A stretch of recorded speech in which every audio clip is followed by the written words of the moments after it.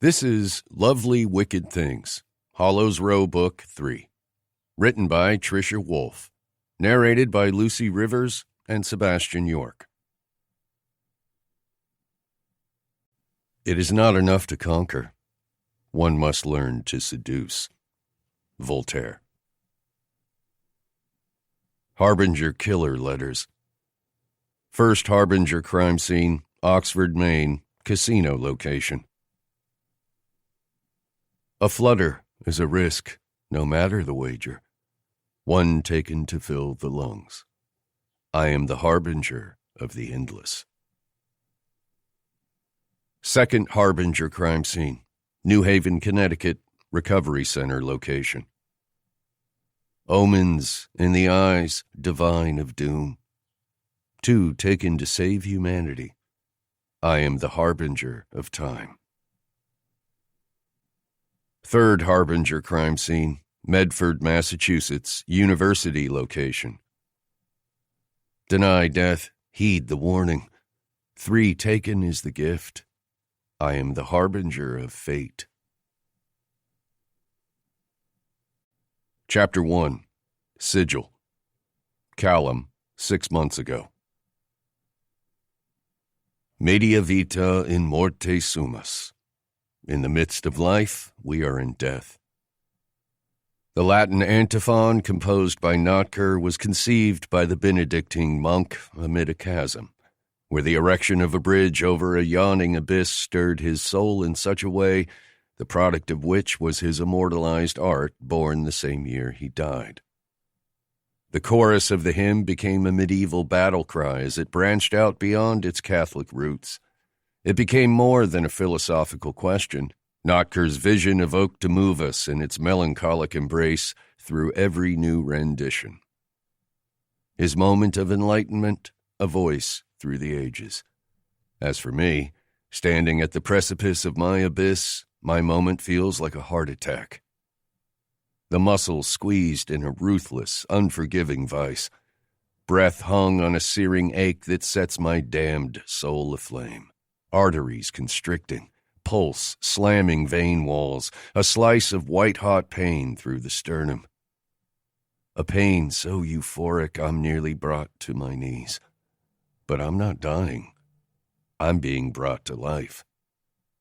The moment I see her, I'm strangled by melancholy steeped in honeysuckle and clove. I'm ensnared by the Grim Reaper's clutch while angels intone the heavenly chorus, my acute existential crisis all but expelled from the bowels of despair. It's impossible to describe something so ineffable. For the desensitized, to feel alive, we perpetually balance on the brink of death. That dare to take a step off the edge, an electric cord zipping through our veins. The taunt whispered in our ears and prickling our skin with the challenge. Yet it's only ever a weak simulation of what lies just beyond our reach. Then without warning, she crashes into me, this exquisitely beautiful creature. And I'm not simply inspired to take a step, I leap right off the edge. She's the mere flame of my own, yet it's her fire that makes me feel. Bringing my hand to my chest, I touch the mark carved into my pectoral as it flares with renewed heat, the rough edges of the sigil felt beneath the fabric of my shirt. Because we harbor even a kernel of the infinite within us, we are painfully aware of our limitation, of the absence of divinity. We are temporary. This is our great existential wound. By slicing my flesh, I have merely scraped mine open to expose where she has always belonged. A bruised night hangs over the campus, and I move from under the shelter of the eaves. I am suddenly symptomatic, made acutely aware of my gaping hole, my torn flesh, of my missing half rent from my being. I summoned her. I brought her here. I follow her now, tethered to her like an echo of her movements, a shadow stalking her like a demon across the university grounds. As if she senses me, she looks around warily. I only hang back for a moment, but that's all it takes, one short moment in time to forever alter our course. The attack happened suddenly, barely giving me time to identify the wrath singeing my insides before the altercation has escalated. She's dragged to the asphalt. Wellington hovers on top of her and his filthy hands wrap her neck. And a single thought invades my mind, that I'm going to end him, brutally. As if reflected in a dark mirror, this thought instantly manifests when she sinks her thumbs into the sockets of his eyes. He belts out a drunken wail, allowing her to escape and seize the discarded tool. Her mounting fury snaps like a crack of thunder, and I'm grounded where I stand, entranced, enamored, a lightning rod inviting her strike. As she rises to face her attacker, the soft white light of the moon highlights her beautiful features, the pale veins streaked through her hair. A heartbeat suspends us, waiting for a solitary breath to unleash the torrent. The pulse of a drum resounds from the depths, intensifying. Time stills, torturously slow. The weapon slices the air. The lug wrench draws blood at the point of contact. Dark red mists the night, coating the fabric of time in a thick, cloying film and scenting the air with iron and violence. Wellington stumbles off kilter and touches his temple before he goes down. Against the darkened backdrop of the lot, a cosmic divide between heaven and hell ripples at the seams, painting the canvas of this plane with impassioned strokes of hematic red. Her strangled cry splits the ozone to propel me forward, and when I finally reach her, I drop to my knees. Racked with tremors, she grips the lug wrench as she struggles to heave in a breath, her light hazel eyes unblinkingly lost at the damage spread on the ground before her. Her hair is wild and escapes the band holding it back. Flecks of blood spatter her face like the curry I can taste imbuing the air between us. I dare to take her face between my palms. My entire body pulses, lit with the electric current of the sun from this first touch. I turn her unseeing gaze on me. Her pupils are blown, shock and panic coursing through her system as her pulse fires against my fingers. "Breathe," I command, and her mouth parts as she gasps air into her lungs. "That's it. Come back to me. Come back to me." She locks onto my gaze, staring almost through me, but a sliver of lucidity begins to crest in her shimmering eyes. The hazy lampposts cast the scene in a sickly orange, making the moment feel surreal, outside of us, yet I know neither of us have ever been more present. She drags in another unsteady breath, my touch anchoring her to me as I shift my gaze to the body sprawled on the greenery of the parking lot. A ridge of thick shrubbery conceals us from the media building. The conference ended hours ago, leaving the university grounds empty, but we won't be cloaked for long. A fierce desire to protect her from what's coming wars with my raging sense of self-preservation. I've never experienced a desire more demanding. It's pure fucking torture. It's goddamn bliss. In the midst of life, we are in death. Media vita in morte sumus, I murmur. My tone is fragile as this moment woven between us by Athena herself. She still hasn't spoken a word, yet I read every raging emotion in her eyes. I've never feared anything, not even my own sadistic father, but confronted with the threat of losing her, I'm fucking terrified.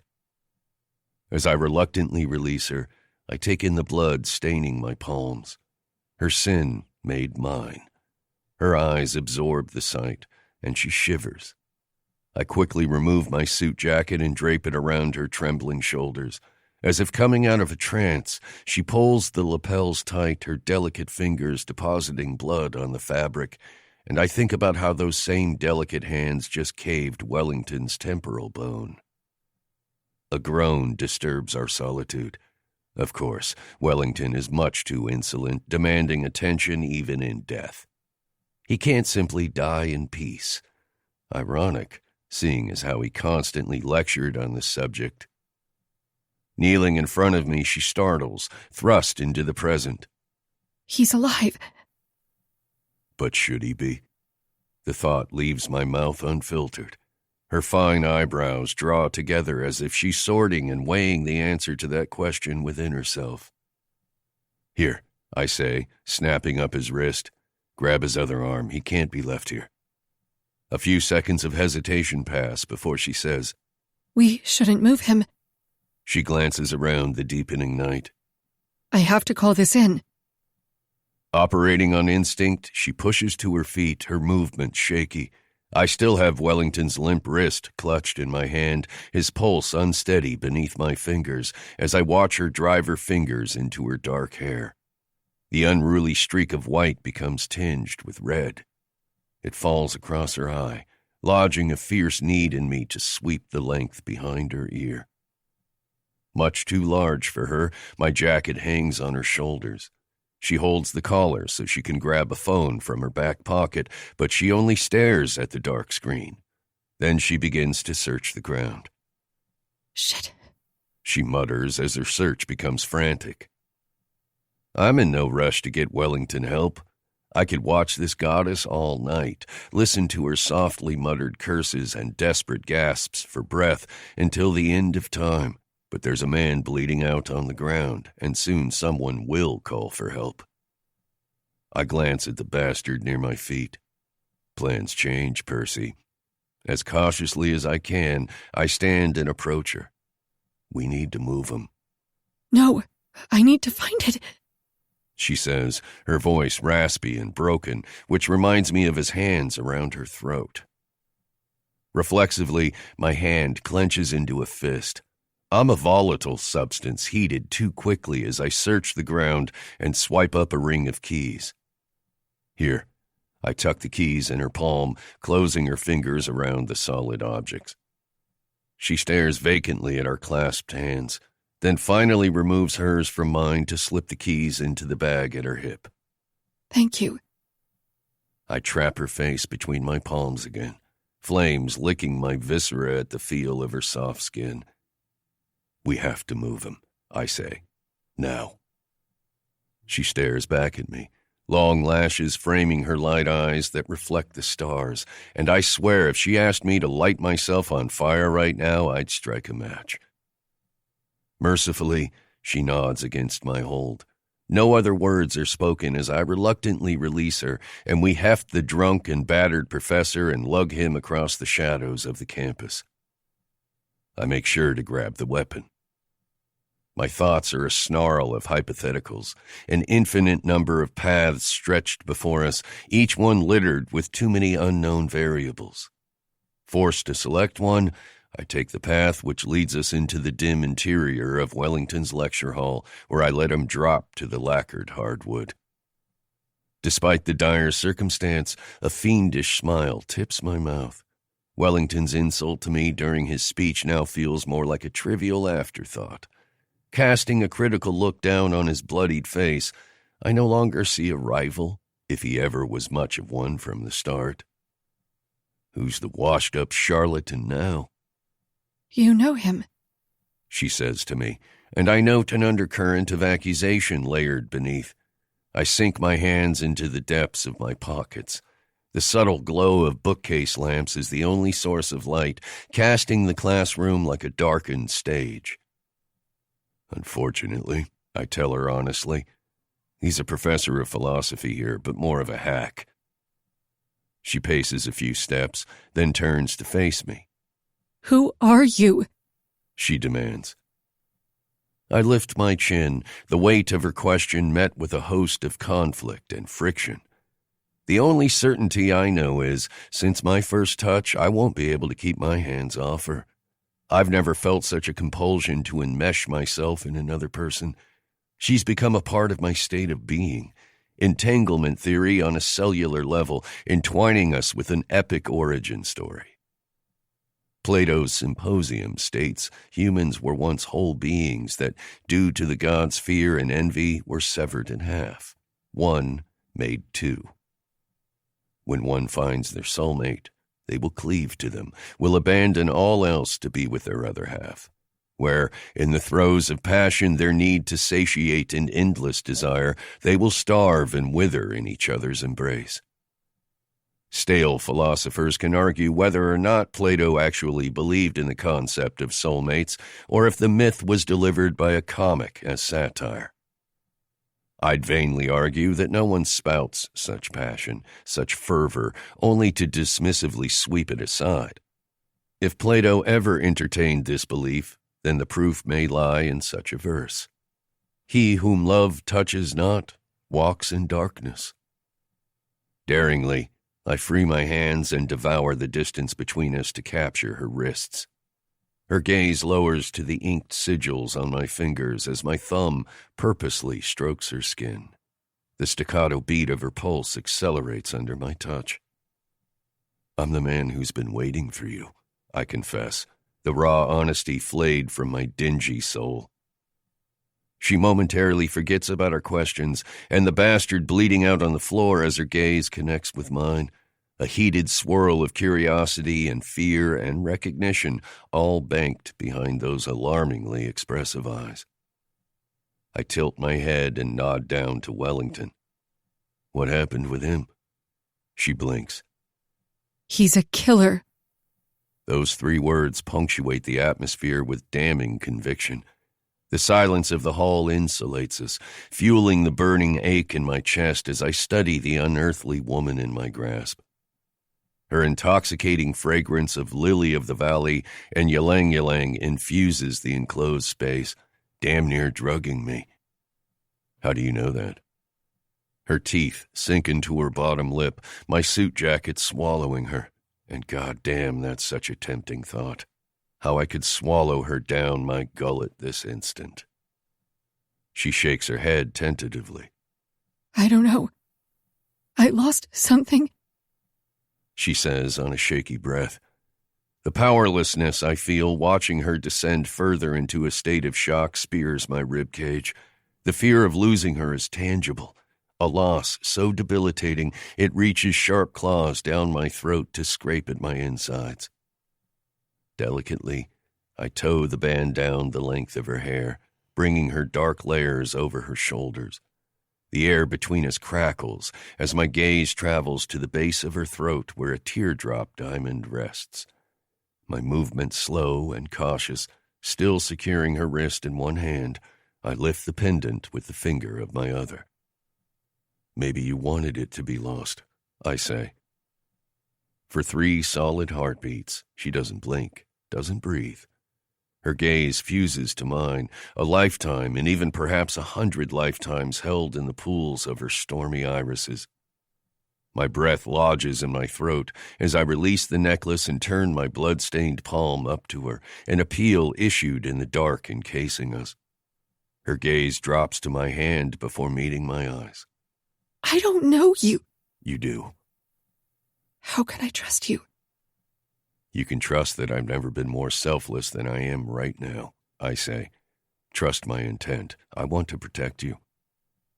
She stares at my palm, her features softening as her hesitancy falls away. Then she takes my hand. Satisfaction flares in my veins. My long fingers entwine around her slender ones, and I know in the hollow space beneath bone and cartilage, I will never be able to let her go. Wellington stirs on the floor. Fuck. Motherfucking hell. The disruption initiates the next sequence of events. She releases my hand as Wellington rolls over, one side of his face caked in layers of blood. He rubs his bruised eyes before his bleary gaze darts up to her. You fucking cunt, he seethes around a wet croak. Movements clumsy, he digs out his phone from the inseam of his tweed blazer. My lawyer is going to sit. I kick the phone from his hand, crush it under my combat boot. The reverberating crack of the screen beneath my heel shatters more than his device. Our state in this moment is unstable, fragile, and volatile, and her eyes are on me, a fire ignited behind her caution and fear. I want to fan the flames, to see the world burn to cinder with her. Make it our own. Wellington touches his temple with a hiss. He looks at the bright red blood on his fingers, then his smashed phone. "You're the goddamn devil, Locke. You're finished," he threatens as he heaves himself up onto his side. "Your career is scorched earth." My nostrils flare, and I breathe in the scent of blood lingering beneath the faint honeysuckle. From my periphery, I see her lower and take the lug wrench in her hand. She holds it out toward him in warning. Just don't move. I need to think.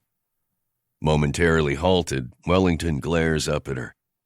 "You're fucking insane. You both are." His obnoxious chuckle echoes against the wood surfaces of the hall, a sick, menacing sound that triggers a dark rage. I'm a bystander on the edge of this production. The stage is so beautifully set, the script poetry waiting to unfold. All we need is a catalyst. And Percy Wellington is nothing if not giving of his efforts. He spits a trail of blood at the floor. "Seeing how my face bears the proof of your assault, even your pretty little head is quick enough to figure out how this will end, sweetheart." As if the endearment triggers her, she tightens her hold on the weapon, her chest rising and falling with quick inhalations as she disappears somewhere within herself. He's right. The resulting pain that blazes to life within her almost knocks me to the floor. Her state of shock offered her a reprieve, but now, like a dam cracking, that heartache comes flooding back. I'm hit with the intensity of her anguish so hard I suffocate under the resounding swell of it. He's right, she says again, a distant look glazing her eyes. Wellington struggles to crawl an inch forward. Disoriented, he slaps at the wood floor, pulling his body toward the exit of his lecture hall. She pushes my suit jacket off her shoulders, tows the strap over her head, and sets the bag aside, then grips the tire iron with both hands, her movements methodical. "You get away with everything," she says, a gentle whisper beneath her rising fury. "Because of me, he'll walk." Don't let him. Our eyes clash. A charged current, dangerously strong, snaps between us. If she wielded that weapon against me, I'd welcome her lovely death. I'm almost envious of that undeserving bastard. She angles toward the broken man slithering along the floor, and the drums surge. The beat pounds harder, faster, and I can feel the fire, hot flames licking my flesh as she takes one determined step after another in his direction. Adrenaline scorches the chambers of my heart when she blocks his path. A change has overtaken her, and I'm not the only one who witnesses the transformation. Wellington's smug expression falls. Real fear blanches his skin as he holds up a hand in useless protest. "I can't let the killer get away," she whispers. Darkness has many names, takes many forms. In this moment, she gives it vengeance. The weapon arcs downward. His disembodied cry is soon silenced as the sharp end of the tire iron clips his jaw. Beautiful eyes flared wide, mouth parted, she flips the weapon around and brings the bulk of the thick wrench down on his face. My heart drums to the climbing rhythm. I feel the next strike as much as hear it, the wet smack that rends the air and the sickening crunch that follows. 3 perfect strikes to deliver his death. The display is brutal and passionate and horrifying. For a few prolonged seconds, she revels in the delivery of her pain, taking life, stealing catharsis. She unleashes a punishment to the fucking universe for the loss I still feel bleeding from her soul. Blood is splashed across her face and clothes, her fury a work of art. Savage lust fires through my blood, blistering my arteries. Her violence is intoxicating. Every visceral emotion harnessed within her I feel inside me, damn near overloading my senses. Pure adrenaline ravishes my veins until I'm vibrating with an electric current, a monster brought to life. Silence rings in the air at a deafening octave as chaos bathes the aftermath. I've stepped closer to her. She's shaking, muscles trembling from adrenaline and exertion. I wrap my hand around hers and take the weapon. We stare down at the body, the carnage. Wellington's jaw has been dislodged, the lower half of his face torn off. Blood pools black on the lacquered floor. She doesn't turn away. And amid the destruction, I have never been more inspired. I look at her, my dark little muse, sent to stir my soul. She is so much more than I envisioned. She swipes her blood-stained hair from her face, her chest heaving. I'll wait here while you make the call. Lungs gripped in a vice, I step toward her. This moment is fragile, and I can't scare her, or else she'll slip right through my fingers. Ut operaretur eum. Her gaze traps mine. I don't understand, She says, her voice quivering. Let us work without reasoning. I sweep a hand to encompass the body, blood, mayhem. Voltaire's words have never held more meaning for me than in this very moment.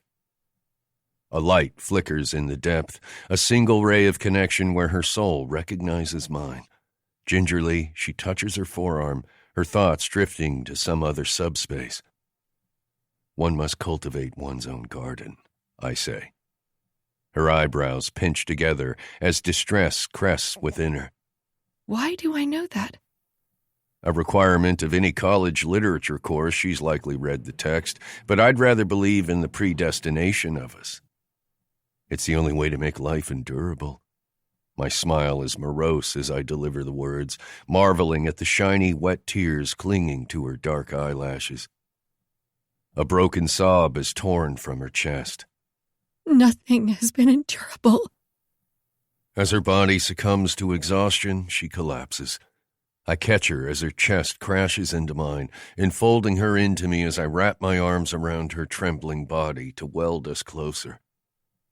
My heart beats in perfectly timed choreography with hers. The pure serenity I feel will be my undoing. I release the weapon and run my hand down the cool strands of her hair. Tell me what to do. Tilting her face up, she swallows. Her eyes pierce mine with conviction. Sever the head. An erotic buzz ignites my blood. I've never felt anything so intoxicating, and I would become a slave to this feeling in due course. From here, we work together in tandem. Admittedly, it's not an easy task. I wasn't prepared for this outcome. What bone I can't saw must be broken. Every move that follows is meticulous, every act painstakingly analyzed, but my lovely little sprite directs the assembly. Where the violence was beautifully reckless, our staging is carefully constructed, a union of chaos and logic that is flawlessly harmonized. I stand back and admire her work. A masterpiece. Countermeasures have to be taken, of course, but the university is no Fort Knox. Any security footage that might need to be addressed is easily attained, all evidence tied back to Wellington's own lecture hall. The secluded corner of the quad is dark and peaceful where we stand beside each other. The arousing jolt at her nearness urges me to reach out and take her hand in mine. Without words, I turn toward her and draw her close. Traces of dark red cover her clothes, still speckle her face. As her gaze lifts to touch mine, I track my thumb across her lips, smearing the blood. It's stained in the fine fissures of her skin. I'm possessed by the desire to taste her, indulge in her, and feast on her until I'm delirious from gluttony.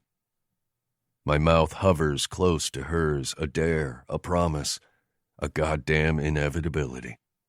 Are you insane?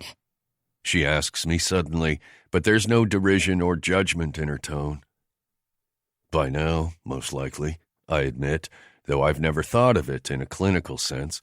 I don't see the world in 3 dimensions, a spiral through quantum theory that altered more than my perception. I have desired my muse for so long, I've stretched the bounds of sanity. Before exhaustion completely claims her, she says, I think I might be. I caress the back of her hand with my thumb. What you are, to me, is so fucking lovely, sweetness. With the final addition to set the scene and tell the story, I place the wipe-down tool in the back seat of Wellington's car. Then I take her to my townhouse near the university, where I leave her in the bedroom shower. I listen to the water rain down on the marble as I build a fire, after which I toss her blood-stained jeans into the flames. As I hold the shirt, my fingers tracing the rusty splotches of blood, precaution urges me to tuck the garment away in my closet. The shower cuts off, then I hear the soft pad of her feet behind me. I turn to see her dressed in my sweatshirt, and the sight of her there, wearing my clothes, robs me of all reason. I don't regret what I did, she says, her voice weak. But I can't live with it either. Her despondence trips my pulse. Despite all my tireless efforts, nothing has changed. I can feel her dissent, know what she's contemplating, and a flame of rage ignites beneath my sternum. I need the blade you used. She wrings a hand down her damp hair. I'll turn myself in. I'll never mention you. She releases a derisive breath. God, I haven't slept in days. I don't know who you are. I can't even remember how I got here. She begins to pace, pulling at the hem of the sweatshirt. Is any of this real? Her spiral grips her fast and fierce. She's going into shock again, panic infusing my bedroom with a crackling intensity. Tomorrow, or maybe even the day after, when the shock has faded, her conscience will tear her apart. She'll ruin herself. She'll ruin us. I can't let her. Come here. My sure tone snaps the connection between us taut. When she crosses toward me, I expel the tension from my chest. The rising flames cast her features in a soft glow. My nostrils flare as her scent invades my system like the most potent aphrodisiac. I swallow. Tell me what you need. A desperate laugh slips past her lips. Can you make me forget? Without hesitation, I say, yes. She studies my eyes, searching me for the truth. I can make us both forget, I say, banishing the doubt from my thoughts. But you have to trust me. I undo the buttons along the placket of my black shirt, then wrench my arms from the sleeves and toss the bald garment into the fire. Gaze transfixed, she sweeps the sculpted reliefs of my chest, examining the dark ink and markings. Her touch damn near sends me to my knees. I'm so awestruck by her, so desperate to keep her. I'm torn over whether I should steal her and lock her away in my mountain home. I know who you are, she says, a little shiver clinging to her shoulders. I've read your papers. Her eyes latch on to mine, and I admit my ego soars. The desire to make her know exactly who I am is a depraved demon clawing from the inside. Do it, she says, her demand every bit a plea. A lifetime of study into the hidden wisdoms of the world has either given me an advantage or made me delusional. Either way, it's prepared me for this moment in time. If sanity means returning to my uninspired life before her, then I'll readily descend right into the maddening abyss. I retrieve my ritual blade and bring it between us. There's no fear detected in her features, though there absolutely should be. Do I believe this will work? For her, to keep her from self-destructing, I have no other choice. And if it fails, if her mind shatters... Clasping her neck, I thread my fingers into her hair and tilt her face up to me. Even in the darkest chasm, the deepest crags of hell, I will find you. I won't leave you in the dark. With a reverent touch, she places her hand over the sigil scored into my chest. But I don't believe in any of this. I'll believe for the both of us. A practitioner of the dark arts, my conviction in chaos magic is more than a belief system. It's coded in my DNA. I was born to raise fucking hell. She lowers her hand. I trust you. And I'm drowning in her. While my selfish nature demands to keep her for myself, this beautiful, exquisite woman and her heart sickness that breathes life into my decaying soul, I can't bear to feel her suffer. So I do the humane thing and make her forget. Not because I'm virtuous. The simple truth is I can't deny her, because I can't deny myself. Blood of my blood, flesh of my flesh, marrow of my bone. I trap the lock of white framing her face, caressing the damp strands. You have my word, I swear to her. Not a promise, a threat. Nothing and no one will come between us. She stands before the fire, her back to the crackling flames, a deity amid the light, a beautiful force destined to annihilate me. With pained regret, I tug the sweatshirt down her shoulder and expose her soft skin. I kiss her shoulder worshipfully, my mouth lingering, breathing her into my lungs to memorize the fiery ache. Then, as I pull away, I puncture my finger with the blade. As I trace the sigil along the delicate joint of her neck and shoulder, the chorus of the hymn stirs my soul. In the midst of life, we are in death. Could any philosopher deny the soul has a mate when staring into their twin flame? He whom love touches not walks in darkness. I'll always find her, no matter how dark her mind goes. I rest my forehead to hers as I continue to trace the symbol over her skin, our breath mingling, our emotions a tangle of heat and want and heartache. Then I capture her lips with mine in a decimating kiss to chase back her pain. Fuck, I eat her pain like a goddamn fiend. I take it for her, every morsel of anguish and fear and sickness. I kiss her with a desperation my soul has never known.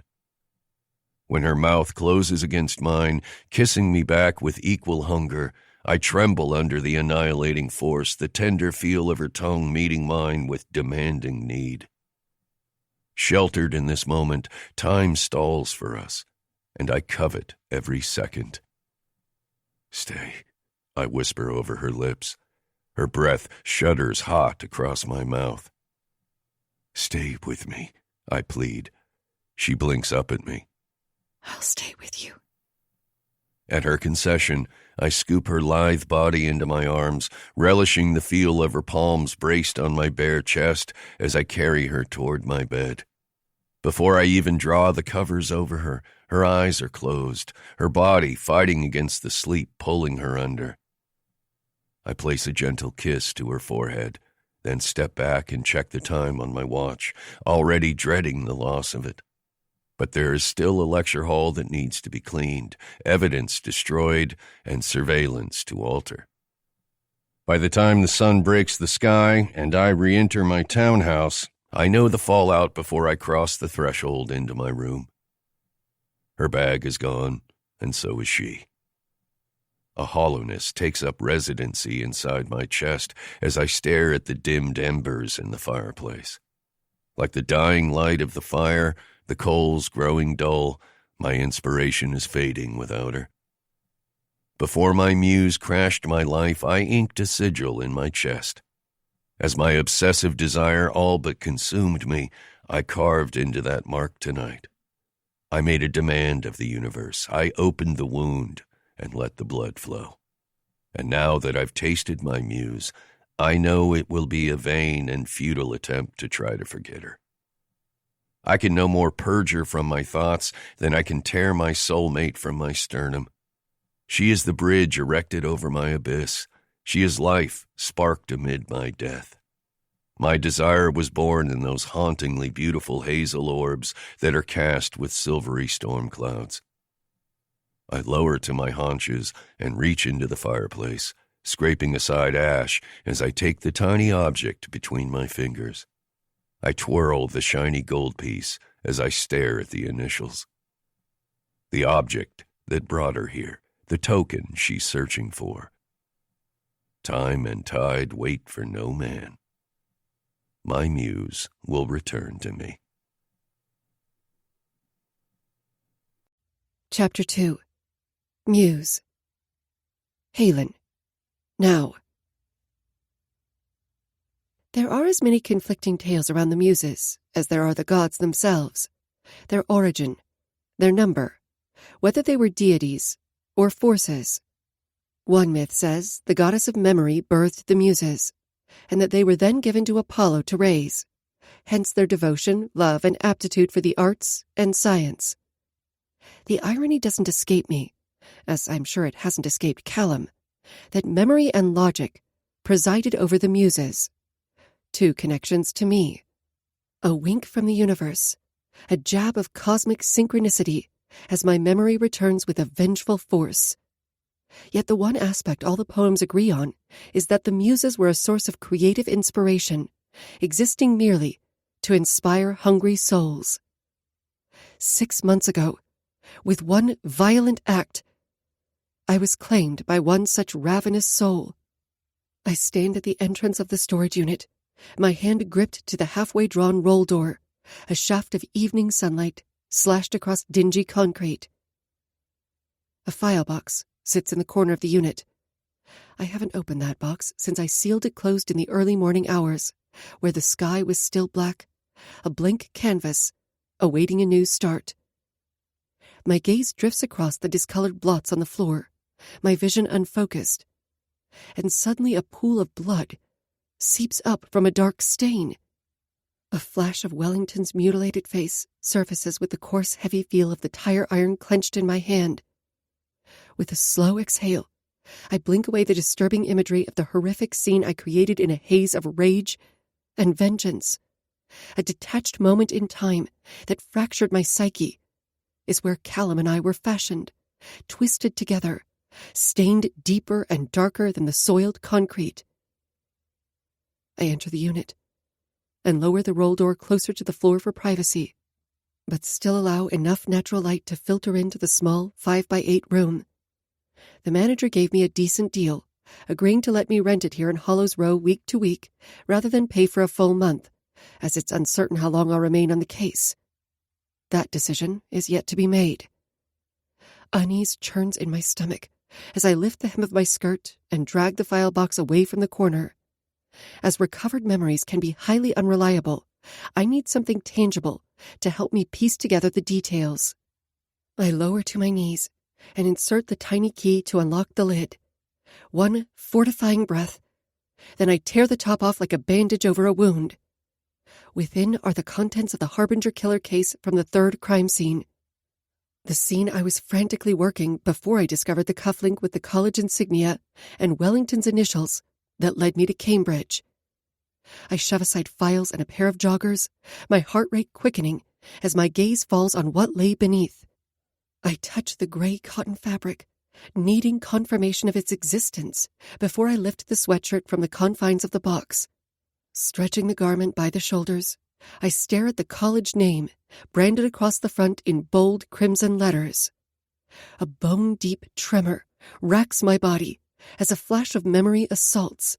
The scream wrenched from my throttled airway, the cold, calculating look in his eyes as he crushed my windpipe, the sickening feel of my thumbs sinking into those callous eyes, the way the solid iron of the lug wrench reverberated off his skull when I struck his head.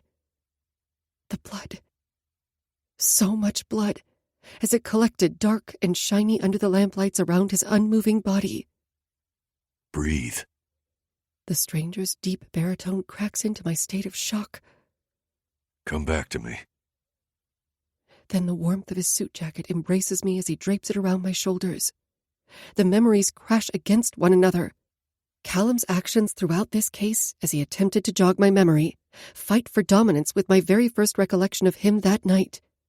Every interaction with him holds new insight and meaning, like when he placed his jacket around me in the killing fields, and his frenzied demand as he commanded me to breathe during the ritual. Every time he slipped my hair tie off, or when he dragged my shirt collar down my shoulder in the interrogation room, his thumb swiping wine from my lip like the blood he once smeared across my mouth. His fevered whispers and professions while he brought me to the brink, over and over, our passionate love making an act of magic in its own right. And in the end, all it took was one tiny totem, Alistair's cufflink I discovered near the stream, to unlock my memory and send me reeling through time into a hellscape of my own design. All the tangible proof is right here. It has been the whole time, locked in a file box waiting to be unsealed, just like the latent memories were locked inside me. With an aching sigh, I traced my finger over the collar. After Kallum gave me a sweatshirt, he burned my blood-stained clothes in his fireplace. I can still feel the heat, smell the smoke mingled with his woodsy cologne as he stood before me, his intense clashing gaze cast down at my bare shoulder. I lightly press my fingers to that spot, the feel of his phantom touch heating my skin, before I wince at the tender pain from where Devon wounded me. Then I turn the sweatshirt inside out to see the rusty stain. His blood. From the sigil. Parts of that night are still unclear. By that point, shock and sleep deprivation were wreaking havoc on my mental state.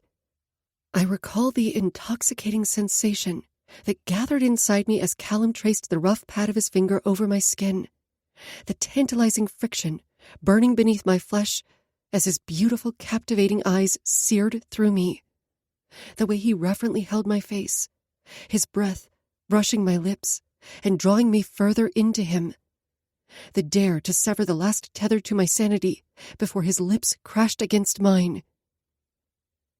Then everything that was past and hard and painful faded beneath the promise that kiss held. It was sensual and erotic, but it was also safe.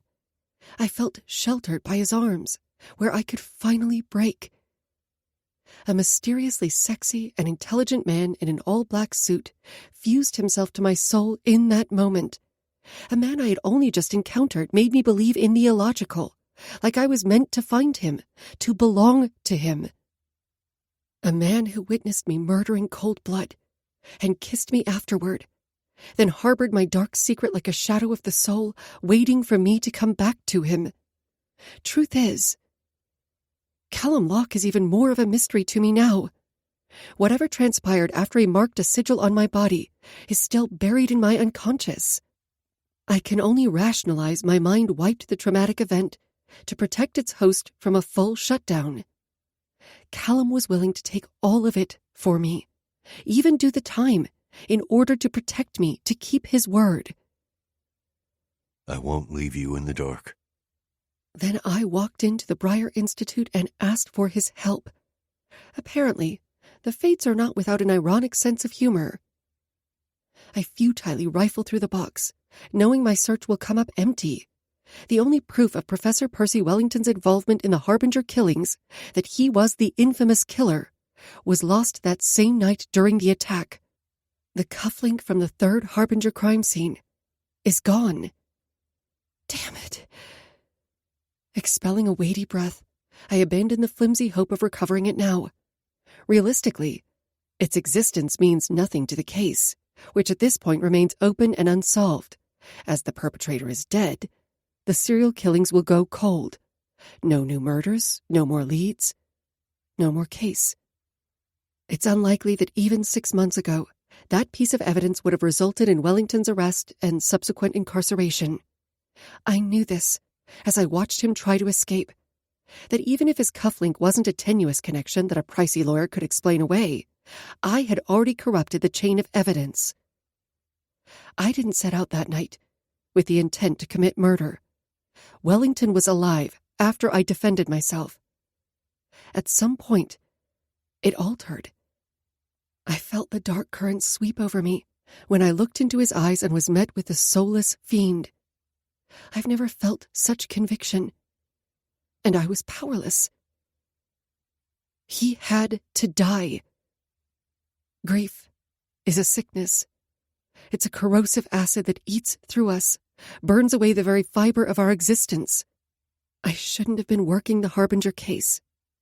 I've studied killers. I've walked in their steps. To do what I do, to solve the most debased cases. I've learned to think like them, to mimic them.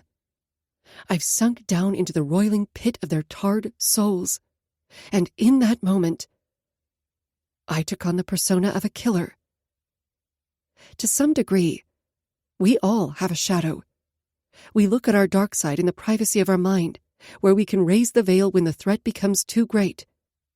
I bring the sweatshirt to my nose and inhale the lingering scent of woodsy cologne and sandalwood, Kallum scent, mixed with a faint trace of smoke, to rouse the chaotic emotions which stirred my soul that night.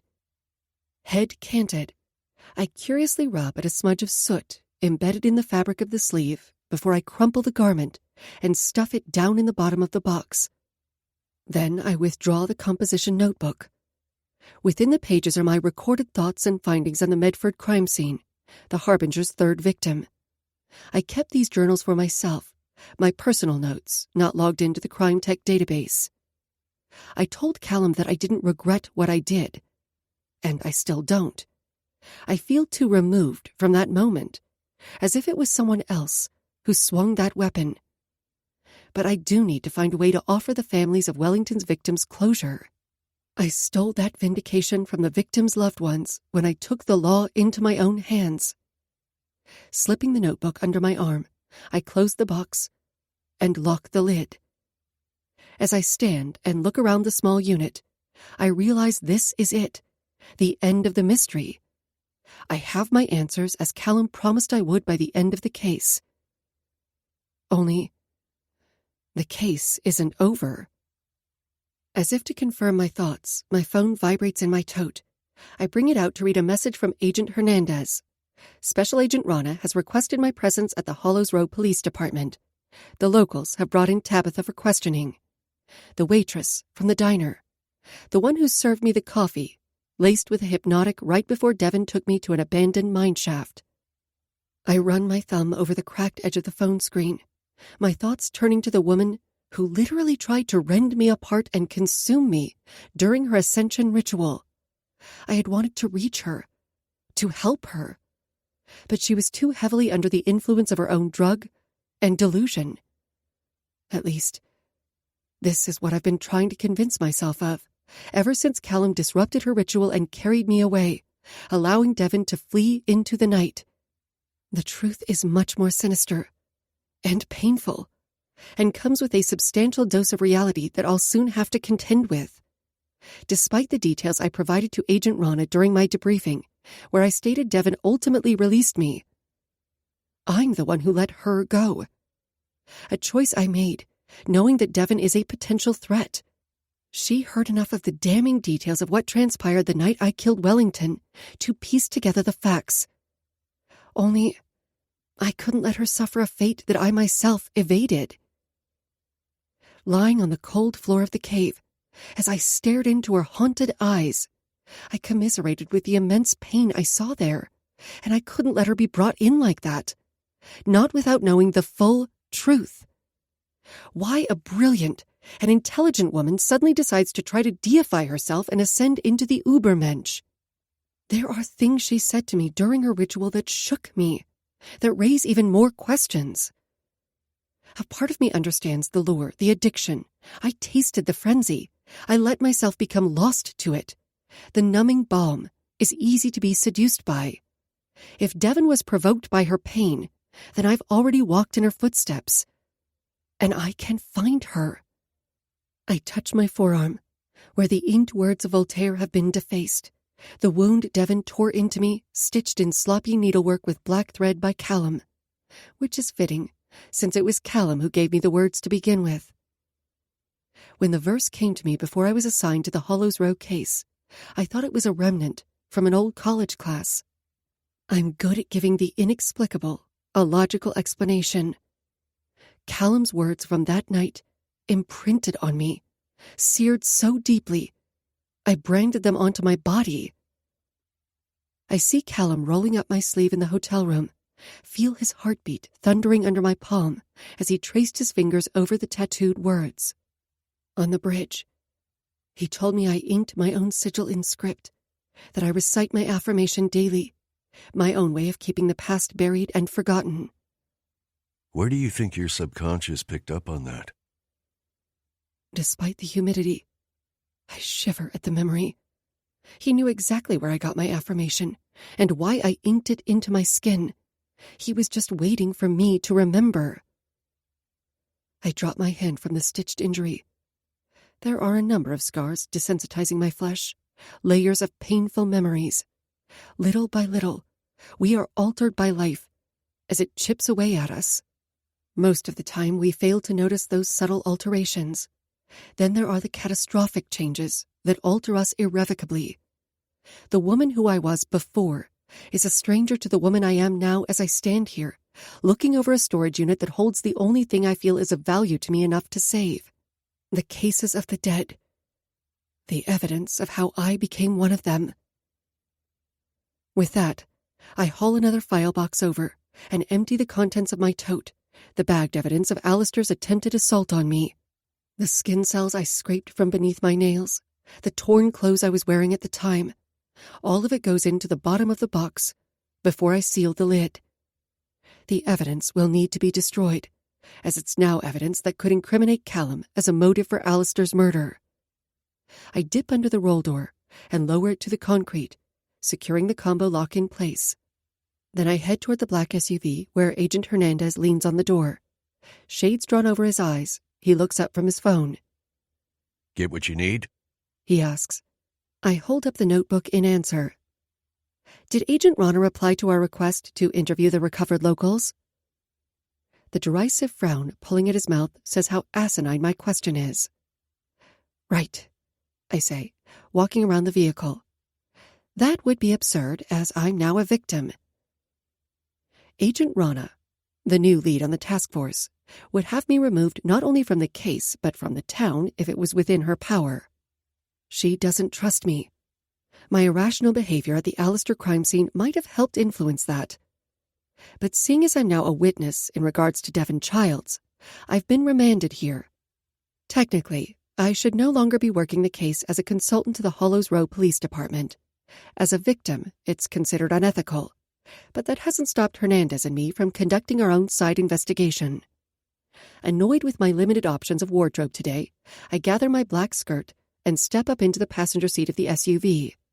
While Hernandez navigates the vehicle through the narrow streets toward the precinct, I clutch my notebook and stare out the tinted window. The setting sun slashes the sky in gashes of burnt orange, outlining clouds in a seam of blazing red, the color of violence. The tall trees are black silhouettes against the neon backdrop, a stark contrast to the drawn and morose elements of the town. There's something wrong with this place. An emptiness, a hollowness that aches beneath the Gothic architecture of its charming exterior, like a bated breath, waiting to exhale. I felt it the very first time I entered the killing fields, a brand of evil, all of its own. It doesn't dwell in the trees or the houses. It festers in the people. This town has a sinister hold over all of us. After Hernandez parks, I slip the journal into my bag and climb out of the SUV. As I situate the tote strap over my shoulder, my gaze hardens on the faded brick building ahead, and a kernel of anxiety digs beneath my defenses. Hernandez takes up my side, his large presence a comfort. It's just a creepy old building, he says, reading my hesitancy. I nod once, my action uprooting my feet as I take a step forward with conviction. I was just thinking that memories can be as temporary as our existence. Whatever lingering fear resides from Alistair's assault is quickly obliterated as I summon the mental image of his severed head. From now on, that's how I'll remember him. The skin flayed from his skull, a symbol carved into the bone. Selfishly, Kallum's act makes me feel not alone in mine. As he's protected my secret, I have to protect his. I'm the catalyst for Kallum's crime against Alistair. Two mirrored moments in time, one woven over the seams of the other, like the harsh red outline of the lowering sun. The night Kallum found me, I became his muse, his inspiration for the darkest acts of violence. I'm the one who told him to sever the head. I taught him how to stage the Harbinger crime scenes. If we had never crossed paths, Kallum Locke would still be the bad boy professor of academia and not committed to a psychiatric institution. He wouldn't be a killer. We all have a dark counterpart, Even a muse of light and inspiration beckons the darkness when challenged. Where these forces are capable of gifting divine creative genius, when pushed beyond the brink, they are just as capable of becoming a curse. Throughout my career, throughout all the darkness I've encountered, each and every horrific, gruesome case, I never let it touch me. I was safely sheltered in a life of light and love. Then the moment my parents were taken from me in a hit and run, the darkness found a crack. Violence leaves a stain, like soot after a fire. The tarry ash transfers to every surface, impossible to remove once it's touched you. There's a terrible truth Kallum couldn't have known about that night, a truth that was impossible for me to admit even to myself, the actual reason I chased after a notorious serial killer. No, I didn't set out that night with the intent to kill the Harbinger. I had hoped he'd kill me. Chapter 3. Primordial Pain. Halen. The atmosphere of the department is as sterile as the lingering scent of antiseptic drifting through the chilly air, as if the locals are trying to purge the rancid trace of betrayal from the system. I follow Hernandez through the warren of cubicles, catching sight of many sullen expressions.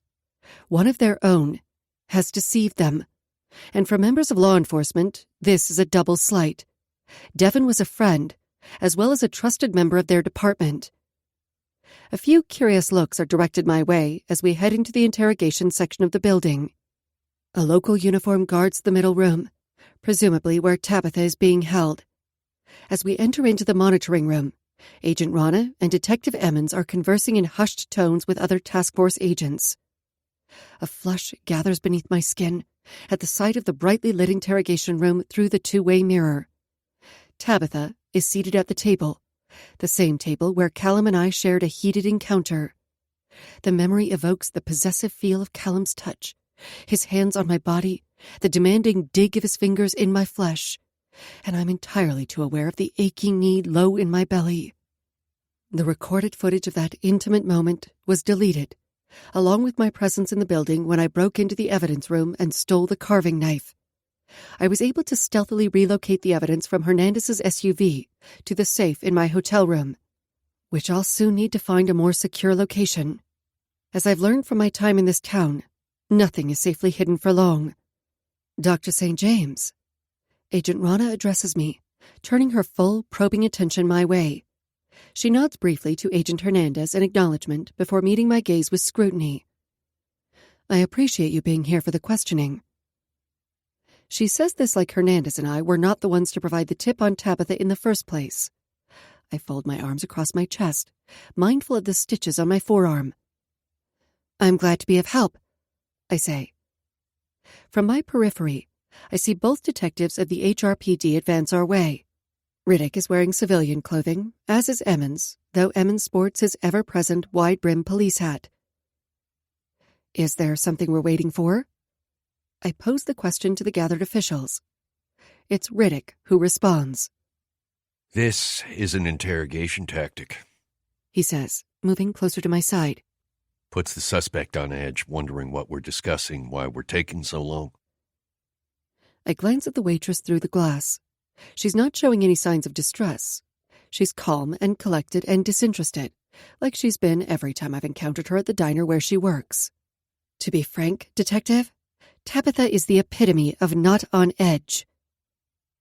Agent Hernandez sends me an apprehensive look that states the locals are behind the times on tactics.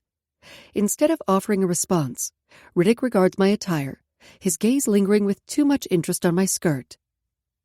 How are you doing, Halen? Anxious, I curl my fingers into my palm and take a step back to put distance between us. To be honest, I'm a little under-caffeinated, I say, forcing sarcasm. He touches my shoulder, his expression conveying my attempt at deflection doesn't repel him. I'm serious. What you've gone through. Difficult is an understatement. I want you to know that I'm here, that the whole department is here for you.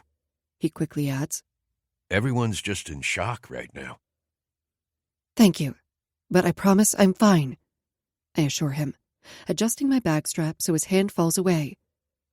I'm actually more concerned for Devon out there right now, potentially alone. His features draw together curiously. I would think that after what she did to you, concern would be the last thing you'd feel for her. Seeing justice served isn't part of my job, I say. Trying to understand what she's going through and why is. A stab of hypocrisy penetrates my resolve. 6 months ago, in a darkened university lecture hall, I wasn't interested in understanding Wellington or his reasons before I served him a dose of justice.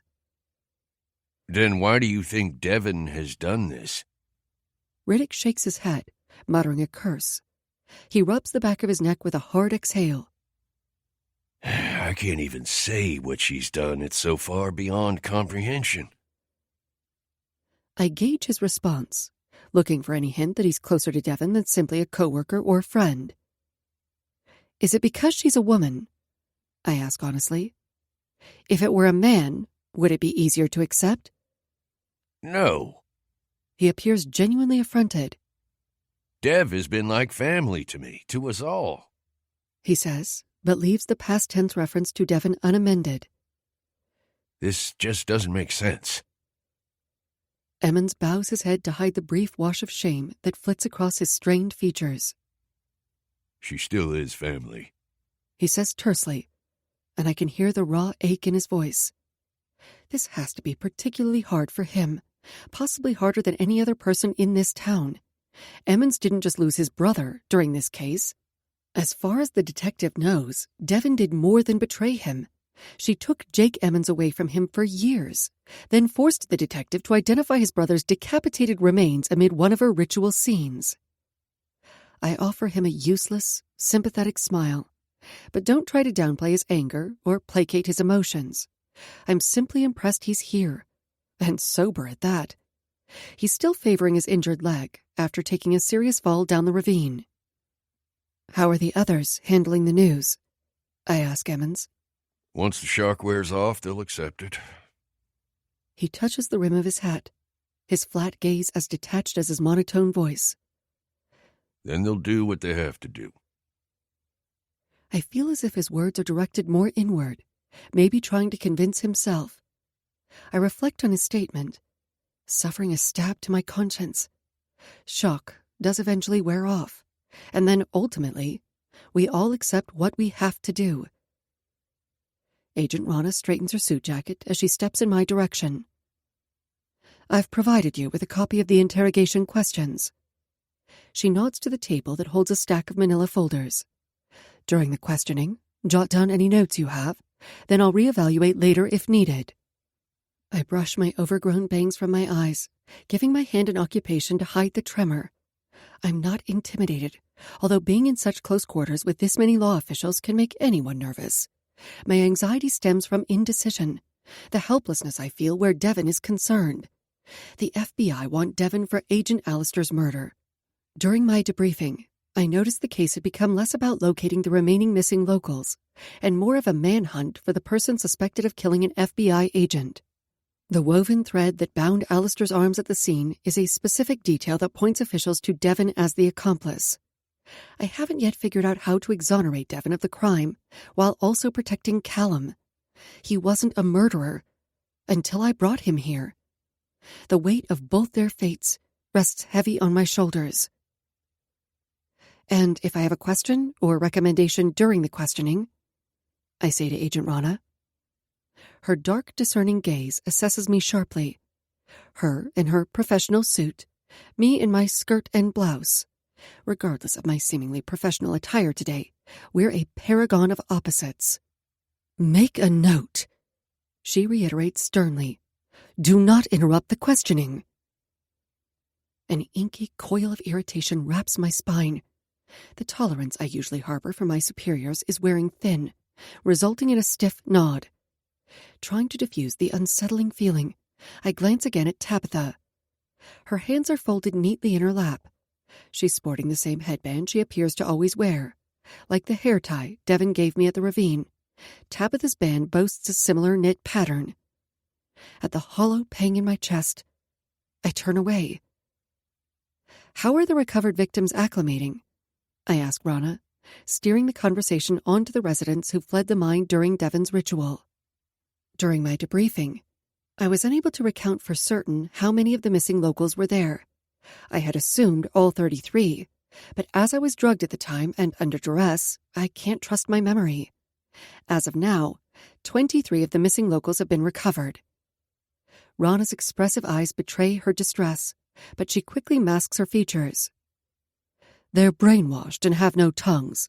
Makes communication difficult. Her glib response feels forced, and in direct conflict with the worry I see creased in her expression. She's holding something back. I really would like the opportunity to try to interview. That's not why I brought you in, she says, cutting me off. Her ability to avoid relinquishing information is unmatched. From the moment I met her at the crime scene, I've had a difficult time getting a read on her. Along with Professor Locke's insight into the esoteric angle, her words cut short as the door opens.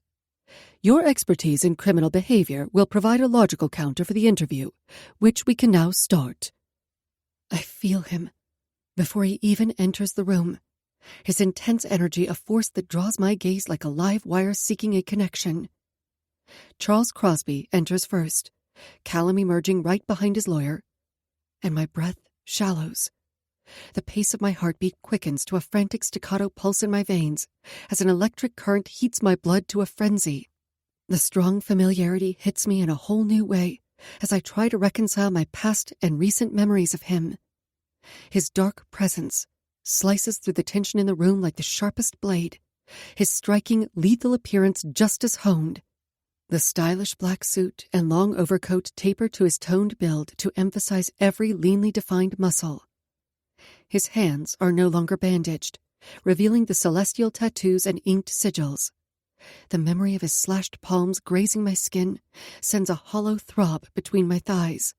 I'm flint to his abrasive surface, and we're entirely too combustible. On impact, his gaze crashes into mine to make that grounding connection, and suddenly, we're the only two people in the room. Time slows when Kallum looks at me. The rules which govern the universe no longer apply, and I can feel his gaze like a brush fire racing over my body, feel the unquenchable burn when his eyes settle on my lips like a brand. Past and present collide, each memory layering one on top of the other to twist me, and I wonder how I was ever able to deny what's between us. The crooked slant of his lips exposes that devilish smile, and I'm affected. Utterly. A light bruise dusts his jaw from his fight with Alistair, which only serves to make his heady sex appeal more dangerous. Yet there's more behind his facade meant to charm and devastate, a shared hidden knowledge between us that leaves me swirling in the molten blue and green of his captivating gaze. Like that moment I first saw him at the Briar visitation table, and he looked right into me, disarming me and weakening my defenses. I never stood a chance. Welcome back, Dr. St. James, Kallum says, failing to suppress a devious grin. Even his formal address sounds suggestive in his deep baritone. The way the syllables of my name curl around his tongue, the offending muscle might as well be forked. You look recovered. The innuendo to my recovered memories is delivered with a conspiratorial wink before his clashing gaze touches on my skirt. Where I felt nothing but repelled by Riddick's obvious perusal, I'm a tangle of heat and yearning as Kallum drinks me in. I'm healing up fine. Thank you for noticing, Professor Locke. I intentionally glide my palms along my hips, earning a smoldering smile from him that pops the slight dimple in his cheek. I lock my arms around my midsection, afraid of my own body and the loss of control when he's this close. I feel on display, as if everyone in this room can see the truth of us. More concerning is the fact that I suddenly don't give a damn. As I was in debriefing for most of last night, and Kallum spent majority of today conferring with his lawyer, we haven't been in contact since we parted at the crime scene. His tongue deliberately chases the curled seam of his lips. There's so much deviant promise held in his heated eyes, before he mercifully directs his gaze to the interrogation room. I know he's recalling what transpired there, and the following moments that led to Alistair's attack on me. Even after he delivered his retribution on the agent, I can sense the lingering ripple of anger as a muscle ticks along his tight jaw. He leans down close to my ear, and I shiver at his intimate proximity. Did you wear that infernal skirt to fuck with me, little Halen? Said like a true narcissist. I counter with a smirk. Not everything is done with you in mind, Professor. As there isn't much time for laundry when working a case, these are the only clean clothes I have at the moment. Something wild flashes in his eyes, a dare to make me as dirty as his thoughts. I sense the curious press of Detective Riddick's gaze before he eases toward us. I heard you've been cleared of any charges. Riddick says to Kallum, his eyes dropping to the evident bruises along Callum's knuckles. That's one hell of a lawyer you have there. Kallum flashes a dark smile. The best a psychopath's money can buy. There were never any charges pressed, Detective Riddick, I say, setting the record straight. I believe the whole ordeal was a misunderstanding. Of course. Riddick says, his glare heavy on Kallum. Although Agent Alistair isn't around to give his side, but I'm sure it was just a simple misunderstanding between professionals. Tension gathers as a beat of awkward silence settles around us. Hernandez tugs at the knot of his necktie before he slips off toward Rana, leaving the three of us standing, staring. This is taking too long, I say, trying to diffuse the tension. We should already be out there searching for Devon. Riddick draws closer to my side. You're not going back into the field. His tone is incredulous as his gaze pans over me, landing hard on the distinct bruises striping my neck, the ones left behind by Callum's belt. Not after what happened. A hard mask descends over Callum's face, and he tips his chin higher. Be careful, Detective. The last person who looked at her like that wound up flayed. The air charges with the crackling intensity of Callum's near admission. My heart plummets, leaving me suspended in disbelief. That sounds suspiciously like a threat, Riddick says. Callum's chuckle is caustic. Excellent detecting skills, Detective. Kallum, I say, my voice low in warning. No, I get it. Riddick turns a softer, somewhat forced smile on me. The professor here is clearly marking his territory. In bad taste, I might add. A measure of relief frees my constricted lungs, but only marginally. While Riddick's ego can brush off Callum's remark, the fact is Kallum is skirting too dangerously close to getting himself detained again. Before the situation escalates, Agent Rana addresses the team. We need to recover a significant amount of time. Let's start. Kallum and Riddick continue to stare at one another, each one waiting for the other to be the first to back down.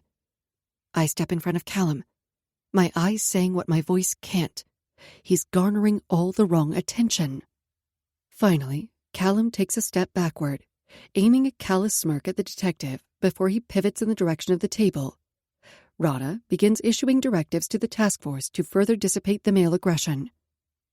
In contrast to his primitive behavior, Kallum pulls out a chair for me in chivalrous offer.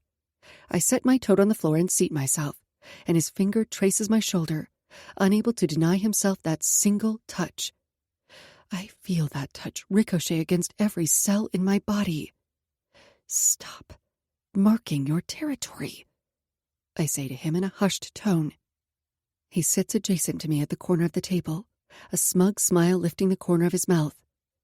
I apparently didn't mark it well enough the first time. He casts a scathing glare Riddick's way. I won't make that mistake again. I believe him. Kallum has poor impulse control. He doesn't just like to rile people, he takes deviant pleasure in it. He doesn't fear Riddick, or anyone else here. He thinks he's untouchable, and he's blatant about that fact. And despite the crushing fear of what will happen to him if he can't restrain himself, The intense urge to drag him into the next interrogation room over grips me so fiercely, I have to press my hot palms to the cool surface of the table. Something was unleashed within me the last time we were together, and it's wild and unhinged and tears at the cage of my chest. I felt it the moment Kallum released his belt from around my neck, and I slipped into some state between. I've never been broken so immensely, and yet felt so complete, whole. Sitting in this stark room with loud fluorescence, agitation worms beneath my skin, like an itch festering too deep. If I don't rake it free of my flesh, soon I'll come apart. Kallum's gaze dips to the V of my blouse, and I try to ignore the heat flashing my skin as I force my attention ahead on the interrogation room. What held him back before, what has kept him seemingly behaved on this case, appears to have disintegrated the moment I kissed him at the scene, and now he's unleashed. To protect him, I have to find a way to contain him, which feels like an impossible challenge when he's staring at me the way he is right now, like he wants to tear me apart. I've never been a practicing psychologist, but I just need to get Kallum through this case without losing him completely to his unhinged urges. Stealing my composure, I sit straighter as Agent Rana approaches and places a folder before me. "Your statement of events is here," she says, flipping to an inserted page. "Mark anything that Tabitha says which contradicts, and your own assessment of her behavior." Rana places a folder in front of Kallum before she heads into the interrogation box with a markedly spurned Riddick, leaving Emmons standing at the back of the room with the other feds. Agent Hernandez seats himself on the other side of Kallum, and they trade a look. Kallum parts the folder and angles it toward the agent, including him in the process. As the questioning begins, Agent Rana has Tabitha state her name and occupation, her address and other basic confirming details to get her comfortable answering questions. With a frown, I glance back at Emmons. Where is Tabitha's representation? She refused a lawyer, he states simply. But you can provide her one regardless. She needs... I stop at the hard draw of his features, understanding in an instant. No one local wants to represent her. I look at Crosby, and he shakes his head. She can't afford me, Miss St. James. I wouldn't suggest it. Technically, I can't afford him either. He opted to be my counsel only because it serves Kallum's best interests. The lawyer hikes an eyebrow, amused, apparently reading me pretty damn well. As Agent Rana proceeds with the interview, each of her questions are met with either silence or a dismissive, "I don't know," from Tabitha. Anxiety hitches to my already mounting nerves. I drum my pen against my thigh, curbing the impulse to pace the room.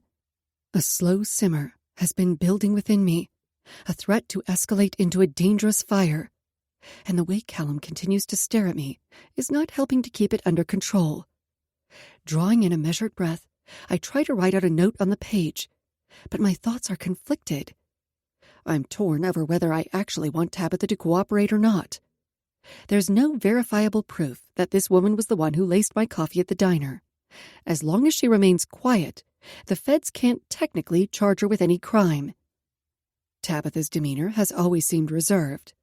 This could be her default coping mechanism, or her personality in general.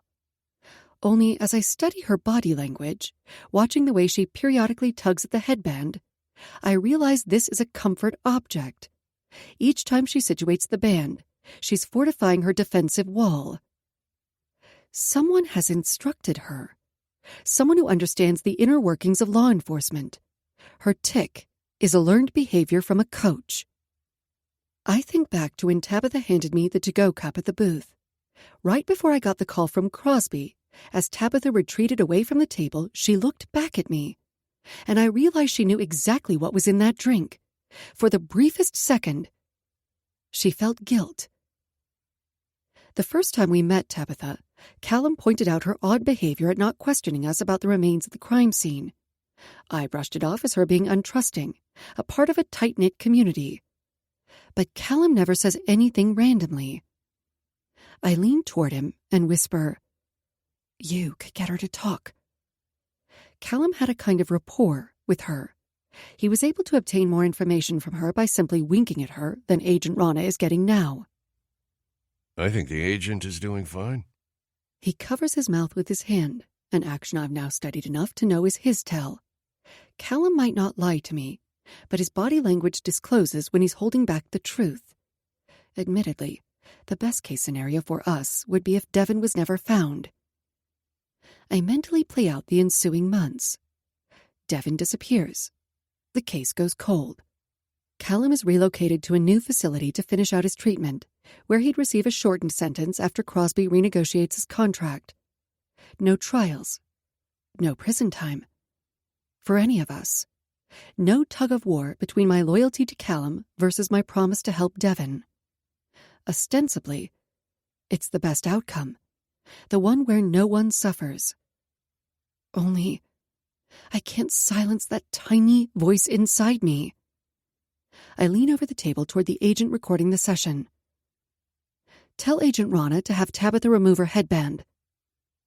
The agent says, and somewhat annoyed, Agent Rana can hear you?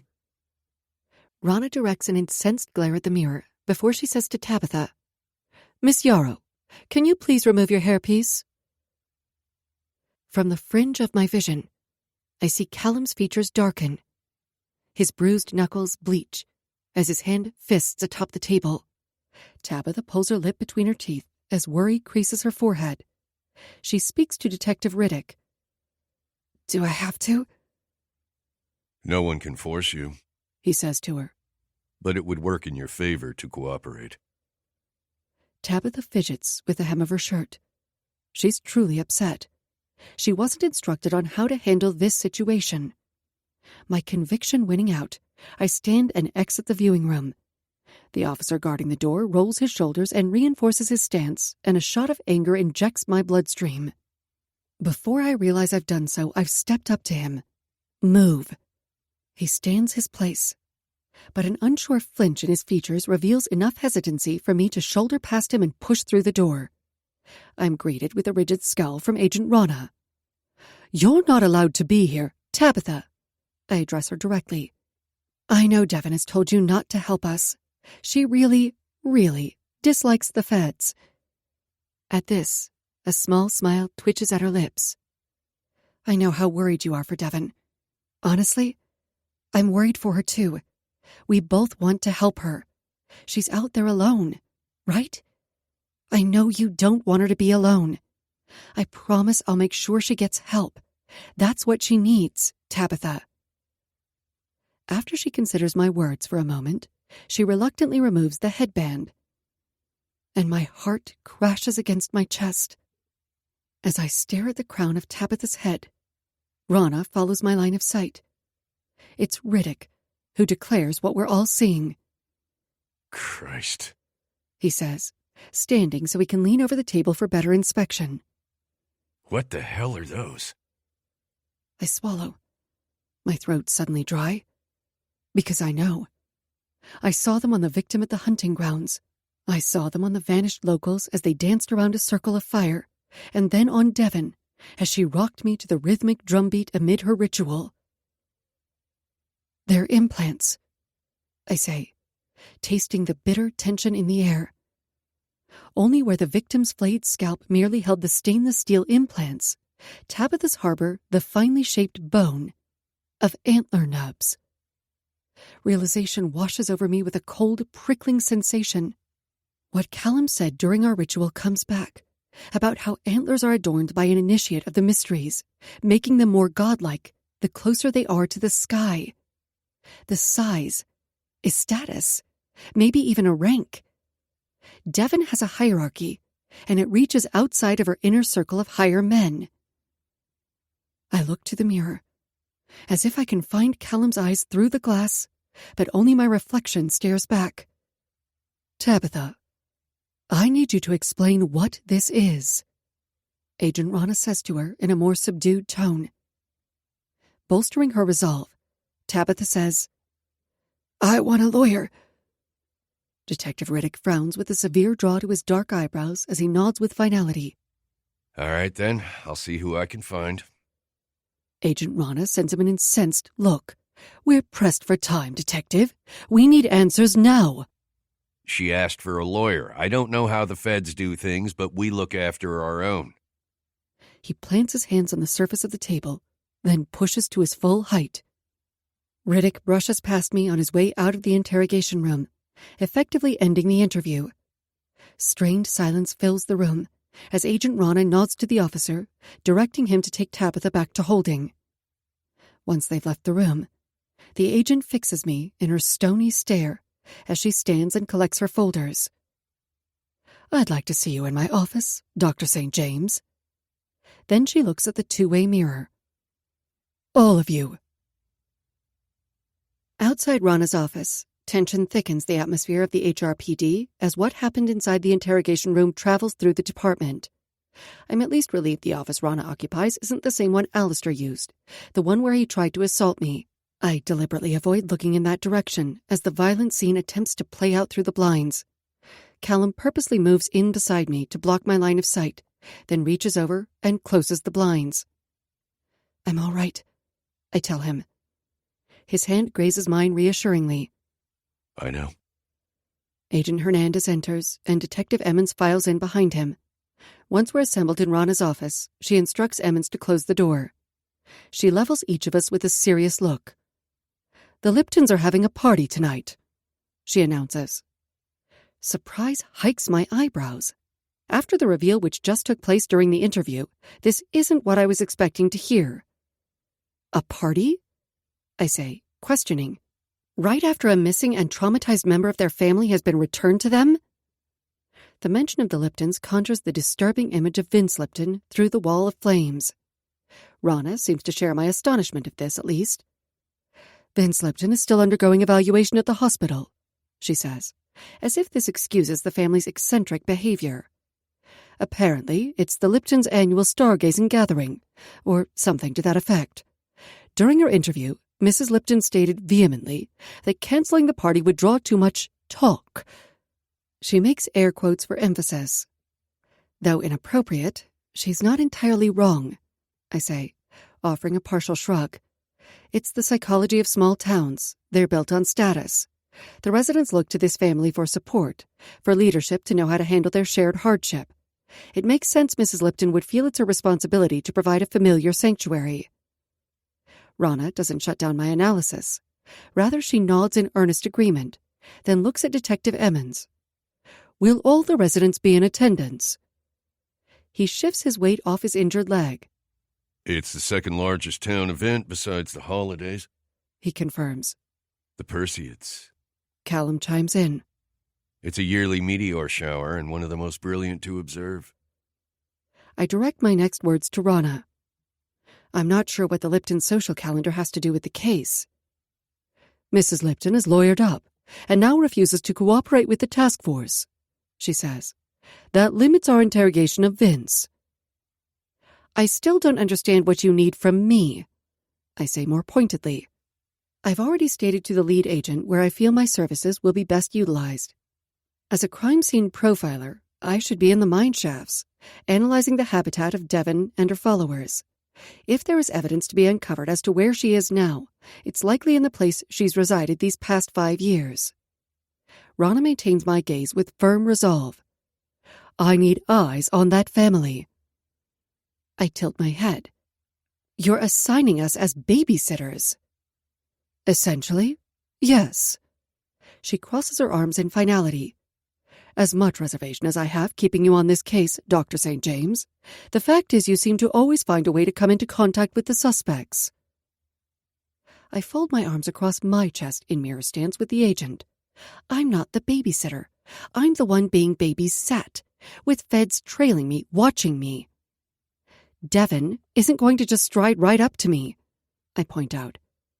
She did once before, she counters.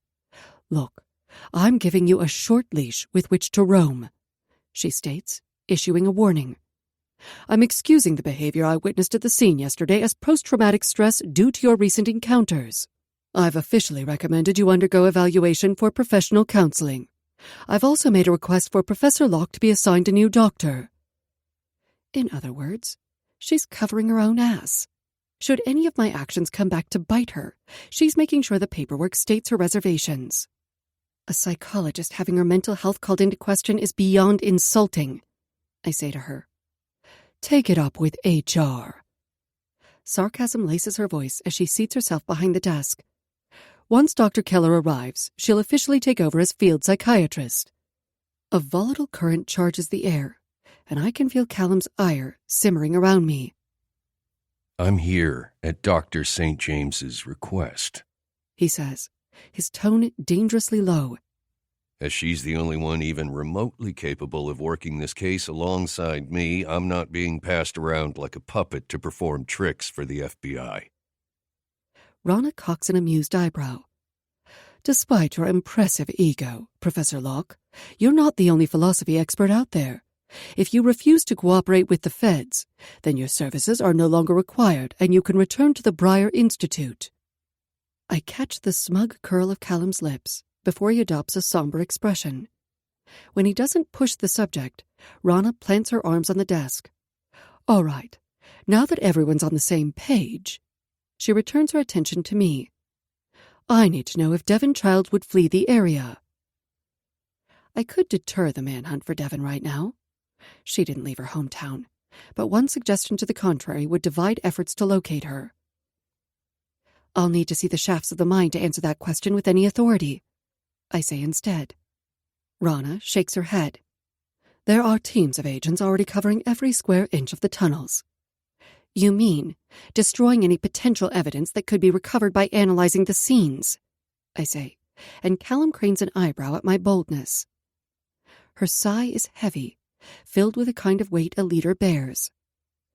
Find me something useful tonight, and I'll see what I can do tomorrow, St. James. For a moment, I witness her defenses weakening. I can see the strain she's under in the darkened skin beneath her eyes. Bringing in Childs is top priority, she reiterates, her tone a touch softer. A federal agent was murdered, heinously, gruesomely, in this town. Within 48 hours, my superiors will arrive and expect results. The implied "or else" lingers in the dense air.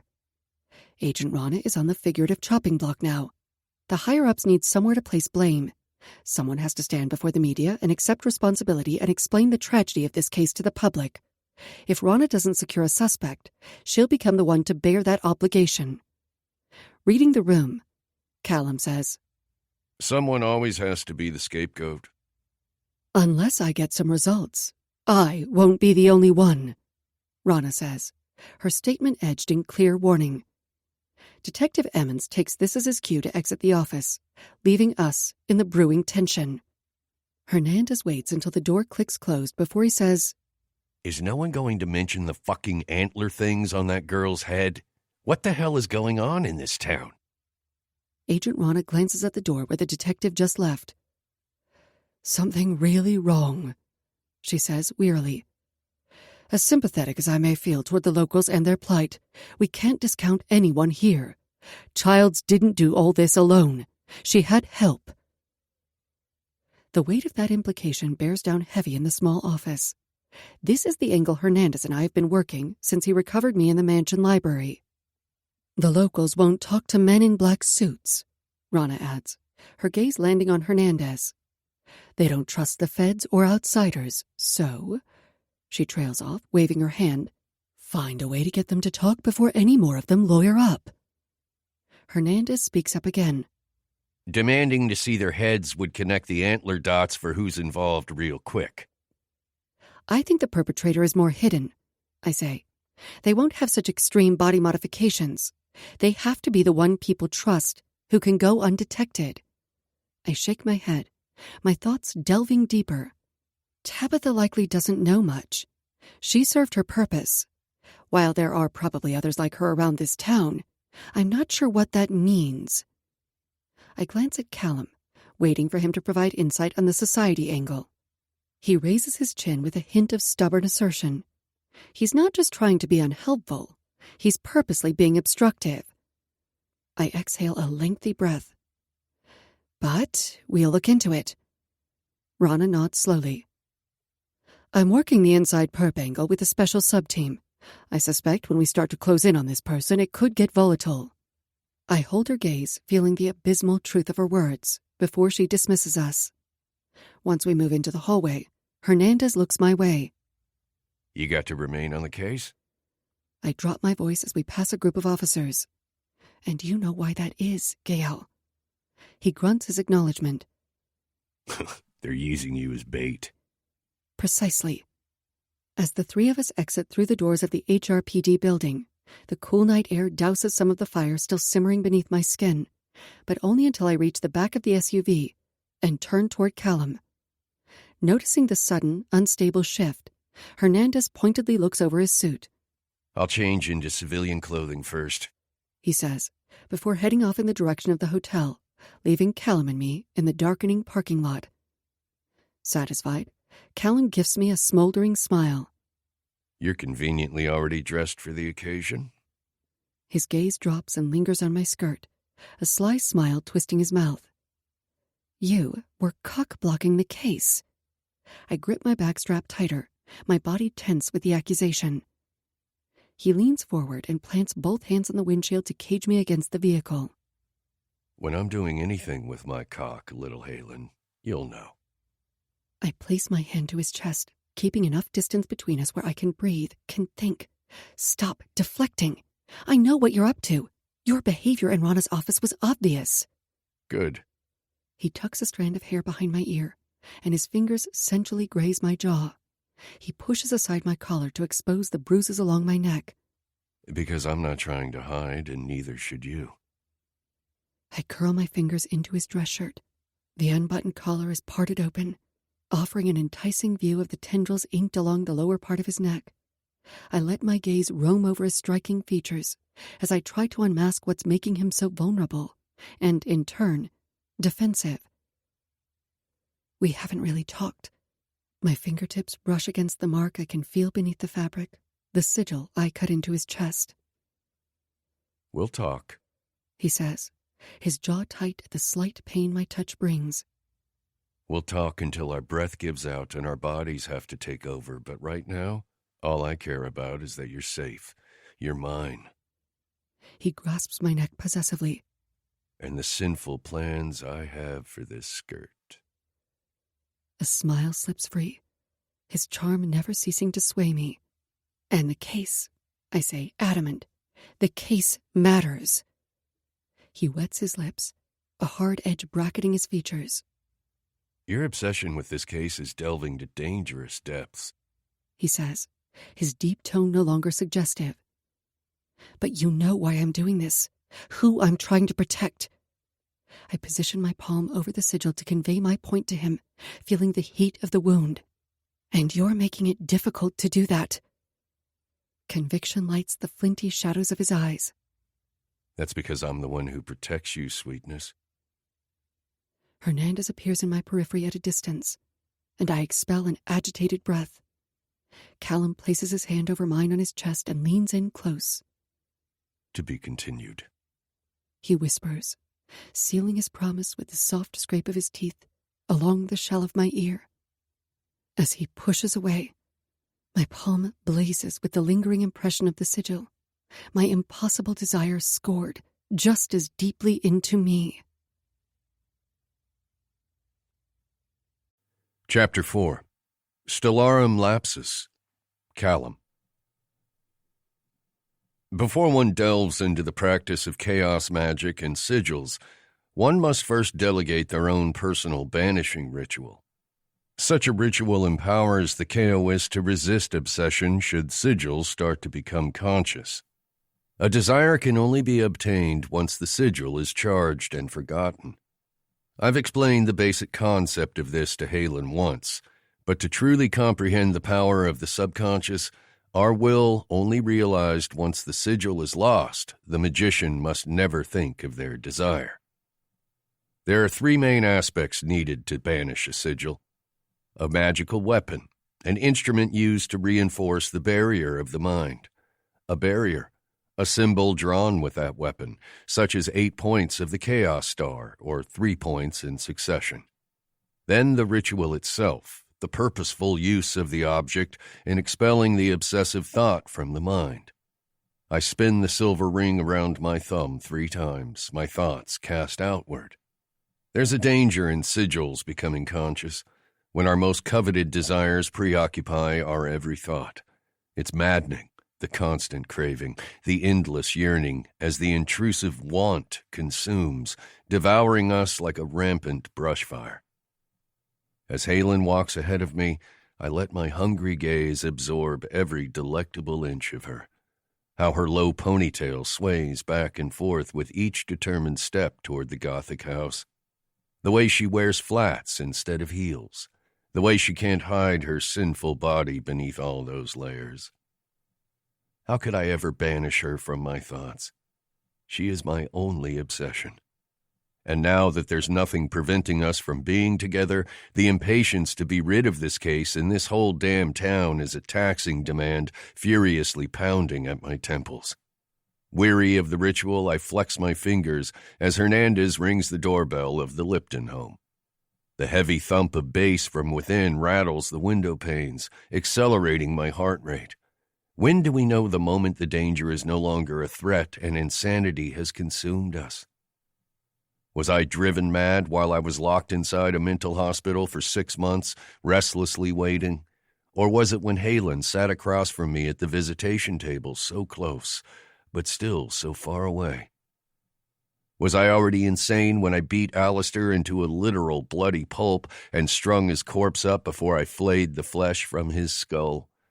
To break the seal of her mind and harness the energy of a blood sacrifice, I delved to the darkest depths of the black arts.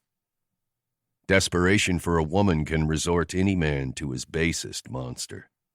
And if that base act is what ultimately brought her back to me, then I'd kill him 100 times over. I'd flay his flesh while his heart still beat, just for the way she looked at me at the scene, for how she's looking at me now. I run my tongue over the ridge of my teeth and meet her eyes in challenge, dangerously close to doing something just as hazardous, like ramming Hernandez's head against the house so I can get little Halen alone.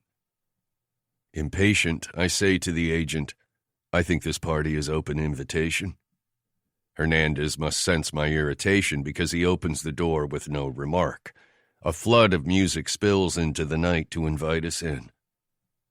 Halen arches an eyebrow in dare, exquisitely sultry as she turns and strides inside, her petite form engulfed in swirling lights. I touch the small of her back as we weave a path through gyrating youth, reminiscent of the night I brought her here to invoke the frenzy. One of the revelers stops short in the middle of the throng to stare at us, his wide gaze stuck on the obvious FBI agent despite his dressed-down appearance. He then points toward the back of the house before he escapes. "I assume he's telling us where we'll find the adults?" Halen says, voice cast over the house music. Once we step onto the expansive veranda, we indeed find the main attraction of the Lipton home. The entire backyard overlooks the open marshland. Dusk is a swipe of muted pinks and purples across the dimming sky. Every Gothic element of the house has been captured in deliberate embellishments. Draped over the many tables, black linen drips to the ground. Vines crawl along a giant arched trellis with swirled iron tracery that matches the revival home, and white lights glimmer from its canopy. Even the pavers that cover the sprawling yard are a dark slate with similar ornate design. While the kids party inside, the outside is an opulent gala for the adults, boasting its own cellist to serenade. "When we were here before, Devin said the Liptons pretty much do what they want," Halen says, and I don't miss the pinch of regret between her soft brows.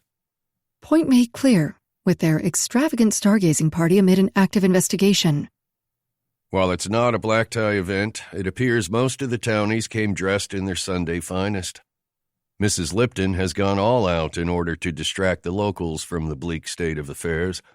As Halen eyes a bank of expensive telescopes, she says, "I also feel the Liptons just might be a tad eccentric and out of touch." I press in close and lower my mouth to her ear. "If I don't touch you soon, I'm going to lose my fucking mind." She angles her head back. As opposed to the very sound mind you normally have? I smile at the venomous bite in her tone. She's still a bit irritated over my deliberate evasiveness at the precinct. I brush my lips over her ear. I plan to show you just how crazy you make me. A shiver quakes through her body, but before I can sink my teeth into her, she pulls away and only glances back to send me a wink that makes my whole body catch fire. Devious little sprite. I watch her approach who I assume is Mrs. Lipton. How many feds are hanging around the house? I direct the question to Hernandez. He crosses his large arms. Enough? I nod once. His clipped responses and guarded gestures haven't escaped me. Ever since he interrupted my altercation with Alistair in the holding cell, he's been defensive. The agent may have suspicions, but no proof. And, considering his boss was a rapist piece of shit, he might even be a little conflicted over his loyalties. I like Hernandez. I don't like many people. I don't want to have to hurt him. We both know it's unlikely for Devon to show up here, I say to him, then step down from the deck. But seeing as Halen keeps getting shot down on her requests, what do you say we take advantage of the gathered locals? It's an obvious tactic to earn his compliance, as his loyalties do in fact lie with Halen. But once someone has agreed to one suggestion, it's easier to get them to agree to another. For good measure, I add, we can see if any of them sport little antler implants. The tension in his shoulders slackens some. We can't just go around demanding to see their heads. Why can't we? His gaze narrows on me, then a faint smile graces his mouth. I'll start on the left, you take the right.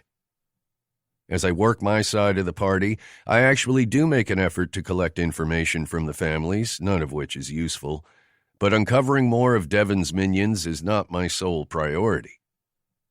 I eat up at least 30 minutes with trivial banter, keeping an eye on the lurking FBI agents around the perimeter of the party. By the time I make my way back toward Halen, she has Mrs. Lipton warmed up enough to talk with her phone out, discreetly recording the conversation. Devon was here quite a bit, the woman is saying to Halen. Overseeing our festivities, and as a guest, of course. Julian always respected her. Halen bristles at the woman's use of the past tense. How well did you know her, and her brother Coulter, her family?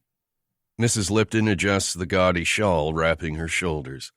The father left when the twins were little. He didn't care for small-town life. The mother passed away when they were just out of high school, but, Devon and Coulter had been on their own pretty much anyway. I helped where I could, of course, until Devon decided to move away for school in the big city. She shrugs. Following in her father's footsteps, unfortunately. The big city is... Halen presses. The woman's penciled eyebrow arches. New York City, of course. Of course. Did she stay in contact with her father? I wouldn't know. When Devon came back after Coulter went missing, she was... Well, she wasn't the same. A frown deepens her makeup creases. I suppose none of us were. Really? Mrs. Lipton, did you ever notice a physical change in Devon, or anyone else she was close to? The woman stares blankly. Such as? Such as extreme body modification. Like horn implants on the head. Did your brother, Vince, ever show signs of this before he went missing? Her features harden. Vince was starting to get into some peculiar interests and hobbies. And this didn't set off any alarms with you? Halen asks. Tightening her shawl more snugly, Mrs. Lipton turns rigid. Why would it? Before you all arrived here, no one had any idea about rituals or any of that nonsense. Now, if you don't mind, I need to attend to my guests, and I'm sure you have more pressing matters to handle. Anything else needs to be addressed through my lawyer. Please leave my party. Halen stops the recording and tucks the phone into her tote bag. Only old money can dismiss you like they're doing you a favor. As long as they say please. But I'm no longer concerned with founding families or their peculiar hobbies. My gaze captures and holds Halen, and with the slight part of her mouth, she senses she's been caught. I seize her wrist and pull her against me, linking her arms around my neck as I lure her into a slow dance to the deep and melancholic notes of the cello. Smooth, Professor. She glances around anxiously. But we're the only ones dancing. Does it bother you? Staring up at me, she tilts her head. No. I tighten my arms around her, drawing her closer. Halen stopped worrying about what others thought of her a while ago. When you've experienced true suffering, you no longer perceive the world's trivial concerns as relevant. We can do whatever we want, I say, as I nudge her bag aside and cup the curve of her lower back. She gauges me carefully, my little seer reading more into my statement. Kallum. I hear the disapproval in the way she trails off from my name. Your joke to Riddick was extremely impulsive and reckless. I lick my lips, loving the hint of cloves she's giving off. It wasn't a joke. I possessively dig my fingers into the sexy flare of her hips and drop my voice. I never should have let Alistair get that close to you. Had I done away with Alistair from the start, then Halen never would have been alone where Devon could get to her. I read the torn uncertainty in her, and a wisp of anger threads my insides. I rarely suffer regret. It's wasted energy, but I absolutely regret not eliminating the priestess also when I had the chance. Halen thinks she's protecting me, but if she keeps on this course, she'll undo everything I've done to protect her. You need to implement some impulse control, she says. I can help you with some exercises. Oh, I have all kinds in mind. I sway her and grip the back of her skirt in my fist. But while I'm looking forward to those sessions with you, Dr. St. James, right this second, this skirt demands my undivided attention. A tinkling pixie laugh escapes past her lips to ensnare me. She glances around. God, I'm going to hell. I lower close to her ear. Luckily, the devil has the hots for you. She releases another light laugh. The moment she yields in my arms, that constant ache in the center of my chest eases. The sky has darkened, transforming the marsh into a scenic backdrop as stars begin to appear. Too soon, the burden of the past dims her features, and I mourn the loss of her laugh. While the guests turn their attention to the sky in anticipation to view the Perseids, my only view is Halen. The myth of wishing on shooting stars supposedly originated from Ptolemy, I say to distract her.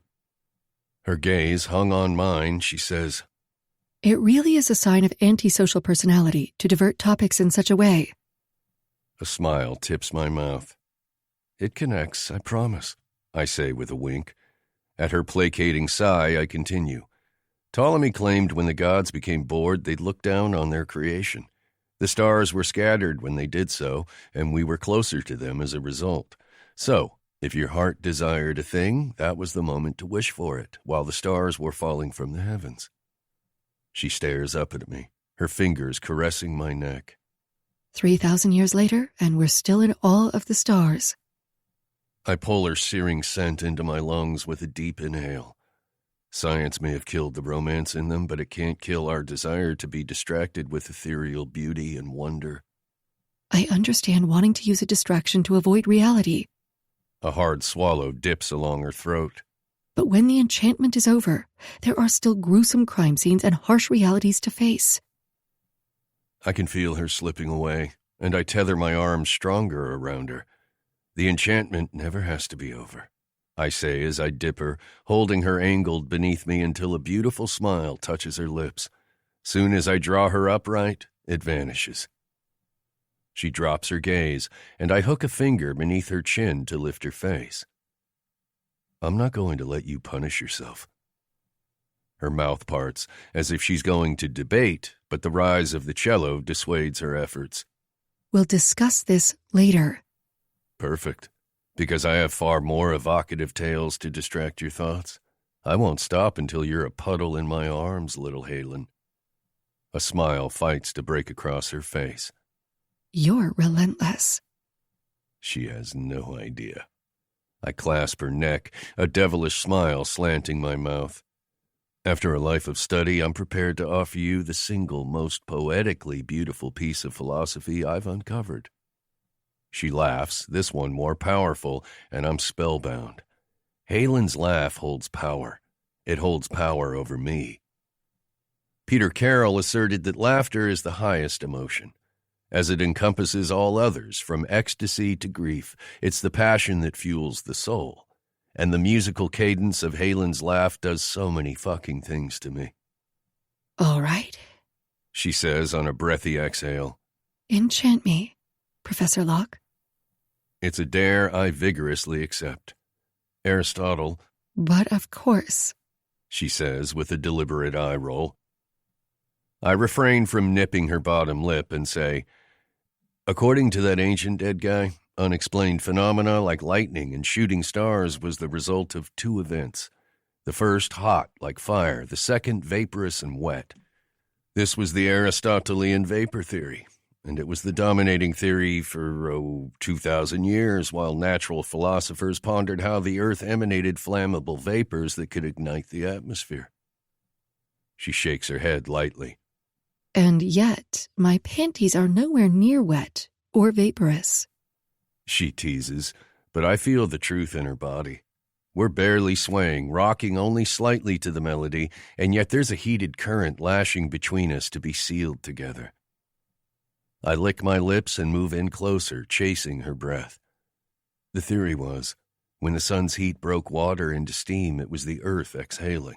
In essence, the core of our planet heated until the violent force of it built and built into an eruption, a climax, which Aristotle called an earthly exhalation. Dark hunger flares behind her eyes, tempting my demon within. Ignorance makes for such poetry, such beauty, I say, tipping her face higher with my thumb. The passionate exhalations of the earth, the result of which we experience as a beautiful light show in the sky. There's nothing that poetic or lovely in our conquered logic, sweet Halen. The fiery embers in the depths of her eyes are as hot as the raging stars. Consider me an enchanted puddle, Professor. A sudden crack of applause announces the event. Halen tilts her head back as the first visible shower of meteors streak the night, her features awestruck. I have to admit, it is beautiful. As the sky flickers with flashes of light, her eyes glimmer. I don't think I've ever experienced anything this lovely. Neither have I confess, but I'm not looking at anything but her. I'm held captive amid a sea of falling stars by her beauty alone. The power of it could rival the universe. Her gaze connects with mine, and no more words are necessary. She removes her arms from around my neck and takes my hand in hers, threading our fingers together. Since I'm already going to hell, I might as well have my way with the devil, she says, leading me away from the party. My whole body fucking ignites. I'd follow my dark muse anywhere, right down into hell itself. But since the Liptons have a terrace with the perfect view, I tug Halen in that direction. As we reach the path, she pulls me to a halt. Kallum, wait, she says, as her gaze trails up to the house tower and her hand slips from mine. I don't like heights. I promise I won't let you fall. She expends an uneven breath. It's not the falling part that scares me. The raging need to uncover what does scare her burns through me. Trust me. I extend my hand. A tense moment of hesitation gathers between us, and like she did all those months ago, she takes my hand, allowing me to breathe. Guided by wrought iron rails, we ascend the narrow stairwell and step onto the stone landing, where the pitched roof overhangs 3 feet of the quaint balcony. A stained glass window wraps the tower above, and a French door leads into the dark recess of the house. The height affords an expansive view of the marshland, where the night sky seems endless as it sits atop the dark woods in the distance. A pure and beautiful experience before we become as hot and violent as the stars themselves. Halen keeps her distance from the railing. This is a bad idea. I grab the strap of her tote, using it to tow her closer before I remove the bag, letting it drop to the terrace. My hand captures her neck, palm welded to the sexy slope as I tip her chin up. I agree. It was a very bad idea to wear that fucking skirt, sweetness. She arches a delicate eyebrow. Are you going to shred this one? But all flirtatious banter is replaced with raw, carnal want.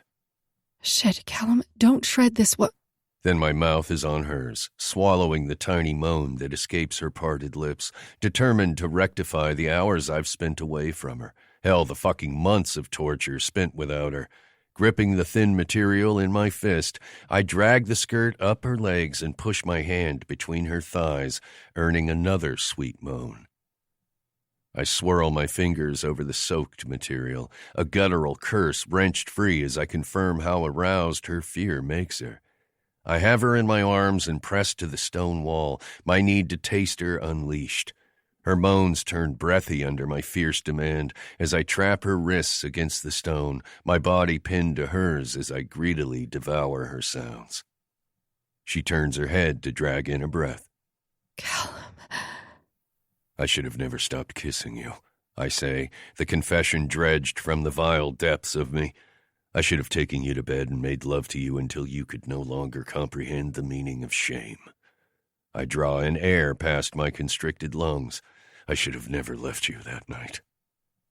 Eyes wide and cast upward, her gaze solders to mine. Freeing a wrist, she places her hand on my chest.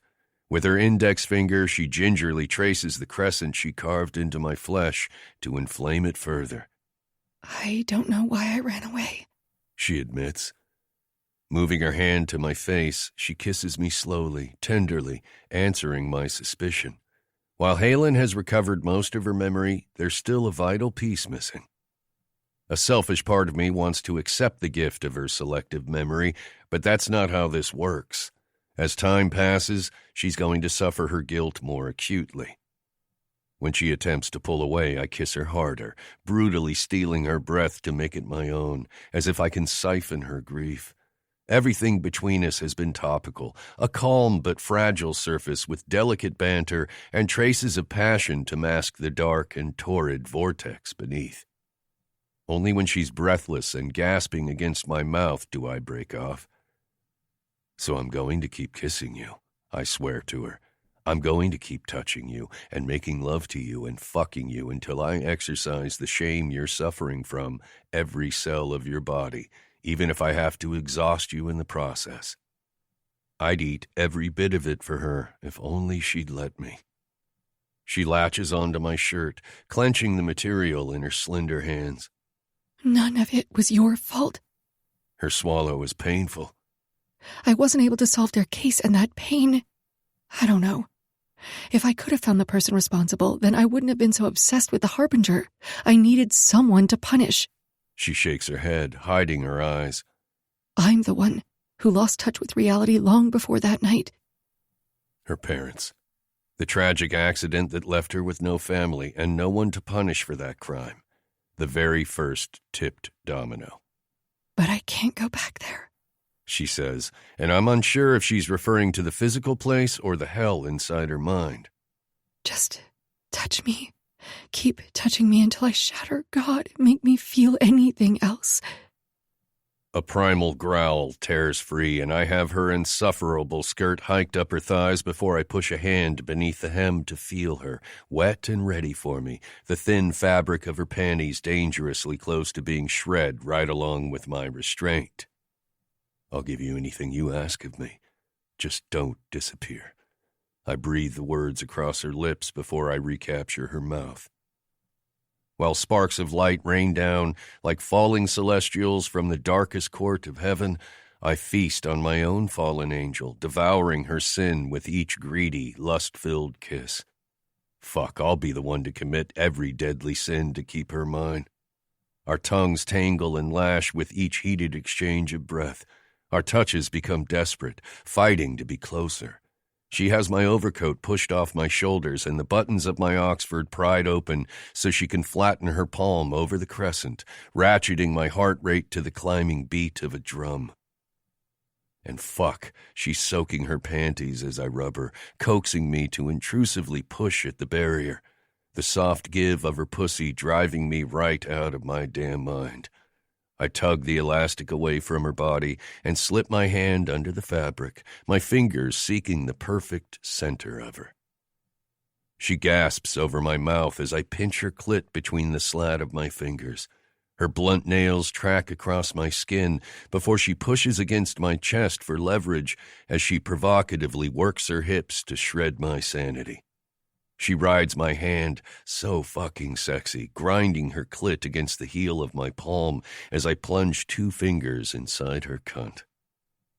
Jaw clenched, I brace one hand on the wall above her head and fuck her pussy with my fingers, my cock straining against the closure of my pants at the seductive feel of her arousal. Her scent torturously invades my system as her inner walls tighten around my fingers, warning how close she is to breaking, and I can't take my eyes off the erotic way she's rolling her hips. Fuck. So fucking sexy. I grit out between gnashed teeth. Do you want to come on my fingers or my cock? I demand, my voice gravel. Her heated gaze snares mine. I want your cock. Christ. Untamed need unfurls in my veins, and I swear she's already incinerated the last of my control until she tugs at the clasp of my slacks, and I come undone. With pained effort, I take a deliberate step back, chin tipped up as I tear the belt buckle open and lower the zipper, issuing a silent command. Beautifully disheveled, Halen pushes off the wall, her hand finding my pants before she takes me out. Her soft palm fisting my cock is such sweet torture I bite off a growl. As I capture her mouth, tasting her exquisite mix of sin and virtue, the buzz of her phone sounds out in an infuriating disruption. Breaking away, she breathes a curse as she kneels and digs out the device from her bag. I glimpse the Breyer Institute on the screen, and a hit of fury spikes my bloodstream. Fucking bastard. Rationally speaking, we can never identify the precise moment insanity overtakes our mind, as we're already gripped by madness. But by then, we are also too possessed by our desire to suffer any remorse for what we've had to do to obtain it. Chapter 5. Shadows. Kallum. As Halen's phone vibrates with an annoying buzz, she stares at the screen, her thumb hovering between decline and accept. Composure all but stripped, I confiscate the device and send the call to voicemail. Dr. Torres has been trying to contact me, she says. I should find out what he wants. And I should have had Torres stab his jugular instead of his hand. I drop the phone on her bag, tempted to crush it beneath my boot. Instead, I let my hands fall to the wall on either side of her, brazenly settling my cock against her belly. Maybe the good doctor wants to retain your services. You do seem to have a thing for psychos. Her glare is disapproving, but beneath that obvious reaction, a hint of doubt crests. With a forced breath, Halen places her palms to my chest and steps around me, digging the loss of her deeper as she cautiously eases toward the railing, but stops a safe distance away. We're too exposed up here. There's not enough shadow to hide us. Despite her avoidance, I sense her torn emotions. My dark muse is in there, yet as always, she just needs to be pushed past the edge. I don't need the shadows to make you come. I press up against her and wrap my arm around her waist, forcing her toward the railing. Kallum. Her fear spikes my adrenals, dosing me with a pure fucking hit to render me drugged. I grab her hands and anchor her palms to the cool iron, trapping her between my body and the bars. Keep your eyes right there, I command her, on the constellation Perseus. Her breathing erratic, she pushes into me, her backside delivering satisfying friction. We're right in view. To whom? The bored agents who lost interest in us after the first 10 minutes? To those dull fucks below us? Or just a couple watching the sky? My grip tightens over her hands to hold her in place, my body caged around hers. They can't hear the filthy things I'm whispering to you, or feel how your body responds to them. Kallum, stop. Her panic is tangible as she looks down. Towering over her, I collar her throat from behind and force her head back as I drop my lips against her ear, lowering my tone to a lethal decibel. There are no safe words between us. You want this to stop? You know how to make it stop. Her swallow pulses enticingly against my palm, her heart taking flight. Slow your breathing, I instruct as I loosen my hold. Gently, I stroke her throat, taming the wild creature in my grasp. That's it. Good girl. You know with one command, you can enrapture me or end me. You felt it in the room as you watched me come undone and lose my goddamn mind at the sight of you riding your fingers, coming so pretty for me as your eyes held me captive, and I was dying as I came so fucking hard for you, Halen. That's the power you possess over me. She doesn't have to own it. We both know she can annihilate me right this instant, and I'd praise her while she delivered her lovely damnation. Her body relaxes into mine, her breathing deep and slow as I tenderly trace her neck before I remove her hairband, loving the way the soft layers fall over her shoulder. Fuck, at that moment, I would have traded what's left of my black soul for just a taste of your sweet, sweet pussy. My cock throbs at the prospect. I spear my fingers into her hair and pull her head back. Tell me how wet you are. A reflexive tremble grips her muscles. Soaking my thighs, She says, shamelessly torturing me. A guttural sound works free from deep within my chest, and I fasten my eyes closed as I release her and press my lips to the top of her head. The air has no temperature. There are no scents. The sounds of the party have faded away. Even the meteoroids in space have ceased their course. She's all that I sense. You consume my fucking cells, Halen. I'm always touching you, always inside you. I know you feel me. I slide my fingers through hers on the railing. Admit it. Yes, She breathes, her voice scarcely carrying over the cello. I always feel you. Like a fiend, approval inflates my ego. It's our own unique chemistry. Just like quantum particles whose fates are intertwined, we were created together during the same event. We're entangled, our properties forever linked wherever we are. Opposites that continuously communicate across time and space. She shakes her head in silent rebuttal, yet I know she understands every word, believes every word. It's her logic that wants to deny our connection because it's inexplicable. So what I'm about to do to her will blow her damn mind. My voice drops to a low rumble. Don't remove your hands from this rail. She clings to the safety of the bar, her body tense as I slip one hand away. I graze my palm up her arm, over the stitches, coasting higher until I'm positioned between her shoulder blades where I unhook the bra closure. She gifts me an involuntary flinch. Doing your bad boy moniker justice.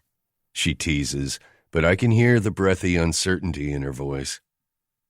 Oh, I'm absolutely about to do it justice, sweetness. I seal my words in a threat as I grind the length of my unrestrained erection along her ass. You want me to shatter you? Then I'll shatter you from the inside out. I push the bra straps down her shoulders, allowing the garment to slip to her abdomen, her breasts free to experience the satiny sensation of her top. Like a masochist, to torture myself further, I unfasten the button right below the low neckline, granting myself a sexy, teasing view of her breasts. The temptation to capture her peaked nipples between my fingers is a hot demand in my groin, but I return my hand to hers. While touch is addictive, the mind is what makes the sensation real. My claim is backed by the cool caress of night, the haunting notes of the cello. An orgasm is more cognitive than physical, but my little Halen knows this. I whisper in her ear.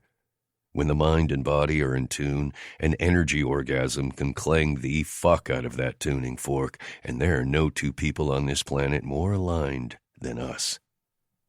Recovering her memory is only one facet of her awakening. Halen doesn't just have to face her fear, she has to look into the eyes of her monster and surrender. Emergence of our darkest aspect is not a sickness. It's not psychopathy. It's providence. To deny this part of ourself is contra naturam, a sin against our very nature, and Halen's denial will damn us both. Don't take your eyes off the sky, I command, the ache in my voice guttural and raw. Watch those flickers of light and know their beauty could never compare to yours, Halen. Not for me. There is nothing in this world or the next that will ever rival you. I knew that the very first time I saw you, with the setting sun your backdrop to illuminate you like a goddess. You owned the elements. You owned me. Her breathing shallows even as her pulse screams in her veins, beating wildly as I press my lips to the throbbing point in her neck.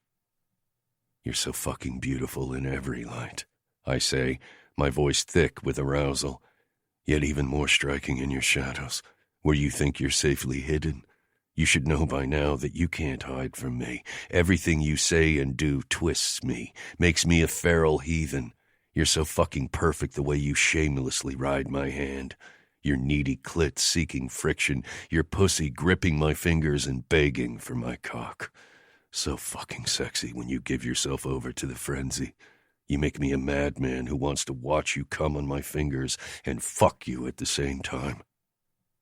The backs of her thighs rest along mine, and I jam my foot between her feet to unlock her knees and splay her legs wide. Unprepared, she tips forward past the handrail. Jesus, Kallum. A muttered curse falls free as her gaze snaps to the ground far below. As she pushes back against my chest, I seal my hands tighter over hers on the rail, my bruised knuckles pulsing in painful time to the quickening of her heart. I swear I won't let you fall. I nuzzle her hair, deliriously drunk on her fear. But I won't stop until I discover what scares you, sweetness. Her resulting shiver ricochets through me, and I band my body tight around hers. Every soft curve of her figure aligns with my unyielding form to tear at my control. Every night I taste you on my tongue, I whisper over her ear, becoming a ravenous beast as I'm torn awake, desperate for a chance to bury my face between your thighs and lap your cunt. My cock jumps as she arches her back and rocks into me, her impulse overriding her anxiety. And I know you feel me. I know the mark on your thigh is fire in the middle of the night when you stir awake to the hollow ache between your thighs. Because I feel you. I feel your fingers shaky as they explore over your trembling belly to touch yourself.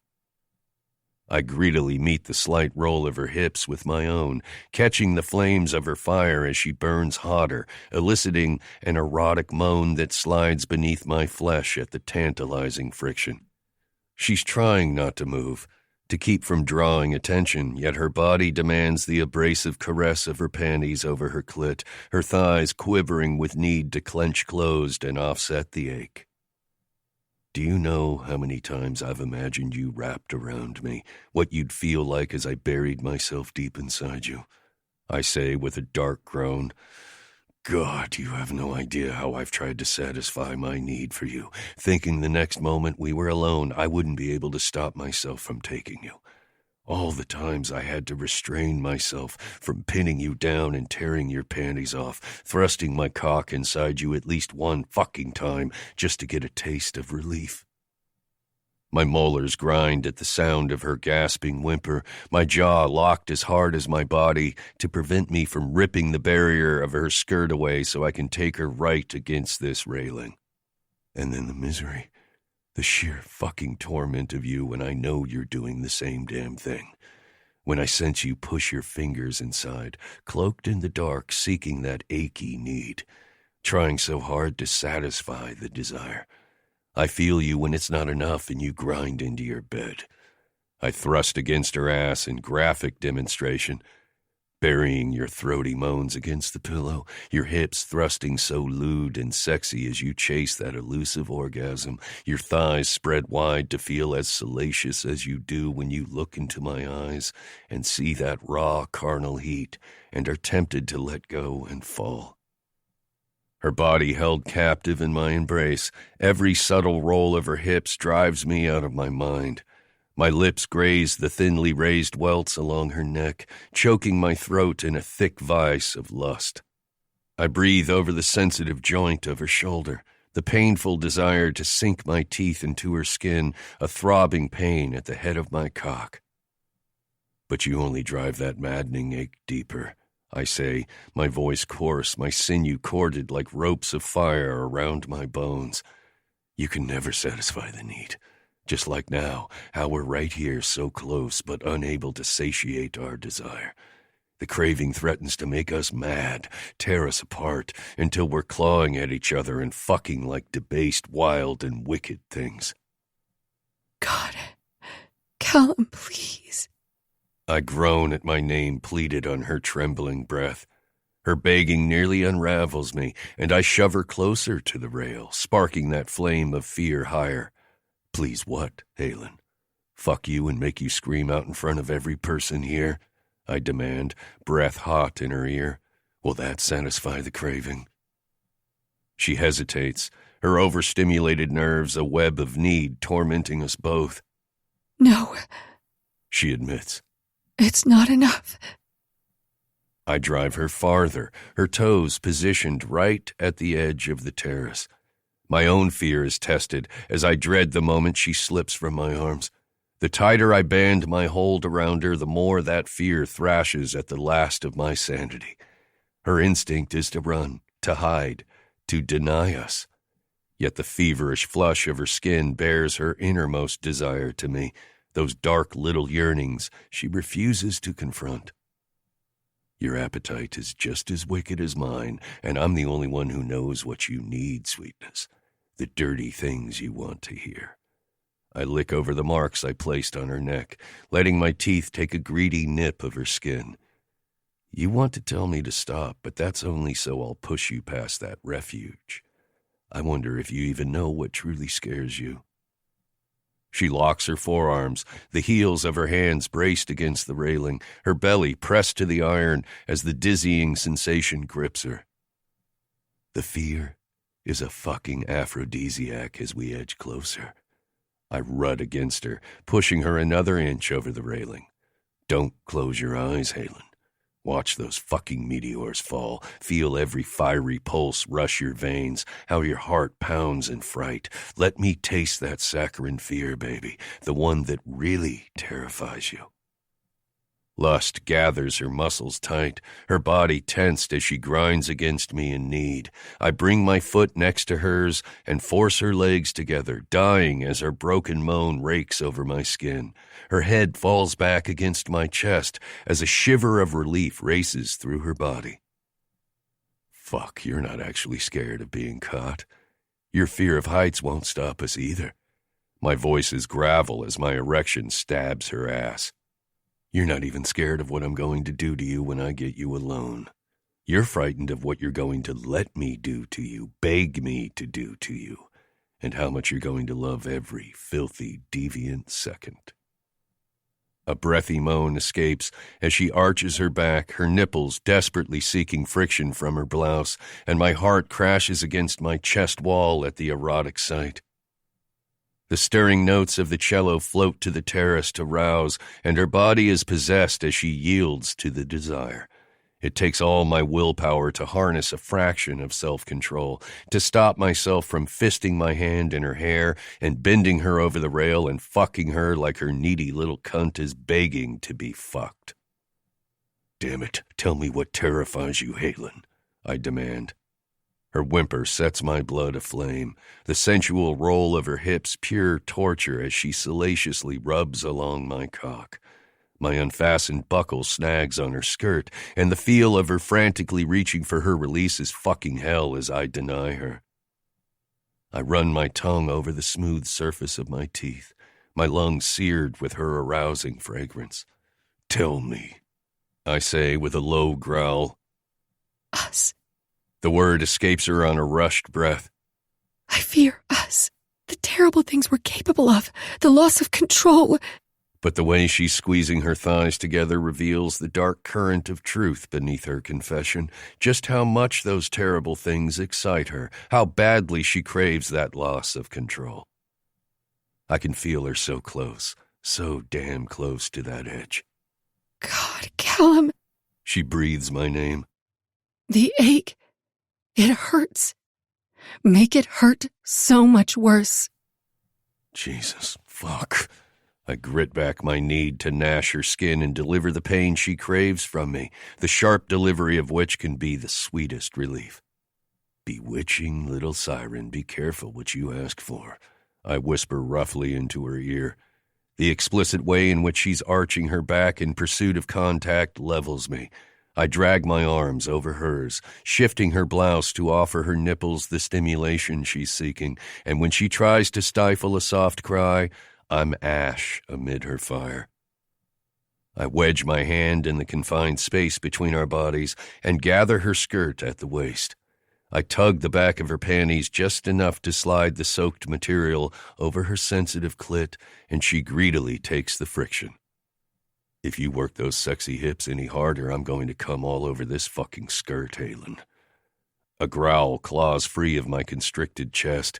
Every tender wound on my body blazes as she defiantly undulates against me.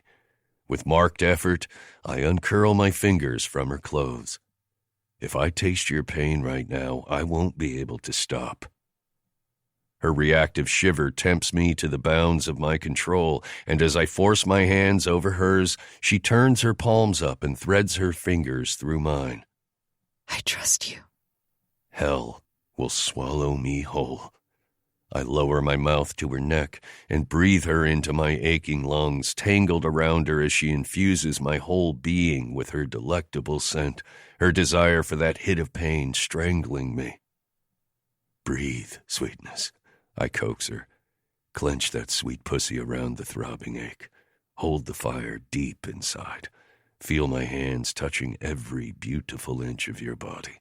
And stop fucking moving, or I swear I'm going to be forced to fuck you in the most obscene way in front of this whole gala. Her body locks tight. The dare to move and end the torture is a charged current strung too viciously tight between us. If she even shivers, I won't hesitate to shove her infuriating skirt up and bury my cock inside her until she's screaming my name. I need your touch, she whispers, flaying the last of my restraint. Unable to deny her, I splay my hand low on her belly, feeling her pelvic muscles contract. That's it, Angel. Feed those dark and needy things right here out in the open.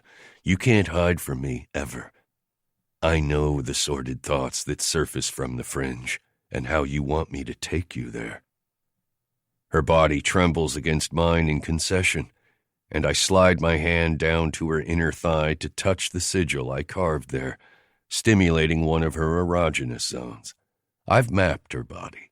Nipples, ears, thighs, all places Halen's body responds to, but nothing surmounts mental stimuli when it comes to making my muse lose her mind. Her throaty moan is pained as she tries to trap my hand between her legs. You don't know if you want the pain to go on or stop. It's such sweet agony. That's how you make me feel, Halen.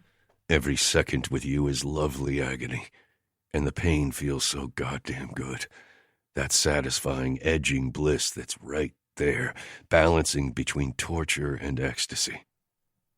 The back of her head rolls along my chest, her body shuddering with desperate need for release. I'm so fucking hard that with one well-timed thrust sewn to her sexy movements, I'll come apart. The relief would be sublime, but fleeting. I want to exist in her frenzy. Despite her whimper of protest, I returned my hand to hers on the rail and shamelessly rock against her perfect ass, becoming a madman as I abstain from giving in to her need.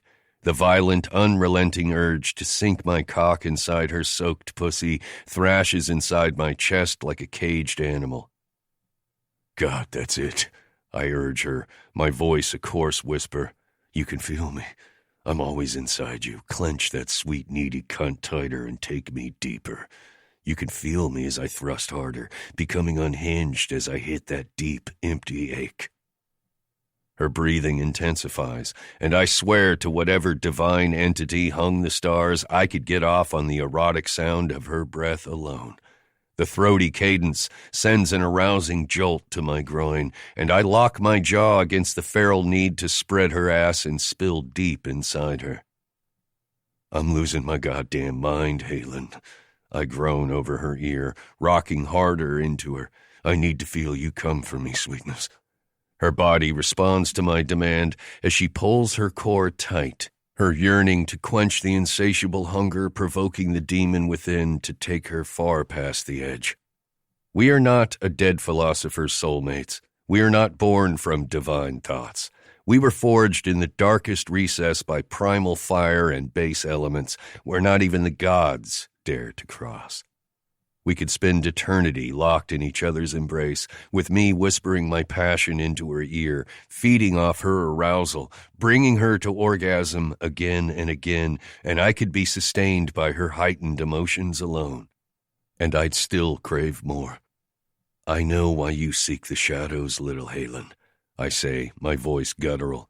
I know what thoughts stir you awake at night, the panic that invades your mind when the silence gets too loud. I taste the full hit of her fear as she pushes back into me, her desire to run a hot lash down my spine. I bracket my body harder around hers and inhale her intoxicating scent of honeysuckle. I'll be there in the dark with you when you wake, I whisper, when you're trembling, terrified at how turned on you are by the thought of taking a life. The taste of revenge so satisfying and arousing it nearly makes you come in your sleep. I'll be there for you to take it out on, to rake your nails over my flesh and draw blood and punish me as I fuck you senseless until you're unable to think about anything at all. You can lose yourself in the rage, and I promise, when you're spent, I'll make tender love to you. God damn, she's so close. Her entire body trembles with her pending climax. That's my wicked girl, I say with a deep groan. All those dark, deviant thoughts you hide away. I sense them, Halen. I see them in the storm of your beautiful eyes, feel them when you pierce your nails into my skin, and I taste them like the sweetest sin in your kiss, the blood stained on your lips. Oh, fucking God. Kallum. She's unintelligible as she fastens her eyes closed, her body flushing hot and rioting with the agonizing desire to come as her orgasm fights to grab hold. I dig my fingers into the backs of her hands, refusing her escape, a monster as I feed off every painful current tearing through her body. I'm the only one, Halen. Say it. She arches her back, her chest rising to chase each breath. You're the only one. I've felt your pain so beautifully broken. I've seen you at your darkest, and you never looked more exquisite. You're a vision bathed in moonlight and blood. I catch her earlobe between my teeth to earn a soft moan. I'll be the one to worship you until the end of time, when those forgotten gods scatter the last of the dying stars from the sky. My body is one white-hot strike away from igniting. To regain leverage, I look past the terrace. The marsh is a band of black in the distance, the dark all-consuming. The meteors race and burn up in shimmering trails across the night sky as the cosmos die right along with us. Breaths ragged, she reclines her head against my chest as she straddles the divide between pain and pleasure. I need the pain, Kallum. Please. A growl rips free, and I need you thoroughly wrecked. Restraint annihilated, I thrust my cock against her, so close to hitting that wet heat as I draw a torn moan from her mouth, hell-bent on keeping my word. Everything that is violent and lovely about my muse is reflected in the chaos of her suffering. She wants me to hurt her, to punish her, to let her experience physical pain in place of the one that haunts the darkest corner of her soul. I drag the collar of her blouse down her shoulder to expose her silky skin, and the sight of her injured flesh drives a fire-hot brand into my sternum.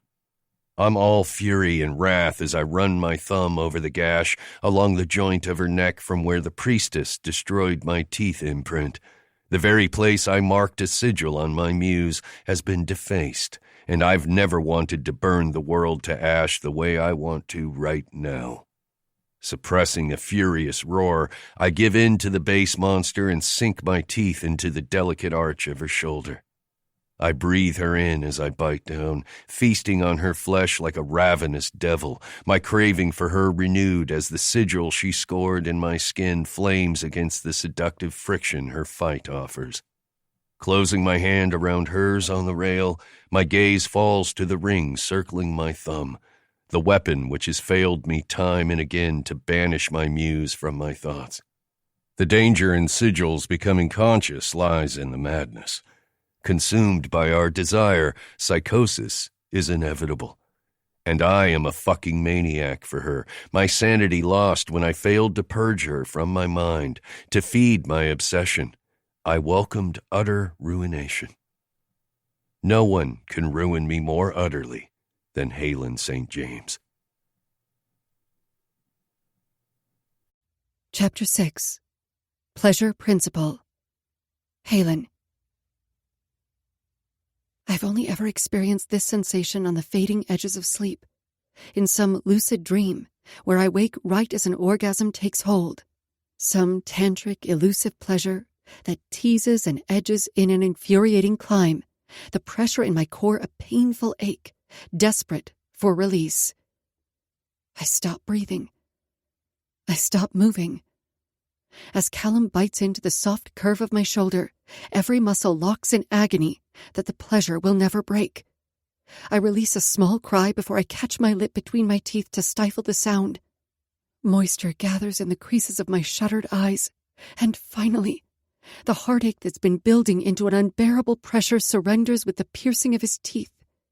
Kallum affectionately kisses the bite, his lips trailing across the tender throb. Open your eyes. He breathes over the inflamed skin of my shoulder, his breath heated, arousing. Breathe. My eyes open. My lungs steal crucial air as the roll of his body along mine plunges me over the edge. The hard feel of his chest is maddening as he grinds into me, forcing my back to arch and my blouse to graze my nipples with satisfying friction. Meteors shower the night as my climax grips me. The beautiful, shimmering lights fade and blink out as fast as they blaze across the sky, just like pleasure, the height of which is such sweet, fleeting bliss. And then we're burning out. Come, sweetness. Come so fucking hard for me. Kallum commands, unleashing a growl that travels right to my center. Like clinging to the dying wisp of an erotic dream, I grip tight to the eroding edges, where the cruelties of that elusive pleasure teeters on the fringe, painful and torturous and maddening. As I pull a satisfying breath into my starved lungs, my entire body tightens around the negative space. My inner walls clench, and my hips lewdly thrust to drive the aching throb deeper. Oh, God. My muscles burn and contract. What started off as a slow build peaks all at once and shatters through me. A strained moan tears free as liquid fire pours through my veins, leaving me trembling, every cell fluttering with aftershocks. God damn. Kallum's voice is guttural and abrasive against my ear, the sound of his rapid, heavy breaths and erotic chords strummed across my body in pleasure's wake. You are so fucking sexy, you kill me. It's fucking torture not touching you. It's his strong arms that keep my limp body from crumpling to the terrace. I linger in his firm embrace, his warm and lean muscles hard along my soft curves, his distinct masculine scent, a comfort. The furious beat of his heart ricochets through his cells to mine. I slip my hands from his on the rail and turn in his arms, hit with the fierce desire burning in his striking gaze. The threat there, undeniable, as the embers of lust are fanned into flames. Kallum feeds off my pleasure. but he is the epitome of insatiable. He's so devastatingly beautiful in this moment, it aches. And if he doesn't touch me, I'll go out of my mind, mad with pleasure. The pleasure principle is the psychic force that motivates us to seek gratification of our instinctive impulses, hunger, thirst, sex. As the id demands replete gratification, it never stops wanting. Kallum's desire to eliminate my pain is still a selfish one, only rivaled by his need to be the one to derive pleasure from it. By that design, the delirium I feel at having him at my mercy is intoxicating. It's like wielding the power that fuels the sun, and it's darkly addictive. As the party commences below us, possible leads and answers all gathered in one place, the need for those answers is overruled by my desire for Kallum to touch me, be inside me, blissfully caving to his ravenous demand for hedonistic pleasure. It's the pained expression on his face that tears at my weakening resolve.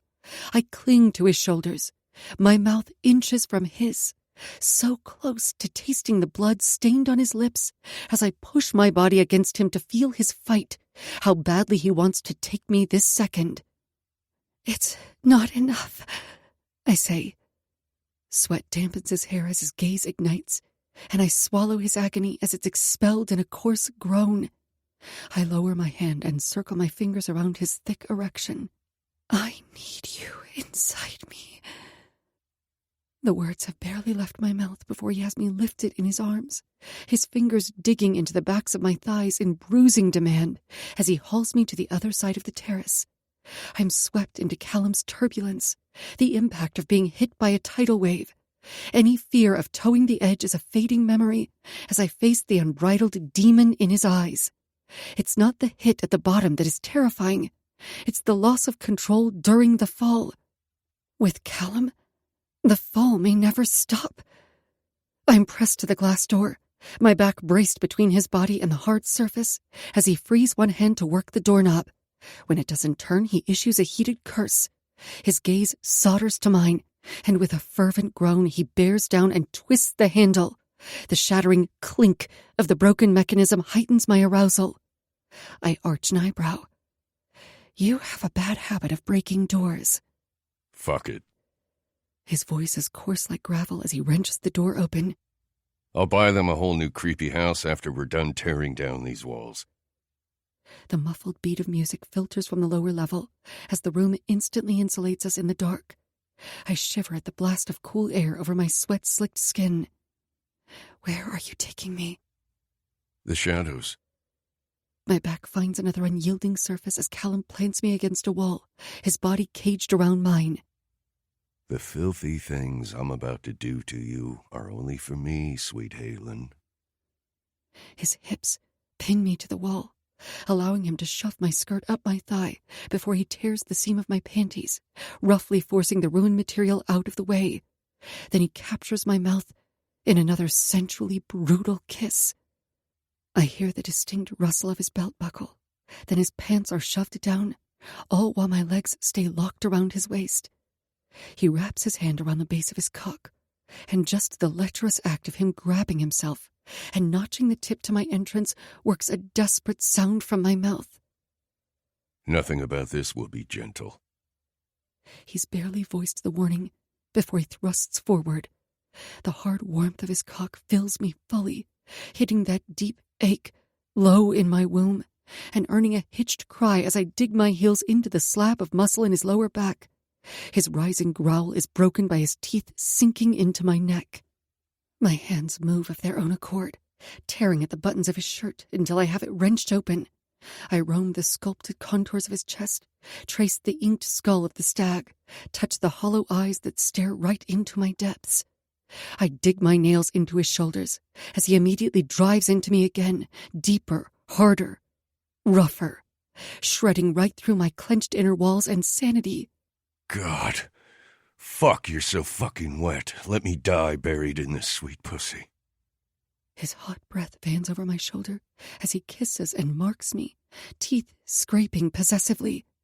My body responds instantly to his praise, my arousal slick between us, a conduit to summon his darkest cravings. His arm anchored around my lower back, he rails into me with relentless need, every thrust more forceful and devastating than the last. He has my blouse tugged open to touch and lick my breasts, his movements frantic, control annihilated. My moans come uninhibited, drowned out by his furious growls and the music, torn from my chest in ragged, desperate sounds. When Kallum finds my mouth again to seal a kiss, he digs his fingers into my hair, tilting my face up to him as he ruts into me like a feral beast. He releases my hair, only to fasten his hand around my throat, the healed-over cuts on his palm coarse friction as he braces me to the wall in the perfect angle to deliver his brutal thrusts. He fucks me ruthlessly. He fucks me with his whole body. Harsh breaths fall between us as he keeps a severe, wild pace, like he's punishing me for making him want me so badly. He fucks me like he's scared to stop. My body doesn't just take the cruel treatment. Lust fires through me with vicious yearning as his hips bruise the inside of my thighs. His chest crushes mine. My shoulder blades take the brunt of his brutality, bones pounded against the unforgiving wall. His palm cuffed around my throat prevents a full breath, the pressure building into a crushing ache. My heartbeat pounds against my eardrums, and flaring sparks of light burst against my eyelids like the shower of meteors in the sky. Fucking hell. I need all of you. His avowal falls over my swollen lips, and I'm not sure if he's even aware he's uttered the words. He's so gone. His eyes blaze with hunger and something dark and primal. Kallum is frenzy. The pained expression on his face clenches my heart as he rails into me. His need to be closer, my need to be felt, the constant agonizing demand for more that ruins us. I cling to his shoulders, swallowing his guttural moans as I crave oxygen. He dips his head and sucks hard at the bite to draw fresh blood, and the abused skin flares with a satisfying throb. He's frantically devouring me, teeth raking over my skin before he bites into the soft flesh of my breast. As his teeth sink deep, the pain locks my muscles and I contract around him. His growl forces my hands beneath his shirt, nails seeking greedy purchase in his skin as I claw into his back. My sleeve snags one of the stitches in my forearm, and the resulting pain scratches an itch so deep, I arch off the wall, my hips rolling in time to meet his merciless thrusts. Only vile creatures could love so violently. Lost in our relentless desire as we rend each other apart, we are these wild, wicked things. The web of his hand becomes a vice, depriving me of air. Fear is tactile and smothering, encasing us in the darkness. Yet it's not the dark we fear. It's what's in the dark, the things too fragile to voice, the terror of what could be lost, the fear of what we could do to each other. Once a monster tastes blood, they crave it all the more. Violent and depraved, Kallum didn't just kill a man. He flayed his skin from his skull, stripping him of his identity for daring to cause me pain. I took a life, snuffed that living spark out of existence with my own hands. Kallum chokes me in deviant craving, yet he also seeks to take control of his fear, edging closer to that dark act which promises a release from his obsession. Knowing the hurt and damage we're capable of, and wanting it, every sick, painful part of us, we're not given a choice. There is no escape for either of us. Fire thrashes my overused muscles until I'm languid and dissolving under his ruthless thrusts. I feel his muscles spasm beneath my palms, his body racked with shivers against mine. Oh, God damn it. Fuck. Mindless obscenities spill from his mouth in fervent assertions, like a helpless plea, and my body answers each one, responding to the needy pain, the consuming, aching demand. I cup his face and kiss him, my lips hard on his, biting into his lower lip as I fall over the edge, my back arched against the rough wall, my hips rocking into his furious thrusts, lewd, uninhibited. He frees my throat, and air tunnels into my deprived lungs, the intense sensation alone orgasmic. Kallum, oh God, fuck me harder. Every broken word is torn from me as he obeys, hips slamming against my thighs. Every time I cry his name, he drives harder, deeper, like his name falling from my lips further strips him of control. He knows what I'm begging for, what I need, and he delivers that pain. You were made for me, sweetness, and I was made to destroy this perfect pussy. The fire rises until we come together in a violent crash. I shiver at the erotic feel of his ejaculate coating my thighs as he continues to rock into me, teasing out every last bit of pleasure before he stills. His breaths labored and falling over my neck, I cling to him as the wave recedes, leaving me shaken.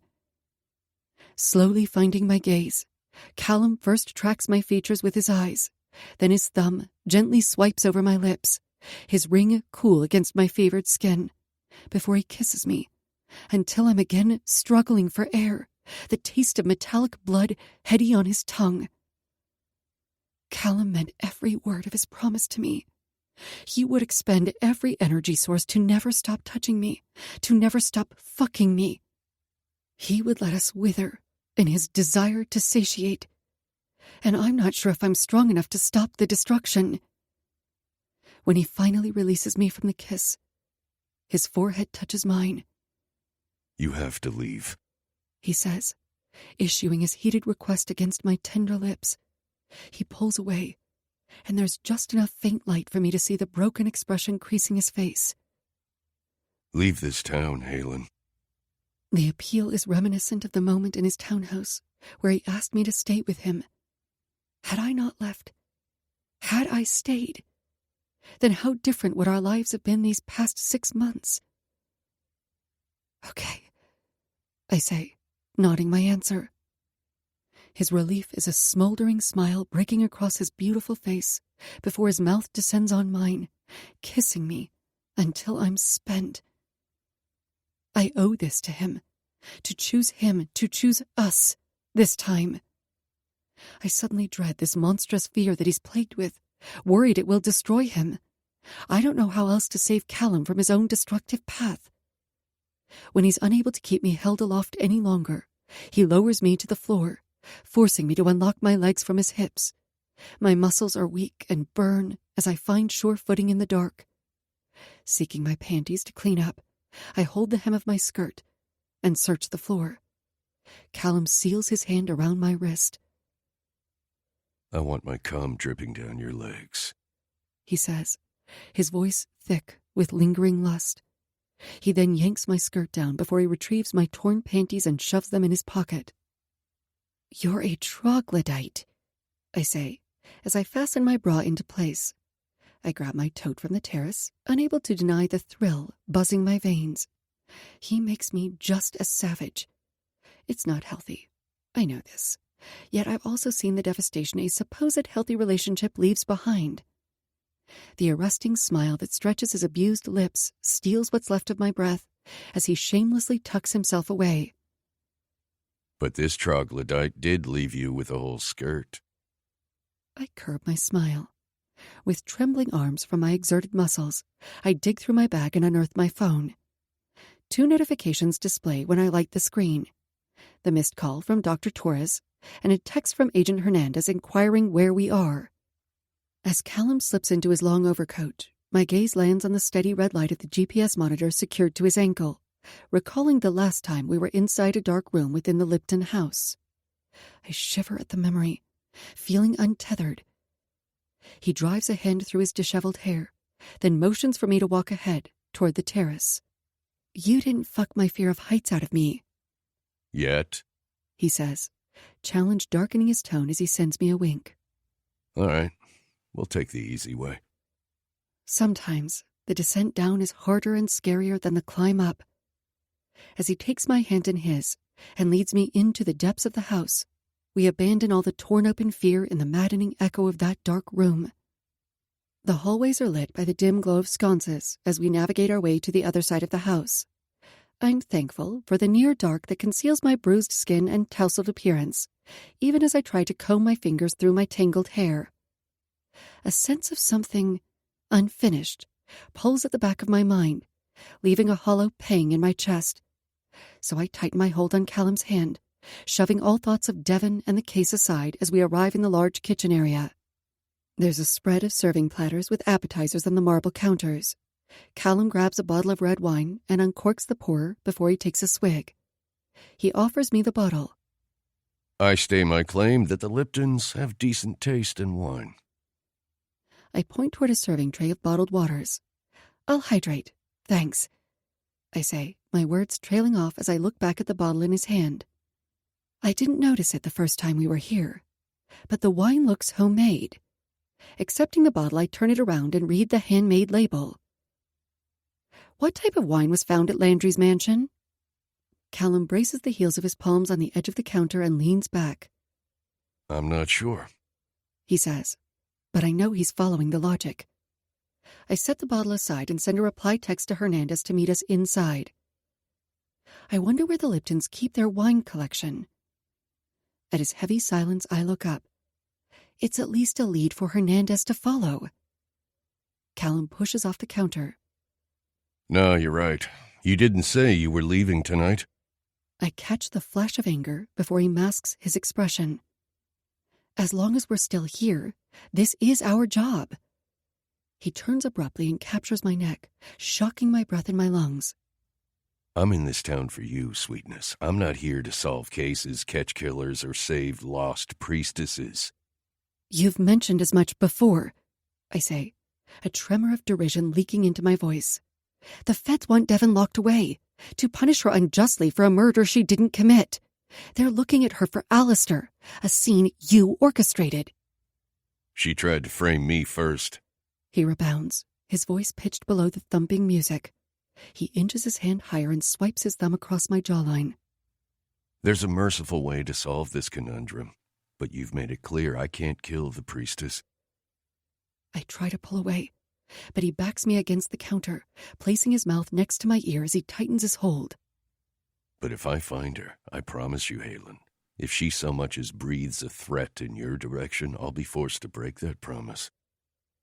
I angle my head to find his eyes, and as his gaze locks with mine, his tongue drags across the inside seam of his lips.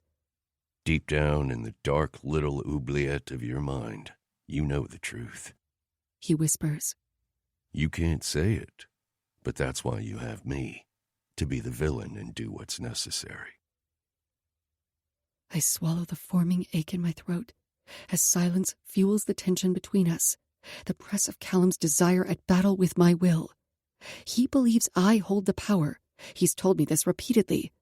But for the first time, he's furious over it. And suddenly I'm staring into the intense eyes of the same cunning devil I met at Briar, the one who issues ultimatums. I pull in a steadying breath. You know I won't let that happen.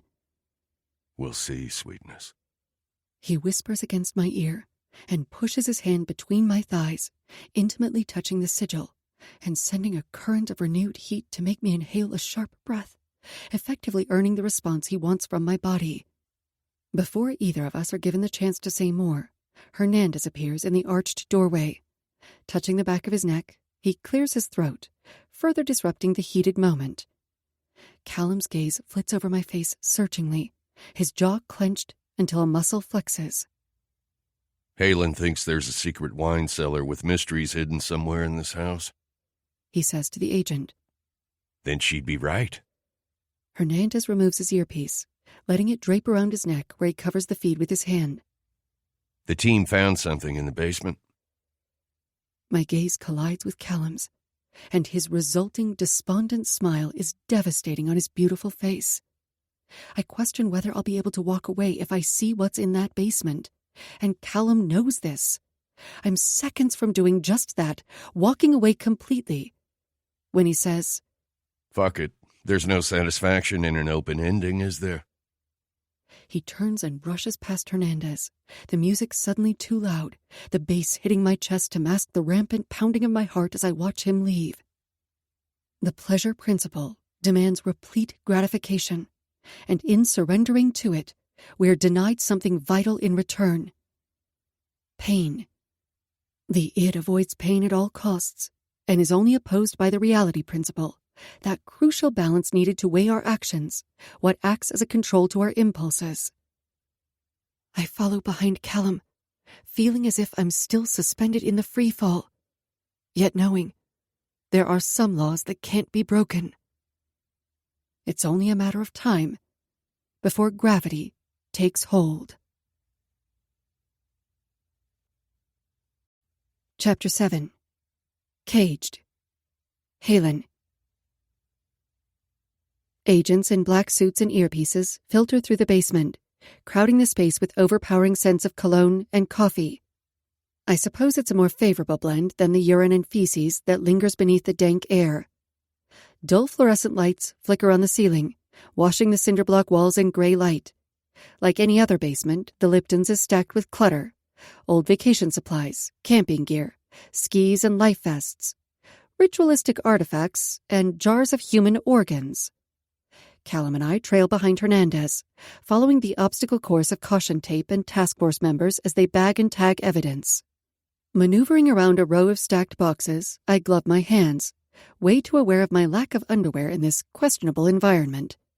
According to Hernandez, a rookie agent thought it would be clever to get the son, the intoxicated teenage son, to open the basement door.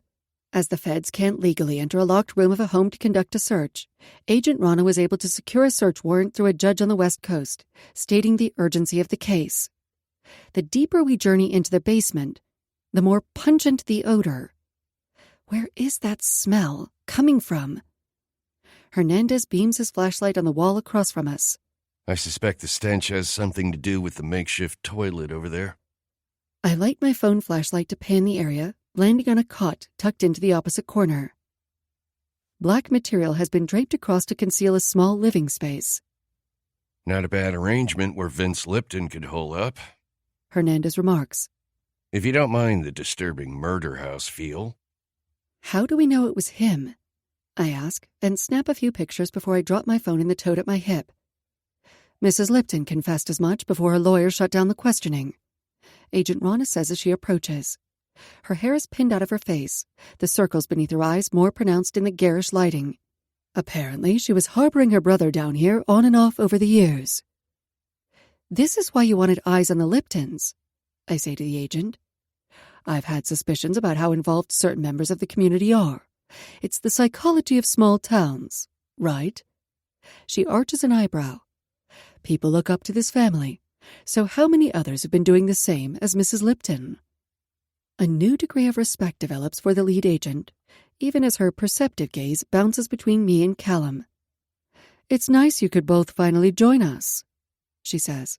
Come on, I'll take you to where the action is. Rana directs us toward the far wall, where a line of agents and forensic analysts are being funneled. Careful not to disturb any evidence, Hernandez hunkers near an ancient water heater. A section of plywood has been slid away to expose a crawl space along the floor.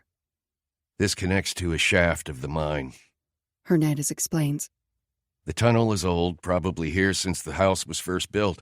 Presumably how Vince was able to come and go without detection. I didn't think houses this close to the marsh could even have basements, I say. Kallum moves closer to my side. Old money likes to circumvent the rules. That's an understatement. Hernandez sweeps aside the material to reveal a section where cinder blocks have been dismantled to create an opening large enough to walk through. The air changes as we step into the dark space. It's thinner, colder, vile. I wrap my arms around my waist, my blouse insufficient to shelter me from the soiled feel. A single naked bulb hangs from the low ceiling, a cord feeding it power from an unknown source. The gathered task force members work in tense silence, the dark illuminated with a strobe effect of camera flashes to offer glimpses of a gruesome sight. Like sinking into an oil slick, a tar-like substance adheres to my skin. Nothing about this space feels similar to the previous ritual sites. There's a sense of malevolence down here that knocks angrily against my bones. It seeps down deep in my lungs until I'm forced to turn my head, seeking a breath not tainted with the stench. Kallum touches me, just a simple placement of his hand to my forearm, but I lean into the solid feel of him. This doesn't seem like Devon, I whisper. Despite the harsh words we exchanged upstairs, he hasn't abandoned the case or left my side. No, the priestess doesn't deal in Goetia. His gaze lands on a wood plaque featuring an intricate pentacle that's being photographed by a tech. But then, the artifacts down here feel more like decorations from a collection than a practice. You sound skeptical and strangely impressed, I say, drawn to where his hand rests on my wrist. His thumb absently rubs over the delicate arch, the sigils and bruises along his knuckles faint under the dim light. Impressed that this person is still sane enough to stay hidden. He looks down at me, and a hard crease forms between his brows. Without explanation, he strips off his overcoat and takes my tote strap from my shoulder. Then he proceeds to drape the jacket around me, his hand coming to rest on the nape of my neck. Whatever you ask of me, I'll always give it to you. Just make sure it's what you want. Some asks come with a high price, and you can't take them back. I stay locked in the intensity of his eyes, lost in the wary caution I glimpse there, the way the gloom blends his irises into a steel gray. Offering a nod, I draw his jacket tighter, unable to voice my response as his penetrating gaze bores into me, triggering a hot flare of pain along my shoulder from where his teeth tore into my flesh. Whatever answers are uncovered, I have to walk away. Kallum has already paid a high price for me. I can't allow him to continue to pay that price. It's time I find closure for those who deserve it, for him, for Wellington's victims, even for myself. Goetia is a form of black magic, I say, shifting the topic to the disturbing scenery of the caverned room. I came across it while researching Crowley. Now I am impressed. The corner of his mouth tips up, and I hear the approval in his voice. He drops the canvas strap over his head to carry my bag, and despite the grisliness surrounding us, this makes me smile. Crime scene tape has been strung to section off the different quadrants of the isolated room. In one area, metal buckets are stacked haphazard, a dark substance staining the sides. In the next section over, crude shelves have been carved into the clay walls, where mason jars are lined like a mad scientist's lab. As I look up, the sight of chains dangling from a crossing support beam ices my body. A tech mists one of the chains with luminol, and the rusty links give off a white-blue glow to confirm traces of blood. The distinct glow touches the void of darkness all around. It's deceptively beautiful, like a bioluminescent cave deep underground, as the sinister truth of this room is uncovered. This is a torture chamber. A buzz courses through my veins. I've always felt this rush at scenes, and I could lie to myself and claim I was altered after all the loss, but this chamber unveils my own sinister truth, setting my inky parts aglow with a luminescent light. I gravitate toward the macabre cases because stepping into an offender's persona curbs the dark urges. If I feed the monster in the dark, then I'm not tempted to stray from the path. Kallum said as much upstairs as he teased the dark tendrils out of me, offering pleasure in the wake of my fear. I shift my focus to Kallum. The task force found evidence of surgical implements and medical supplies in the mine tunnels. It was clean, hygienic. Nothing like this place. I turn to inspect one of the murky jars. You know what this chamber was used for? Kallum steps in front of me, the scent of sandalwood a welcome invasion to my abused senses. A forensic tech ducks under the yellow ribbon of tape, and without looking away, he says, Can you determine how old the blood is?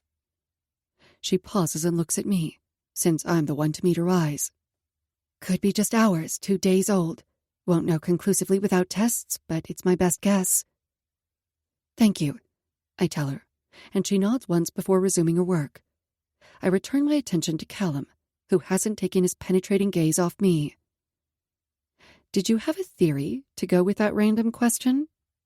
Charged tension arcs between us as he takes his time rolling up his sleeves. You'll put the timeline together, he says. But my guess is this is the ravine, where failed attempts go to die. Instead of deer carcasses dumped in a ravine after failing to summon the divine madness, this person dumped people, the victims. I suddenly realize Rana will never recover the rest of the missing locals alive, because parts of them are right here. A chill attaches to my bones, and I again look at the chains hanging from the rafter. A sickness roils my stomach as I piece together a terrible and cruel scene. I profiled that the offender would resort to a primeval alchemy incorporating human sacrifice, after which I became the offering in Devon's ritual, one where she attempted to cannibalize me. While she was unsuccessful, she has many other higher humans at her disposal. Despite the evidence, I don't want to believe she's devolved so far that she's now torturing these people, that she's lost all connection to her humanity. Where are the bodies? The question escapes me. Kallum immediately senses my distress, knowing where my thoughts are heading. If it was me, I'd go with fire. It's a primitive means of disposal, but it's still the most thorough. Organ harvesting was likely done beforehand on the unwilling subject. He eyes one of the mason jars that appears to hold a spleen. I nod slowly, even though his assessment may only be for my benefit, to offer me some measure of relief. Unwilling. I echo his word choice. Scanning the bowels of the dark cavern, I decide that word is key. Unlike Devon's higher humans, willingly following her, dancing seductively around her fire, giving themselves over to the frenzy in pursuit to their priestess's cause, the ones brought here were victims. The proof of their unwillingness lies in the densest part of the darkness. A custom-made cage has been erected central in the room. Large enough to hold a human captive, it incorporates an aviary design with mesh and wire bars. Metal cuffs are welded to the top grid. I savor the warmth of Kallum's overcoat for a moment longer before I slip it off my shoulders and hand it over to him. Then I brace myself to face what the analysts are documenting right behind us. Runes and markings garnish the backside of the cinderblock wall. The rusty color is indicative of blood.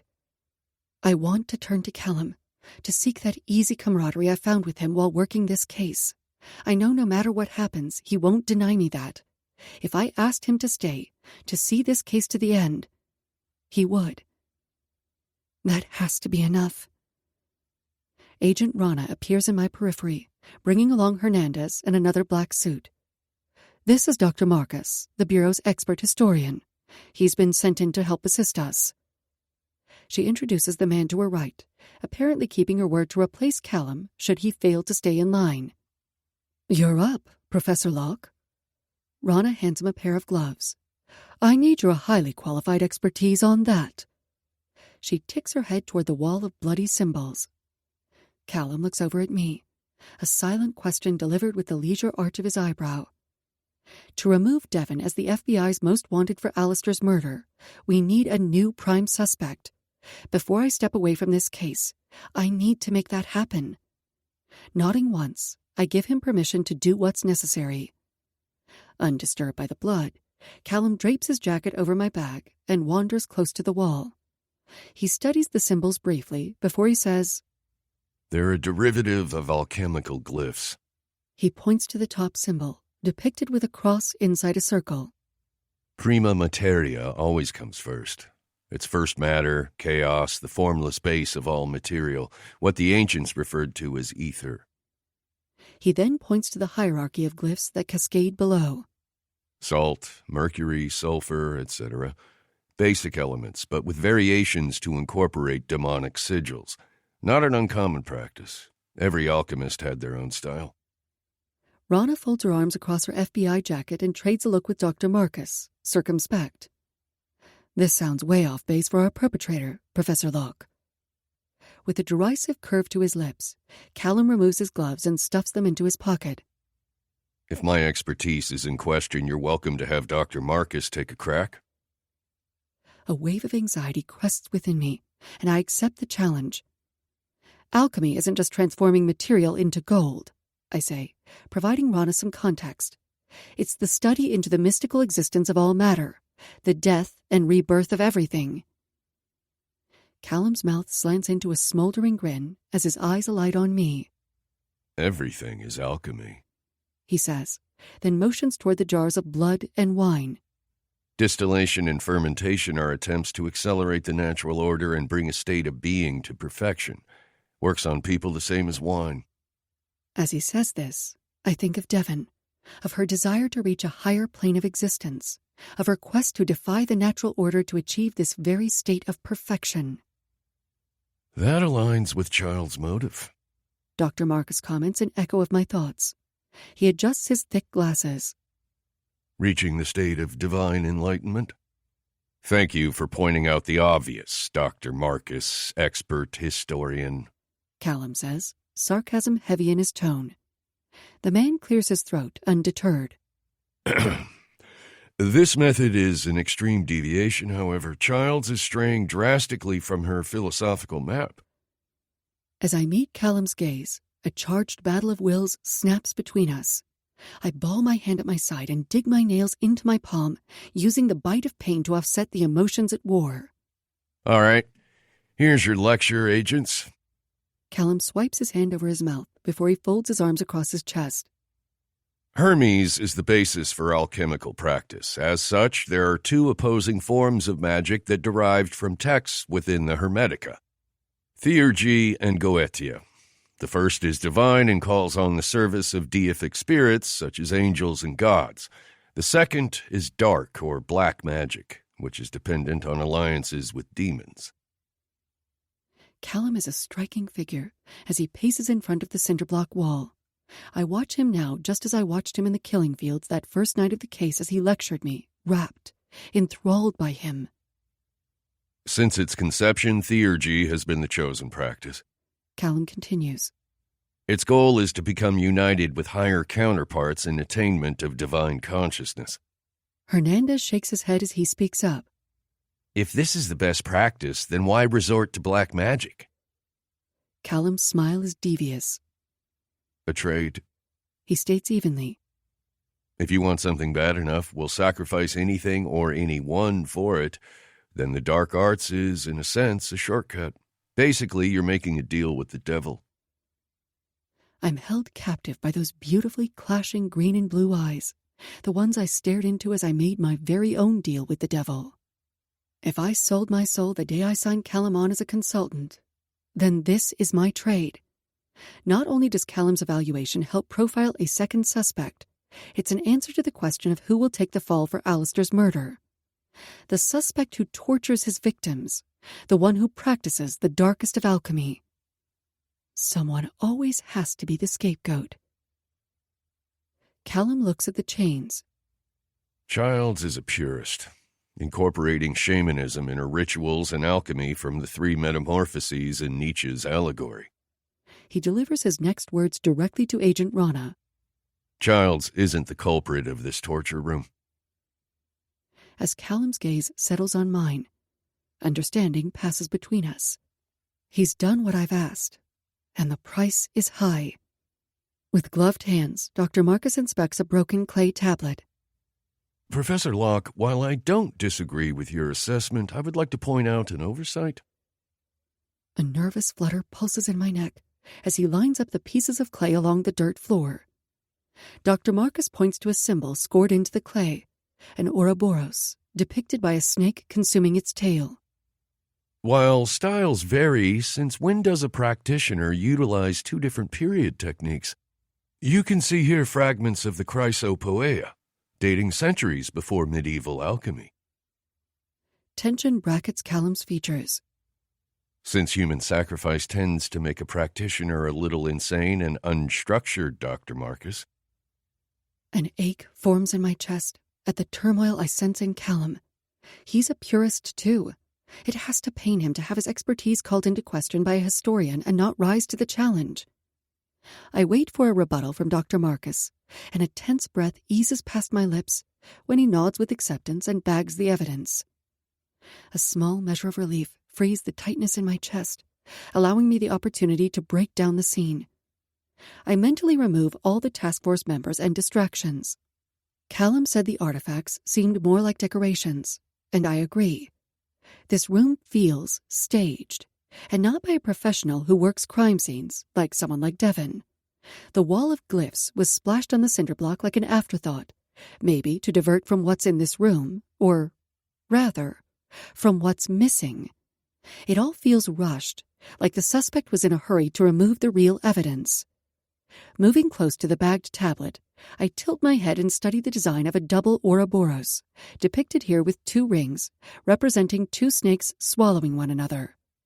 Out of habit, I go to reach into my bag for my notebook of research, realizing 1. Kallum has my bag, and 2. My notebook has been missing since the day we worked the ravine. What I do recall of the symbol indicated it's a sign of volatility, suggesting opposites join together and exist in an eternal, recurring manner. Shit. An ill feeling coats my stomach as I tie the scene right back to Devon and her methodology.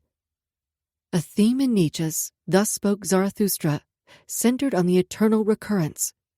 Everything goes. Everything comes back. Eternally rolls the wheel of being. Do you have any insight into this suspect, Dr. St. James? Agent Rana turns my way, her question breaking into my thoughts.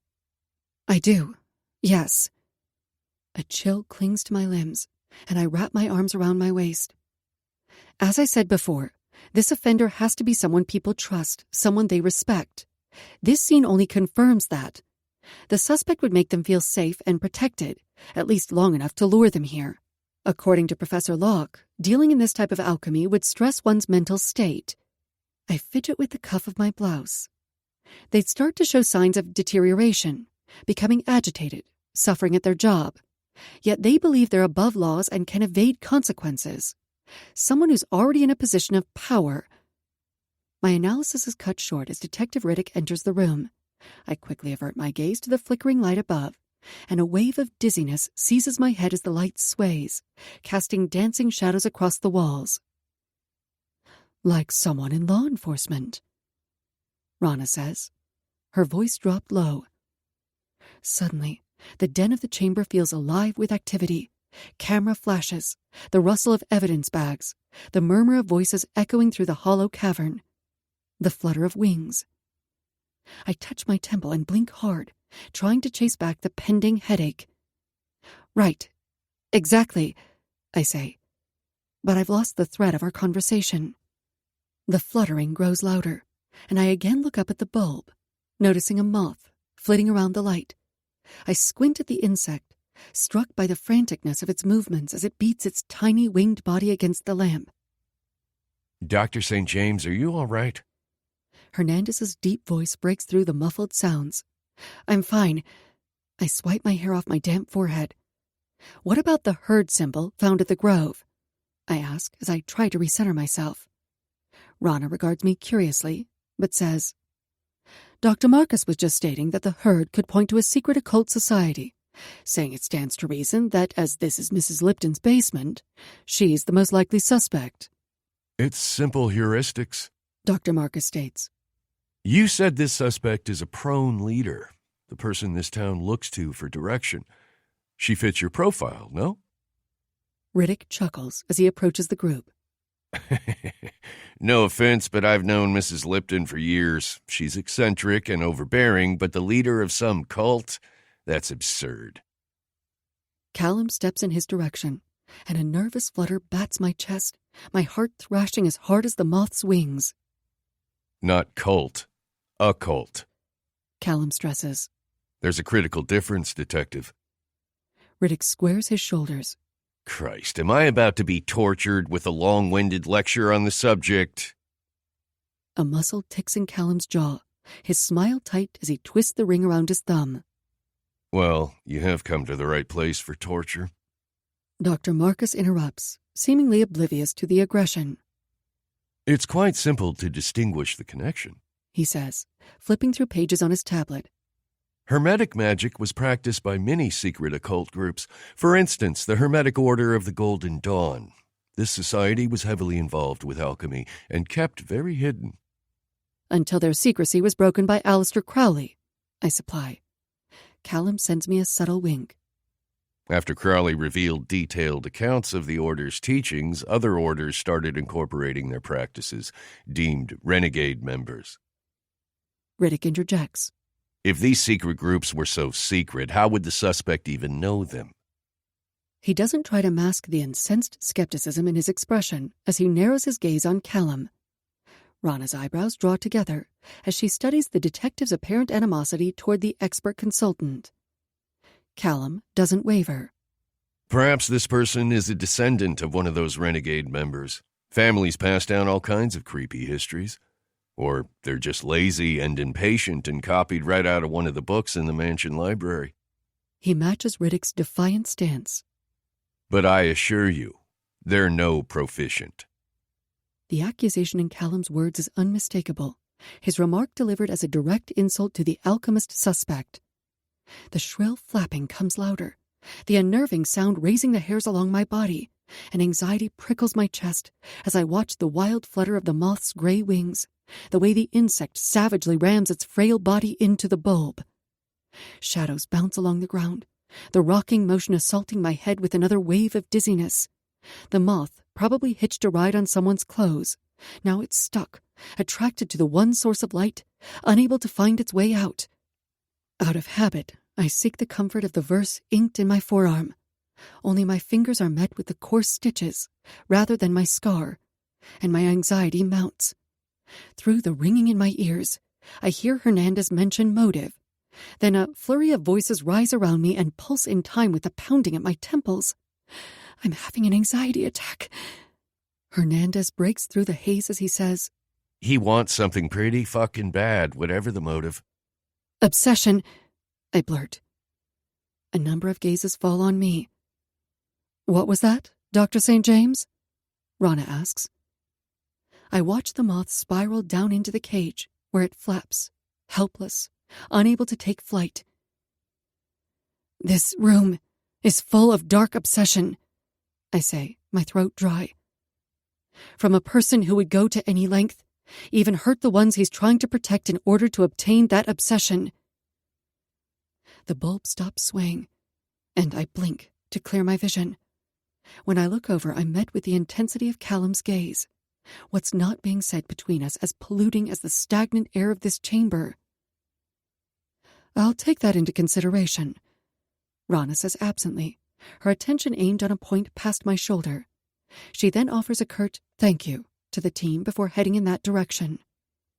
I yank off a glove before touching my forehead, the floor feeling unstable. A tingling cold sensation touches my lips as black borders my vision. I feel the press of Kallum's hands on my body as I'm held upright. You're bleeding. The deep baritone of his voice grounds me. Shock has me covertly checking my legs before he brings my forearm up, a bloom of bright red staining the material with fresh blood. Shit, I say, feeling how inflamed the skin is. Okay, I'll tend to it later. We'll tend to it now, Kallum says, adamant. Jesus. Riddick inserts himself into our space. He takes my wrist in hand, his touch firm but gentle. Who the hell sutured your arm, Frankenstein? I did, actually, I say, releasing a forced laugh. My skills are lacking. I have a medical kit in my truck. Riddick's thumb glides over my irritated skin. Why don't you let me mend you up right? Kallum's nostrils flare, his fury simmering beneath the stifling air. I lock onto the dark flare of his eyes and issue a warning with mine. As I lower my sleeve, I try to remove Riddick's grasp on my arm. I appreciate the offer, but I really don't like needles. It'll be fine.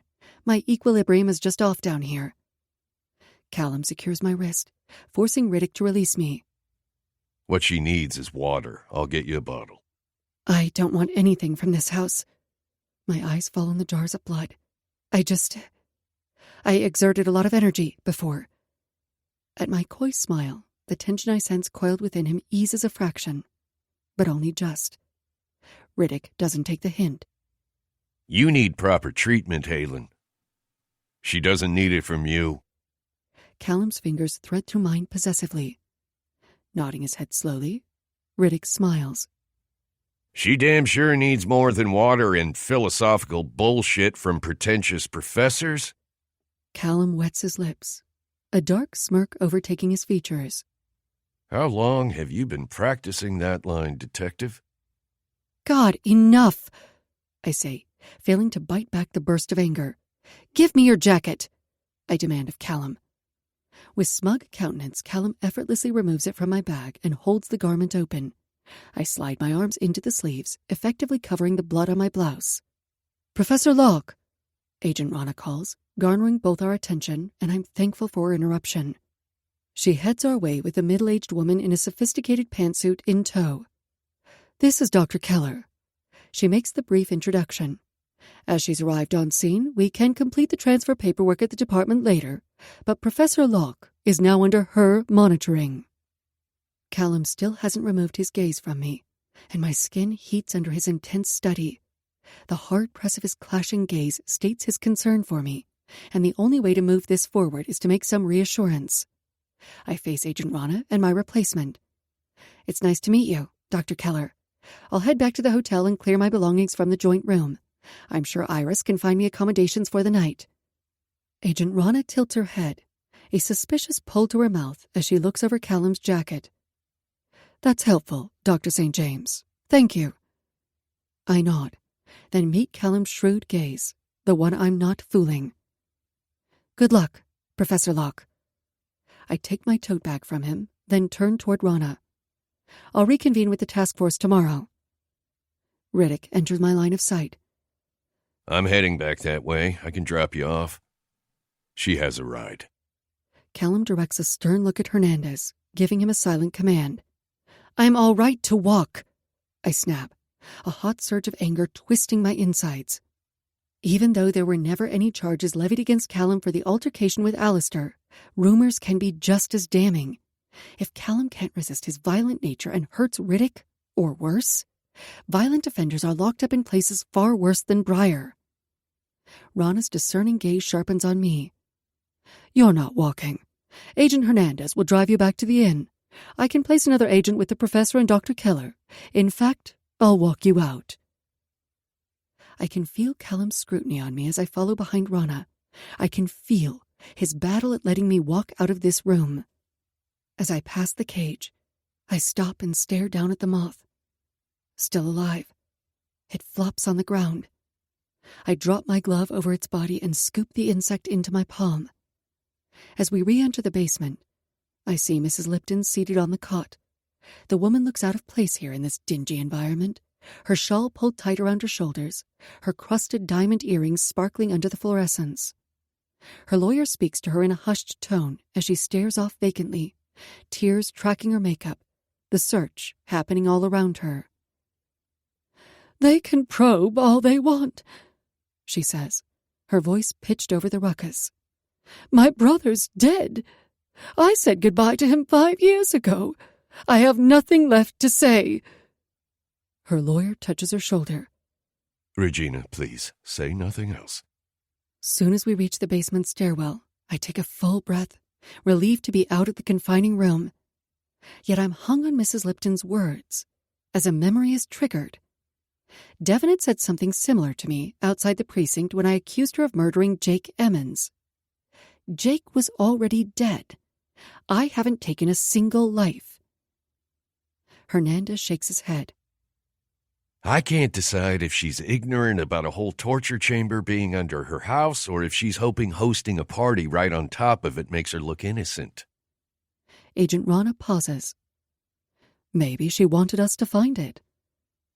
At Hernandez's confused expression, she adds, discovering the chamber might be a relief for her. I raise an eyebrow, impressed at the agent's insight. Agent Rana, you need to search the victim's medical records. She regards me suspiciously, but something else is banked there in her gaze. I've already had the unit combing through them. Not the local records, I say to clarify. You need records that haven't been through town channels. They need to be requested directly from any noted specialists. Understanding lights her gaze, and she nods. The updated lab results on the remains should be in tomorrow. We outsourced everything. Every piece of viable evidence is in the process of being retested. I'd like for us to go over it. I hold her dark gaze, sensing a tenuous camaraderie. Sure, I say, knowing I won't be here tomorrow to go over any of it with her.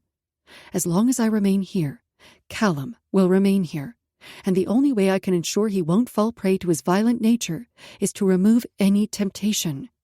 I'm responsible for the monster I created. But feel free to also email me anything you want eyes on right away, I add, hoping she'll follow up. Her forehead creases, But she says nothing else as her phone rings and pulls her in another direction. The lead agent is in the process of securing search warrants for all the victims' homes. Rana is not like Alistair. Despite the bureaucracy of her agency, she appears open-minded. She doesn't just want to resolve the case. She wants answers. The truth. By the time I reach the night air, my head is cleared. Maybe it was a touch of claustrophobia, or the shifting light toying with my equilibrium, but I can't stop seeing the moth flitting around the bulb, like a dark silhouette against the setting sun. I climb into the passenger seat of the SUV, the frail moth still cupped in my palm.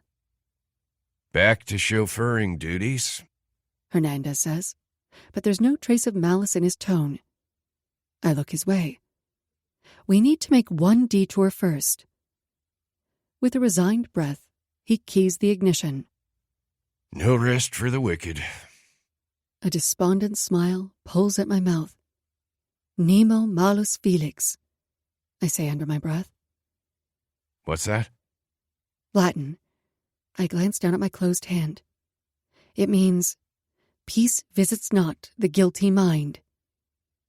Those debilitating thoughts which plague the guilty, we are offered no peace to rest. First from the book is Isaiah, then later, Ozzy Osbourne. He chuckles. Christ, he's rubbing off on you. Literally, he's all over me. I shiver, despite the warmth of Kallum's jacket, and Hernandez shuts off the AC. On the terrace, Kallum said he first saw me in the setting sun, yet it was night when we collided on our path. With Kallum, it's all poetry in the words, beauty in the language, the startling intelligence that seduces the mind. And that's all it could have been, an arbitrary verse delivered to seduce. I let my hand fall open. The moth lies on the bed of latex, its wing crushed from the light. Or it's possible it's my doing, trying to hold on too tightly. I can't entirely fault Mrs. Lipton for her actions. When it comes to the people we care about, when we see them suffering, we'll do almost anything to spare them pain, because selfishly, we want to spare our own. Trying to hold Kallum back from his own violent, self-destructive nature is like trying to stop a star from going supernova. It's paralytic, the fear that I can't protect him. I put Kallum in that cage of violence. I told him to sever the head. His psychopathy should have never come into contact with that level of violence. I lower the window and open my hand, allowing the moth to float away. If the moth survives, I can't stop it from returning to its source of pain, just like I can't stop myself from being drawn to Kallum. It's the light we're drawn to. The light is so lovely, it's blinding. Some cages we design for ourselves. Chapter 8. Alchemy of Monsters. Kallum. The marshland surrounding Hollows Row is haunted. But it's not ghosts or ghouls that roam the tall grass, or monsters that cling to the eerie swamp trees. This wetland is haunted by pain. It's a ghostly whisper of agony breathed through the barren, twisted branches as it curls up spines and raises hair from flesh. It's a mourning specter dancing to the rhythmic drumming that imbues the muggy air. And it's the blood-red moon hanging above the bleeding wound of this land. With every stroke, an artistic slash of heartache delivered with purpose to paint the crime scene. The dark energy buzzing through the sodden field grips the task force members as the science begins, the deconstruction of art and melancholic beauty to analyze and strip that which cannot be defined. Pain. It haunts us all. As a scholar, I rarely praise literary works, but I'd be as banal as Wellington if I completely disregarded the works of a few select novelists in their alchemical pursuit. Such as William Godwin, who, though his philosophical contribution was largely as a political theorist, explored hermetic themes of immortality and life extension. There is little wonder, then, that Godwin was the father of the renowned Mary Shelley. The intertextual links between father and daughter's works are undeniable once you uncover them. The desire to escape death, monsters and their makers. In Godwin's Gothic tale of Saint Leon, our main character is determined to obtain the Philosopher's Stone and the elixir vitae, the alchemist's elixir of life. But along his journey to acquire such coveted gifts, he finds himself becoming weak and isolated. The moral of the story is a theme as old as alchemy itself. When we achieve superiority over humanity, we in turn become exiled from it, as obtaining everything we desire is a descent into a solitary abyss. In the end, stripped of the very thing which gives him the hope, the very will to live, his immortality becomes a death sentence. Oh, the fucking irony. Love is nothing if not punishing. Above the crown of spotlights, where the black and twisted branches of the marsh trees claw toward ominous clouds, cosmic debris flickers across the early morning sky. It's an arrangement of eerie and lovely that sets the perfect backdrop for Devon's newest display. Her very own work of art, a lonely cry into the abyss. Her pain lashes out in all its fury, her pursuit for her coveted stone raising the question of whether she's the maker or the fiend. God damn it. Once Halen sees this, there will be no convincing her to leave Hollow's Row. Devil's hour is when wicked deeds are done, and I can attest to this, all my darkest, most nefarious deeds whispered to me in the pitch of night. As I stare at the scene, the flurry of activity trying its damnedest to wake the dead, my mind delves to my own solitary abyss. No one wants to be alone.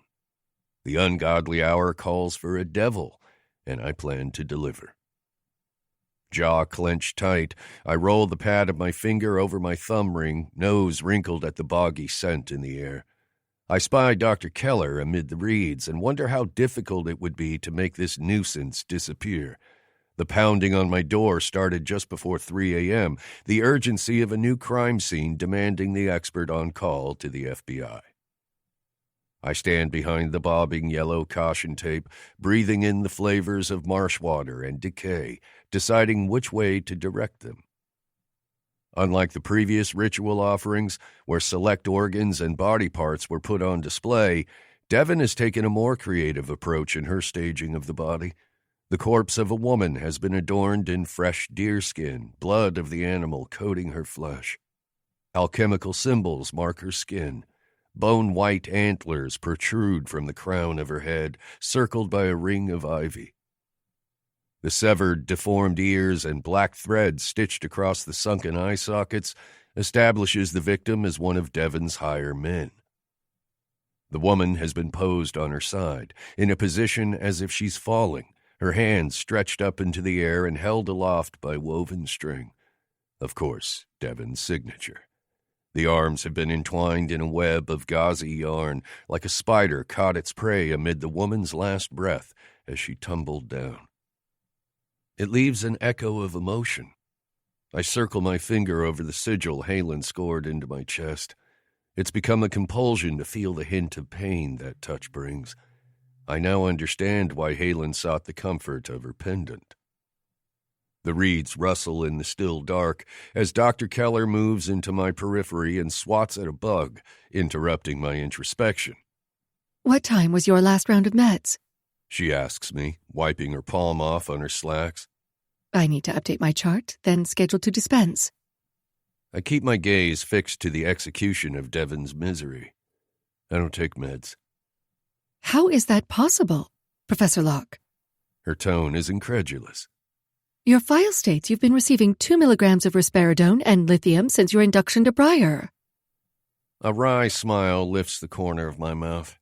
Halen didn't bother with these inane questions and procedures. She knew it was futile to push drugs on me. Hell, she knew right away I wasn't on them, and that I'd find a way to dispose of them. Instead of giving Dr. Keller a canned response to further waste both our time, I shift my focus to the tree line where an immediate pull grabs me on a cellular level. I can always sense her atoms dancing with mine. She's crawled inside me, and I'll never scratch her out. Halen emerges from the high reeds with Agent Hernandez at her side. She's changed into jeans for the occasion, and I shamelessly wonder if she bathed, or if I still coat her thighs. As soon as Halen sees the body amid the maze of webs, she halts. Bag dropped to the wet earth, she stays frozen in that pose, lost in her thoughts. Crime scene techs and agents swarm around her, yet she's the still marsh reed amid the winds of chaos. She did the same thing when she first glimpsed the Harbinger display in the quad. I watched her then, waiting for the spark of recognition that never came. I watched her for 3 days before I finally approached her, when I couldn't bear to stay away from her for 1 second longer. Seems I'm remiss to learn my fucking lesson as I start in her direction now. The unrelenting need to be near her supersedes my self-preservation, always. As I approach, her gaze stays trained on the scene. Madness is welcomed over suffering and death, Halen says, her voice as soft as the early morning breeze. She then turns an inquisitive gaze on me. You said something to that effect before, whether Nietzsche actually achieved self-deification, or if madness was his escape. I share a look with Hernandez, my drawn features conveying our need for privacy. Carting her tool case, he ticks his chin toward the illuminated crime scene. I'll go find out who discovered the body, he says, then steps away in search of Agent Rana. Stepping closer to her, I say, "No, you likely said this." Halen has a bad habit of denying her brilliance, what she attempts to hide from everyone. I'm a student of philosophy, which means I ponder and question, but offer no absolutes. She touches her forehead. It's too early for existential anything, Kallum. A potent mix of turmoil and anxiety swirls within her, and my suspicion flares. Something has changed since she left the Lipton house. Her eyes finally meet mine, and I see the glassy sheen of unshed tears banked there. After a tentative beat, she says, I was planning to leave in just a few hours. Apprehension cords my spine at what she leaves unsaid. Until this, I supply, and nod toward the body adorned in animal skin and bone. She swallows hard. Then she again looks at the grisly exhibit. This isn't a part of her ascension ritual, she says, blatantly avoiding the sore topic. It's not a part of her delusion at all. This is her suffering. I agree with your assessment. Her gaze darts to me. Don't patronize me. I lick my lips, tasting her fury in the open air. It's tantalizing, and the depraved craving to feel her rake her nails over my skin simmers beneath my flesh. You're angry because you think Devon is devolving, I say, calling her out and provoking her further. Whatever happened between then and now, she needs a figurative punching bag. I can take her hits, which means the window to help her is closing. She arches a fine eyebrow. Don't psychoanalyze me either, Kallum. You could have never helped her, I say outright. She shakes her head, gaze slit. God, such narcissism. This is exactly what you want. With a dark smile, I clasp her wrist and draw her into the shadows of the spindly trees. Yes, we've covered that. I'm a selfish, greedy, covetous devil over you. She attempts to twist free of my hold. Let me go. Not happening, because I gave you my word. I say to her, my voice rough. That means I will go to whatever dark place you're slipping into and drag you out, over my goddamn shoulder if you make me. She stops fighting, and I reluctantly release her arm. And you derive all the sick pleasure from that, she accuses. An amused sound hums past my lips, and I advance on her, sliding my palm along the slope of her neck as I back her against one of the trees. Because we're made of combustible elements, I crave her vitriol as much as her passion. She can lash out at me, and I'll swallow every harsh word, drink it right from her sultry, venomous lips. I lower my mouth near hers, claiming her breath as my own. My smell is all over you. I'm all over you, my violent little muse. She latches onto my hand, trying to free herself with a weak fight. Fuck, the way you want to hurt me right now. Want me to hurt you. I lick the flavor of her on my lips. I'll make the pain taste so sweet, Halen, you'll beg me to never stop giving you such sick pleasure.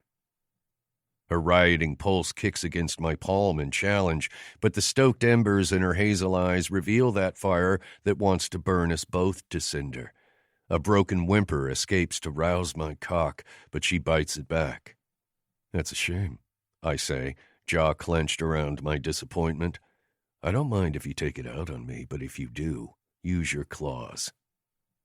Her mouth hardens. This is how it's going to be with us?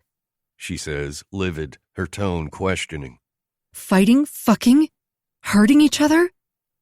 Sweetness, you can fuck me and fight me at the same time, whatever you need. I glide my thumb over the thrashing pulse in her neck, drinking in every expressive emotion. I'll even fight you for us if I have to. Hell, I'll be the one to fight for us. But you can't lie to me. You need the fight.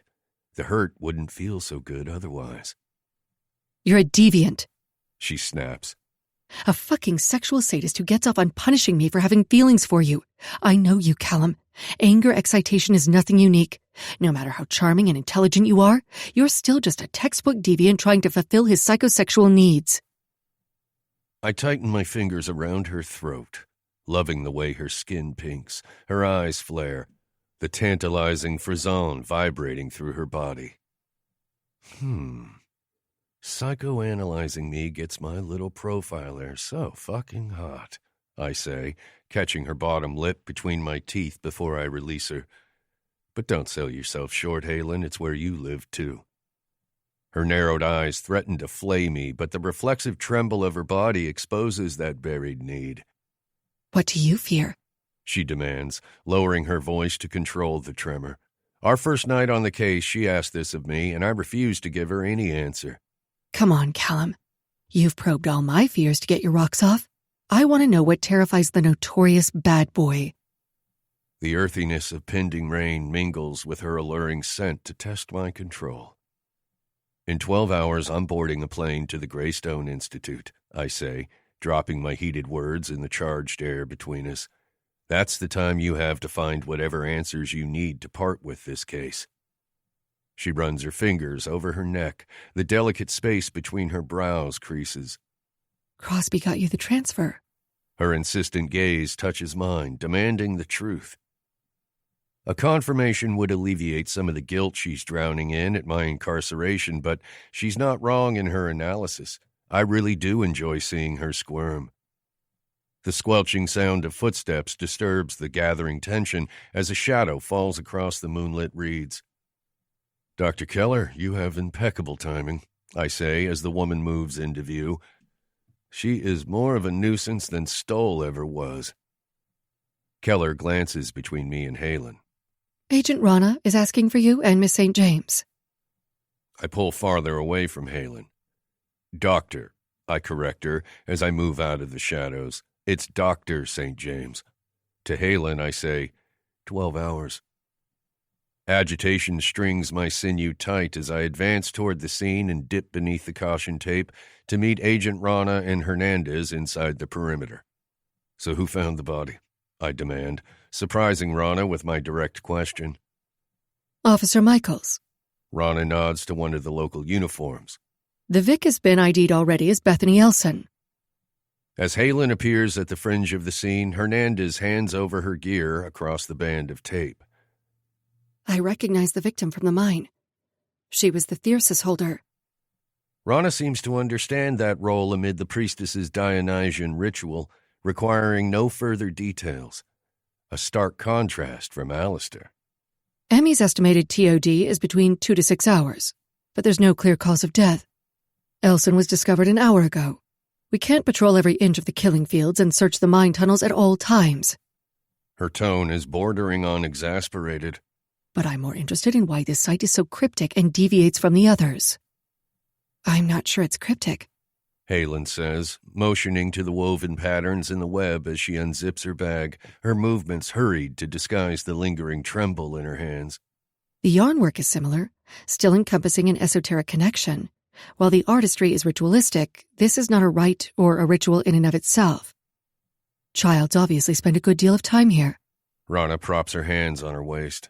If it's not connected to her objective, why risk exposure? You're only looking at Childs for this, Halen points out, dropping her camera around her neck. The Harbinger killer likes to leave nonsensical riddles with the victims. I swipe a hand over my mouth. Though she may want to, Halen can't exonerate Devon of every crime, especially when there's a flaw in her logic. If she wants closure on the Harbinger killings, then she can't revive the killer from the dead in Hollows Row. Choices, choices. Agent Rana tilts her head. How likely is it that the Harbinger is actually here? It's more plausible that Childs was using a link to you, one of your past cases, for her own purpose. It's Occam's razor, St. James. I study Halen's profile, noting her open stance. Despite her own agenda, she appreciates Rana's logical outlook. I was told by Agent Alistair to incorporate the Harbinger in my profile as it was your theory, Agent Rana. Well, he's obviously no longer in charge. Rana crosses her arms. Halen raises an eyebrow. Yes, ma'am. She moves around the exhibit, using her camera lens to zoom in and study the details of Devon's design. The rapid-fire shutter click fills the dense air as Halen photographs the scene. The weaving is ceremonial. The act itself, sacred, she says, walking around the woman suspended between the marsh trees. Where the other scenes were crafted as ritual offerings, this one is more intricate. I think the perpetrator is attributing this specific skill set to Athena, making it divine. She lowers the camera, her gaze cast upward on the slender antler tines. She's taken the time and care to honor this victim. Halen's use of generic verbiage in place of a name is telling, trying to distance herself from the woman she's profiling, but she can't disguise her anguish, the connection she still feels to Devon. At Rana's confused expression, Halen says, Athena the goddess. She was a weaver. Rana's tough exterior softens a fraction as she studies Halen. I remember my mythology classes, she says. That doesn't answer why Childs deviated in method. Why display this victim rather than dismember her for a sacrifice? Halen slides on a pair of latex gloves and leans in to examine the symbols traced in blood, focusing on the circle within a triangle, the Philosopher's Stone. Because she cared for this woman. Because she couldn't bring herself to offer her to Dionysus. They were friends. Emotion cracks her voice, and she looks away. I think once the medical examiner conducts an autopsy, they'll conclude the victim died of natural causes. Halen snaps her gloves off, the sharp sound concluding her examination. Rana holds up a hand. That's a huge leap, Dr. St. James. Care to share a theory? Still chasing away her unsettled emotions, Halen reinforces her stance. Based on the deviation, it doesn't fit the other ritual scenes. The perpetrator could also be devolving. The way Agent Rana scrutinizes Halen spears my chest with apprehension, and I move in closer. Your perp has lost most of her higher men, her sacrifices, I say, diverting the lead agent. Symbolically, she may believe this exhibit will garner her more favoritism from the god. I've never once heard you utter an indecisive word, Professor Locke. Rana pins me with a skeptical look before returning her attention to Halen. The perp is Devon Childs. She murdered an FBI agent and decapitated him. Yes, clearly, she's devolving. I'd like to stop her from devolving further. I watch the tension gather in Halen's shoulders as she purposely avoids looking my way at the accusation. While I did as she asked, pointing the proverbial finger at the Alchemist suspect for the murder, Rana still has her sights set on Devon. Respected or not, Alistair was FBI, one of them. Rana shifts her gaze to me expectantly. So, Professor, I want more conclusive insight from you where the word may doesn't enter your extensive vocabulary, or I'll send for Dr. Marcus and your evaluation will reflect that. I rub the back of my neck, sick of the humidity. Sick of this town, sick of performing. It's a replica of the Bacchae, I say decidedly, an ancient Greek tragedy set in Thebes. The scene depicted here is iconic, ornamented on vases and murals from the era. Do you also recall the play from your mythology classes? The agent doesn't flinch. Refresh my memory. My smile is cutting. Fearful of the raving ones, the Maenads, empowered by divine madness, men chased the women up a mountainside. It was barbaric, branded as the pursuit ritual. Their fear of these women was so tremendous, they chased them over the cliffs of the mountain. My gaze drifts to Halen, registering the sadness in her expression, the residual ache of loss I always sense within her. The desire to taste that ache deep inside her thrums through me with vicious need, and I give the agent my closing statement so she can be rid of this scene. Overall, I agree with Dr. St. James, I say, sinking my hands in my pockets to curb my desire to touch her. This is a shrine. Childs views her followers as the mad women regardless of gender. Their groupthink mentality is so strong and loyal, their devotion to their priestess earns them a commemorative death. I tick my chin toward the exhibit. Childs hasn't deviated from Nietzschean philosophy, I continue. Nietzsche used Greek tragedies to express how life is cruel and unfair, how illogical our suffering can be. But I'm looking into Halen's eyes as I say this, my words meant solely for her, as Childs has clearly replicated here. Halen doesn't break my gaze, a certain understanding passing between us. Nietzsche also felt that to make sense of our suffering, we have to have a recognition that whatever exists is of a piece, and that individuation is the root of all evil. A faint, hopeful smile graces my mouth at her direct quote from The Birth of Tragedy. In other words, Dionysus offers deliverance from our pain, where we don't have to suffer alone. Halen looks at the exhibit. Devon's shrine denotes her pain, but in this way she also reconciles it, mitigating her loss by making herself one with this woman, through the god. The crime scene all but falls away. Halen's saccharine melancholy infuses the air and reaches right into my sternum to strangle the muscle that beats only for her. I'm tempted to set this whole field on fire and make love to her as it burns to ash around us. Rana cranes an eyebrow. You two do work well together, she says, her innuendo not so subtle. She's not oblivious, but at least she's also not tactless, giving the moment sufficient time to taper before she addresses me. Thank you for your thorough analysis, Professor Locke. I expect a detailed report on the Bacchae before the end of the day. Yet another reason to set fire to this town and be rid of this whole charade before the day's up. I don't do fucking homework. Finally, I break away from Halen and give Agent Rana a compliant nod, satisfied when she turns her full attention to Hernandez and another task force member. The activity of the scene bleeds into the sudden stillness encasing us, the chirr of the crickets too far off, the rustle of disturbed deer buried beneath the whine of cameras and ringing devices. Nothing feels sacred anymore. With a final zip of her bag, Halen hefts her gear. Since I have nothing further to offer, I'm heading back to the hotel. She directs her statement to Rana. After a measured beat, Rana excuses her. Keep your phone on, in case there's a new development. Halen nods her agreement before turning toward Hernandez past the crime scene tape. Would you mind bringing my gear back to the hotel later? I don't feel like lugging it all to my rental car, and I need to get some sleep. At his accommodating nod, she walks off the scene.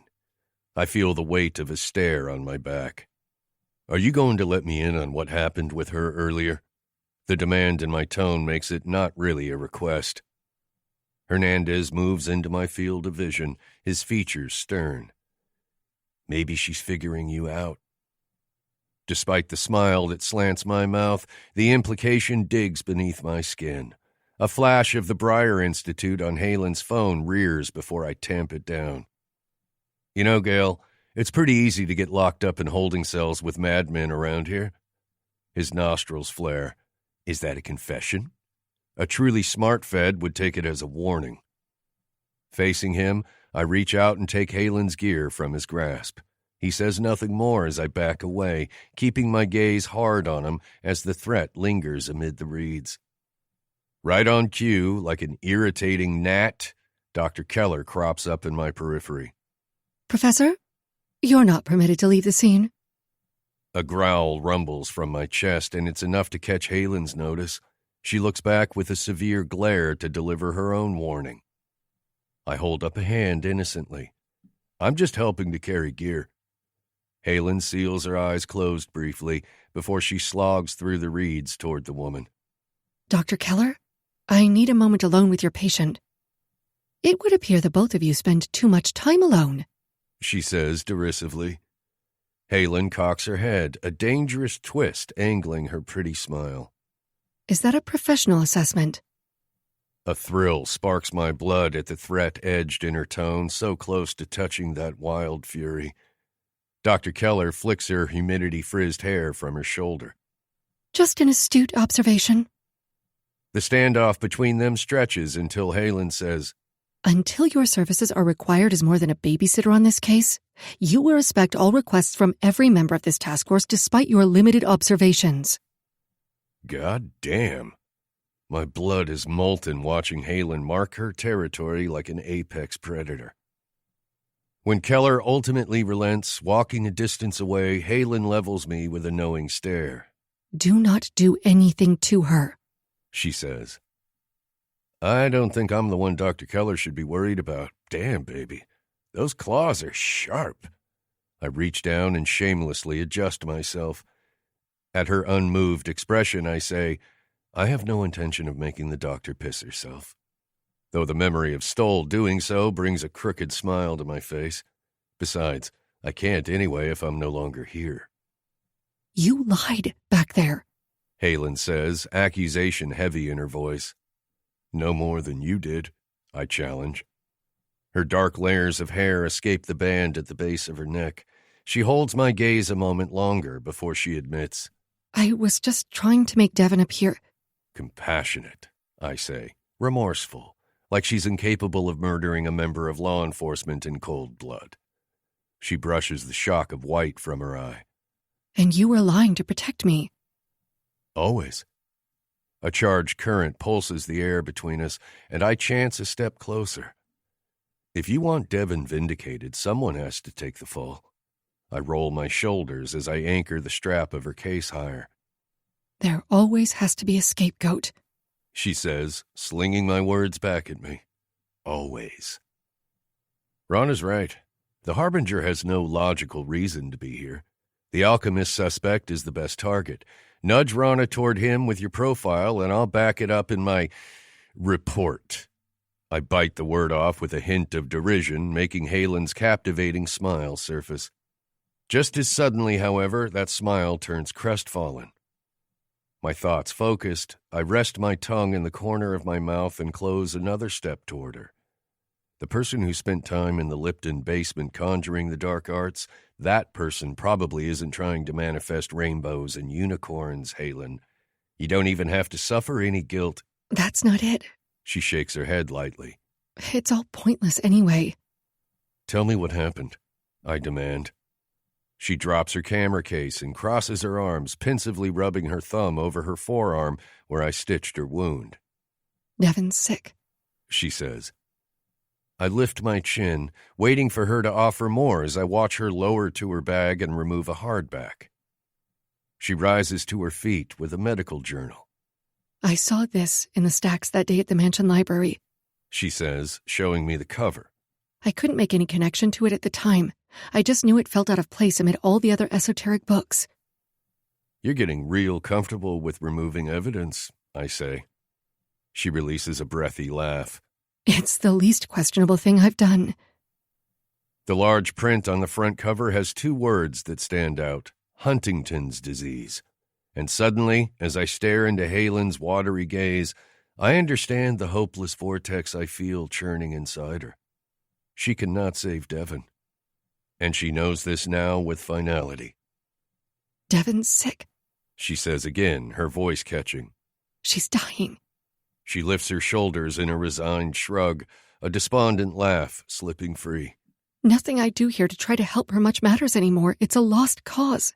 The only thing I can do is let her escape into her madness. Her statement from earlier makes sense now. Madness is welcomed over suffering and death. Her escape. She sniffs hard, lifting her head higher. So, Lie to them. Hell, lie to me, Kallum. It doesn't matter. The case is closed. Over. I'm frustratingly at a loss for how to console her. Don't pretend as if this news doesn't delight your wicked heart, she says, the venom resurfacing. There's no reason for you to threaten her life anymore. She's no longer any threat to me. What causes you pain causes me pain. I want to lead her farther into the dark marsh where I can touch her and distract her from that pain. I understand why she was hesitant to tell me, to say the words aloud so she wouldn't have to face the resulting guilt at the relief she feels. In the dark chasm of Halen's mind, she's relieved. She doesn't have to choose. She doesn't have to decide who to protect. She's such a delicious tangle of emotions. So why did you even come to the crime scene? I ask her, if it's pointless. She shrugs, her gaze fusing to mine through the dark. To be with you. Every cell in my body strains to be connected to hers, but I can feel all their eyes on us, watching, judging. Hernandez with his suspicions, Dr. Keller with her annoying, asinine obligation, and Agent Rana who knows Halen is hiding something. No snowflake in an avalanche ever feels responsible. My mouth twists into a lopsided smile as I offer her what comfort I can. Voltaire. Gaze cast outward, she wraps her arms around her waist tighter. Voltaire didn't flay a man, she counters. Or crush his face with a lug wrench. That we know of. Her laugh tumbles out, and she's unrepentant for a few brief, blissful seconds before she fights it down with a broken sound. I think we're responsible for more than a few snowflakes. She looks up at the night sky. I don't think she's a murderer, Kallum, she says softly, her emotions drained. I just wanted to prove that before I leave. It's too risky. I drive a hand through my hair. All risk poses a threat of ruin. Her anger flashes hot. What the hell am I supposed to glean out of that? I won't risk you. I won't lose you to your own ruin no matter how damn hard you try, Halen St. James. I stopped exactly that from happening once, and I'm prepared to do what's necessary to prevent it again, even if I have to charge sigils, spill blood, banish her thoughts, risk her forgetting us all over again. Fuck it, that is the risk I'm willing to take. For once, Kallum, please, just tell me what you're trying to say. I eat the distance between us, forcing her head to tip back as I tower over her. You went willingly with Devon. While I was locked up, unable to protect you, you went with her and put your life at risk. I get it. You're upset. No, I'm not upset. I'm goddamn furious. There's a pit in my stomach trying to gnaw me from the inside out at my admission. You already tried to save her once, and you nearly died. Now here you are with your answers and no hope, and you're still trying like you have a fucking death wish. The truth burns through us like a destructive wildfire, unable to douse the roaring flames once the tinder has caught fire. She won't deny it because she can't. The ache in the center of my chest flares until I'm strangled by the force of it, constricting my throat with fear's razor-sharp talons. You asked me what I fear, I say, my gaze holding hers. As she reads my expression, I lower my defenses, allowing her to see the brutal truth of what her death would do to me. If you want to destroy me, don't take your next breath. A hard swallow drags along her slender throat. Kallum, I came back, she says, her eyes searching mine, a promise held there. I came back for you. A deep groan barrels free of my chest. Fuck them. I'm handing in my fucking notice anyway. She came back for me. Instead of running, she came here to be with me, to fight and fuck and hurt, to get what my dark little muse needs that she can't get from anyone else. My whole body ignites as I drop the gear and grab the nape of Halen's neck. I pull her to me, my mouth descending on hers as I crush her body against mine. Her hand roams my chest, her fingers finding the crescent sigil through my shirt, delivering that sweet hint of pain that screams mine. Alchemy stones and elixirs, the endless quest for eternal life. But what is eternity if spent without the fire of your twin flame? Fear of loss is such a brutal bitch, but hope is a cruel and sadistic monster, one of our own desperate design.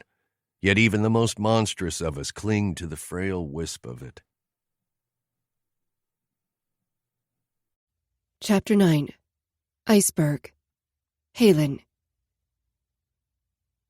In one of my psychology classes, we were presented a structural model which displayed the two-dimensional rendering of an iceberg in comparison to the psyche. This was Freud's iceberg theory, and it essentially broke the mind down into 3 layers. The tip of the iceberg is where our conscious exists. The layer right beneath the frigid water is the preconscious, and the rest of the berg below is the unconscious. It is in this vast region below the water where the psychological forces of the psyche reside, there in the dark, endless void. The deeper the unconscious, the darker the abyss. I would stare at that iceberg unnerved, the image evoking a sense of dread and hollowness that left me shaken and suffering some form of thalassophobia. Possibly the reason why I've never used Freud's model as a reference. That and his approaches have since been widely rejected.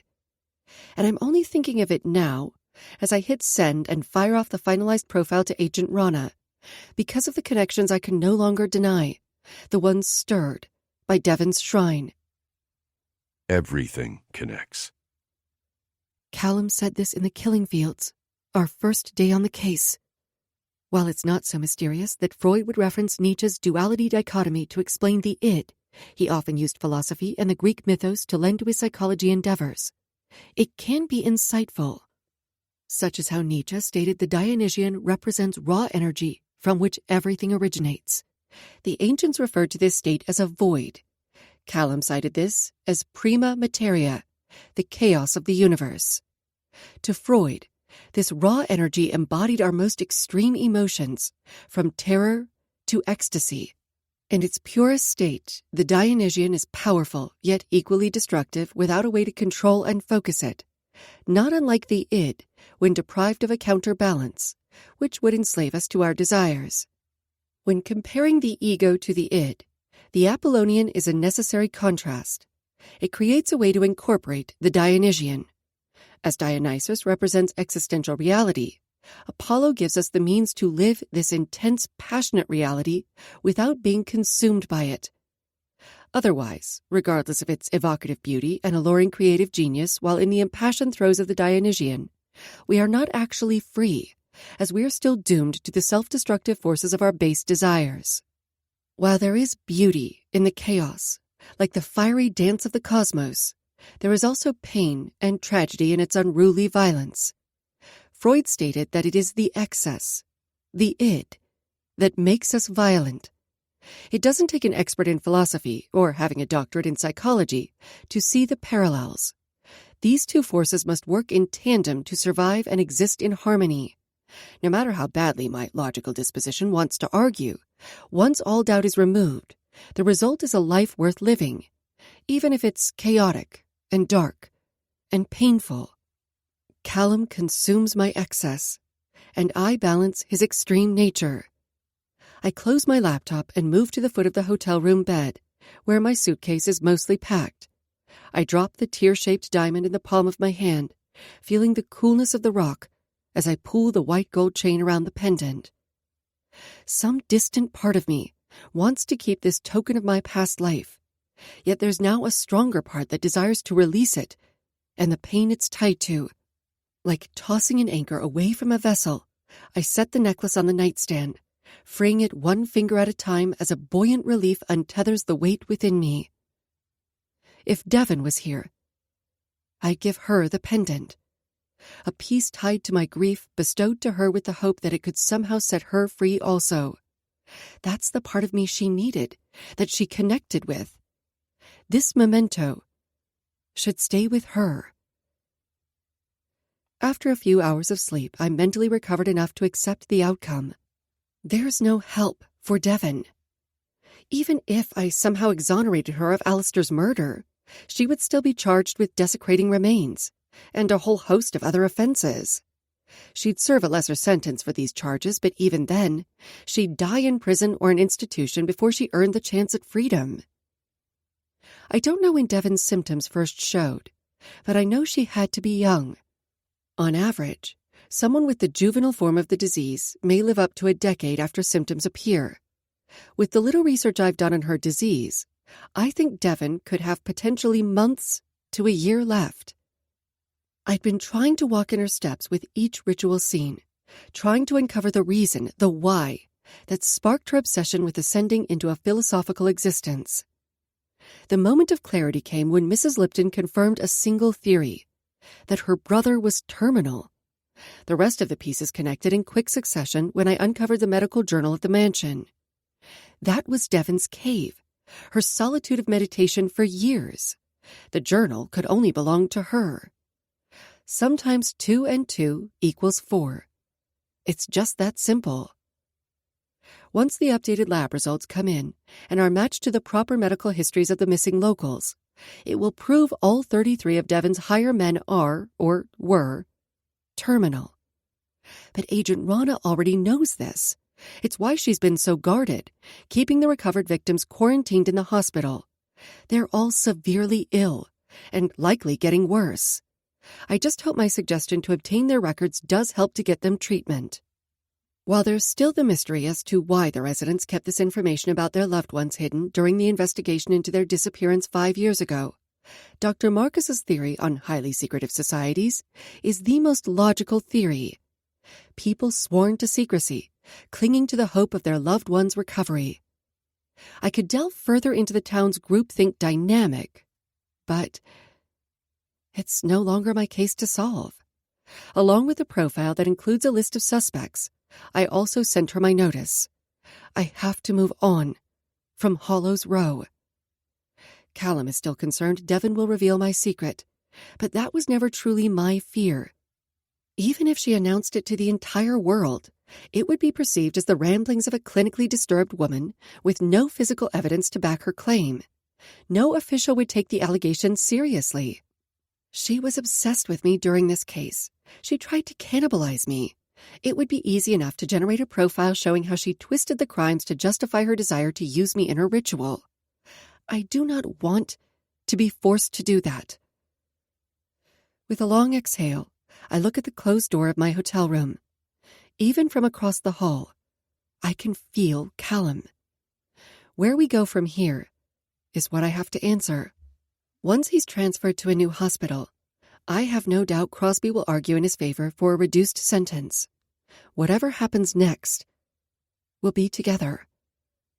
And I want to be with Kallum, the man who can take my pain and consume it like a wildfire, who can kiss me harder as he devours the ache, the man who looks at the blood and carnage in the unhinged depths of my psyche and doesn't shy away in horror, but rather craves the dark depravity, who can even find the beauty in it. A man who laps at my tears of fury when I'm drowning in the torrent, and who will never let another person cause me harm, because this world will always bring pain.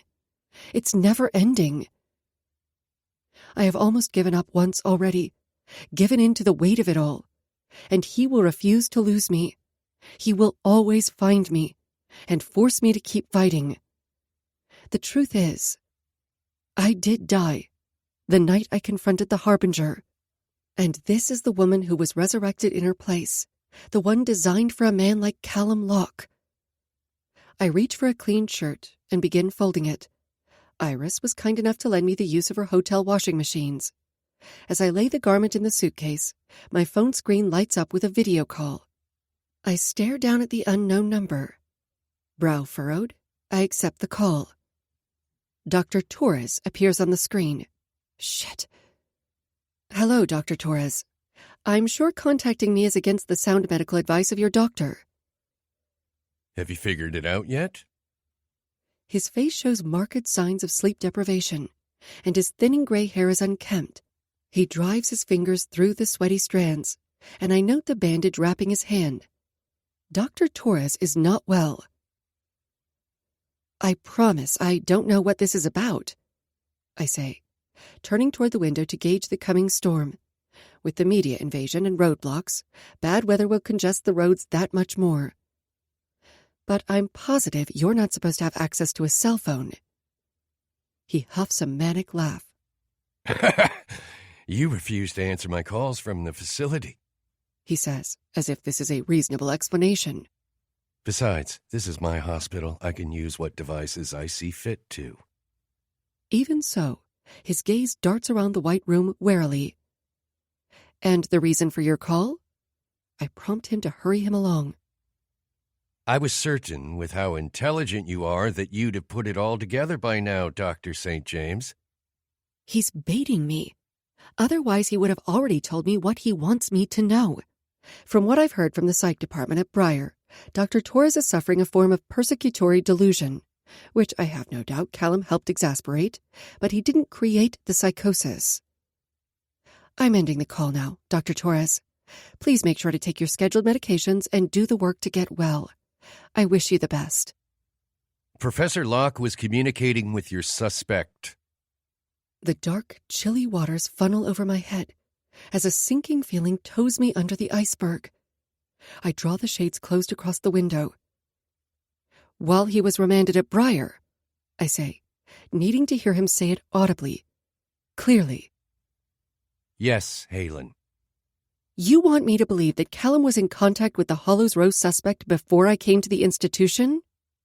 I speak the words slowly, deliberately, so I can hear each one for myself in some lucid format.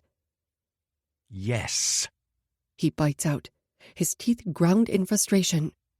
His manipulation of that person is, in fact, the very reason for your visit. My chest pangs with a residual ache. The floor beneath my feet shifts. Dr. Torres, I don't see how that's possible. His chuckle is derisive. You don't think a talented mind like Kallum's, who deftly manipulated a court hearing to obtain a judgment of not guilty by reason of insanity, could maneuver you onto a case? His smile falls. You know the truth. The anchor tethered to my ankles tightens, the weight submerging me farther down the obscure void. I sit on the corner of the bed, stare at Torres's bloodshot eyes through the screen. His gaze isn't on me. He's watching my reflected image as I'm watching his. You have a sick obsession with Kallum, I say, keeping my voice steady. I'd argue you do as well, Dr. St. James. I refuse to hear anything more on this matter until some proof is produced. Despite every cell in my body screaming, I owe Kallum my trust. Fine. Torres snaps sharply. I can see the demon has his talons sank deep. I have plenty of evidence for the criminologist who needs proof, but once you see it, I want your word you'll help me get out of here. A small measure of relief loosens the tight cavities of my heart. So this is Torres's motive. Playing into his delusion will only further his psychosis. I shouldn't have answered the call. Sure, Dr. Torres, I say. Once you provide this evidence, I'll gladly help secure your release. As I go to end the call, he says, I am sorry, Halen. I was an opportunist and single-mindedly focused on my case study. For not being truthful with you and allowing the manipulation to go this far, I am sorry. My thumb hovers over the red button. I school my features even as a tiny fissure of doubt cracks my resolve. It's all right, I assure him, trying to placate the doctor. You were a pawn. I'm afraid when it comes to the great Professor Locke, we are all pawns, he says. Even you, Dr. St. James. 3 beeps signal the call disconnecting, and still I stare at the screen after it's gone dark. I'm reaching for the anchor tether, desperate for a breath as my lungs ache from the pressure. A knock sounds at the room door to mercifully pull me out of my spiraling thoughts. I pocket my phone, the device feeling heavy, and open the door to find Hernandez on the other side. A deep groove carves the skin between his thick eyebrows. What is it? I ask. The ME report came back on the Vic from the recent scene, he says, like he's pausing for dramatic effect. I widen my eyes to urge him on. While it was confirmed she had a rare disease, that's not how she died. Gael? Just say it. Hemlock poisoning. The last bit of solid ground erodes beneath my feet. I'm falling through a crag at the bottom of the ocean basin, a vortex sucking me down past any rays of light. All right, I say, trying to sort my thoughts. Let me get ready and grab my bag. I toss a glance around his shoulder at Kallum's room door. Do you want me to grab them? He questions, referring to Kallum and Dr. Keller. Doubt is poison injected into my bloodstream. I can only shake my head in answer, my voice lost. I close the door and glance at the safe, where I stash the carving knife. 1 second to deliberate, then I unlock it and shove the bagged knife into my tote. I pack everything else that remains into my suitcase. I hesitate a moment as I look at the nightstand before I stuff the necklace into my pocket. Then I meet Hernandez in the hallway with all my belongings. I won't be returning. Chapter 10. Forces Collide. Halen. The medical examiner's office is located in the minor building adjacent to the police department. In smaller towns, they're even sometimes nested within the same building. This is a convenience for more than just town officials. It's convenient for any person who wants to tamper with evidence and reports. The chilly air is laced with the stringent scent of antiseptic, as Hernandez and I wait at the stainless steel table in the main office for Rebecca Forrester, the chief ME of the county. She was brought in the first day of the investigation to assist the office when dismembered eyes were discovered on eerie marsh trees. She arrives with a couple folders and a tablet nestled in her thin arms. I just gave this information to Agent Rana, she says, as if we're disrupting her process, which, admittedly, after the abuse of this office and scrutiny it's been under due to the evidence tampering, I understand her distrust. Regardless, she hands me the tablet. I scan the document, confirming the finding of hemlock poisoning to Bethany Elson. A puncture wound was discovered at the base of her spine, the same location as Leroy Landry, the beast of a man who attacked me and Kallum at the ritual crime scene. I set the tablet on the table, disbelief clawing at my conscience. We need to see the body, I say. Her slight features purse. My findings are sound. No one is questioning your autopsy, I say. I need to know if there were any markings on the body I overlooked. I accept full responsibility of my negligence. I was distracted at the scene, moving too quickly through it, wanting to shut down my own pain. Hernandez's phone rings to break the tension, and he accepts the video call. A partial view of Agent Rana's face appears on the screen. Good, you already have St. James with you. Apparently she hasn't yet checked her email to receive my notice.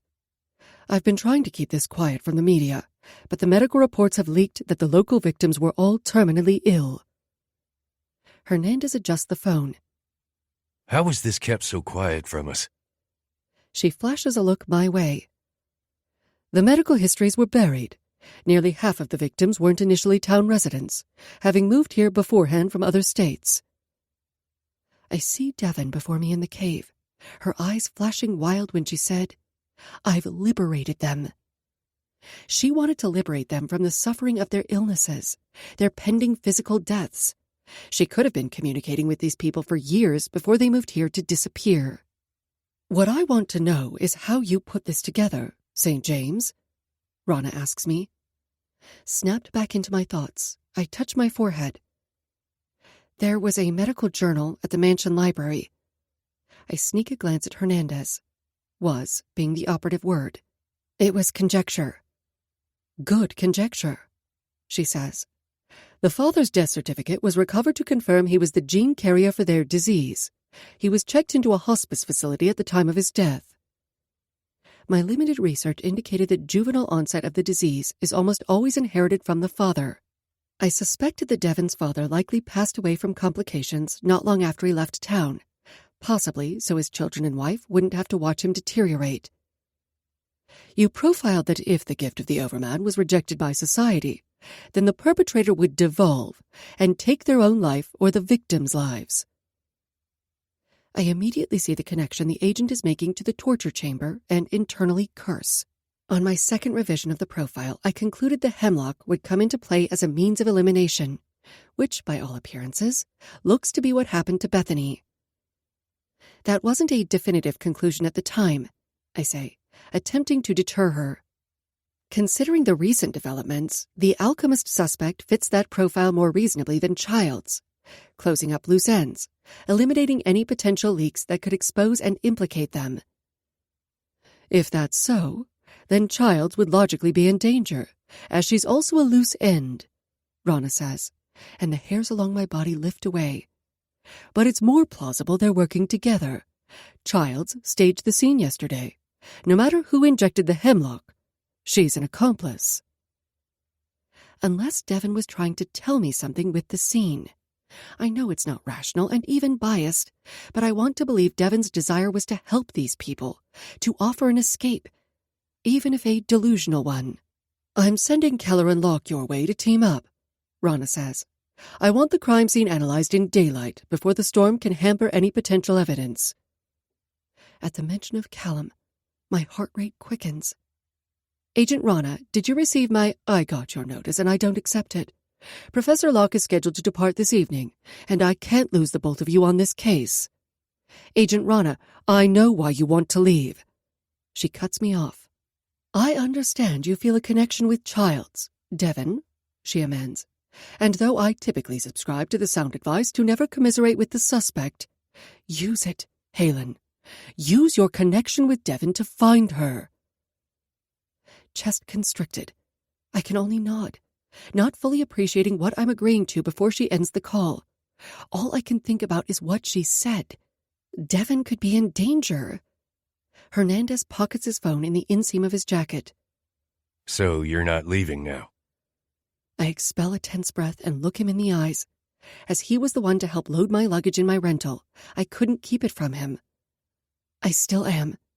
I'll check out the scene once more before you drop me off, but like I said before, if anything pops up that you need assistance, I'll reach out to you, he says with a wan smile. For what it's worth, I think you're making the right call. I have a bad feeling about this offender. Like Rana said, as we close in on them, it could get volatile. While we wait on the second half of our team to arrive, I conduct a more thorough examination of the victim's body, looking for anything that I could have overlooked during my cursory evaluation. Using the ME's photos on the tablet to compare to the autopsied body, I study the figures drawn in animal blood on her skin. I recall most of the markings from Devon's circle in the cave as part of her ascension ritual. The only symbol that stands out is the Philosopher's Stone. It's the only symbol that appeared in the ravine, Devon's sacred space. An image of the symbol carved into Alistair's skull flits across my vision, and I squeeze my eyes shut to force it away.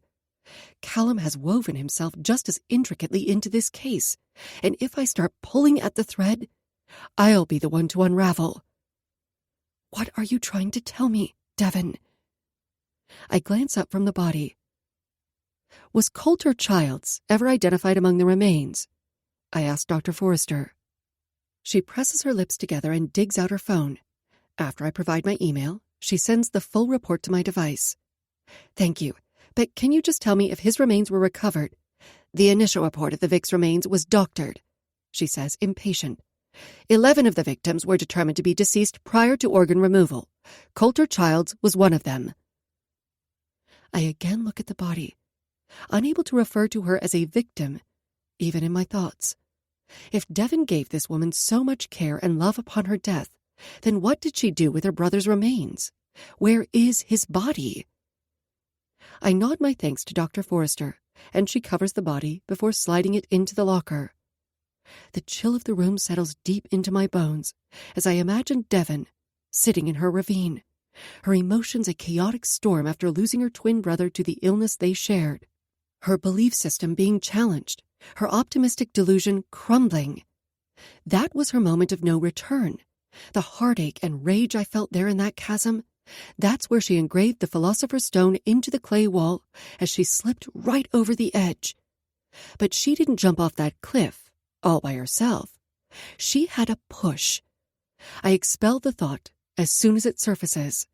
My hand curls into a tight fist as I try to breathe through the tight ache. Agitated, I push through the swing door and crash into a solid wall of chest. I reflexively step back and am met with the fierce green and blue of Kallum's eyes. He uses his foot to catch the door before it swings in, an arresting smile easily crossing his face as his other hand cups my arm to hold me in place. Just the sexy little criminologist I was looking for. A reactive flame licks my skin at the way his gaze brushes over me. I'm wrapping up my final inspection of the scene before I leave. Swiping my bangs out of my vision, I add, Devon could be in trouble. He cocks his head, the intensity of his gaze searching me. That's a given, He says glibly. I mean danger. I sink my teeth into the cushion of my lip as I try to block the doubt creeping in. But even so, what if her actions were influenced? His features draw together in confusion. What if someone, I edge closer to the hallway, manipulated her to go to extreme measures? Are the consequences solely hers, then? He reaches up and grabs hold of the doorframe, effectively blocking my escape. like the Alchemist. He says, reasoning with infuriating logic. Yeah, I told Rana this person could be tying up loose ends, trying to remain hidden. She suspects that could put Devon in danger. She's too much on the Fed's radar. Killing her before she's caught and can reveal anything incriminating. I trail off, letting the implication linger in the chilly air between us. A morally corrupt person could justify doing so, as she's already terminal to begin with. He makes a sound of thoughtful deliberation. I doubt having the FBI and media invade his town was ever part of his plan. It's all gotten very unruly.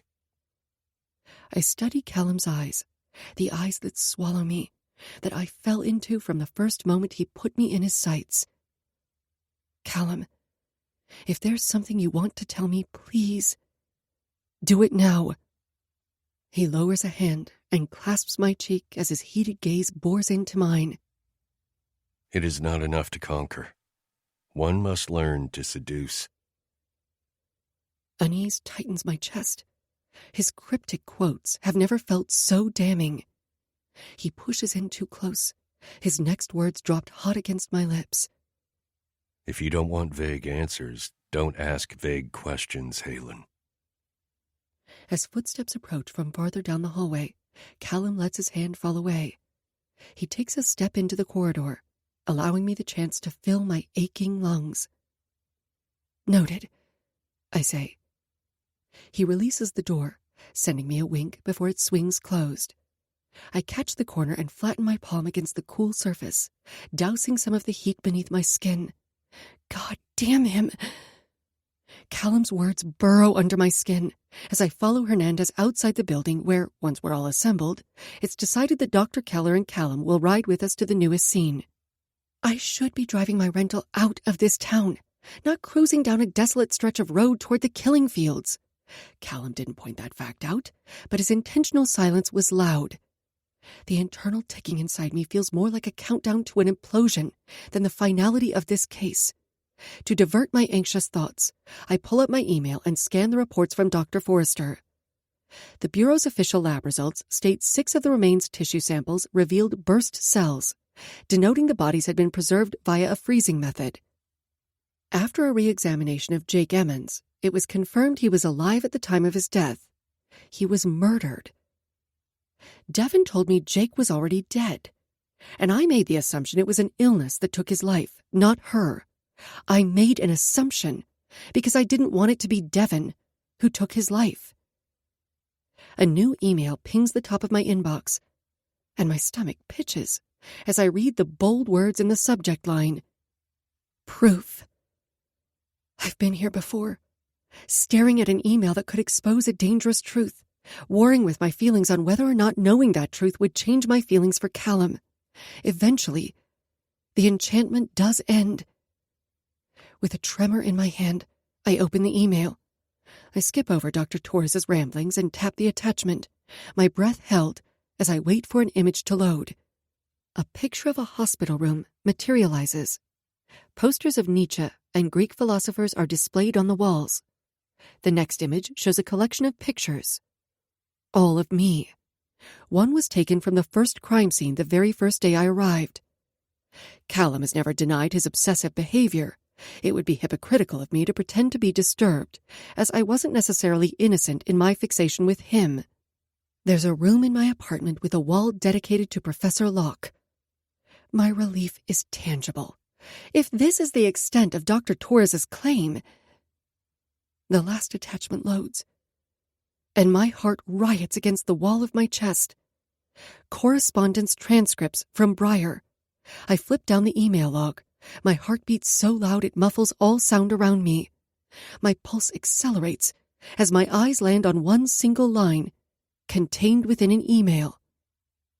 He who sees with his eyes is blind. I see Kallum, standing across the Briar visitation table, his calculating gaze assessing me, his smirk derisive, as he said that very line to me, the line that convinced me I needed him on this case. As I scan the other two emails, my breath catches on the typed signature. The Alchemist. Son of a bitch. I whisper beneath my breath. A thought occurs, and I open my contacts and scroll down, looking for the Briar Institute. The number has been blocked. I think back to the moment Kallum took my bag in the chamber, giving him the opportunity to access my phone. The sting of furious tears blurs my vision as I darken my phone screen. I shove the device in my bag, and my nails bite into my palm. I can feel the intense weight of his eyes on me. I felt his eyes on me since we left. Whether or not forensics can prove it, I know those emails were to Devon. I have no doubt that Kallum has some measure in place where this won't come back on him. He's already conveniently given another suspect the moniker. There always has to be a scapegoat. What's insulting is his assumption that I would never figure it out.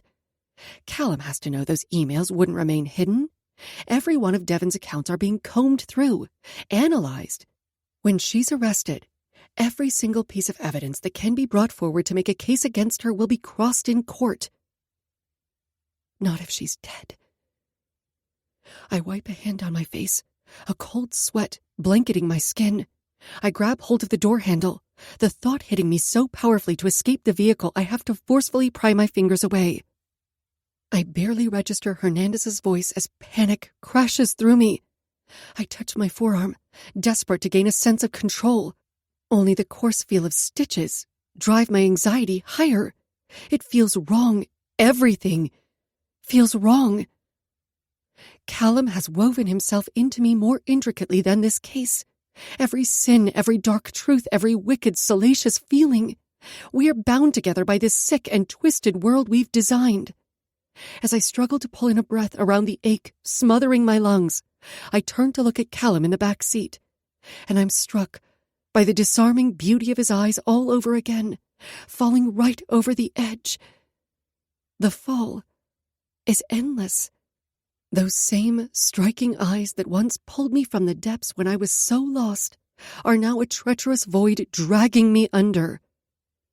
There are no beautiful surfaces without a terrible depth. Kallum is that terrible depth, and I've been sinking into him since our first encounter. I hold Kallum's knowing gaze until the second I'm forced to shift my focus to the back windshield, to where the vehicle behind us is gaining speed. It happens suddenly. The sound of crushing metal, the shattering glass, the screams, the soundtrack to my nightmare. Chapter 11. Doomed. Kallum. Homer wrote, "Everything is more beautiful because we are doomed." We never know if the next moment may be our last. In a matter of a blink, all that we've loved, every breath we've taken, every memory created can be snatched away by something as ordinary as a tree. As sound bleeds into the muted chaos, a hazy white gas clouds the interior of the SUV. Past the deployed airbags and cracked windshield, the crushed hood makes the crash a reality. I blink hard through the wave of dizziness, only giving myself a second to recover before I yank off my seatbelt and lunge toward Halen in the passenger seat. She's disoriented but conscious. I roll her face toward me, and her unfocused eyes close and open slowly as I unstrap her from the belt. Halen. Her name feels muffled in my ears. The ringing grows louder as I search her body for injuries. Come back to me, sweetness. When she gives me no response, I groan and push past a frantic Dr. Keller and kick the door open. The vehicle is right side up but perched on a steep embankment, creaking as though it's ready to give up its weak grip on the ground. If not for the thick willow, the SUV would be at the bottom of the ridge. The tree wasn't the culprit for this much damage, however. The blame goes to the testosterone-injected truck that slammed into the back end at full fucking speed. I wrench the passenger side door open and pull Halen into my arms, catching sight of Hernandez on the cusp of my periphery. Get out, now, I say to him as he rubs a trail of blood from a cut on his forehead. The urgency lies not in any fear of engine combustion, but in that same truck currently reversing behind us, gearing up to deliver another hit to send the SUV careening down the embankment. As the agent attempts to free himself, his struggle becomes futile when the latch jams. He glances back once to gauge the truck's distance as the engine revs, then the truck lurches forward. I look at Dr. Keller. Run. Go! Her shrill scream precedes her sloppy scramble from the vehicle. She stumbles and quickly rights herself, not stopping even when she's made it safely across the street as she bolts into the dense thicket. I curl Halen tighter to me, then spare a glance at Hernandez. Get out of here, he says, his wide gaze on Halen cradled against my chest. With the fraction of a second I have to weigh my options, I predict Halen's grief at the loss of the agent. Muttering a curse, I reach across the front seat and grab hold of the belt, releasing a furious grunt as both Hernandez and I fight to muscle the latch free. Giving the belt one final yank, I break the buckle. Our eyes connect briefly before Hernandez escapes his seat. I wrap my arm around Halen. Now more cognizant, she reaches for her bag. Wait. Leave it. The storm in her hazel eyes traps me, imploring. It has the evidence. Fuck. I sacrifice my hold on her just long enough to snag the strap and then have her rocked against me, falling backward out of the SUV seconds before the truck smashes into the back end. The screech of metal on metal rends the air upon collision. The SUV is dislodged from the trunk of the tree and sent barreling down the embankment. As the truck flies past, Hernandez pivots and draws his service weapon, taking aim at the tires. He fires off 2 shots before the truck kicks into reverse. I have Halen's arms locked around my neck as we slide down the side of the steep incline. I glance up in time to witness the rear of the truck clip Hernandez before he's able to escape its path. The truck brakes, kicking up a cloud of debris. Lowering Halen to the rocky earth, I unlink her arms from my neck and drop her bag. Get the knife. Her beautiful face sheened with sweat, she captures my hand. A raw abrasion reddens her cheek from where the airbag took aim. And while I'm struck by how lovely she is in her damaged state, those silvery eyes spear me with cold fury. She holds me bound, no longer than a heartbeat, but I read each turbulent emotion raging within her. This moment was unavoidable. I reach out and sweep the white streak behind her ear. If you need to loathe me, I can accept that, but loathe me with a vengeance while you take that fucking knife out. The slam of truck doors severs our connection, and I suffer the loss of her touch as I turn to see 2 men exiting the hulking vehicle. Clothed in black sweatshirts, they advance with their hoods drawn up, their faces masked by large, unnerving stag skulls. The white horns are filed into sharp points to resemble spikes projecting from their heads. I'd be impressed with their resourceful endeavor to intimidate, if not for their supreme stupidity in endangering the reason for my fucking existence. Hernandez is sprawled on the ground, his gun lost at some point during the impact. Where his pant leg is torn at the thigh, deep red blood escapes the injury. One of the Skull Boys descends on him, and Hernandez is just aware enough to throw up his hands as the assailant bears down with a syringe. Within the same beat, I'm confronted by the second guy and staring into the hollow sockets of a skull, my entire body rioting with the desire to commit carnage. Destruction will serve more than one purpose today. As I lunge toward him, he meets my sluggish attack with an elbow to my face, thoughtlessly knocking me aside like an afterthought as he stays on his course. Going straight for Halen. Hellfire licks my viscera as I lurch to my feet. Seconds before he reaches her, I tackle him to the uneven terrain and pin my knee between his shoulder blades. I look up in search of Halen, finding her with the bagged knife held in her grip. Good girl. I wrestle him onto his back and brace my forearm against his throat, taking note of his wiry frame. He's a spry motherfucker for his average size, and curiosity has me bashing the skull off his face. Shit. I know him. Halen's voice is shaky as she steps near. The local officer glares up at me, eyes wide, pupils blown, mouth gasping uselessly for oxygen as I press down on his larynx. I vaguely recall him from the night of Alistair's assault on Halen. You were there. She accuses him, her tone low, but I hear the threat banked behind her deceptive calm. Were you following me? I don't let up on his throat. There's nothing he can say that will change his damned fate. His singular focus on Halen gives me the only answer I need. He will soon be a dead Skullboy. I direct my gaze up to Halen, where she's still clutching the knife. Remove the bag, I tell her, my words grit between clenched teeth. She's trembling from adrenaline, still shaken from the wreck, an accident not unlike the one where she was driving, or the hit and run that took her parents. The difference is, this time, she has someone she can punish. As her emotions climb, she toes the edge of that terrace all over again. Her hair as wild as her eyes, her fear tearing through her logic. She's an aphrodisiac hitting my bloodstream. God, she's fucking hypnotic. She fears the terrible things we're capable of, the loss of control. She fears us. Little Halen is frightened over so much about herself, terrified to face that part of herself she lost control of once before. But it's not a door that can be sealed off once it's been opened.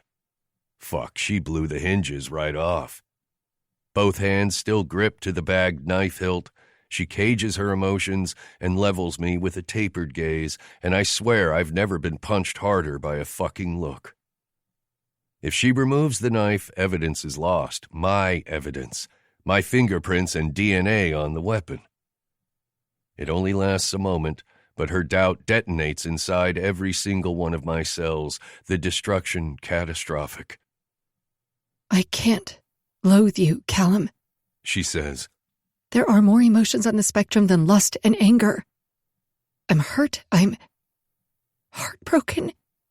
She swallows hard, and the pain in her eyes impales me. Leave him alive. I can't help you otherwise. The guy beneath me is fading, his struggle all but forgotten as I watch Halen lower the knife. She avoids my eyes as she tosses the weapon on the ground, her decision made. Without a backward glance, she pushes her hair out of her face and starts in the agent's direction. A white-hot coal of rage burns in the pit of my stomach. My muse might have a death wish, but I won't let her so much as break a nail for Hernandez. The guy falls unconscious beneath my arm, and I lower my mouth near his ear. You're lucky I have some groveling to do. Then I send my fist into his face. The wet smack of his blood is satisfying as his head drops sideways. Once I'm on my feet, I prop the heel of my boot on his shoulder and give him a hard shove, sending him toppling down the sloped ridge. Unconscious, he settles near the totaled SUV. Then my entire focus is on Halen. She stands at the edge of the fray between Hernandez and his attacker, where the agent is losing his fight. I could let Hernandez die right now. A more selfish, smarter version of myself would do exactly that. Whatever he suspects of me would die with him, and while Halen would mourn his loss, it would be one less obstacle. But my obstinate muse strips me of my free will once again when she launches herself onto the guy's back. Fucking hell. I shrug off my suit jacket and toss it to the ground. My muscles band painfully tight around my bones as fire gathers between my sinew and flesh. Teeth gnash together so hard my jaw aches. I watch as Halen grabs hold of one of his spiked antlers. For a suspended heartbeat, anticipation for the kill collars my throat in an arousing chokehold. The marshy air crackles with her volatile shift. She's a fierce, unstable element that holds me breathless. With a desperate cry, she flings the skull away, her fucking logic derailing her course once again. Halen digs her nails into the guy's eyes and succeeds in diverting him away from Hernandez. He drops the syringe, but only so he can latch on to her forearms. He groans and slings her off his back. Halen hits the ground hard, and the pain that explodes across her face covers my vision in a pulsing haze of red. My gaze narrows down to a pinhole on Hoodie Guy. Fury seethes from my pores, my nostrils flared and teeth bared as I stalk toward him like a predator scenting its prey. A growl tears free as I deliver a ruthless punch to his face, relishing in the crack I hear as his nose shatters and the resulting blood that stains my knuckles. I drop another hit and another, intent to demolish his features. The harder we deny our nature, the more painful our existence. I stopped resisting my demon the moment my muse entered my world. I surrendered to the primal violence that wanted to dominate my atoms when she called out for me, when she needed me. Hell, I became the villain for her. And I owned the bloodthirsty monster who fed on chaos and carnage like I own that monster now. No longer able to stand, the guy chokes on his own blood as he crumples to the ground, my fists following him down as I submit to the wrath. Balance is lost under my unhinged blows, and we slip farther down the embankment. Only when I glimpse Halen on the edge of my vision do I slow my assault. Kallum. She's breathy as she comes to a halt at the bottom of the ridge. He has answers. In the same way Halen needs me to harbor her darkness, I need her to offset the violence that wants to consume. Without her, I'd be utterly lost to it. My muscles aflame, I hold back the next strike that wants to annihilate the last remaining shred of this fucker. I haul him up by his hoodie collar and glare down into his ruined face. Deciding he's coherent enough, I step in behind him. As he's unable to hold his head up, I dig my bloody fingers into his hair and wrench his head back, forcing him to look at Halen. One arm braced around her midsection, she stares at me with that cute, worried divot between her brows. In her other hand, she wields the carving knife. She won't let it out of her sight. I spit the taste of copper from my mouth, unsure if the blood is mine or his. I crane his head back farther, earning a lethargic groan. "Get your answers," I grit out. Anxious, she paces a few steps, then turns my way. Did Devon send you after us? She demands. Where is she? He refuses to talk in his thrashed state. I lower my voice into a menacing rumble just for him. "If you have no use for your voice, I will tear your throat out." He nearly chokes on a cough, and I allow him to spit a mouthful of blood to the ground. Then his swollen eyes latch on to Halen. "He wants her." A feral rage takes hold. I hear nothing but the roar inside my head, feel nothing but the pulsing demand beating inside my veins to destroy. He wants her. I sniff back my fury and tug his head harder. "Where is he?" I can feel the mix of panic and uncertainty stirring within Halen. Despite her convoluted morality, she knows how this will go. That's why she's looking at me and not him, those fearful eyes blinking too fast, her lips trembling. Kallum. He bit off his tongue.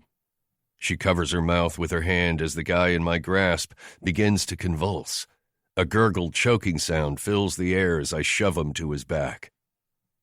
Blood trickles from his open mouth as shock cords his spasming body. I spot the discarded mass of flesh on the ground. An offering that won't save him. I roll my head along my shoulders, then wrench him to his knees and hold him upright by his collar. Maybe he can provide a written statement, I say, and oh, I love the seething glare she gifts me. Halen embodies every emotion on the red spectrum. Her vitriol so eloquently lends to passion to inspire an array of shades in her color palette. I feel like she'd be impressed with my psychology reference. I lower my gaze to the knife gripped in her hand. She knows what has to happen. We've been here before. It's just us, on a darkened stage, hidden within the spindly copse of trees, the threat of the storm our backdrop, the ink-swollen clouds casting her eyes in the silver hue that cracks right through my sternum and makes the dead muscle beat. Halen gives her head a firm shake, clearing the white streak of hair from her vision. "This isn't the same as Landry," she declares, pushing back against her rampaging emotions. "I'm not in immediate danger." My smile is dark, my predatory gaze on her stating otherwise. That's not why you drove a bone into his jugular, sweetness. Nor was she in immediate danger when she tore a hack professor's face off. All the dirty little truths I whispered in her ear, she can't deny any of them, not when I felt her shatter in my arms. She can't hide the blaze I see raging in her depths, the storm brewing darker than the electric atmosphere around us. The elements are all hers, the charge in the air building with her ferocity as she tries to rein in her rioting emotions. She's so beautifully torn as the dark chasm opens wide beneath her. She looks away, unable to maintain eye contact around the mutilated man in my grasp as he sputters blood and saliva. "Hernandez called for help," she says. "Backup will be here soon." My disappointment in my dark muse might as well be a tire iron to my face. She hugs her arm tighter around her waist. Blood stains her sleeve where her stitches have once again been torn. She clutches the knife, protecting the evidence. I exhale the discontent from my inflamed lungs. I should have just tried to eat you, I say, not masking the disdain in my tone. You would have forgiven me a whole lot faster for that, apparently. Like a crack of thunder, her anger strikes the air between us, and I love the wild flicker in her eyes. "You want to talk about Devin?" she says, contempt lacing each word. "All right, let's talk.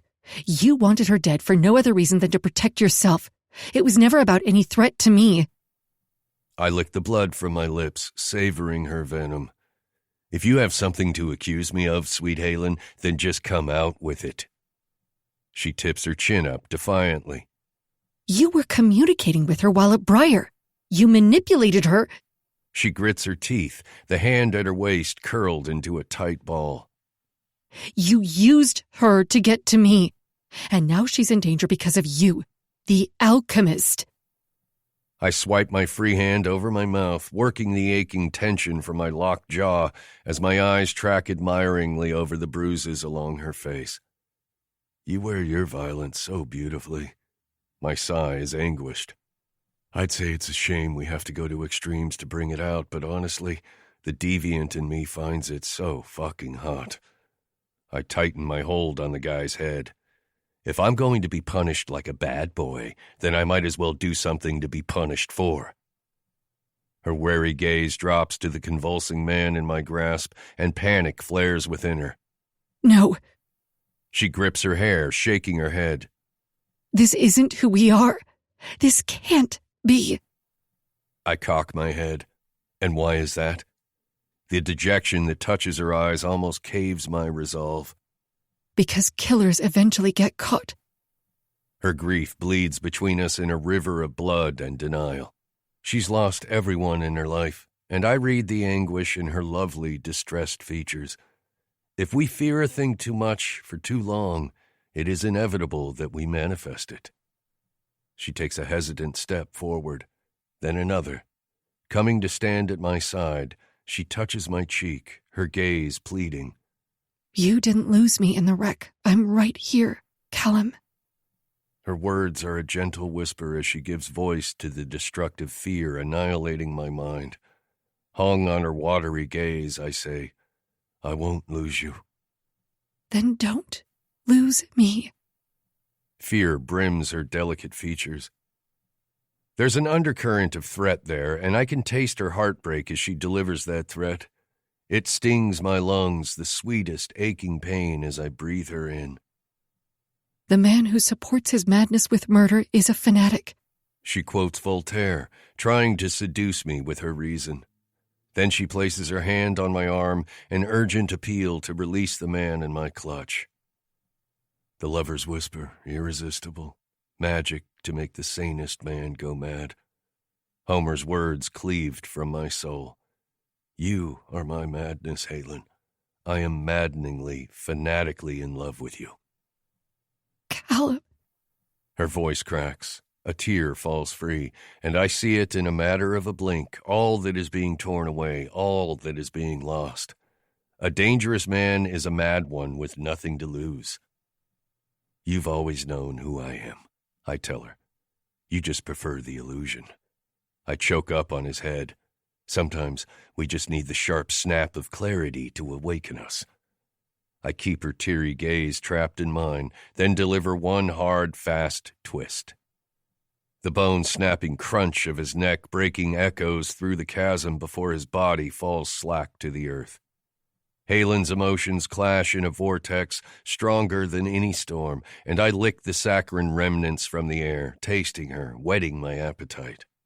You killed him, she says, shock infusing her breathy words.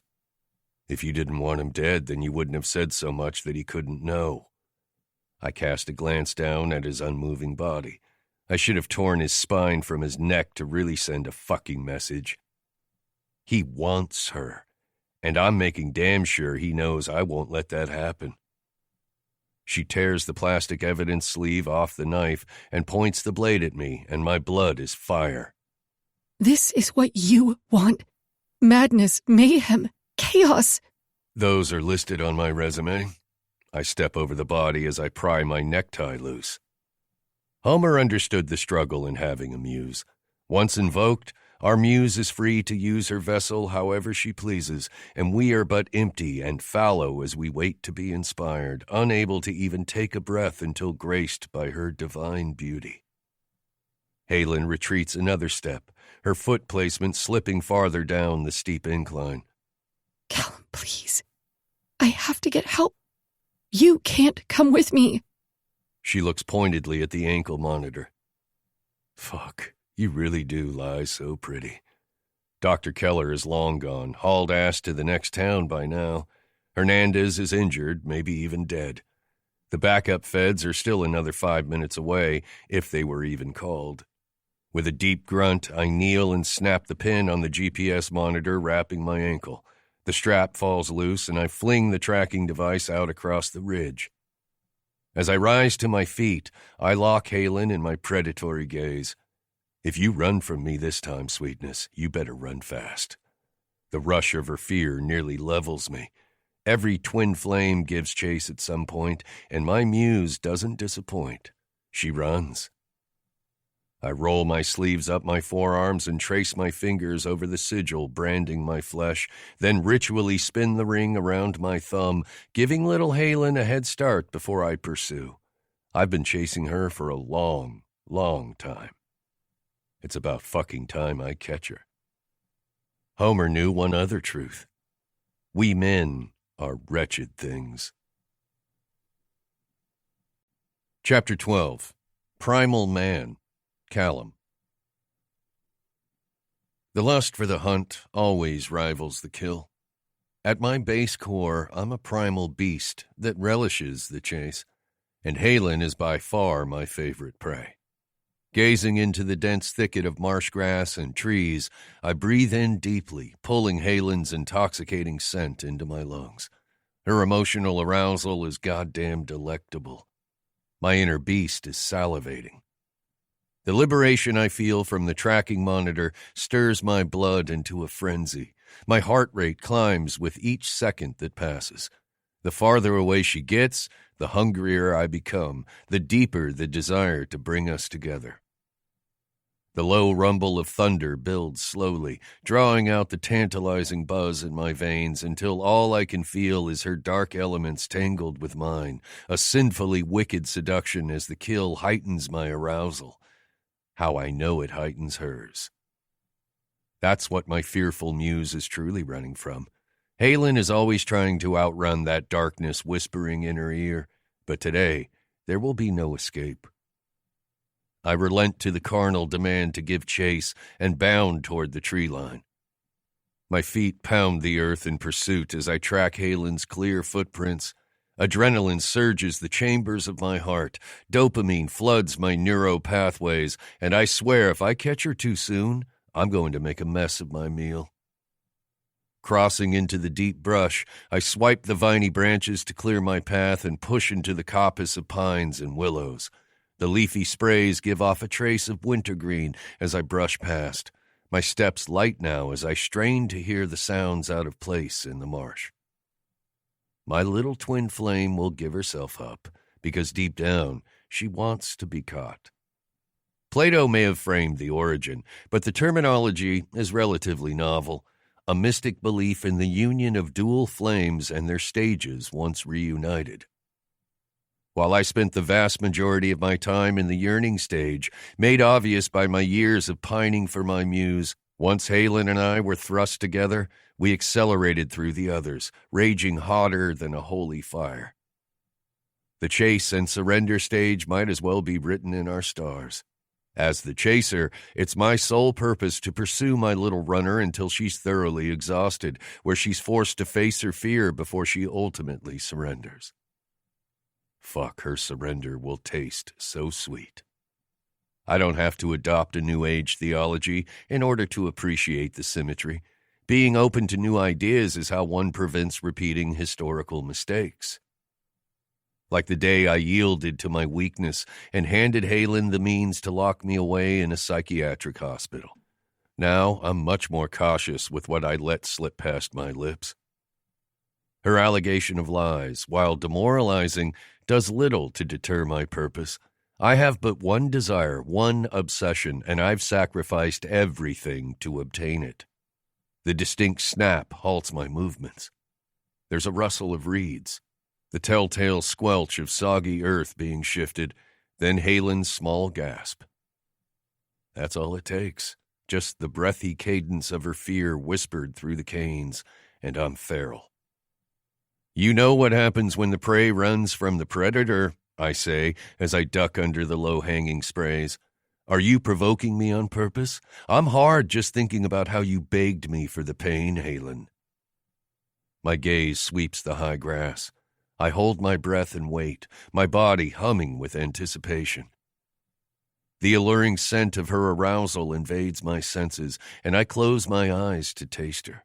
Honeysuckle and clove settles at the back of my throat, the burn so good. I undo the buttons along the placket of my black Oxford, the desire to feel the natural elements on my skin as demanding as my need to feel her skin against mine. My ethereal fairy creature is well suited here in this secluded wood, hiding from the hunter that wants to devour her. The sound of her careful steps sinks into my skin, and like a pop of kindling in the open air, my body heats with kinetic energy, and a twisted smile hooks the corner of my mouth. I take off after her. From the corner of my eye, I catch a glimpse of her white streak as she rounds a gnarled tree and dips into the thick underbrush. She's fast, so damn fast. The thrill to catch her heats my blood to molten as I gain on her. The faint sound of her sharp breaths touches my ears like the moving notes of a classical piece, decadent, affecting, erotic. The deeper we verge into the wooded landscape, the denser the canopy above, the darker the terrain below. The storm hovers on the brink of the field, as if waiting for Halen to break before releasing the torrential. I'm already soaked in her desire. The charged current cracks the air between us and electrifies my body, shrinking the distance between us as I'm drawn to her like a moth to its fiery goddess of flame. Why are you even running, Halen? Do you know? My boots punch down on the soppy ground. Are you running from me, or how turned on you were when I snapped his neck? The captured still I have of her in that moment flares hot and tantalizing, the silver flecks of her eyes ablaze, her sultry mouth parted, the exquisitely pained expression creasing her features, the same way she looks right before she peaks in pleasure. My groin throbs in painful demand to deliver her that release. A clearing breaks up ahead, and I stop before the array of thin willows. Controlling my breathing, I wait to see if she's brave enough to try to outrun me in the open. Your heightened emotions are telling, little Halen. I can feel you. The eerie stillness thickens around us. Then, like the defiant muse she is, she breaks the silence. You knew it was Devon, she calls out. Right from the start. You knew who the suspect was. When I asked if you knew it was her, you lied to me. I could tell little Halen the truth, that the only lie I've told her has nothing to do with the priestess or this case.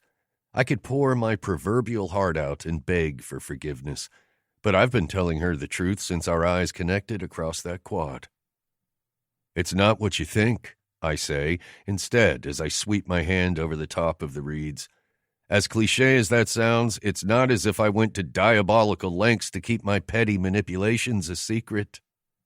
Secret, she echoes, her tone low and mocking as her voice carries through the marsh. She's itching to fight.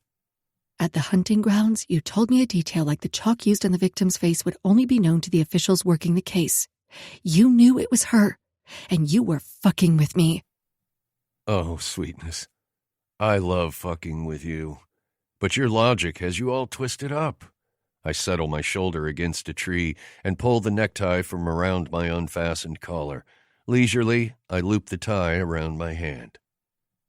The movement of the reeds snags my attention, and I imagine little Halen crawling along the muddy earth, using the high grass to shield her. She's so clever. I rub my thumb over the cashmere tie, aching to feel her soft skin. I could have sat in that institution day after excruciating day waiting, hoping you'd come to me on your own, but I'm not very patient. So you used her, a dying woman, for some twisted game with me. I trusted you more than anyone. Even before my memories resurfaced, I trusted you. The tender undercurrent of her heartbreak wraps around me. That's the worst betrayal. I wait for her to continue. While I'm not so patient, I do understand Halen. I know what she needs and how she has to logically digest her reality. I can take her lashings for a while, but then it's my turn. I continue to spool the tie around my hand tighter and tighter. It's only betrayal when you don't have all the pieces. Her laugh is sharp and derisive. I'll never have all the pieces with you, Kallum. Her responses are becoming shorter, her voice coming from farther away. My runner is trying to creep around the clearing. Somehow, from the very first moment, I knew you had a hand in it. God, Devon even quoted Chaucer to me. I mean, she misquoted it, but now I think she did so on purpose not to appear obvious. There's anger, but there's also raw hurt and vulnerability leaking through. Then the eyes. Of course you orchestrated the scene. You took your own father's eyes. The scene has you all over it. I breathe through the constriction in my chest as I flex my hand, tightening the ligature. Devon was already on her course. She didn't need much of a push from me. Bullshit. For 5 years, she harmed no one. Then she interacts with you, and in less than 4 months, there are blood rights and organs and... Her situation was already taking place, I shout, unable to curb the increasingly impatient edge in my tone. The outcome was unavoidable. I know how you just love to revel in your guilt, Halen, but Devon is better because of us, because of you. Where would she be right now otherwise? Strung up in that room by chains? Locked in that cage? The silence prickles my nerves and I clench my jaw. Will a confession satisfy my fuming little muse?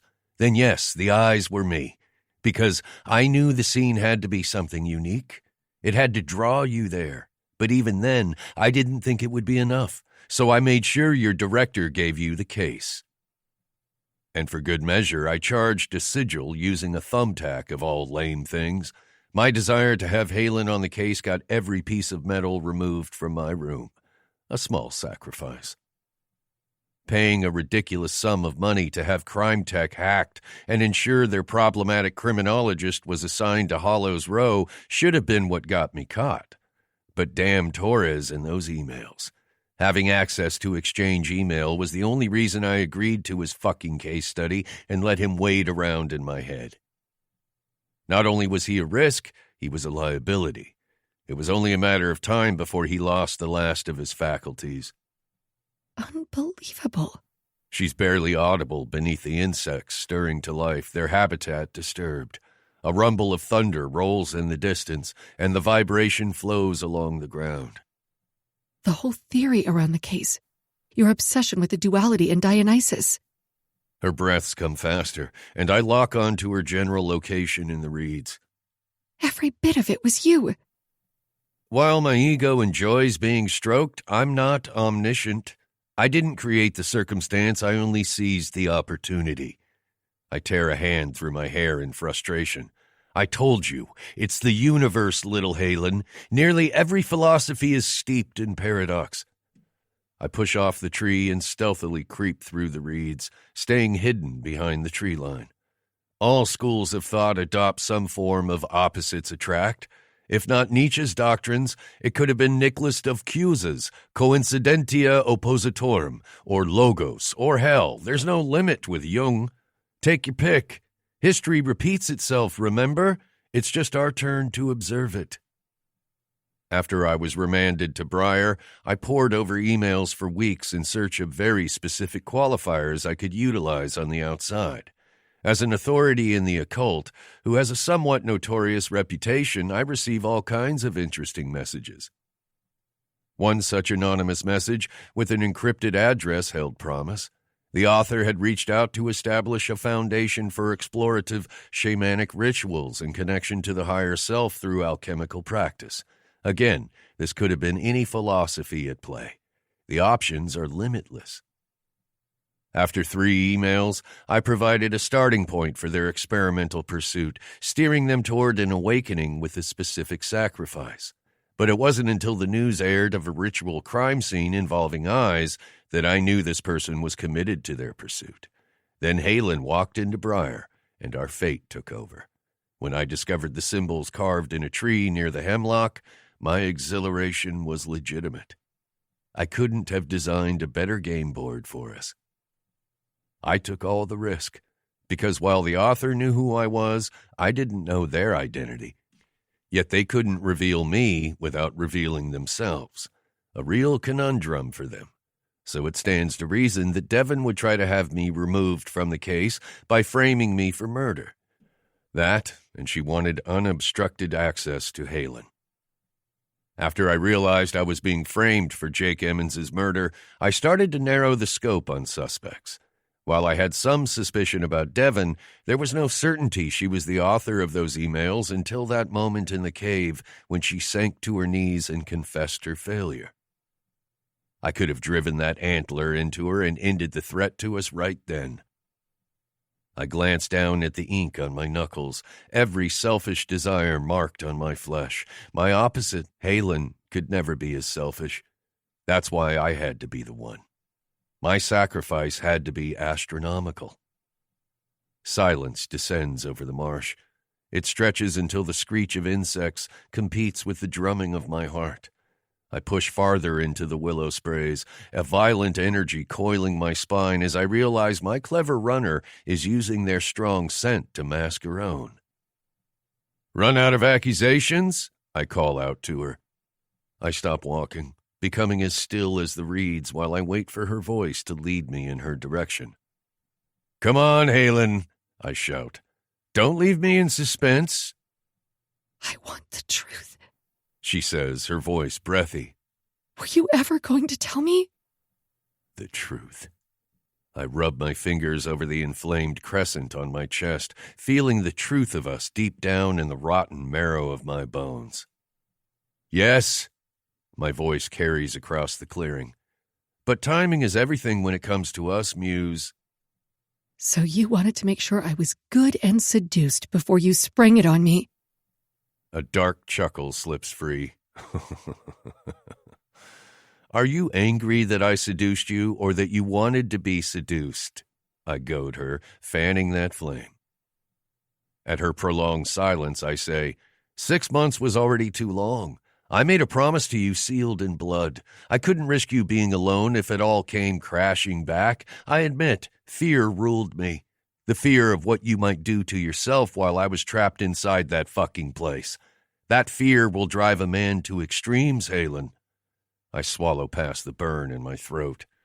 Tell me I'm wrong, that the guilt wouldn't have destroyed you. There's a distinct rustle in the grove of willows, and a devious smile curves my mouth. I tried doing this the nice way, but that's never worked for us, has it? I'm going to catch you.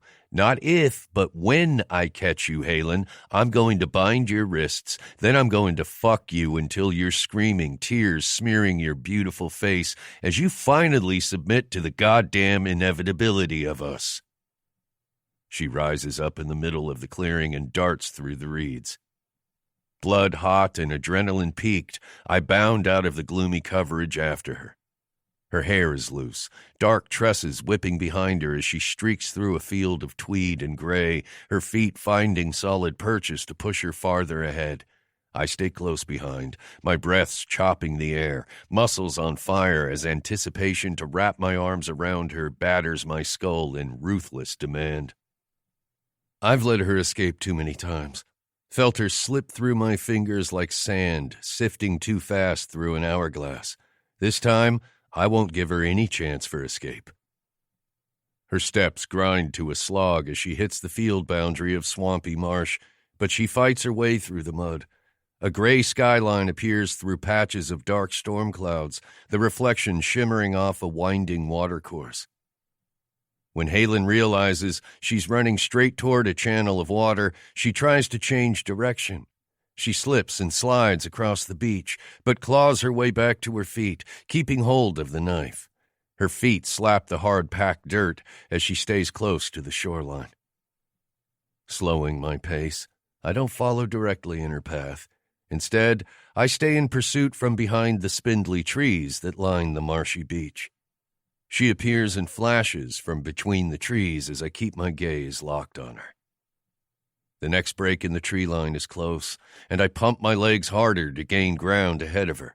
As the opening appears, I push through and grab her around the waist. She releases a tiny yelp as her feet come off the ground. Arms wrapped around her slight body, I secure her arm down by her thigh, bracketing her wrist to keep the knife held firmly away. Chest heaving with each breath that tears free, she struggles against my hold. Her back crushed to my chest, I band my arm tighter and press my mouth to her ear. You want me to chase you like an animal? Then I'll fuck you like one too. I take her down to the ground. The lust for the hunt always rivals the kill, but our primal passions are fiercely hungry. Once the beast traps its prey, it must devour its kill. Chapter 13. Dual Flames. Kallum. As her delicate scent infuses my senses, her rioting emotions arouse the bestial craving to unleash every unhinged desire.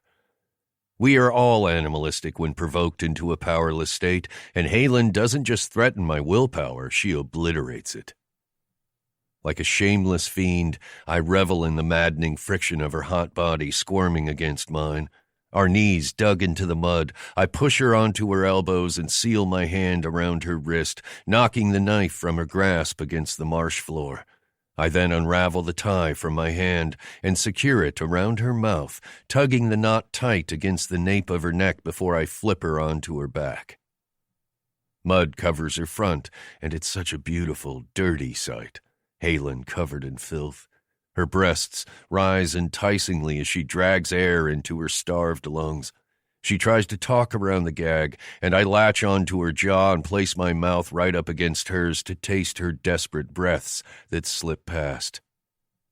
"You vilified me from day one," I say harshly over her mouth. "I have half a mind to let you go on believing your lies just because it makes you so goddamn wet." I shove my hand between her thighs to feel the proof. I can feel how soaked you are through your jeans, Halen." The violent flutter of her pulse beats against my fingers as I grip hard to her jaw. She bashes her tiny fists against my shoulders, and with a growl, I push back and straddle her thighs. I grab hold of her shirt hem and tear her top and bra over her head, using the material to bind her wrists together.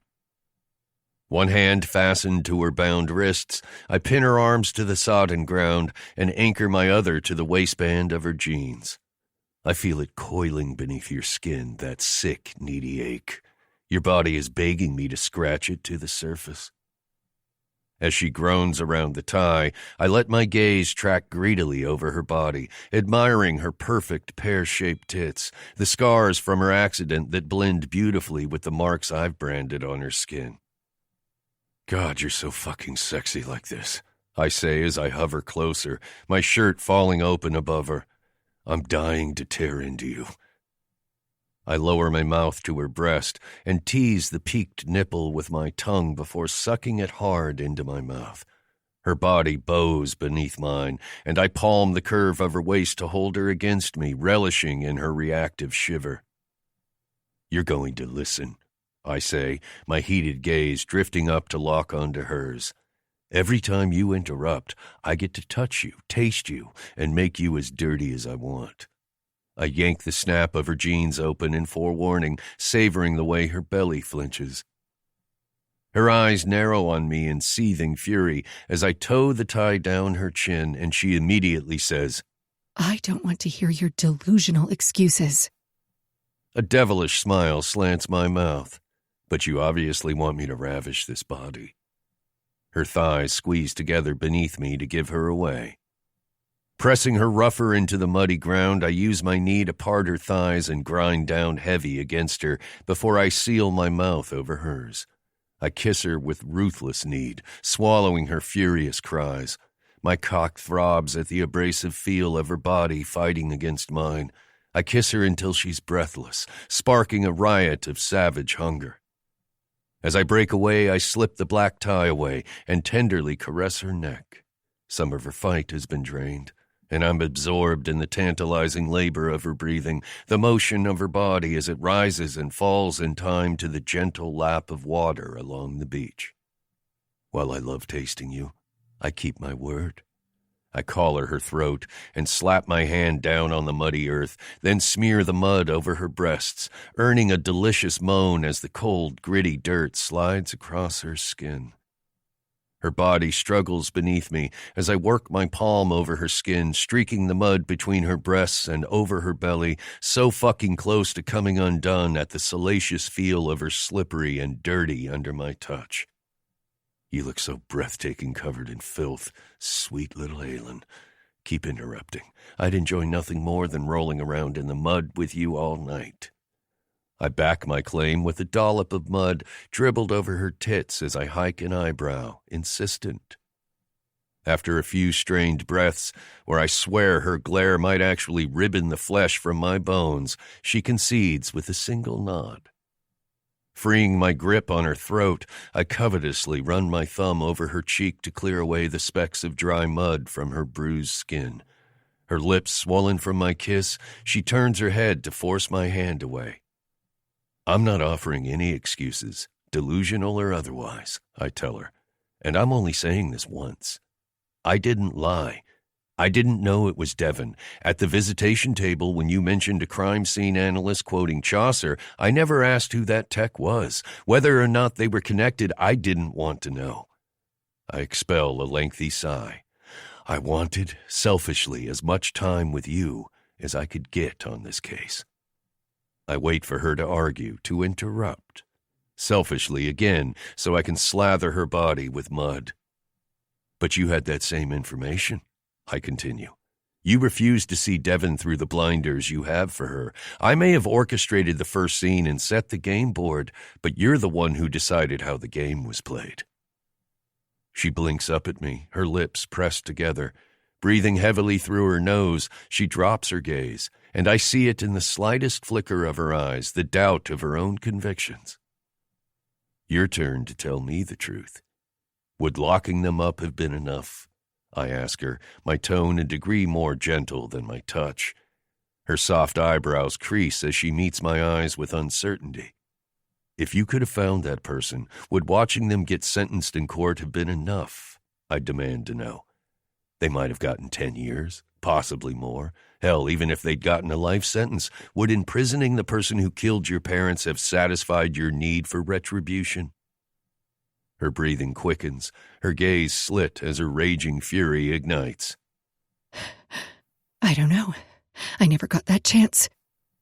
My jaw tightens in dissatisfaction, and I smack my hand in the mud. Lies earn another mud bath. She shakes her head against the ground. Fuck you for even saying this. I cup her breast with my mud-caked hand, effectively cutting her off. She bucks beneath me as I coat the grainy sludge over her nipples, the coarse texture making her just as ravenous as she clamps her thighs against my hips. I lower my body, feral at the feel of her muddy breasts slipping against my bare chest as I whisper my demand in her ear. I want the truth, Halen. As I rise up, angry tears brim her eyes, and she furiously blinks them back. No, she says, the word delivered on a shaky breath. It wouldn't have been enough. I wet my lips, tasting her, a glutton for more. If that person was here right now, what would be enough? Could you smash their face in? Could you paint the reeds red with their blood? Would that be enough? Her body trembles seductively beneath mine. No, but it would be a start. My gaze roams slowly over her features, captivated by the raw pain I find there. I make a low sound of agreement, my heart grazing my ribcage as the muscle races to match the staccato beat of hers. And after, I dig my fingers into her hair at the base of her neck and tip her face up. Would you have asked for forgiveness? She fastens her eyes closed to deny me the fierce emotion banked there. Never. A tendril of hope unfurls. She has a darkness inside her that she taps into to see beneath the veil. But it's only ever a peek, enough to work the cases that call to her as she masks herself in the killer's persona. Her fear always shuts it down. Bound beneath me now, she's Nyx to my Erebus, night to my darkness. A goddess who spawned the very brutal entities that still torment her soul. Death, strife, pain. Her parents' killer was never caught, and that first tipped domino set off our sequence of events that, when she finally tears through the veil, will part the sands of time like a tidal wave. But I have to make my own concession that she might not ever uncover this fragment of memory. This is the reality of us that tortures me. Forced to accept that this, right now, is as far as we come. If this is to be our story, then I want her to see the monster. I need her to look into the eyes of the fiendish villain and glimpse every atrocity attached to my soul. Then I need her to accept me. I won't ask for forgiveness, I say, flaying my soul wide between us. Not ever, Halen. There's no ecstasy in the celestial planes that can ever tempt me to atone. You're the only heaven I want to be in. Don't damn me, sweetness. The shrouded sun casts the marshy shore in muted grays, an echo of the tormented demon clawing at my mind as the sky is torn apart to unleash the rain. No amount of rain can rinse me clean, only her, that fire raging in her depths. Then we're both devils, she says, her voice so soft she's nearly drowned out by the fall of rain pelting the water. We're monsters who've done monstrous things, and we should both burn. I expel a harsh sigh and lower my forehead to hers.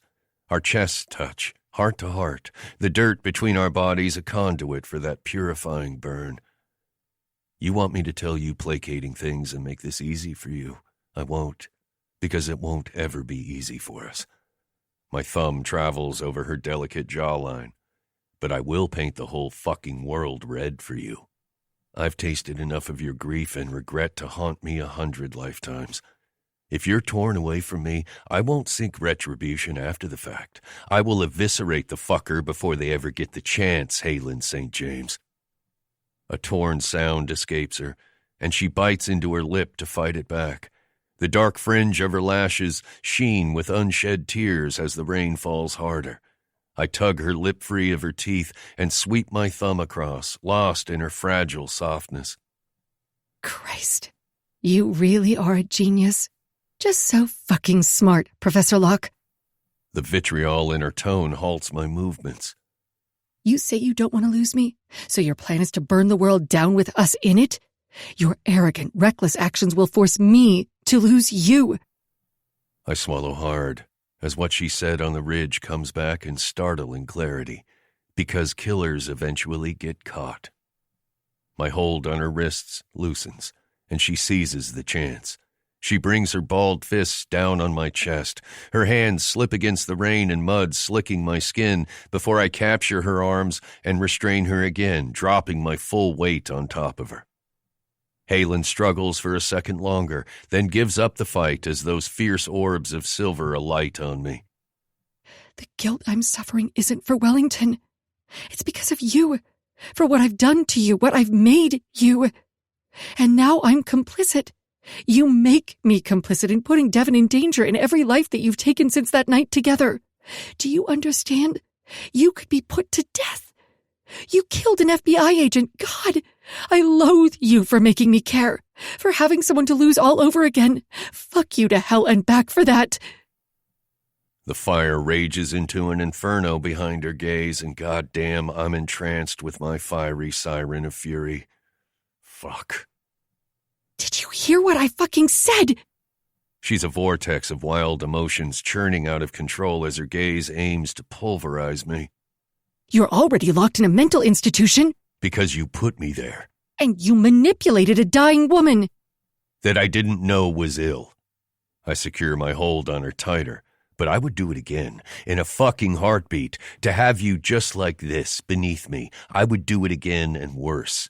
I'm that sick and evil and twisted. Whatever label you want to slap on me, I will be that goddamn devil. You will always come first. The boom of thunder provokes fresh tears, and I trail my thumb down her lips, letting the pad taste her delectable melancholy. You will never lose me, I vow to her. My elbows dig into the mud as I palm her face, gently coaxing her eyes on me. Look at me, Halen. There is nothing in this universe that can tear me away from you, not even death. A racked sob escapes her chest. You can't know that. My tongue glides over my bottom lip, tasting her riled emotions that threaten to consume her. That's my job. I was made to consume her sweet heartache. Let me take the pain, I whisper. Let me take it for you. The softest sound escapes her, a sigh so gentle and sweet it aches. We can't do this. It's madness. She licks her lips to further torture me, then she lowers her arms to strike me with her fisted hands. This time, I'm prepared, and I catch her forearms and link her bound wrists around my neck. I promised you we'd talk until our breath gave out, but I'm entirely too famished, and this devil is going to feast. My mouth crashes against hers, and I hold her bound to me, kissing her deeply as I drain more of her fight. As the storm darkens the sky, I unlink her arms from my neck and draw to my knees above her. I shed my soaked shirt, letting it drop to the ground as I stare down on her filthy, half-naked body. Before she can try to squirm away, I grip the waistband of her jeans and yank her pants down her thighs, tearing them to her ankles. Her sharp cry travels straight to my groin. God, you're fucking crazy. You haven't seen the bounds of my crazy sweetness. I bring her restrained ankles over my head and latch on to her hips. We're just getting started. Hoisting her hips off the ground, I lick a hard seam up her pussy, a damn deviant as I relish the divine taste of her. A low groan rumbles out as I breathe over her, a crooked smile stealing across my face at how wet she is. Tell me to taste you, I demand. Not like this. Go to hell. Then you can curse me while you come in my mouth. I suck her clit into the hollow of my mouth and flick my tongue over the sensitive flesh before I surround my mouth over her and her back arches off the ground. My fingers dig into her skin with bruising force as I hold on to her writhing hips. As the steady drizzle of rain patters our bodies, I indulge on her, my tongue a fiend invading her as I lap at her sweet arousal like a starved beast. Untamed lust fires through my veins as I feel her already so close to shattering against me. Do you still despise me? Struggling to capture a full breath, she says, Yes. I smile against her. I'm going to fill you so deeply there's no room to hate me. With an impatient groan, I shuck her boots off one at a time. Then I have her jeans wrenched off her ankles and tossed to the mud. I spread her thighs wide, my fingers leaving bruising imprints as I hold her pinned to the earth. I plant my hand in the center of her pelvis as her thighs clamp against my head, as if that will stop me from devouring my dirty girl. Then I eat her sweet pussy. Twisting her arms, she successfully fights her wrists free of her shirt. Her dainty hands find my hair, and she digs her fingers into the roots, her nails scraping at my scalp as she tries to escape. I let her tear her blunt little nails into me, savoring the delivery of her pain. My hand fastened to the underside of her leg, I turn my attention to the sigil on the inside of her thigh. I sink my teeth into the mark, and the coppery taste of blood spills over my tongue. A feral growl works free as my inner beast demands to devour her until she's thrashing against my hold. Do you still want to hurt me? My tone is gruff as I restrain myself from taking her closer to that shattering edge. She's shaking, furious tears mixing with the rain as the droplets slide down her temples. I want to claw your skin off. With one last selfish taste of her sweetness, I push to my knees. A wicked smile carves my face as I grab her ass and haul her forward. Claw my fucking skin off, baby. The fiery venom in her eyes says she's either about to fuck me or kill me. I'm obliged to let her do both as long as she doesn't deny me her touch. The carving knife lay discarded in the mud, and I grab the weapon in one hand before I secure her wrist in my other. I press the hilt into her palm and close my hand around hers, our heated eyes locked. The gray sky hangs over us like a threat, falling a shade darker than our desire as we kneel in the mud, bound by the charged current strung between us. Stripped naked and trembling, Halen braces her free hand against the hard wall of my chest. Kallum, you have to stop.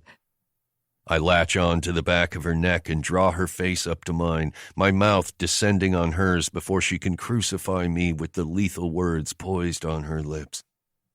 The flat of the blade crushed between our bodies, she keeps her palm welded to my chest to hold me at bay. Her fingers skim the crescent, and I can feel the violent storm within her fragile walls. You know how to make this stop. My nostrils flare as I grip her wrist tighter and move the tip of the knife over my sternum. The sharp point draws blood. Aim for the heart. If you miss, I won't ever stop coming for you. A tear streaks her abraded cheek, and I want to lap the salty wetness with my tongue to taste her confronting that terrifying fear. It's easier to run from the monster in front of us than face the one within. Her fingers inch higher to cover the sigil, her desire charged so deeply into me I feel it with every aching breath. That's not what I want, she whispers. What do you want?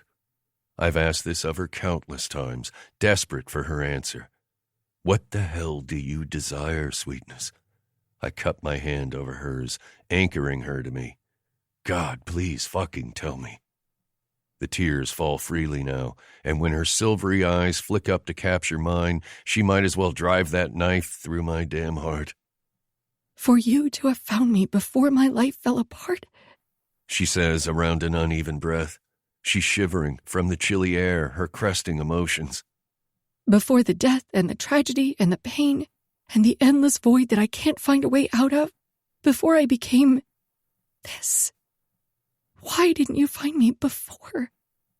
Because then, maybe then, she could have let herself love me. Before I became the goddamn devil of her nightmares.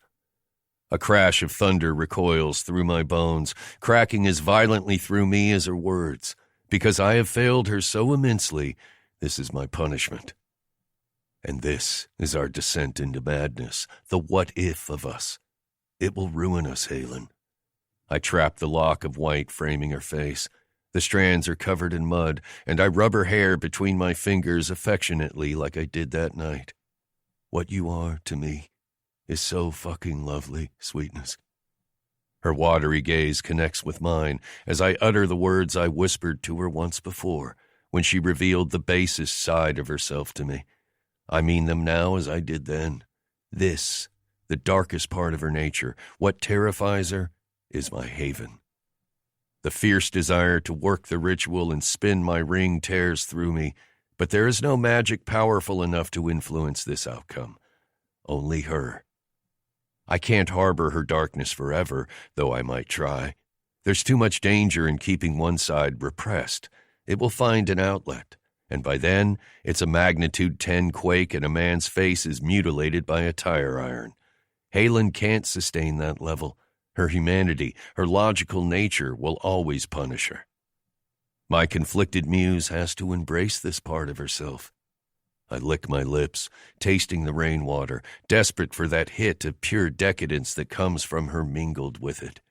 Fuck, we could love, Halen, if only you'd let us. Her smile is fragile, so achingly beautiful it chars my throat. I don't think we're capable.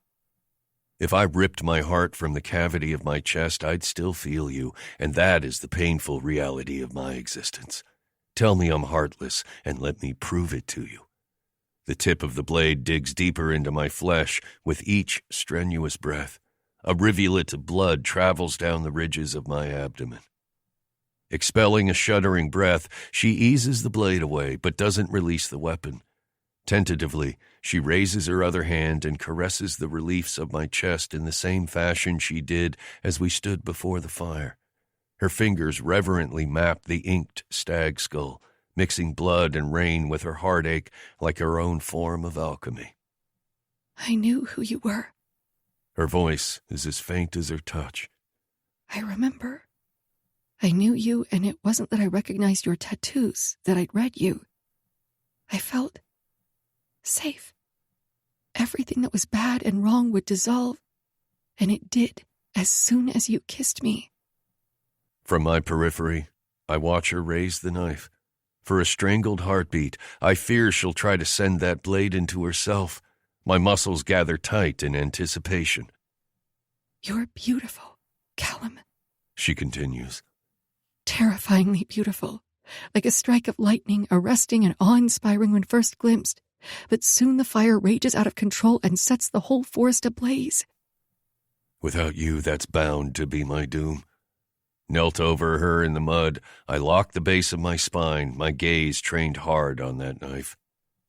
As her other hand gradually dips lower, my stomach flexes beneath the sensual feel of her fingers trailing past my abdomen.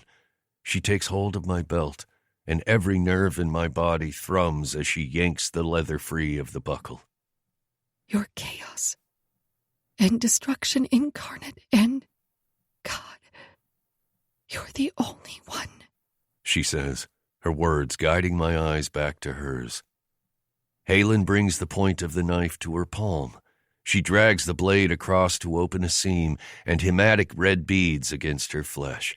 A visceral yearning stirs down deep in the pit of my stomach like a fucking aphrodisiac injected right into my bloodstream. With my fading willpower, I shackle the beast that wants to maul her beautiful body, and fuck, I'm rewarded with the wicked sight of her licking the line of blood from her hand. A flash of lightning charges my soul, and she's there in the flicker, my goddess of the moon to illuminate the dark. She drops the knife to the shore. As her gaze lifts to mine, a hard shiver rocks through her, caught by the carnal beast dangerously close to ravishing her. She rises higher on her knees to kiss me softly, in direct contrast to the thrashing beat of my heart. The saccharine taste of her melds with the sharp tang of blood, so fucking intoxicating. I grip her shoulders, my sanity wrecked as she proceeds to lower my zipper and take me out. Jesus fuck. My muscles cord tight at the feel of her hand, surrounding my rock-hard erection, the hot and wet feel of her blood stripping me of control. Jaw tensed, I groan against her lips. Goddamn, Halen, you are trying to kill me. Her soft breath teases my mouth. I'm claiming you as mine. A roar rushes my ears, all sounds of the marsh muted beneath a resounding crash of my heart through my chest. As she strokes the length of me, she gathers the leaked pre-cum at the tip, and the feel of her blood combining with the fluid sends me into a blind lust. She strokes me with her slick palm, and my cock jumps, throbbing at the way she fists me tighter as she works her hand back down to the base. I tunnel my fingers into her hair and grip her to me with ferocious need, restraint fucking annihilated. With my other hand, I collar her throat, shocking the breath in her lungs.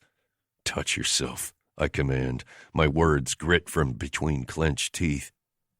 Her swallow pulses enticingly against my palm as my predatory gaze tracks her slow descent down her body before she pushes between her thighs. She swirls her fingers over her clit, eliciting a breathy moan that sinfully curls around my spine. The scent of her desire scorches the blood in my veins. Don't stop touching yourself. My gaze fixes to the apex of her thighs, where a thin layer of red coats her silky skin. My hunger builds into an unbearable pang until I'm forced to grab her waist and haul her up to her feet so I can drag her leg over my shoulder and bury my face against her pussy. I'm ravenous at the taste of her arousal and blood, like the first delectable taste of her during the ritual. Kallum, God. She grabs my shoulders for balance. That's the right order. I lick and suck until she's shaking, the wild fury of my little muse cresting like a rising tidal wave, ready to pummel me. She rakes her nails through my hair and rips at the strands, urgently compelling me to my feet. And I let her attack. I let her claw at my chest until she draws blood. I let her thrash and flail and shove, taking her fight as I'm claimed by my dark muse. I let her pound her fists against my body, a deviant begging for every one of her frantic lashes as she unleashes her excess of emotions, all her fear, all her anger. I will always take it for her. I let her push me until my back hits the tree. The rough bark scrapes my skin with satisfying pain as her nails puncture my shoulders, her fingers gripping as she climbs my body. I grip her ass as she locks her legs around me. She uses her feet to push my pants down until she can dig her heels into the backs of my thighs. Her chest crushed to mine, I splay my hand along the curve of her lower back as the rain drenches our filthy bodies. Halen peers right into me. A dark flame ignites amid the silver embers of her eyes to hold me captive. Then her mouth crashes against mine. As her body slips down my chest, her perfect pussy sheathes me, drawing a fervent curse past my gritted teeth at the feel of her arousal coating my cock. Her soft moan taunts me to swallow the sound as she grinds down harder, taking me deeper. Our atoms slam together, a fusion of energy so fucking combustible we threaten the very stars with our untamable fire. Her nails dug into my shoulders. She rides me with wild, erotic rolls of her hips, fucking me against this tree like a sexy little nymph. I bury my mouth in the bruised joint of her neck as I fist her hair, my hips thrusting in furious, relentless need to meet hers. Fuck, you feel so goddamn perfect. The ungodly obscenities and coarse grunts she works from me rise above the rain. The explicit rock of her hips is maddening, my legs strained to keep us held against the tree, the bark tearing at my back. I trail my lips across her heated skin, scrape my teeth over the bites I've branded there, the heady, consuming taste of her blood still lingering on my tongue. A torn sound catches in her throat as she works her pelvis in desperate undulations to speed my thrusts, her core pulsing tighter around my cock as she grinds lewdly against me in demand for more friction. Every gritty, abrasive rub of dirt between our bodies demands more, our flesh striking together over and over to set us aflame. As she arches her back to ride my cock, I groan long and hard at the salacious sight as feral lust threatens to unhinge me. I circle her wrist and drag her palm to my mouth to taste the purest hit of her, becoming deliriously ruined, before I push her hair back to capture her face, driving my cock deeper, harder, just to feast on her throaty cries. "Goddamn, you're a vision, my vision," I say, my tone guttural, my words punctuated by each unrestrained thrust. The debased way in which we fuck is divine only to us, and I revel in her sin and sanctity, reaching a higher plane within her, covered in mud and blood, sweat and rain, a debauchery that would invoke the god himself. She bites into her lip to draw a bead of red as her inner walls clench around me, daring to hurl us both over the edge. "Hold on to me." I push off the tree, my entire body rebelling against the desire to take her back down to the mud and fuck her like the depraved demon within craves. Kallum, I'm close. Halen breaks off, her climax denied. Not yet. She glances over her shoulder to see the reserve of fresh water. Why? Because I want to drown in you. As we reach the edge, I fight free of my boots and soaked pants, keeping Halen held to me with one arm. I wade in, and the cool temperature elicits a delicious shiver from her. Still deep inside her, I submerge us beneath the surface. Her legs tangle around my waist as her fingers lightly trace the scratches along my back, her touch more soothing than the balm of chilly water. Hands fastened to her hips, I dip her backward, rewarded with the alluring sight of her arched body, her breasts peaked above the glassy surface. Temptation thunders through me, and I caress her chest, hand dipping between the valley of her breasts as I clear the mud away. As I bring her forward, her hair wet and smoothed back, so fucking sexy I'm lost to her. I could. She whispers over my lips, just a hint, a glimpse of a future where she could let herself fall, and it's enough to destroy me. I'll wait. I cage my arms around her and sink inside her so deeply it tears the sweetest cry from her in response. I'm there to capture that sound, kissing her with the fiery yearning blistering my soul. As I pull back, I say, I'll wait, but I need you to fight, to want to live, Halen. I have to serve the rest of my time, and I can't do that unless I know you're going to be there when I get out. I watch the hard swallow drag down her slender throat as the fall of rain ripples the water around us. I'll be there, she says. Her movements slow and tender, the gentle rise and fall of her body guides us into a slow burn pace that tears at the last remaining shreds of my sanity. I use the momentum to thrust deeper as I bring her hips down, driving inside her as the waves lap over our bodies, washing away the dirt. I find her eyes. Hold your breath, sweetness. Then I take her under. Completely immersed in the tranquil water, I wrap my arms across her back and cup her shoulders, bringing her down against me as I seal my mouth to hers. I hold her below, drinking the last dregs of air right from her lips. My chest burns from the pressure. The lack of air and build of the climax is an erotic combination. I glide my palm down the backside of her thigh and pull her harder against me, the water slowing every movement, setting an excruciating but arousing pace. I've never made love before, not like this. With Halen, every touch is addictive, every kiss electrifying. I hold us underwater until we're... As the story pauses, let your thoughts do the same. Enjoy this quiet space accompanied by music. This audiobook is our gift to you.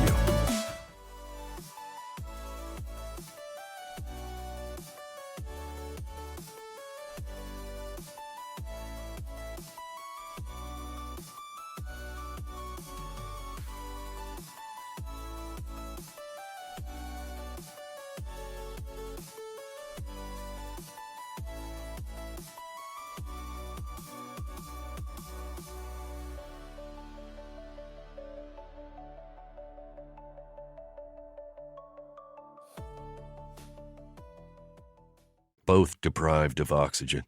Her eyes flash open as the impulse to fight for air grips her. I kiss her with the desperation searing my lungs. It's not that I don't want to breathe without her, it's that I can't.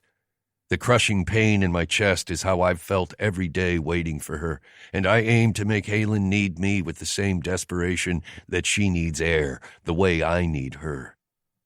And as I feel her contract around me, her sweet moan breathed into my mouth, breathed through me, I grind against her clit and thrust deep, denying her that vital oxygen her organs crave.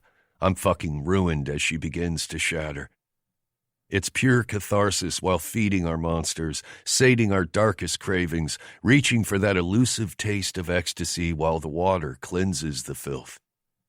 We burst above the water, gasping to fill our aching lungs, and her shattering orgasm grips me so fucking hard I release deep inside her, clinging to her the way she clings to me, obscenities falling fierce between us. She buries her face in the crevice of my neck as she pulls in air, her body still locked around mine. Her hand cups the back of my neck. "You're the only one," she whispers. In the aftermath of our lovemaking, I'm the one shaking. The architect of chaos magic wrote, "The discovery of one's true will or real nature may be difficult and fraught with danger, since a false identification leads to obsession and madness." When the chaos magician attempts an extreme metamorphosis, he cannot deceive himself, no matter how dark the soul he encounters. For her, my muse, my sweetest epiphany, I strove to alter my nature, to be what she needed. But she's the seer. I only exist when observed by her. My nature was never mine to determine. Man, God, devil, the choice has always belonged to her. Chapter 14.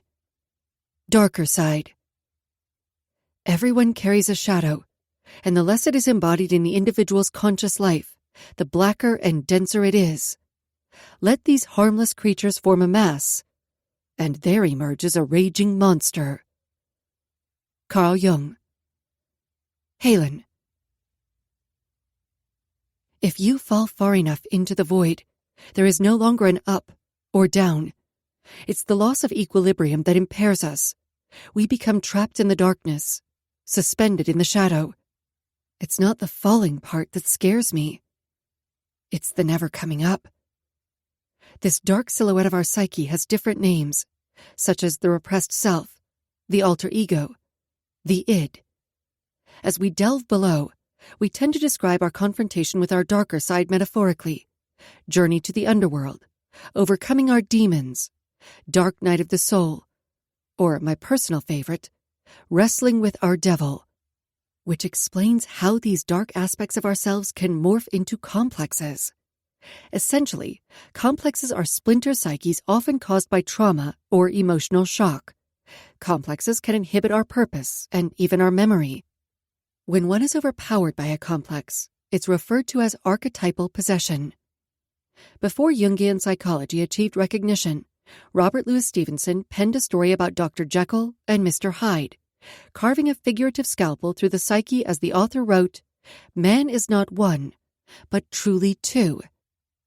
An internal war waged between the good and evil of Jekyll's character, as the repression of Hyde fed his shadow side until it consumed, thus paving a dark and disturbingly accurate portrayal for Jung's shadow self. The archetypal shadow is, at its core, a source of wicked. Sometimes, just the attempt to draw breath is painful, like gasping for air beneath the iceberg, my lungs filling with frigid water. Sometimes I wonder if I've already stopped breathing. My reality is disfigured, and I want to look to the people who love me to find my way up, to see my reflection in their eyes. My demon found me at my worst. That's who I am to him, a dark muse. Seeing the reflection of myself in Kallum's eyes is a terrifying loss of equilibrium. I fear falling too far into the void. I'm clawing my way up as the painful reminder of experience comes rushing back, and with it the sounds of violence. Warmth touches my face, and I fight to stay in this serene place right on the fringe where those blissful few seconds of peace remain. But too soon, I'm wrenched out. Against the dense backdrop of night, the crackling flames of torches cast a misty glow over the marsh shore. Then the sickening sounds of pain crack the calm illusion. Kallum's pain. Darkly cloaked figures attack with brutal force from all around. Kallum is in the heart of the ambush. Adrenaline rushes the chambers of my heart at the sight of him. Shirtless, feral, every defined muscle tensed. A dark god, bathed in the light of the torches as he swings wildly at his attackers. Panic fuels my shaky movements as I try to reach him. My mental fog is further cleared by the press of cool steel under my chin, and I'm suddenly made aware of the threat hovering from behind. There's no verbal command, but the order not to move is clear. The blade digs into my neck as my hair is snatched in a firm grip, and I'm forced to watch 6 skull-masked figures strike Kallum with torches. With each strike, fiery embers rain the open air as his enraged growl rips through the night. He's a force of fury and chaos. Until his fierce gaze touches mine, and his fight stops. They descend on him. 2 of the horned men wrench Kallum's arms back and force him to his knees. He doesn't break eye contact with me. His inked skin sheens with blood and sweat. Dark red stains his mouth. He turns his face to spit a trail of blood, giving me a better view of the fresh bruising. I make Kallum weak. The moment I'm in danger, he loses his own will. His eyes anchor to mine before he drops his gaze to assess me, slowly wandering over my body in critical study, his black dress shirt that clothes me, my mud-caked jeans, and stopping when he reaches the blade, held to my throat. Features hard, a muscle flexes along his jaw, flames of malice lit behind his clashing eyes. I'm all right, I assure him. I swallow down the ache past the pressure of the blade. The crackling pop of fire infuses the marshland as our attackers swipe their torches through the dark, their movements frantic, but focused. One of them binds Kallum's wrists with rope as I'm made to stand. My chin is set free. Then the sharp tip of the knife prods my back in warning. Forced to walk barefoot, we're silently led into the woody marsh. Everything is wet and smells of earthy rain from the downpour. I steal a backward glance at Kallum. He prowls behind me, a caged animal biding his time. His inked skin gleams in the torchlight, his dark hair unkempt, his eyes just as wild. Rough wounds lick his skin.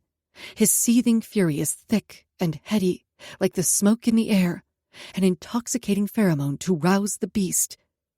My body identifies the scrapes and bruises from the wreck and my sliced palm, but most of my pain stems from the brutal physicality that is Kallum and I together. My body is a tapestry of marks, a fusion of pleasure and pain from Kallum's desire. Wrestling with my devil. We verge deeper into the marsh away from the reservoir, and Kallum's kept at a distance so he can see the threat aimed on me. While Kallum is chaos incarnate, he won't risk any attempt that endangers me. Pale moonlight slants across dripping moss from the sickly marsh trees in eerie beauty, overlaying the dense reeds in splashes of tweed and slate green, the same vibrant color as the green I see when I look into Kallum's eyes. A fire blazes in the center of a clearing, where rocks with white markings have been stacked around the perimeter to form a circle.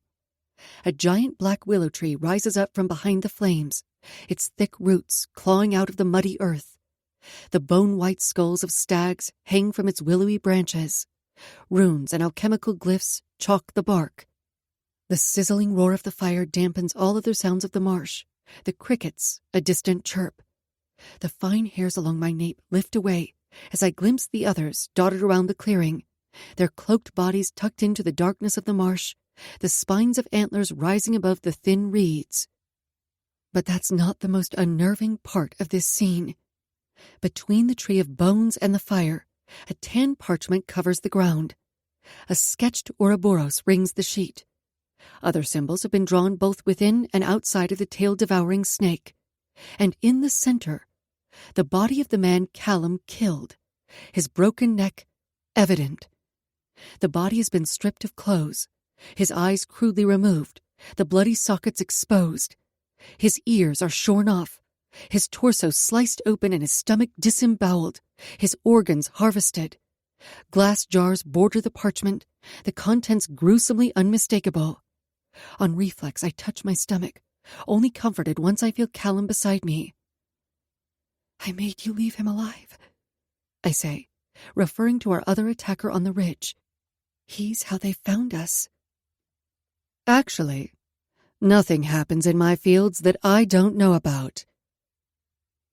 Her distinct melodic voice travels over the crackling flames.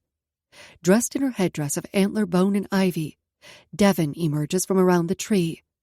She's once again adorned in her sheer, flowing skirt and armbands, but she's also donning one other item. A corset, made from a human rib cage. The bones are woven with twine, showcasing her expert technique in all its macabre glory. I'm gripped by the otherworldly sight of her as she finds my gaze past the fiery sparks licking into the night, and for a fraction of a second, I glimpse a touch of softness before her features adopt the hardened mask of a priestess. Our silent abductors toss their torches into the fire before they nudge us onto the fine cloth parchment, closer to the mutilated body.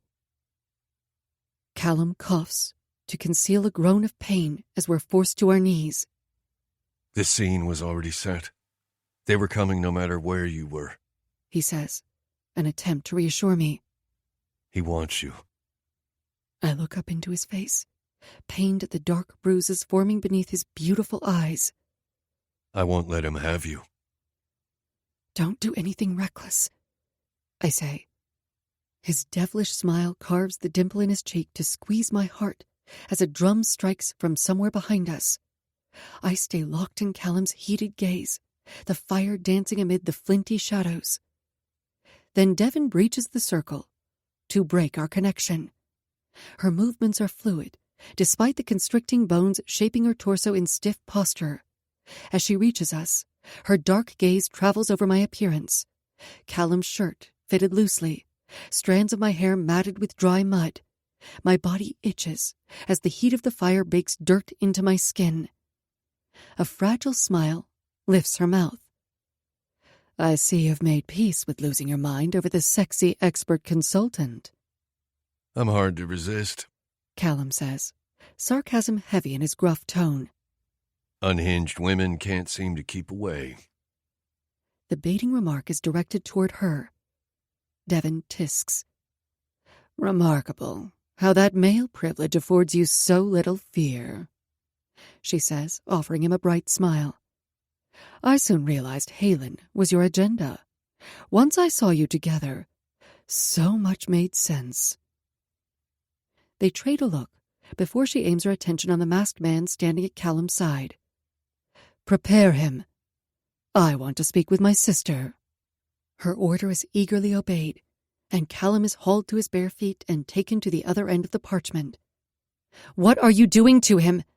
I demand. Devon leisurely lifts her gauzy skirt and kneels before me, her spine forced to keep perfect posture by the bone corset. "Don't worry," she says, collecting a stick of white chalk from the cloth. "Nothing too heinous." Fury pricks my composure, and in the same way she struck me in the cave, I slap her cheek. My palm stings from the impact, and I instinctively dig my nails into the cut on my left hand to balance the pain. That's for trying to eat me. Yet it's for so much more. The emptiness I feel for trying to keep my promise to help her, for failing her, knowing now there was nothing I could do to save her. She gingerly touches her face, concealing a faint smile. You have a sick fetish with pain. Why am I here, Devon? Am I going to end up like him?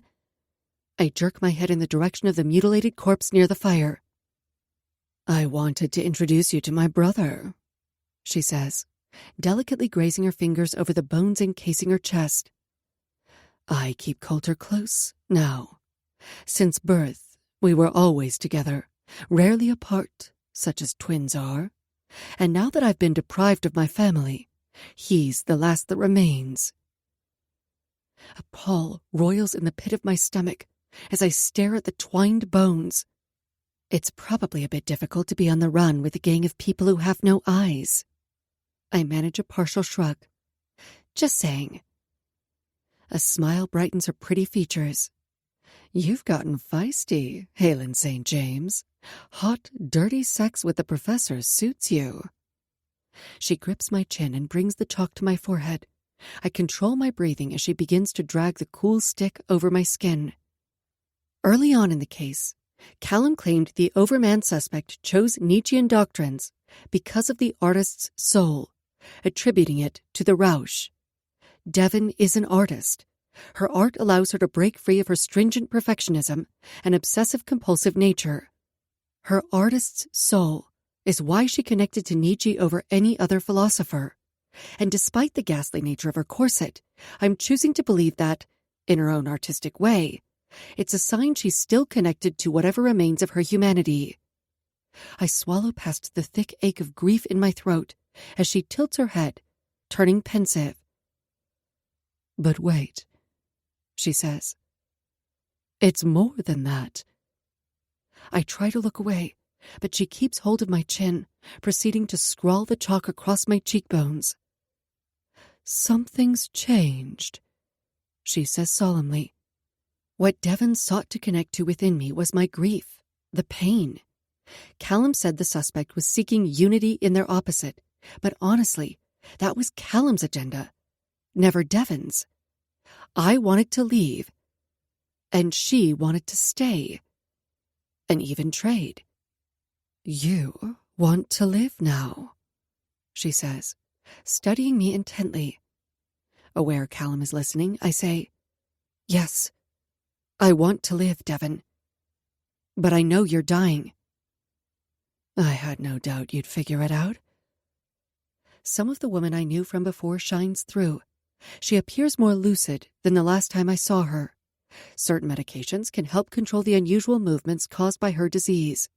They can also help offset any delusions or hallucinations that might present. I have no idea if Devon is medicated, or if her devout belief is merely overriding her regression. I am dying, she says. But really, I think I died the moment I lost Coulter. Without those we live for, are we truly alive? You know the answer to that, Halen. She discards the chalk and spins away, severing the connection. Alarm flares in my veins. I no longer have any delusion of reaching her, but I have to keep her talking. Devon, wait. Listen. Someone in your life made you feel inadequate, I say, stalling her. I profiled this, remember? At first I thought it was your brother, but it wasn't. It was him, wasn't it? This man in authority over you. A flash of uncertainty tightens her features. He killed Bethany with hemlock, I say, not letting up. I realized it wasn't Devon when we were attacked by the men with syringes. You cared for her. You wanted to help her, to help them all. But this man, he's obsessed with you. He can't let you go. I felt the dark obsession in that chamber. I sensed the malice, the vile desperation. Devon leans in close to whisper, He won't even let me die. As she pulls away, a chill blankets my skin at her words.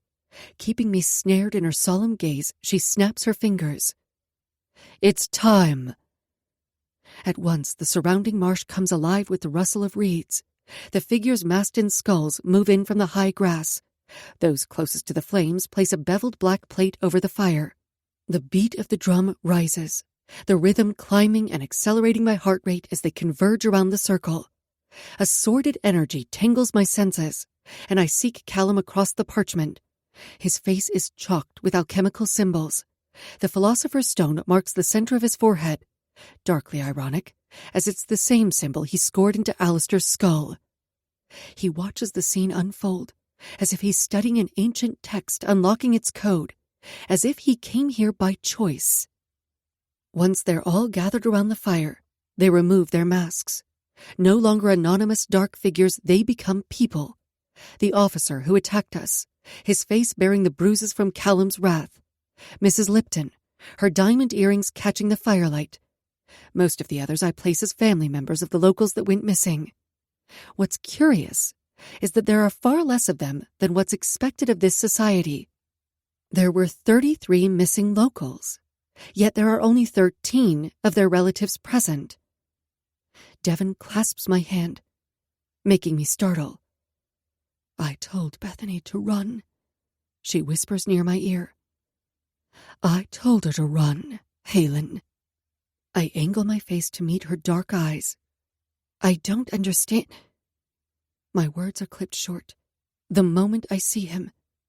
Shirtless, his broad chest adorned with glyphs.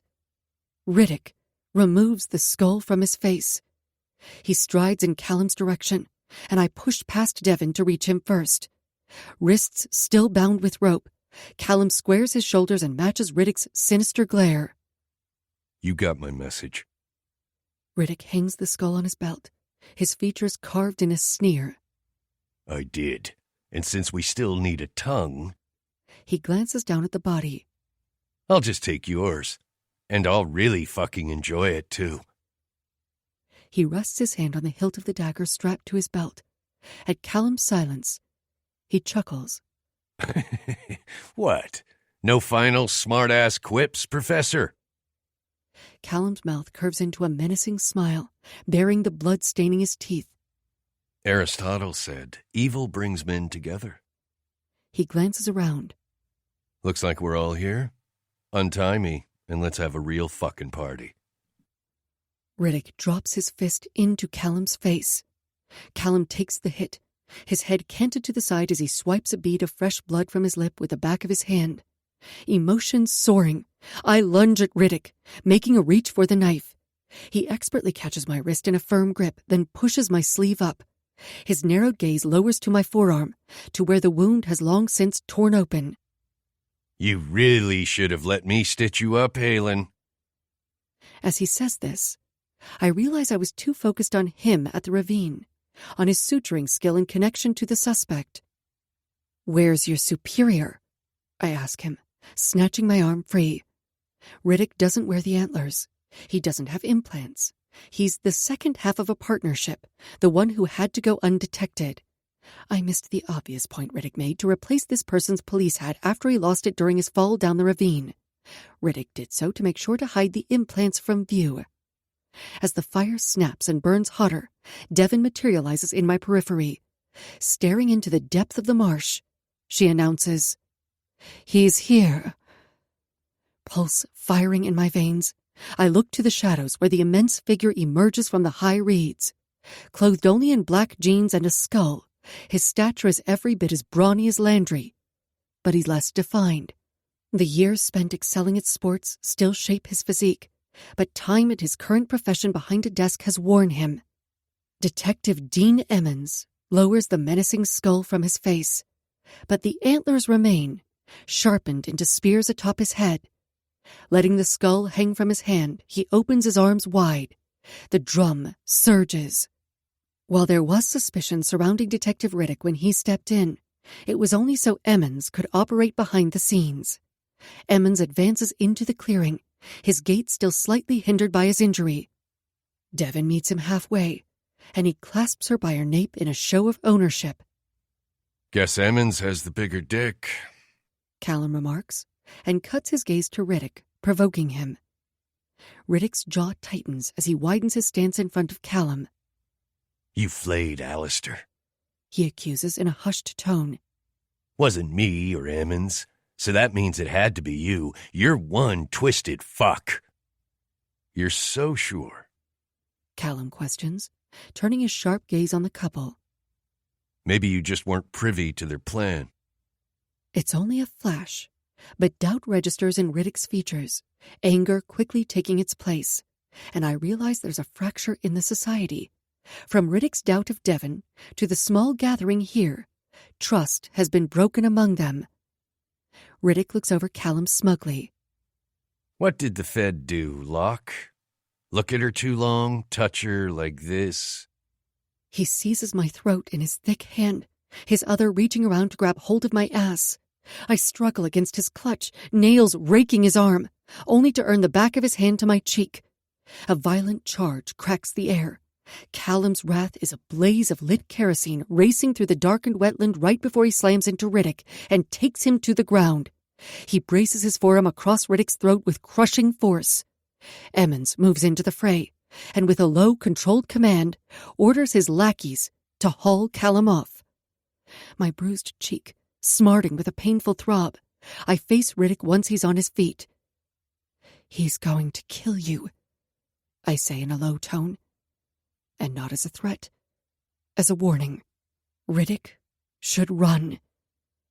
Riddick's smile is crass as he licks his lips. Worth it, sweetness, he mocks. Hot rage sparked deep in my chest.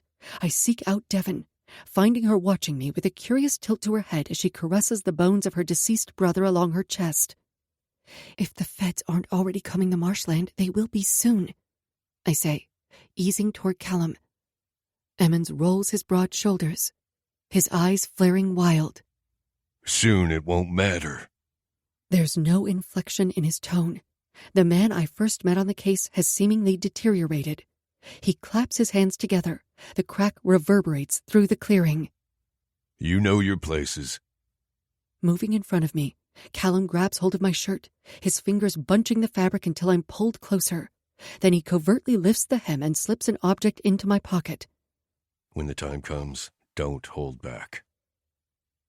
I swallow hard, at the tender feel of his fingers grazing my waist, before his hand falls away and we're prodded toward the fire's edge.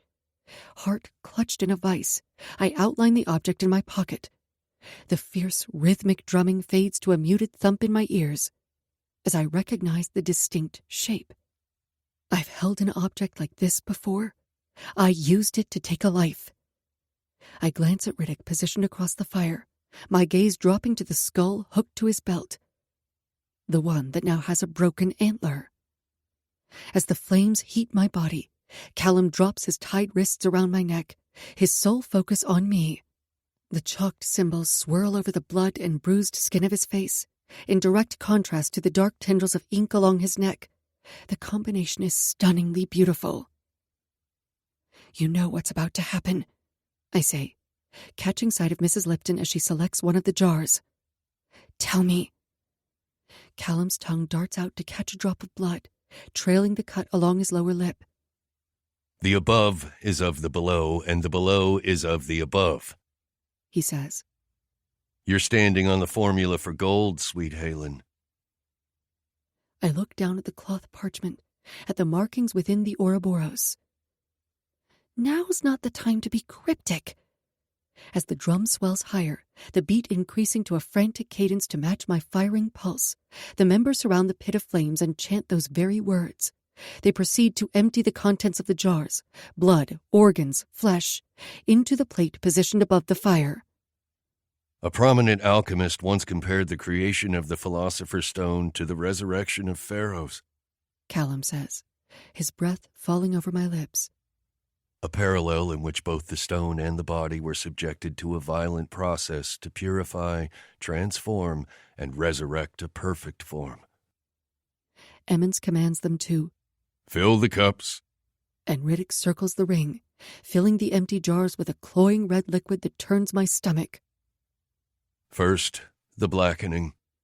Kallum continues. He glances at the gore roasting in the center of the ceramic. Ingredients cleansed to a black matter to purify. Bile rises to the back of my throat as the stench of cooking organs permeates the marshy air. This is what you lied to Dr. Marcus about. Not lied, just a purposeful oversight. He confirms with a twist to his mouth.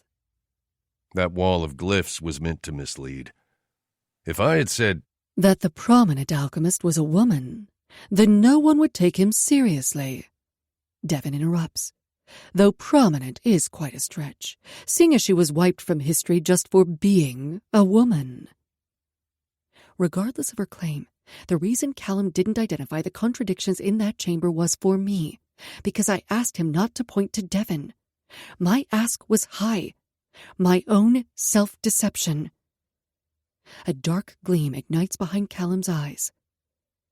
In you, Cleopatra the Alchemist is hidden the whole terrible and strange mystery.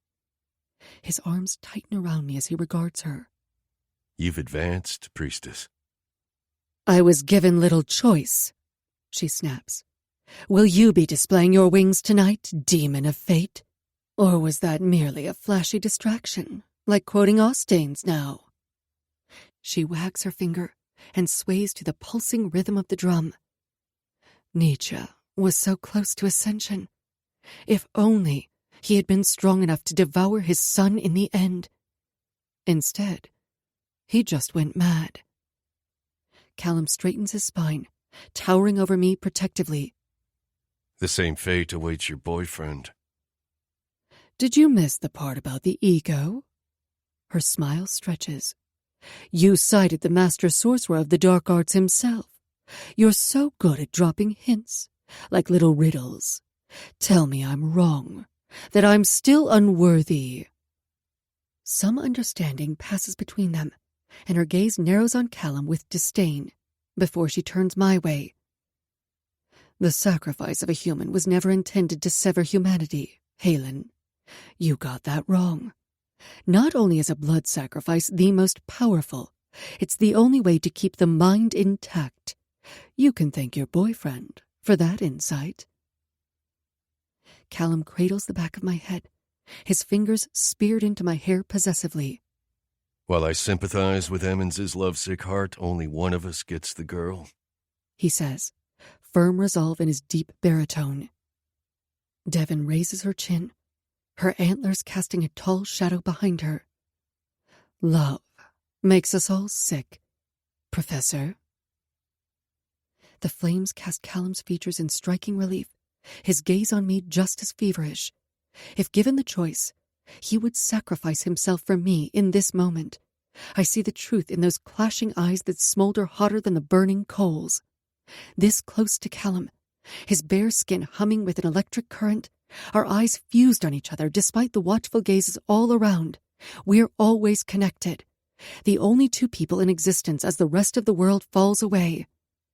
I raise my hand to his face and trace the arresting contours, the chalk smudged beneath the press of my fingertips. How lost has Kallum gotten in his own obsession? Don't do anything reckless for me, I tell him again, stressing my desire to keep him safe. He lowers his mouth to my ear. I will bathe this ground in blood, sweetness, he whispers, eliciting a shiver over my skin.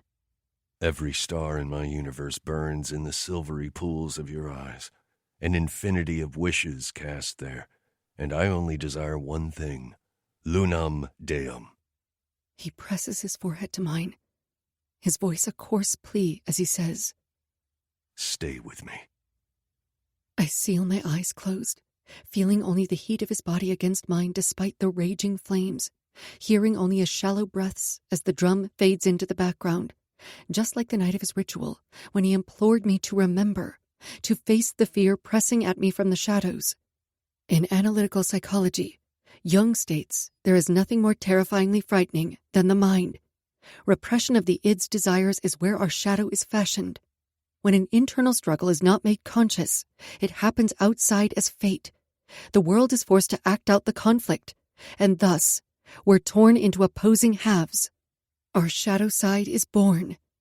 Once only the dark, destructive grief remained, my shadow was a raging monster. The night I set off after a killer, it took mass. And like in the cautionary tale, when Jekyll realizes he's losing the battle to his monster, he makes the choice to end his own life in order to stop the fiend from taking over. Not only did I crave that escape, I pursued it. I wasn't supposed to survive that night. I leapt into the void and never planned to resurface. It's never been the question of whether or not I killed. It's whether I can stop. Can I know, without fail, that I will never take another life? I can't, because I felt it in my blood when Kallum kissed me during the ritual. I felt it when I fought Landry, and when Alistair attacked me. I feel it now, as I pull back and stare into Callum's captivating eyes, the pain I want to unleash, the punishment I want to deliver as I caress his chest with my wounded palm, gently touching his battered skin. Vengeance. My shadow archetype craves retribution. The pit of the fire burns hotter, and I have the compulsion to reach into the coals to feel the soot. It's a part of me. Pushing up onto my toes, I capture Callum's full lips in a tender kiss, sealing the promise I made months ago before a crackling fire to stay with him. He brushes his thumb along the nape of my neck, then his form tenses, and I sense the threat behind me like a resinous sludge traveling through the veins of the marsh. Emmons splashes the blackened, boiling organs with a clear substance, and a noxious gas releases into the air. A crazed gleam flashes in his eyes as he looks at Devon. Lead them, he commands her. I tighten my hold on Kallum as Devon sways toward us, her hips rolling in sync to the rhythm, her hands sweeping through the air as if she's weaving a pattern through the atmosphere. The antler spine in my pocket digs into my hip in reminder. This time, I can't hesitate.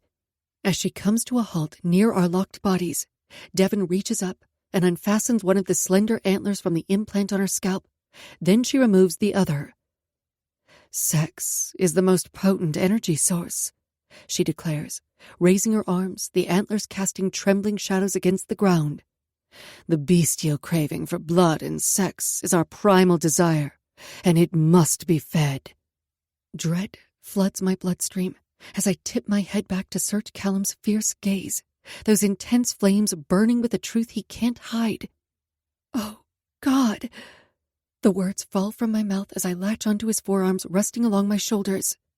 He remains silent, his features a hardened mask. Devon pitches the antlers into the fire.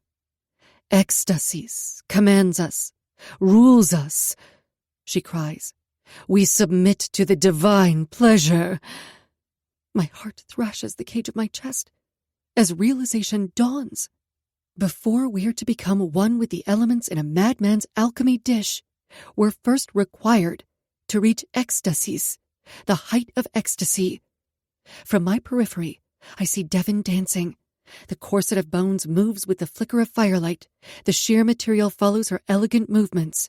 She weaves around Riddick, and I feel his tarry eyes on me. His sick lust crawls beneath my skin. As Devon returns, she walks a slow circle around us, now holding Riddick's dagger in one hand. She reaches with her other to touch us, prompting. As they looked upon her, she lectured on the great work, and they declared they'd fallen into ecstasy at her revelations. Kallum clenches his teeth. A muscle ticks against his tight jawline. Misinterpreting seems to be your only specialty, he admonishes her. Devon stops her progression, coming to a halt at his side. Fuck her, sorcerer, or I'll let Riddick do the honors. A dangerous growl rumbles from deep within Callum's chest. His body vibrates with the strike of the drum as it rises in unison with the chanting. His hold on me tightens painfully, as if he can feel my desire to flee. This can't be happening. I shake my head against his forearms. Then I look up to find the sky. The gnarled trees climb within a helmet of branches and moss like gods overseeing their offering, the moonlight their seduction. The masks once again cover their faces, and the figures move like the reeds sway. The people are shadows in the marsh, taking on the elements themselves, the bones of stags that tramp the ground like bloodthirsty animals awaiting the kill. "Say the words," Devon commands of Kallum. "Speak Cleopatra's words, and transmute the elements to the divine substance." Savage fury lit within the depths of his eyes. Kallum slowly removes his arms from around my neck. He drops his bound wrists between us, where he gently takes my face between his splayed fingers. "For he who fled entered into the one who did not flee, and he who controlled entered into the one who did not control, and they were united with each other." An ache burns at the back of my throat. My body trembles uncontrollably. I feel the vulgar press of their eyes on us as their chant climbs into an urgent entreaty, calling for ecstasies, rapture, frenzy. I curl my fingers against the solidness of Kallum's chest, trying to fight the fear as it becomes tangible, suffocating. I turn to escape, immediately caught as Kallum drops his bound arms around me, welding my back to his chest. "You can't run yet," he whispers in my ear. "They're watching us." He captures my jaw with rough fingers and tilts my face up, forcing me to stare into the fierce intensity of his eyes. "Don't look at any of them," he says, his voice gravel. "Eyes on me. Look only at me, sweetness." He lowers his hands, his thumb traveling down the center of my body until he reaches the clasp of my jeans. He flicks it open, summoning a hard shiver from my body. Then his descent resumes, his hands roving below my pelvis and pushing between my thighs. A dizzying sensation sweeps over me, and I shut my eyes against the onslaught. "Stay with me," Kallum commands. "I need you to stay with me, Halen." His fingers touch the sigil on my inner thigh, snatching my breath. Compelling my eyes back on him, he anchors me with the seductive cadence of his voice. Emmons breaks the protective haze with a command to drink from the cups. As I sink into Kallum's strong embrace, I feel myself tunnel under, losing equilibrium like I'm in that torture chamber all over again, hearing the flutter of the moth's wings, seeing the flicker of the firelight like the swaying bulb against my eyelids. Then the erotic feel of Kallum's hand stroking between my thighs envelops me in torrid heat to tempt me to the surface. The seductive rock of his hips against my backside urges me to push back, lured into him. "Don't slip away," he says, his breath a heated caress over my neck before his lips find the throbbing pulse point. Then he's kissing, tasting, and I'm fading under his spell. "I trust you," I tell him. But I can't be present for this, my mind already delving below. He unleashes a dark groan as his teeth sink into the soft curve of my shoulder, brutally awakening me from the trance. My eyes open to chaos. A shrill scream splits the air. Jars drop from their hands, murky glass rolling over the stomped reeds.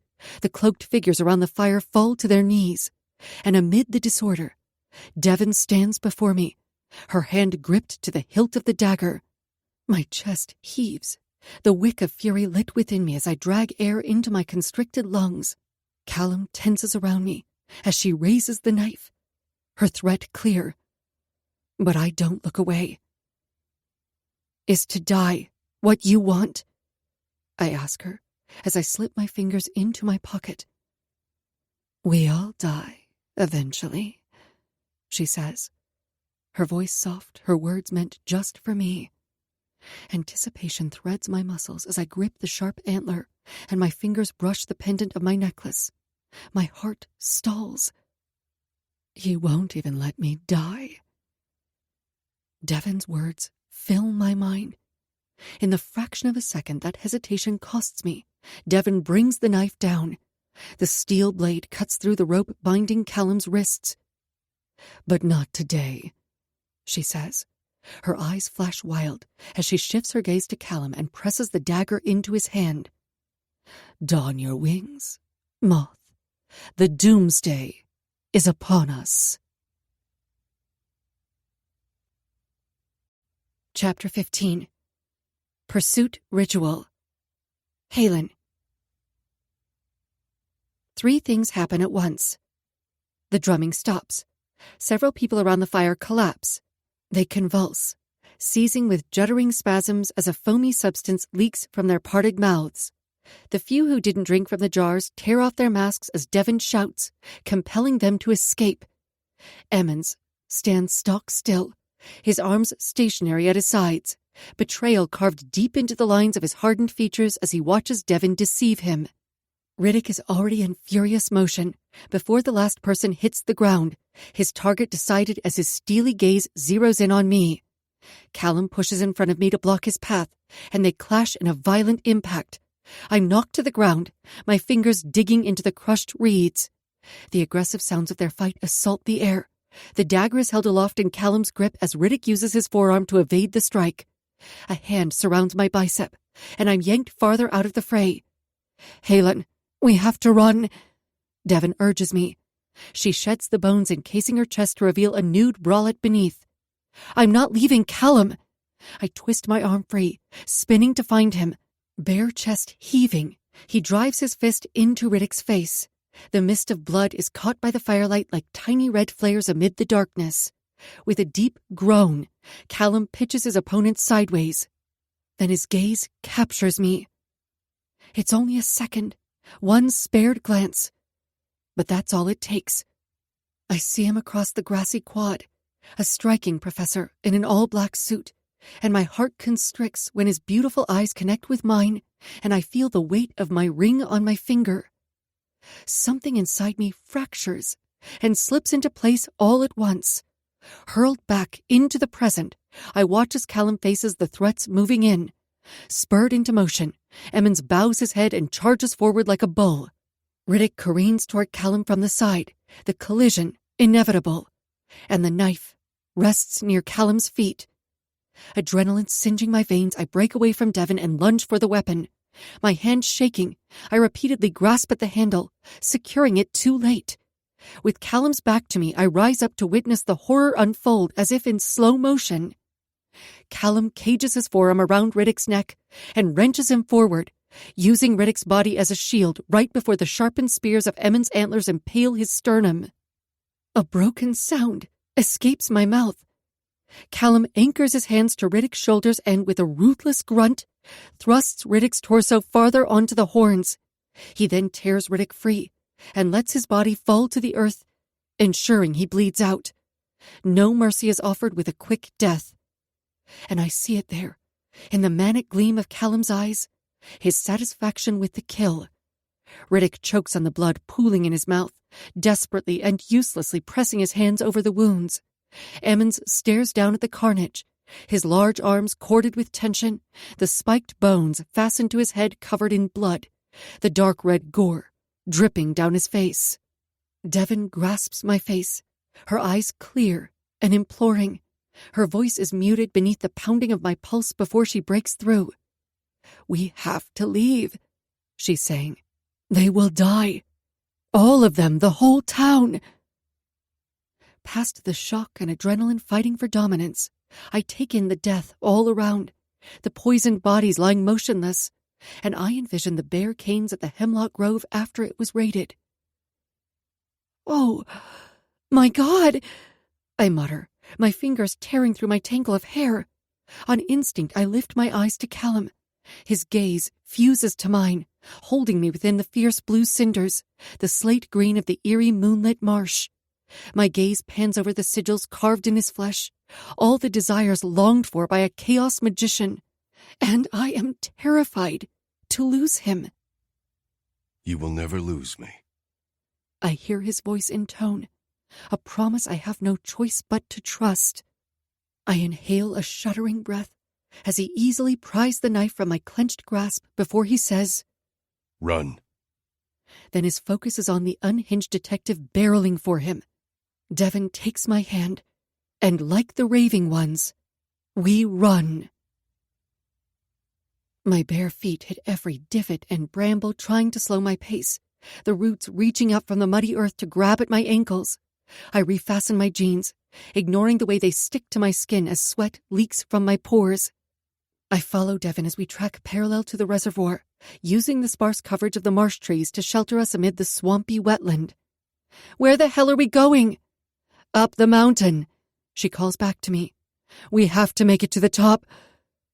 For one petrifying second, I fear I'm succumbing to her delusion, or that I'm delirious from dehydration, because I see the hulking 40-foot structure coming into view against the dusky skyline.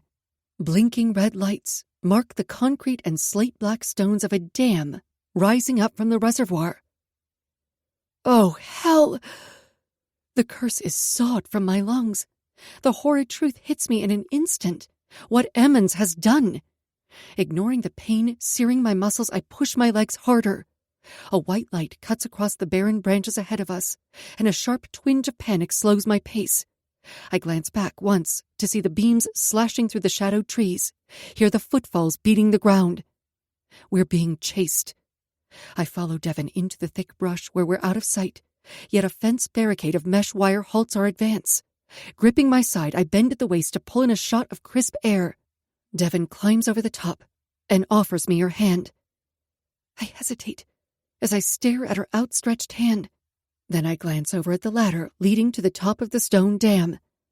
A manic laugh slips past my lips, and I swallow the raw burn in my dry throat. But of course it would be heights. The sounds of the pursuit grow closer to propel me past my fear, and I latch onto her hand. In direct opposition to the wild beat of my heart, the body of water is still and tranquil. The moonlight reflects off the glassy top of the reservoir, placid despite the dangerous current swimming through the air. Defying my instinct to turn back, I anchor my hands to the cold ladder and hike my body up the rungs, breathing through the constricting fear. Wind whips at my hair the higher we ascend. I try to pretend it's just the library ladder and that Kallum is there below. The thought causes a pang of regret to flare inside my chest, and as a shiver attacks my muscles, I miss a rung. Muttering a curse, I find purchase and pull myself close to the bars. Don't look down. Keep your eyes right there. Hearing his voice, I tilt my head back and open my eyes to the stars dusting the midnight sky. To further distract myself from the anxiety threading my nerves, I mentally link the details. You told me Jake Emmons was already dead, I say to Devon, my voice shaky. But it wasn't from his illness. I read the ME's report. There's a lengthy pause where I think she won't answer. Then, Emmons killed him. His own brother. That was his trade, Devon says from up above me. His sacrifice. For me. This last part barely reaches my ears, her voice as passive as the body of water below us. I wanted to believe he did it to offer mercy. I had to believe that. But when I found out there was a new treatment option for Jake, and that Emmons knew this... There's a tense pause. I only discovered this before I took you to the mine. As we reach the concrete platform, I hold my hands out to gain balance. The drop to the rocky stream below is so far down, the world tilts. I reach for the secure feel of Kallum's arms surrounding me, as his comforting scent envelops me from his shirt, preventing me from towing too close to the edge. In the distant marsh, the beams of light flicker through the trees. A mix of hope and dread swirls my bloodstream, unsure if I'm comforted or not by the presence of the feds. I don't know what Agent Rana will find when she reaches Kallum. The man or the devil. Devon hovers in front of me like a specter, her loose layers fluttering around her soft frame. Coulter wasn't supposed to die first, she says, anguish hitching her voice. He took his own life. I swipe my hair out of my vision. A symptom of the disease is hopelessness, I say, offering some form of logical comfort. She holds up a hand. Coulter's will was the strongest. He was never hopeless. I knew then, right fucking then, when I found him in the ravine. She averts her gaze and drags in a sharp breath. I'm the one who became hopeless. I'm the one who lost the will. And by doing so, I drove Emmons to this end. When Coulter died, it was as if he just snapped. My brother's death made mine an unavoidable reality. I nod slowly, gaining more of my bearings. And you thought Professor Locke could help you? A knowing smile stretches across her lips. "He did," she says. "He brought me you." Leaving it at that, Devon spins toward the building sitting on the elevated bluff that overlooks the reservoir. A blend of Gothic and industrial architecture, the original masonry stacks faded bricks 2 levels high, with a dark cast-iron water tank housed on top. I lift my face to a gust of wind, just to feel it brush my skin, before I follow behind her. After each failed ascension into the alchemical overman, Emmons disposed of them with hemlock, she says, as she pulls the glass door open. Once the bodies have all been recovered, they'll find traces of it, just like with Bethany. I tilt my head, studying her. "Why are you telling me this?" "Because you want answers." She swings the door wider and steps inside. "When the FBI arrived, Emmons knew it was only a matter of time before we were exposed, and he became desperate." As I wait for her to say more, I glance around. The track lights overhead are dimmed, as if the emergency lights kicked on after hours.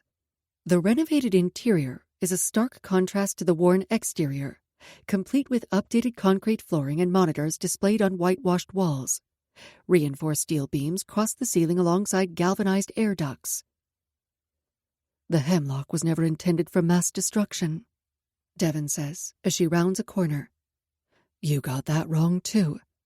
It was given as an option for self-destruction, for those who personally chose that means. But Emmons saw it as a way to take it right back to your profile." "I don't understand." But even as I say this, a revolting awareness washes over me. I theorized that if the divine wisdom was rejected by society, the overman would incorporate the hemlock into their delusion. Only Emmons did the opposite of Socrates. He contaminated the whole town's water supply. "I gave him the idea," I say, a sickness roiling my stomach. "He said it would be a convenient way for us to have a new start," Devon says, confirming my thoughts.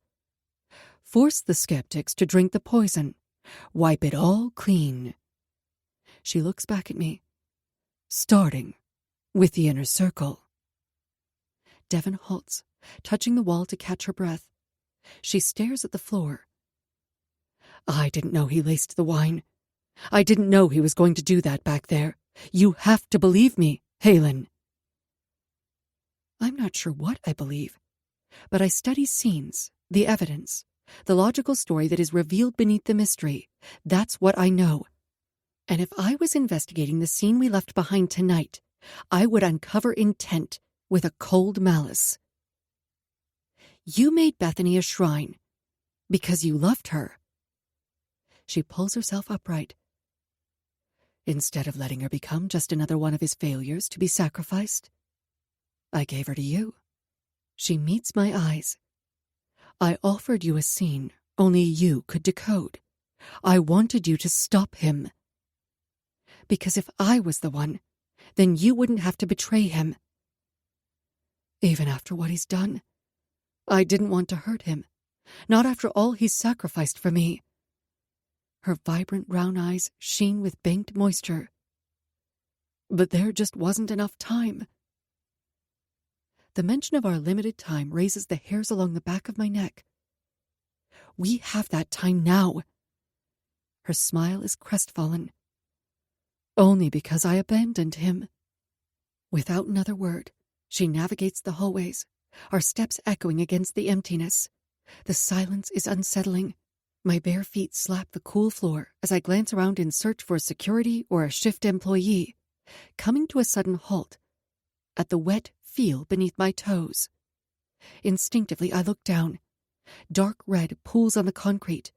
I follow the blood to a discarded body, the neck slashed. Emmons has reached the height of desperation, removing anyone who stands in his way, even the people he swore an oath to protect in his town. Farther ahead, Devon pushes through a door, and I speed my steps, tracking a trail of blood behind, feeling just as desperate. I match her quick pace once we enter into the main water filtration and treatment area, the system that feeds the town's water supply. Christ! Devon! The warren of pipes that line the space feels impossible. It's not just everyone in Hollows Row that will be affected, but possibly the neighboring towns as well. The species of hemlock that was cultivated in the marshland grove, once ingested, results in extreme nausea, convulsions, and then death, all within minutes. I shove my hands through my hair. Shit! Where do we start? I ask, trying and failing to follow the maze of pipes to a source. I straddle one of the blue pipes and grab hold of the valve lever. It's impossible to turn. Why are you just standing there? With a calm countenance, Devon walks to a wall panel with a red alarm light mounted on top and flips the cover open, the panel having already been unlocked. My heart thumps painfully in my chest, the sounds of the facility muffled by the roar in my ears as I watch her run her finger down the row, then push a button. She turns to face me. Done. Licking my dry lips, I climb off the pipe, my burning gaze hung on her. Explain, I demand. She hugs an arm around her trim waist. The backup water supply was contaminated, she says. Emmons bypassed the main distribution pipes, like when the pipes need repair. I'm sure he also had Sammy out there disable the sensors before he killed him, so no monitoring alarms would go off when he contaminated the tank with hemlock. She pushes on. So all we needed to do was enable the central pipes again. I hold her calculating stare and alert the task force of the contaminated supply. I bite down on my lip, not sure if I'm feeling an overwhelming sense of relief or anger. I'll find a phone. She nods once, but before I disappear around the corner, she calls my name. I pause long enough to listen. I knew if you came with me, then it would be all right. I knew this. I hover a moment longer, torn between debating logic over her belief system. I need to make the call. Finding a landline in one of the offices, I grab the receiver and punch in the only number to the FBI I have memorized. After I leave an urgent message for Agent Rana with an operator, I re-enter the room where I left Devon, only to find her missing. As I search the area, a sense of unmistakable dread settles deep in my stomach. This was all too simple, too anticlimactic to have been her design. My thoughts cease when I catch sight of her through a tall casement window. Standing on the crest in the center of the dam wall, Devon stares out over the stream, the reservoir at her back, the sheer material of her skirt and armbands whisked around her by the wind. I push the window open and tuck the loose hem of my shirt into my jeans before I ease onto the ledge of the platform, then immediately close my eyes as the dizzying sensation sweeps my head. Damn it. With deep inhale, I force my eyes open. Do you always have an ulterior motive? I call out to her. She doesn't acknowledge me, but I can hear a hint of a smile in her voice. If it means anything at all, the only way I could have gone through with it back in the mine was to drug myself. It's good to know you couldn't dine on me sober. I try to keep her talking as I crawl onto the crest, my fingers gripped to the grated surface. While the width is a good bit over 8 feet, the drop-off over the spillway makes it feel like a tightrope. An inappropriate laugh escapes as I think about the symbolism. Couldn't just keep walking a metaphorical tightrope over your abyss? I mutter beneath my shaky breath. I thought, one life for the many, she shouts, her voice cut by the wind. I wanted them to be saved, to finish what Coulter and I started before it all became corrupt. The choice to either take a life or sacrifice your own. Devon said this to me in the cave as I held a weapon above her. I took her words to heart. Only now, I realized she was talking about her internal struggle with Emmons. She's trying to reset the balance, to correct what he's done by trading her own life. I know you didn't mean what you said in the mine. None of it. You were angry, confused. I know you really care for them. My body trembling, I stall a quarter of the way onto the crest. Devon? Please don't make me come all the way out there. Her bare foot eases closer to the edge of the downstream slope, and I force myself to stand. "You're right," I say. "I need answers. I can't leave before I have them. You owe me that." After a tense beat, she slowly takes a step back. "I thought you could be the answer, at least to buy time." As she turns my way, she smiles. "They say when you get closer to the end stages, stamina kicks in. You can have bouts of clarity where you don't feel sick, where you're symptomless." She strains to hold her smile, forlorn. "I just needed more time." A heavy layer of heartache bears down on my chest, and I blink away the sting of the wind behind my eyes. Devon is in her late stages. She believed she could use this burst of stamina to convince Emmons that she ascended, that she was recovered. "And then, what after?" I ask, chancing a step closer. "Once you started to show signs of the disease again." "Maybe I wouldn't." She offers a small shrug. "I was really ill for 5 years. Then I was better. What do doctors know? Nothing of the mind. I believed I could reach that higher state if only Emmons would have trusted me." Her shoulders rise as she pulls in a breath.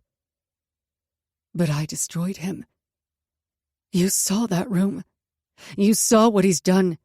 The man I knew is gone, driven too far over the edge." As she says this, she drapes her arm out over the literal edge, stopping my heart. "I saw the room," I say, leaving only a couple feet between us, where I can reach out and grab her.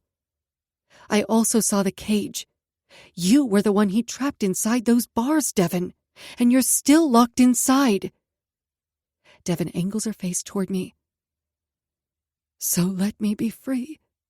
I frantically clear my hair from my eyes.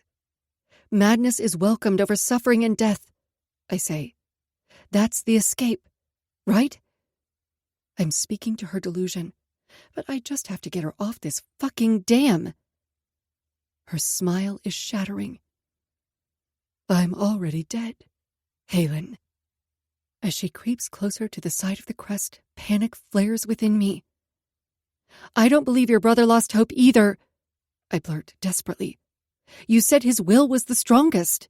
I think he sacrificed himself for you, so you could be the one to ascend. Coulter understood what Emmons didn't. He knew that there is no greater destruction than one of self, no catalyst more powerful to wield in alchemic creation." I use Kallum's words once again to reach her. "Destruction isn't an end.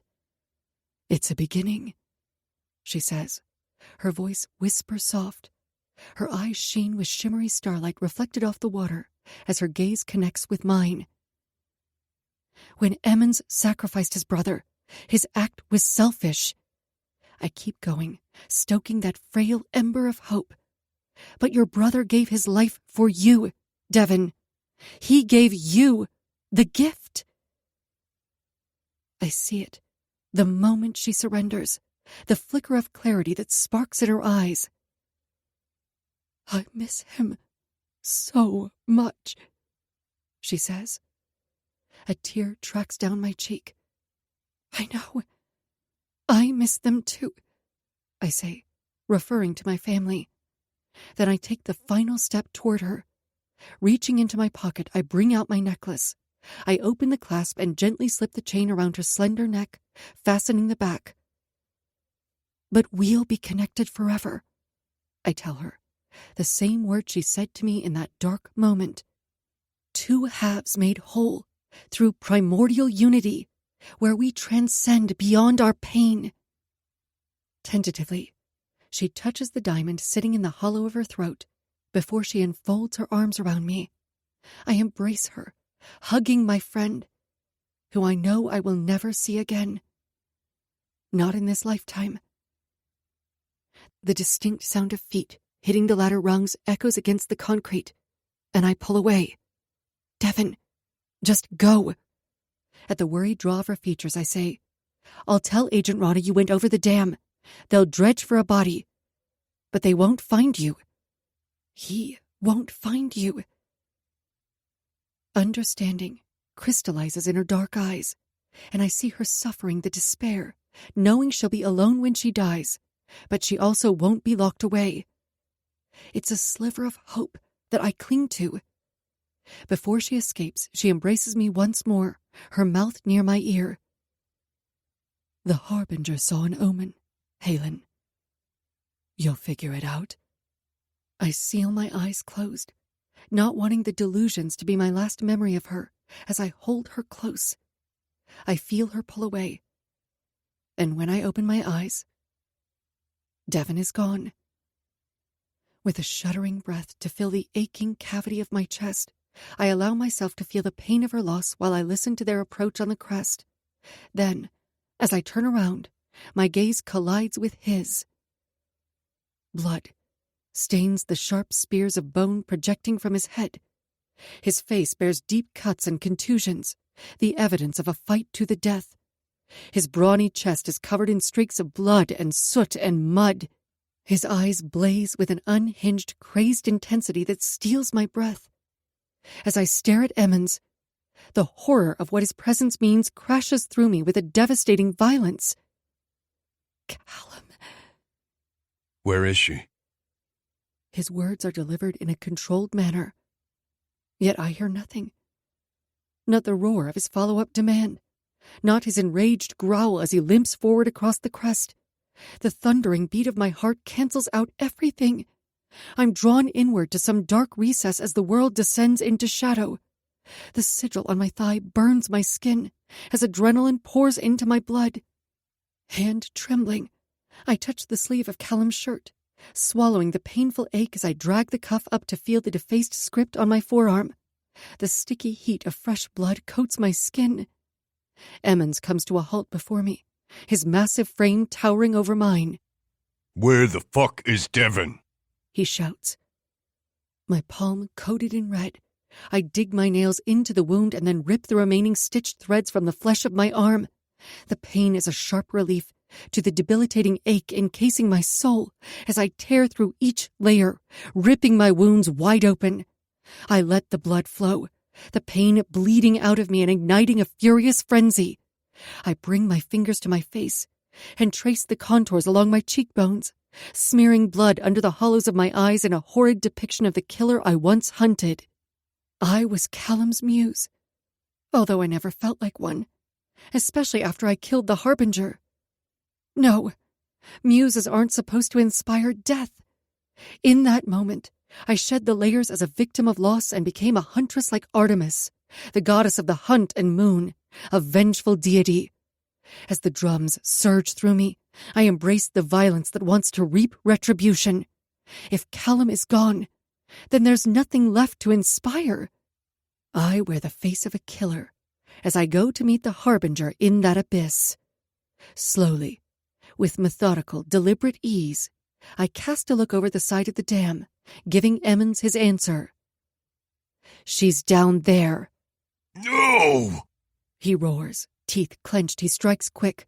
His hand snaps around my neck, and he drags me closer, my toes scraping the rough surface of the dam. Goddamn bitch. His words slash through me, and Wellington's mutilated face flashes across my vision. The pool of blood spreads, coating everything around us as his sinister voice rises up from the trenches of my mind. I'll show you, bitch. The vice, choking my throat, tightens. It's just a snatch of memory, but the overpowering deluge that comes with it leaves nothing in its wake but wild fury. My throat constricted in the vice of his hold, I gasp around the crushing pressure. I can't let the killer get away. The words are plucked from another moment in time. An echo of the past. Delivered right now, their vengeance personified.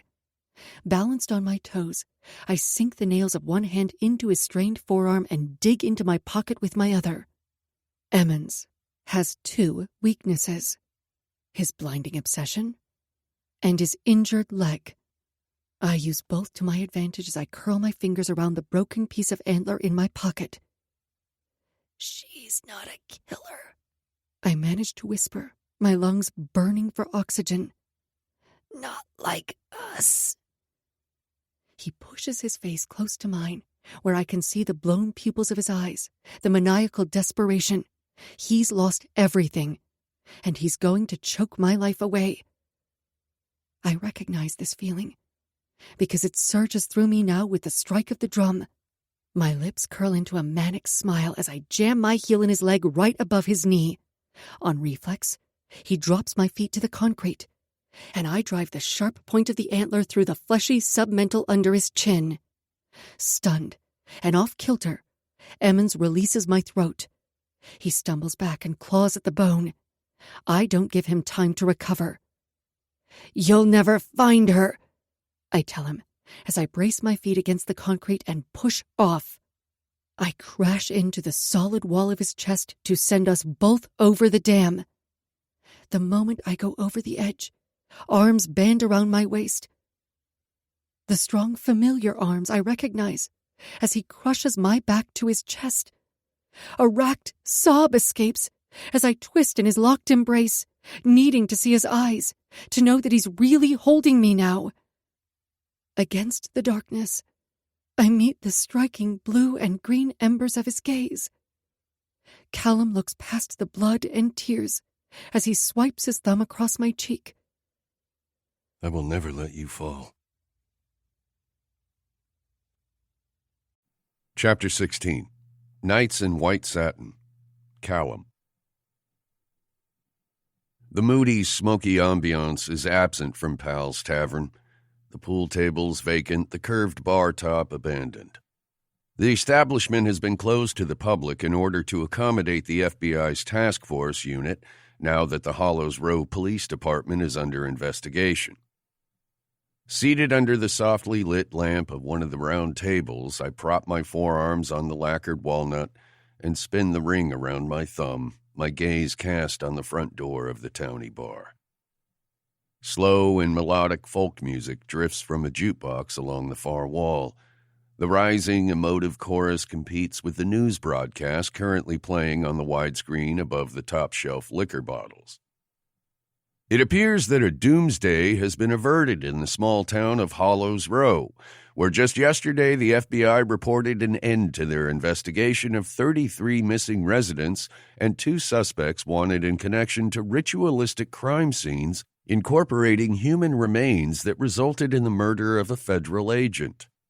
One of the suspects was confirmed to be Police Detective Dean Emmons, a native to the town and once beloved member of the community. Emmons died during a procedural pursuit that led authorities to the town's water treatment facility, where earlier the source had been contaminated with a fatally toxic strain of hemlock. The facility was shut down when authorities arrived in time, preventing a disastrous event that could have ended in tragedy with a fatality rate in the thousands. It's also being reported that a minor concentration of hallucinogens was discovered in the town's water supply, alleging its residents were under the influence of a highly susceptible substance. We'll be following this story closely as more information develops. At this time, it's still unclear as to how many of the missing residents have been recovered alive. There is no update yet on the second suspect who evaded capture, but who is presumed to be dead. The whereabouts of the Harbinger killer have not been determined. A pending investigation into the offender's connection to the town is underway. This case has many people questioning if this was the prophesied doomsday the Harbinger killer foreshadowed at the start of their killing spree. As it does seem Hollows Row has in fact escaped a disastrous fate, maybe this town owes gratitude to not only the authorities, but the Harbinger as well. Next to me, my lawyer makes a sound of derision. Fucking serial killers and government cover-ups, Crosby mumbles before taking a swig of bourbon. Locke, next time you decide to chase a girl to a small town, don't get me involved with the feds. Also, try for an island with white sand and blue water, something tropical. A wry smile tips my mouth. Duly noted. The FBI's press statement declaring hallucinogens in the water is one of the sloppiest cover-up attempts on their part. Of course, how else were they going to explain that the simple and good people of this town suddenly decided to dance naked around fires, mutilate animals and people, and bore implants into their heads to don antlers? It also helps excuse the FBI's many missteps during the investigation. The task force uncovered more houses with hidden crawl spaces that connected to the shafts of the mine. That, along with occult artifacts and secret living areas, solidified that most of the families of the missing locals were involved. Agent Rana's sub-team had been closing in on Emmons, but before one brings in a law official for questioning and declares them a prime suspect, one really needs hard evidence. Unfortunately, the detective went MIA shortly before the torture chamber beneath Mrs. Lipton's house was uncovered. After an intense 24-hour interrogation, Mrs. Lipton was the first to offer up details. The society started small, select. Devon and Coulter hosted gatherings and experimented in the first Dionysian rituals. Then, as the society progressed, Coulter declared 33 higher men was the number necessary to attain their ascension. With the support of the Liptons, that goal was achieved by recruiting people with incurable illnesses from within and outside of the town to be a part of their movement. When the town reported the missing people 5 years ago, the fact they were sick was kept from the media. The families feared search efforts would stall once it was revealed they were terminal. Coulter realized the families had to become a part of the movement, and shortly after, the town went silent, with more and more members being initiated to support some faction of the society, like Tabitha the waitress with her tiny antler nubs, earning her way up the hierarchy ladder. When you have an affluent, influential family like the Liptons leading the charge, it makes it easier to go along with, and sometimes all it takes is the tiniest spark of hope in a void of hopelessness. Once Coulter died, however, their society took a dark turn. While Devon kept to her core belief system, Emmons verged into more extreme rituals, delving deeper and darker, risking the lives of members to attain the unattainable. A sharp spasm of pain grips my side. I grunt as I adjust my position in the seat, trying to find relief for the tight dressing bandaged around my torso. I took one of Emmons's antlers right to my flank, resulting in 2 fractured ribs and several stitches, but sparing my major organs. The door swings open, and all pain is forgotten as I look up, anticipation seizing the air in my lungs, until I see Agent Rana walk through. I expel a heavy breath, not masking my disappointment, as Hernandez hobbles in on crutches behind the group and takes the vacant seat next to me. "She'll be here soon," he assures me, leaning his crutches against the table. The agent's leg was broken when he was hit by the truck. "She's getting discharged from the hospital." I nod once. "Thanks." "Sure." His faded brown eyes meet mine briefly, leaving something unsaid between us before he flags down Pal to get a bottled water. Whatever issue the agent had with me appears to have been resolved when I saved his life after the accident. As I sit here without an ankle monitor, I decide he also covered for me during his debriefing when he went on record to state Halen and I were abducted by Emmons's crew at the accident site. I'm not sure how much Hernandez witnessed while he was drifting in and out of consciousness, but as there was no dead body when the task force arrived, only a wounded fed and discarded ankle monitor, the incident report basically wrote itself. Coming face to face with death does have a way of clarifying one's existence. It's possible Hernandez has some plan for me later, but until then, I'll consider him a friend. Across the table, Dr. Marcus seats himself beside my field psychologist, who has annoyingly not left my company since she was recovered on the side of the road after the wreck, though Dr. Keller was thoughtful enough to take her phone when she escaped the SUV before impact. As such, she was the one who placed the call to Agent Rana, which in turn got the task force promptly canvassing the wetland.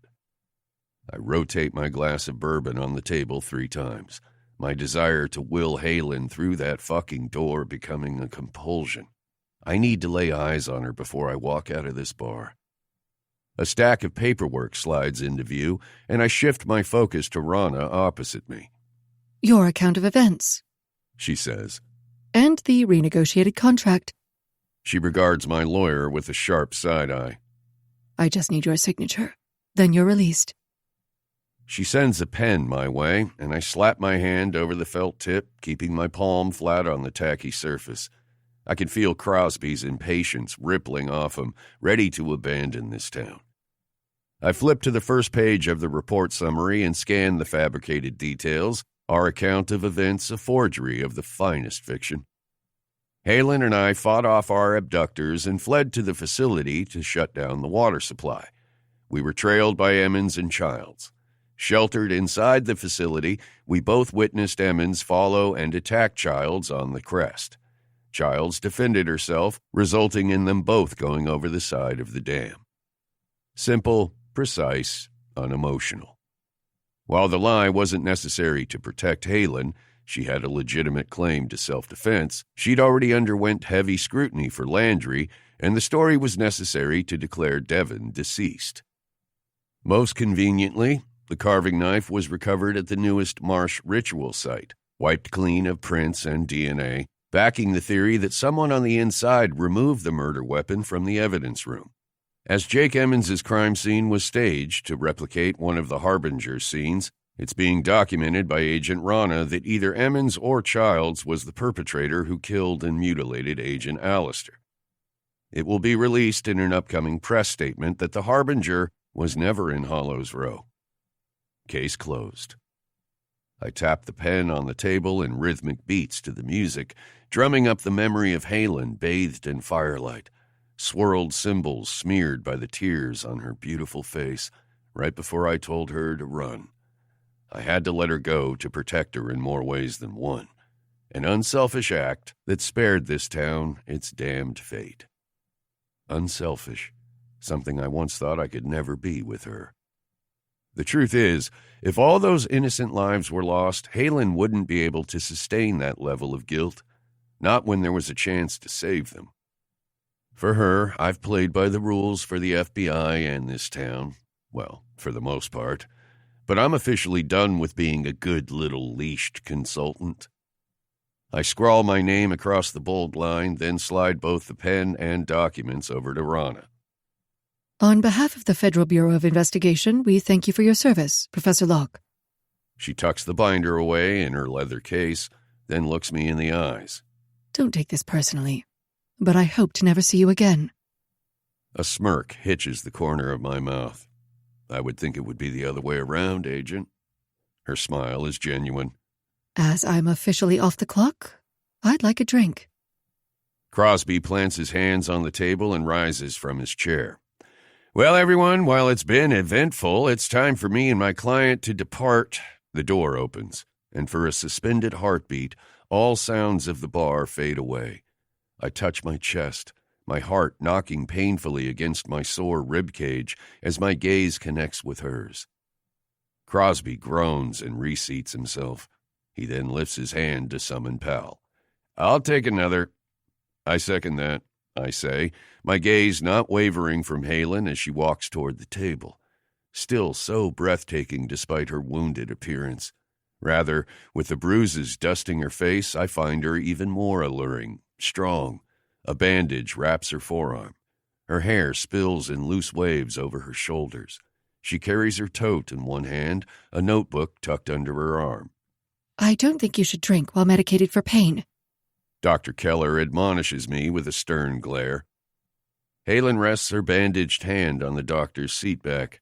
He's not medicated, she says, holding my gaze. Professor Locke doesn't like to dull his senses. My smile stretches. My little seer is starting to see right through me. Anticipation to get her alone nearly has me upending this table, but more than ever, the next sequence of events requires patience. For now, seeing her here, looking into her hazel eyes and knowing there is a next has to be enough. Can I get you a drink, Halen? Rana asks, her address informal. As Halen carefully eases into a seat, she shakes her head. No, but thank you. I am very medicated. Hernandez offers Halen a friendly nod as drinks are delivered. Conversation strikes up around the table, a customary tension breaker at the end of the case. My gaze falls to the notebook Halen sets on the table, noting the town name and date. The Harbinger killer's third crime scene. After half a beer, Rana lets it slip that Tabitha revealed the bodies of the deceased missing locals were being stored in the diner fridge units until the organs and other parts could be utilized in the ritual offerings. "Jesus, we ate there," Hernandez says, expression horrified. "That was the least appalling thing uncovered," Rana says. Placing the amber bottle on the table, she picks at the label with a tight frown. "Mrs. Lipton stated that Emmons killed his brother while aware there was a possible treatment for him." A tense silence thickens the air at the revelation. "He had to make an exchange," I say, my gaze falling on Halen. "A sacrifice isn't a sacrifice unless it causes you pain. He chose to sacrifice one person he loved to save the other." Halen's glassy eyes fix on me before she swallows and says, "It explains why Emmons was so dejected, becoming increasingly mentally unstable. Killing an innocent person can attribute to that." I watch her closely, observing the way she traces her finger over the notebook cover, her speculative thoughts turning inward. "Murder of any kind can do that," Hernandez states, his tone gruff, his gaze purposely aimed away from me. Halen releases a soft sigh. "When I first came here, I swore this town felt evil. But there are only evil acts. Imperfect people using knowledge imperfectly. Intent to protect the person you care for is harmless, until it's not." I lower my glass of bourbon. "You can be a saint, but you still have the potential to be the devil." Halen's gaze flicks up to capture me as I quote Jung for her sake. A measured beat stretches where we stay locked together, the stirring music rising around us, her sweet, addictive melancholy aching within the core of my chest. "Carl Jung," Dr. Marcus announces, effectively interrupting the moment. "I always took some issue with his doctrines in college." This garners my attention, and I lift an eyebrow. "Now, Nietzsche said, 'Man is the cruelest animal.' Fittingly stated, I think, for this case, incorporating his philosophy." Smugly, he takes a sip of his drink.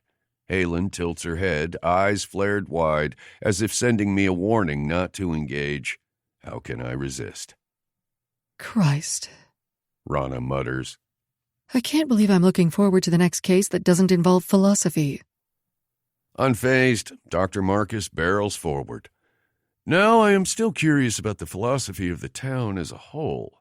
Mrs. Lipton didn't have the body modifications to indicate she was a part of this society. How many others like her still reside here? It's impossible to know how many of the residents were involved." In retrospect, Mrs. Lipton's penchant for parties is very Dionysian. I grab the knot of my necktie and straighten my spine, earning a little sprite glare from Halen. I said in retrospect. I smile, giving her a pop of dimple to distract her, because I know it melts her a little. "And I don't know, Dr. Marcus, the folk music playing around this town might give us some indication as to the level of involvement." He pushes his glasses up the bridge of his nose. "I'm sorry, I don't understand, Professor Locke." Nietzsche associated folk music with Dionysus, saying every period rich in folk songs has been most violently stirred by Dionysian currents. While all eyes slowly shift to the jukebox, Halen's gaze remains trained on me, a charged current snapping between us. I send her a wink before I glance over at Pal to give him a small nod. Then I drain the last dregs of my bourbon and set the glass down with finality, having made peace with my disdainful relationship with Nietzsche. Halen once asked me whether or not I believe the man truly went mad. I can't claim to have deciphered any shattering insight from his works, but it was there in his personal letters, the ones he sent to his friends, family, colleagues, the coded message of his life and his quest. In a letter, the troubled philosopher once wrote, "Unless I discover the alchemist's trick of turning this filth into gold, I am lost." I do believe Nietzsche sought the philosopher's stone, and I do believe he lost his mind in the process. In the end, what ultimately drove him past the brink wasn't his descent into his depths. It was his isolation, his loneliness. If he'd had some sort of touchstone, he might have been able to pull himself out. That is our human condition, our great wound, our need to be connected. Even the greatest minds suffer this affliction. A chiming ringtone sounds from a phone, and Halen retrieves the device from her back pocket and taps the screen. My lift to the airport is here. With a wan smile, she stands and says her goodbyes. I watch her, spinning my ring, my chest on fire until she turns my way. Goodbye, Professor Locke. Safe travels, Dr. St. James. As Halen retreats toward the exit, Rana follows after her, stopping her at the door. The agent speaks to Halen in private, setting my senses on alert. With a groan, I reach over and offer my hand to Hernandez. He looks at it with a raised eyebrow before he accepts the gesture. Thoreau said, "The language of friendship is not words, but meanings," I say to him, able to produce a tight-lipped smile. Actually, I just don't have shit to say. What the fuck ever, that's a first. He grips my hand tighter. You better take care of her, Locke. I nod once with sincerity before I turn to my lawyer. Call my FBI escorts. You can meet me out front. Crosby audibly sighs. About fucking time. Passing Rana, I push through the door and chase after Halen, finding her standing with her suitcase on the sidewalk, wearing an expectant expression as she looks straight at me. Then a beautiful smile curls her lips. I touch my bandaged side, then drive a hand through my hair. What did Rana say? Halen shakes her head. Nothing important? The SUV idles behind her, and I swear to God, watching her take that small step toward the vehicle feels like she's being severed from my sternum. Halen, wait. She turns my way again. I will be. For 3 months. I let a smoldering, lopsided smile grace my mouth. A feverish blush sweeps through her skin as she tucks her notebook under her arm. I look pointedly at the journal before I eat the remaining steps between us and feather the defiant streak of white behind her ear. History repeats itself. Before I walked off the ritual ground, after Halen began to recover her memory, I told her I'd wait for her. What I didn't tell her was for how long I'd already been waiting, and that I'd never stop. As I trace her delicate jawline, I let the pad of my thumb taste her lips. You'll be there. I'll be there, she says. Then she disappears into the depths of the SUV. It's the connection of the twin flame. Once your other half is found, if divided, it will consume and devour everything in its path like the fires of hell to be reunited. It's the course. Chapter 17. Moth to a Flame. Halen. Obsessions die hard. For the past 3 months, I've been meticulously linking the Harbinger's victims to Percy Wellington. The connections between the Harbinger killer and his victims weren't obvious. Unless you knew where the first domino toppled, then the rest of the tiles started to fall into place. It took time to uncover Wellington's dealings with the victims, but there is always a rational, logical explanation for the unexplained. The first Harbinger crime scene. Oxford, Maine casino location. The victim was a loan shark who had a reputation to do away with his defaulted clients. A deep dive into Wellington's financials uncovered that he owed the victim a substantial amount of money for a gambling debt. The second Harbinger crime scene. New Haven, Connecticut, recovery center location.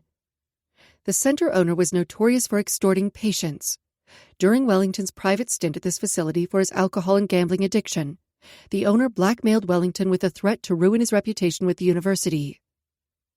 The third Harbinger crime scene. Medford, Massachusetts, university location. The victim turned out to be a high-end drug dealer Wellington played poker with, and who'd had an affair with Wellington's wife. Notably, Wellington's victims were not the best of society, but without a prime suspect to investigate, none of these connections could be linked. The Harbinger letters left behind at the scenes offered no clues to the suspect. The foreshadowed doomsday now appears to be little more than Wellington ridding himself of the people who posed a threat to his life, his career, even his marriage. The solved mystery, oftentimes, is less enthralling and fascinating. The case will never officially be closed, not without a suitable scapegoat to take the fall for Wellington's murder. There may still be a way to offer some form of closure, but to do that, I need to enlist the expertise of a particular professor. I stand outside the entrance of the Greystone Institute, my arms tucked close to my chest, shivering despite my thick coat and gloves. It's been 90 days since Kallum and I parted at Pal's Tavern, and he refused visitation, adamant that we'd never again meet inside an asylum, though the Mental Health and Wellness Hospital is more of a country club compared to Briar. When the glass door slides open and Kallum emerges, I realize the reason I'm shivering has nothing to do with the frigid Massachusetts weather. Dressed in a heavy wool overcoat, his sophisticated suit beneath, clashing strategically with his combat boots, Kallum is smoldering desire, wrapped in designer attire.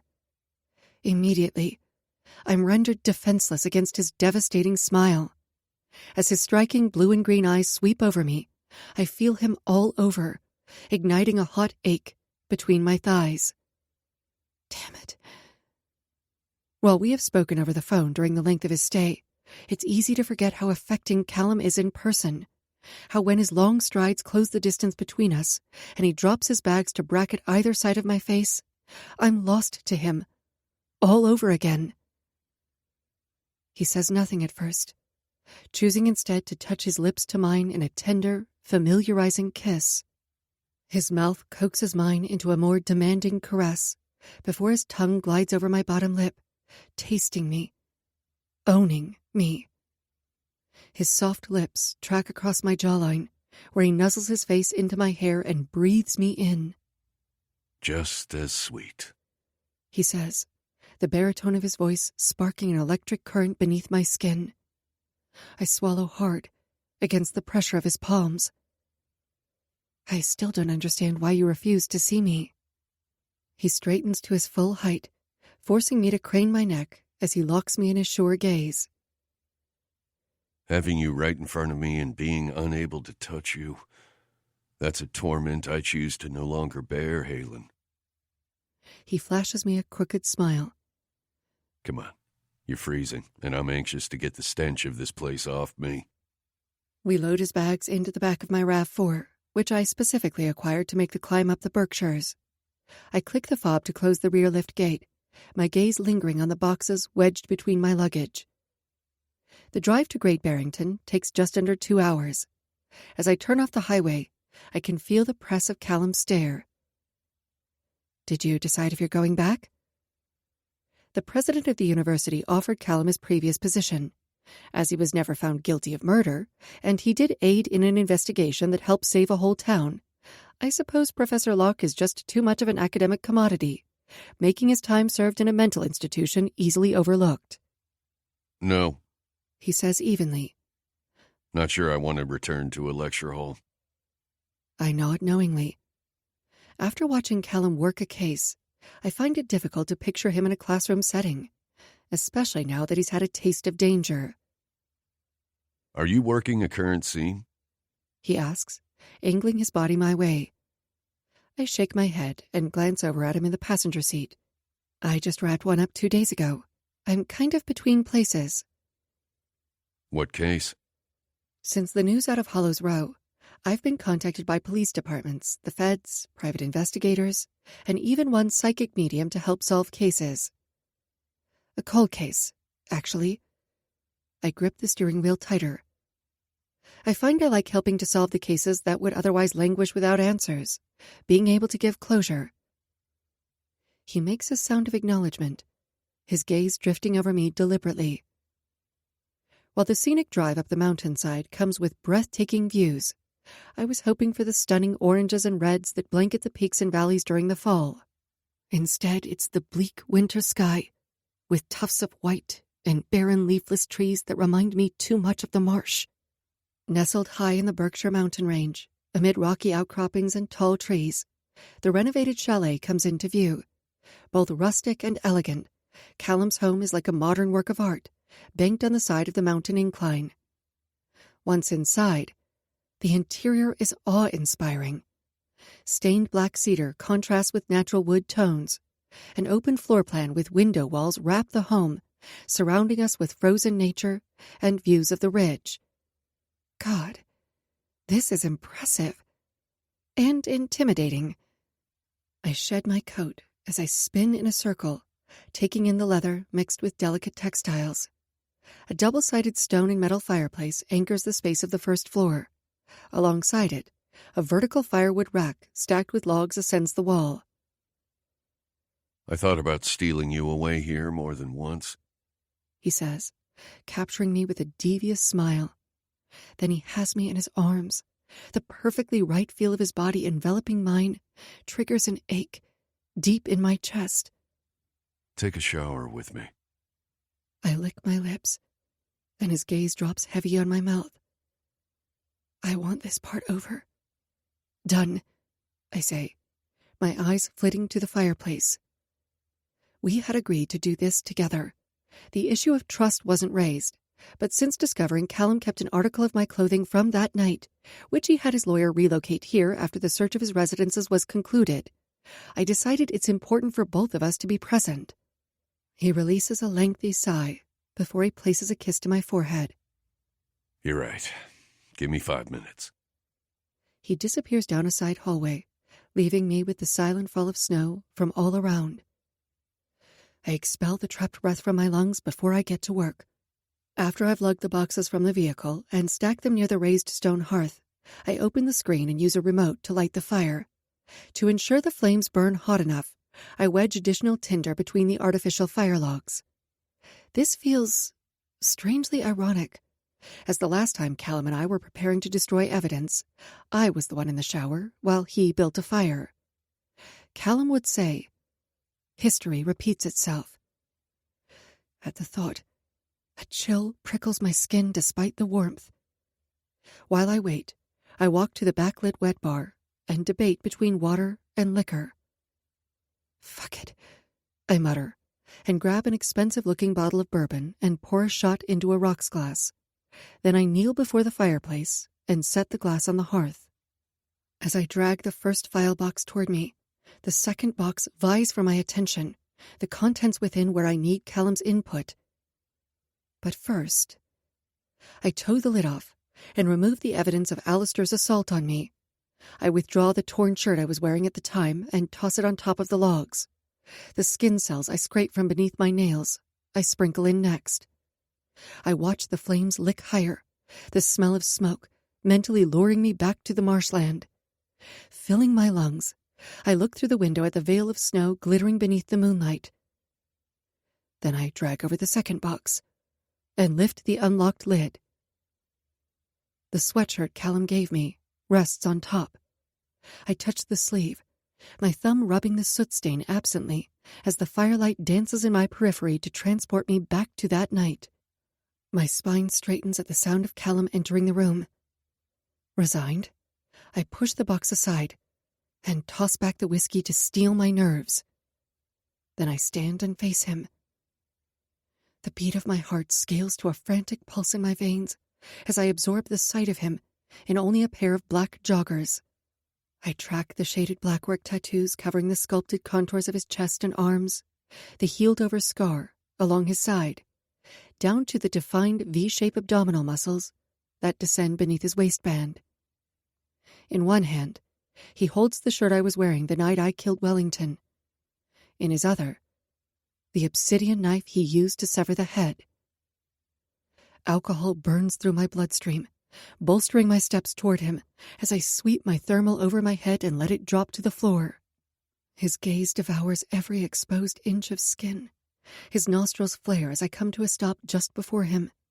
I place my hands to the solid plane of his chest, his skin still warm from the hot shower, his hair wet and dark, his scent of spicy sandalwood heady, and so overwhelmingly Kallum that a broken sound escapes as my hands wander over the scarred sigils carved in his flesh.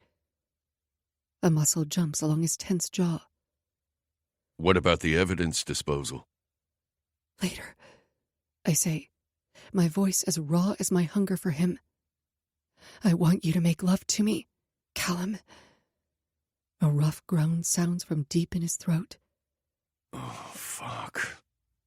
Letting the objects in his hands fall to the floor, he slips his fingers beneath the straps of my bra and tows the garment down until I'm bared to him. The caged beast unleashed, he lowers down to grasp the backs of my thighs and lifts me against him.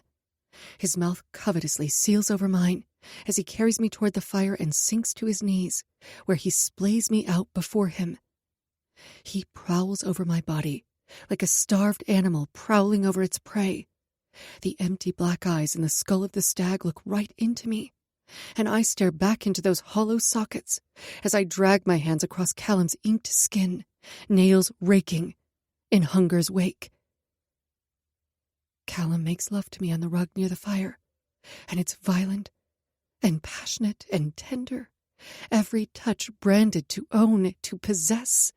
He buries himself inside me, his hips heavy between my thighs, the weight of his body a familiar comfort. A fierce growl is torn from the cavern of his chest as he rolls his hips and slams inside me. Yearning and heartache are so similar in nature, the fiery ache of one easily exchanged for the other. I cling to his shoulders, consumed by the inferno as our bodies reconnect. We're both at the brink too soon, his thrusts increasing with force. He allows me to roll on top of him and straddle his hips. I shove his hands over his head and bear down on his wrists. God damn. His tone is coarse, his thrusts driving up against me in desperate need. This is the only time Kallum drops his guard enough not to see my next move. I lower my face close to his, my eyes holding his bound as I say, "You never asked my name." As I stare into his intense gaze, I watch as it slowly registers, the understanding of what I'm saying. That night, you never asked my name, Kallum. Two things happen at once. I reach under the box and grab the handcuffs, latching one steel shackle around his wrist and the other to the metal bar of the wood rack. Kallum gets one arm banded around my lower back and drives his hips up to slam inside me with vicious, decimating thrusts. I seal my eyes closed. Look at me, he growls. My eyes instantly open, and an orgasm grips me, tearing through my body as I clench around the hard length of him. His muscles contract, and I feel him release deep inside me, his groan rumbling against my chest as I tremble through the peak of my climax. A cruel and beautiful smile slants his mouth. There you are, darkness. I pull back, slowly slipping farther out of his reach. The snow continues to fall in a hushed tone outside the windows, further insulating us as I quietly pull on my clothes. You said when the case was closed, you'd reveal every dark truth to me. I toss Kallum his joggers. It's time to honor our deal. He sits up against the fireplace, his wrist handcuffed to the rack, his back to the flames. I never asked, because I knew your name already, Halen St. James. I blink and nod, my thoughts churning as I cross my arms. Question everything, I say, my voice low. The chance of our meeting, how you came into my life, even how long I've known you. Question everything. Even the first time we met. Oh, how I love the story of us. He studies me closely, trying to gauge just how much of my memory I've recovered. I might love it even more that you're finally carrying handcuffs. The longer I questioned, there were things that I just couldn't reconcile, I say, a shiver still clinging to my body as I let my thoughts tumble out. In the university parking lot, you said, "Come back to me." After you found me covered in blood, you said it just like that. The way you did when you carved a sigil in my thigh during the ritual, and in the SUV after the wreck. But it was then when it struck me how odd of a thing that is to say to someone you've only just encountered. Then, on the terrace, You said the first time you saw me was in the setting sun, yet it was night when Wellington attacked me. So if I question everything, even the timeline, then all the hints you arrogantly dropped during the Hollows Row case start to paint a different picture. Kallum rattles the handcuff against the bar. You know I'll get free of this. I nod again, swallowing hard. A magician with a bag of tricks. I'm well aware of your skills, Professor Locke. But first, I'm going to get what I came here for. I rub my thumb over the slashed scar on my palm, feeling the recurring pang in my chest. This has become a compulsion, like touching the verse on my forearm used to be. As I remove the sweatshirt from the file box, I again touch the soot on the fabric. Then I hold the gray garment up to Kallum. Another detail that kept bothering me was how I managed to get soot on the sleeve. I would have had to reach into the fire. But why? At his intentional silence, I square my shoulders. Then I remembered seeing it drop to the bottom of the fireplace. I reached in, but it was too hot. When I stood to grab the fire poker, there was a cufflink sitting right there on your mantel. Not the one that I brought with me from the crime scene. Not the one that I had put in my pocket before the attack that was then burning through my blood-stained jeans, but the matching cufflink to the pair. I take a breath to fill my lungs. And I realized, as I stared into the flames in a solitary moment of terror, it was all too convenient. How easily you went along with the staging of the scene. How you spurred me on to kill him. How you made me an accomplice. I knock over the box. The contents of the third Harbinger crime scene spill across the rug. I asked you if you were the Harbinger killer, I say, my chest rising and falling quickly. I looked into your eyes, past the blood and mask of a killer, and I said you weren't the Harbinger. You never corrected me. He tilts his head to the side. You didn't want me to. I huff a derisive breath. Kneeling down, I pluck out the one piece of evidence that, the moment I spotted it, stopped my heart. Angling the printed picture toward Kallum, I point to the foreground. You were framing Wellington as the Harbinger killer. The picture was taken that same day while I was photographing the scene. In the background of the image, once zoomed in, is a man dressed in a stylish all-black suit with distinct identifying tattoos marking his hand. You were there, I accuse him. First you stole Wellington's cufflinks, then you planted one at the third crime scene. It had the college insignia and his initials. Once discovered, it would have been easy to trace the evidence back to Wellington and name him the prime suspect of the Harbinger killings. Kallum licks his lips, and a faint smile twists the corner of his mouth up. I'd offer a slow clap, but... He yanks at the handcuff to emphasize his bound state. The best I can figure, you were on your way to plant the other cufflink in Wellington's car when you stumbled across me being assaulted in the parking lot. But that raises another question. Why not just leave the cufflink behind after the murder in the first place? Why chance returning to the scene of the crime later? He doesn't look away, waiting for me to string the connections on the figurative murder board. The evidence couldn't be recovered too quickly, I say, reasoning. You had to make sure that investigators were on the scene first. Specifically, one person you wanted to find that evidence.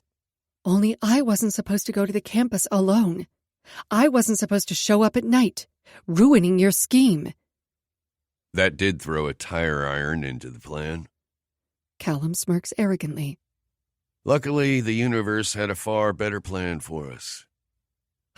Yeah, the universe. I nod slowly. The universe didn't do any of this, Kallum.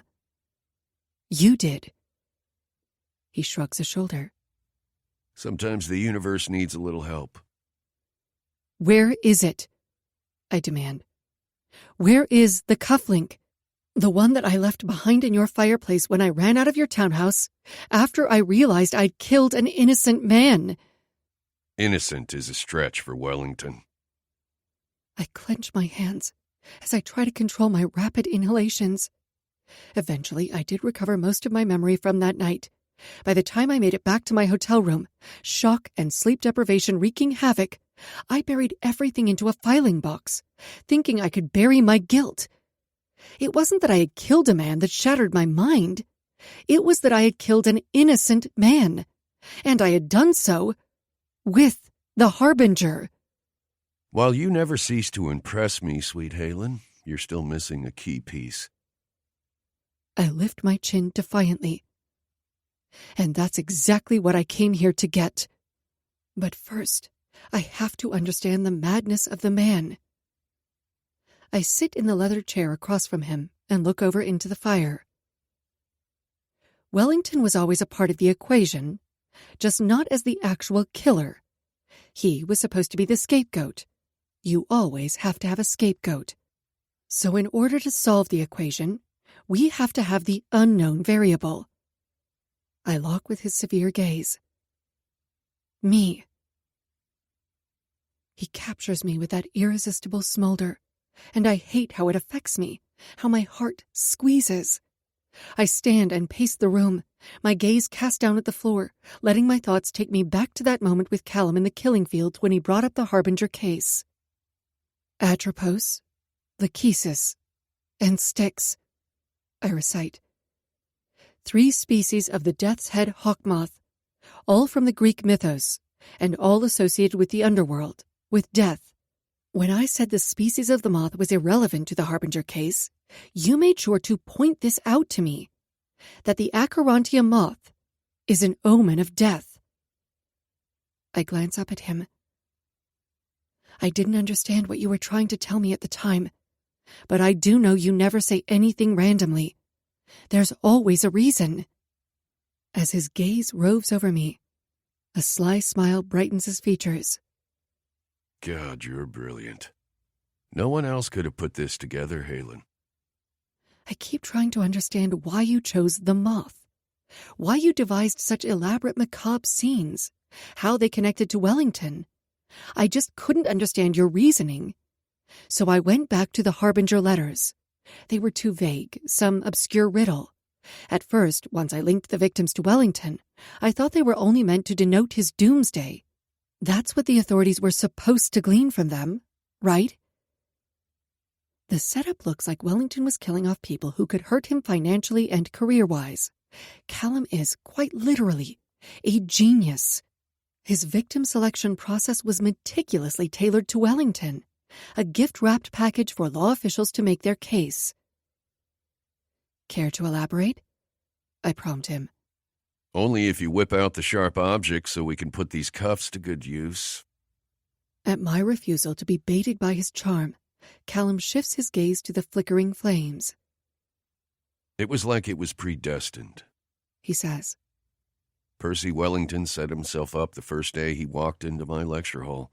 He laid the foundation for the Harbinger in that room with his ideals and talk of doom. He smiles to himself.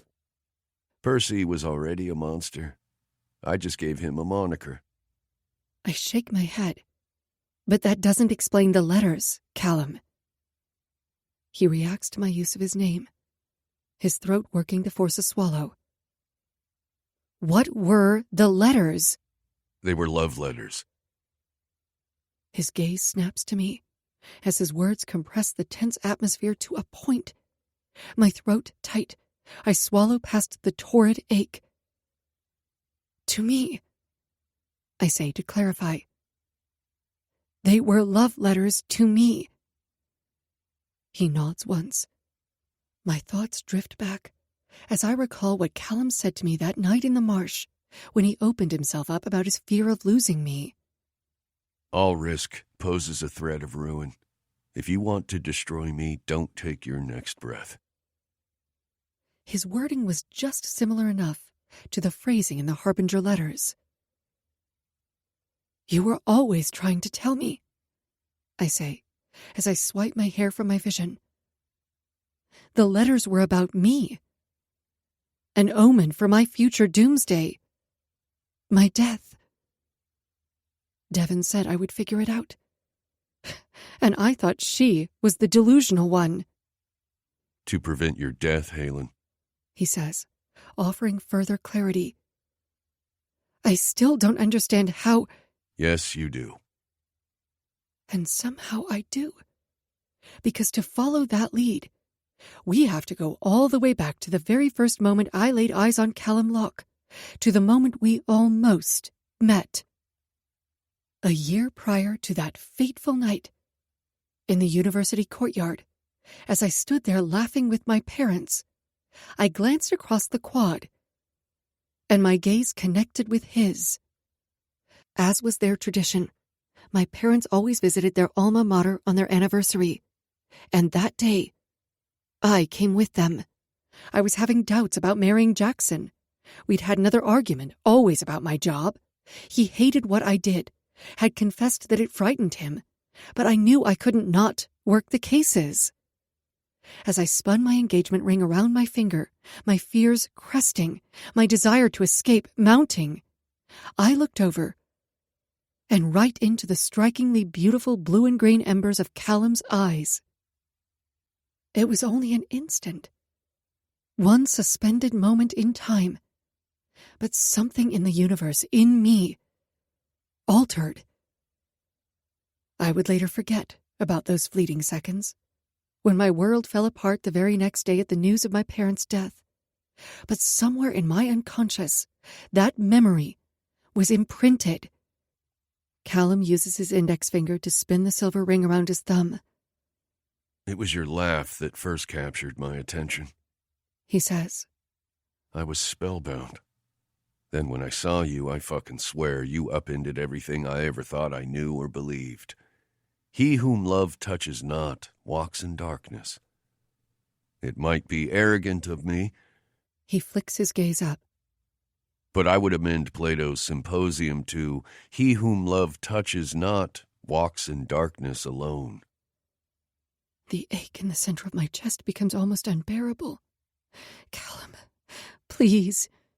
Because there will always be darkness. He continues undeterred. There will always be pain and suffering, but it's not bearing it alone that makes life endurable.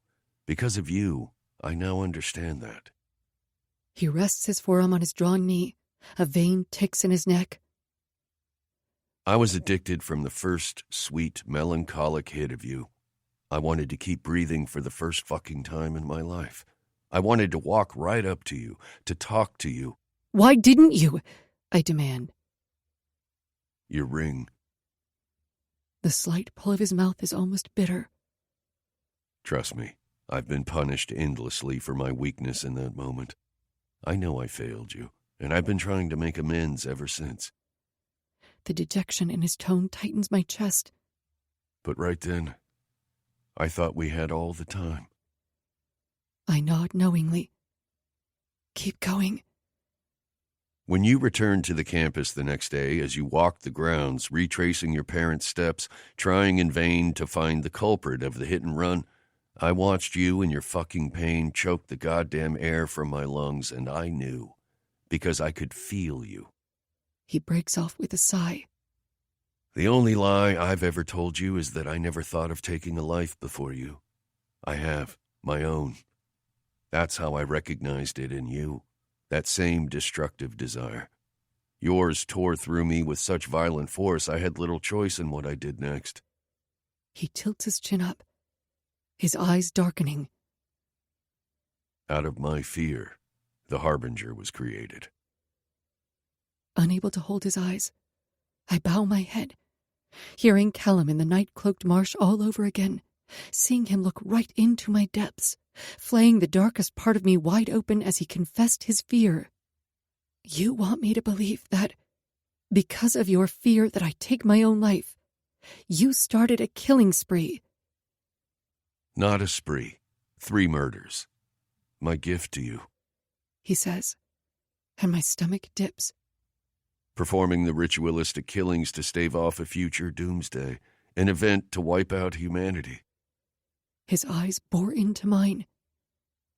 Your humanity, your life, Halen. The truth unfolds like a gruesome crime scene layered with blood and violence and twisted shadows. Unable to stare directly into that vile truth, I turn toward the wet bar, desperate for a drink, an escape.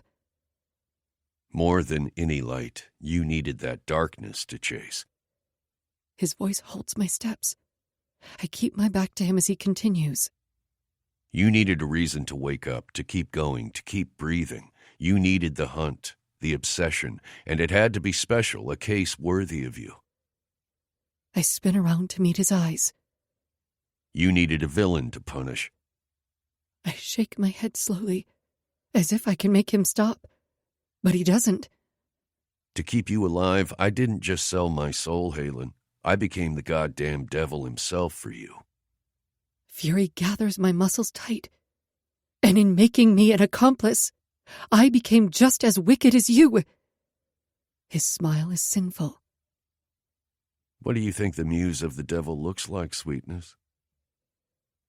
A tremor of fear lifts the fine hairs away from my skin. I will my erratic pulse to calm. Where is the cuff link? I demand, more adamant this time. I need this proof, this tangible piece of evidence to know that I haven't lost my fucking mind. Tell me, Kallum. With deliberate slow movements, keeping his gaze fused to mine, Kallum brings his left hand to his right. Then he removes the silver ring from his thumb. I watch, my heart punching through the cage of my chest as he places the ring on the stone hearth. The crackling fire is muted beneath the roar in my ears as I carefully hedge toward the gleaming object. I pick up the ring and turn it over in my fingers. The inside of the band is worn, the silver plating dull and faded to reveal the gold hidden beneath.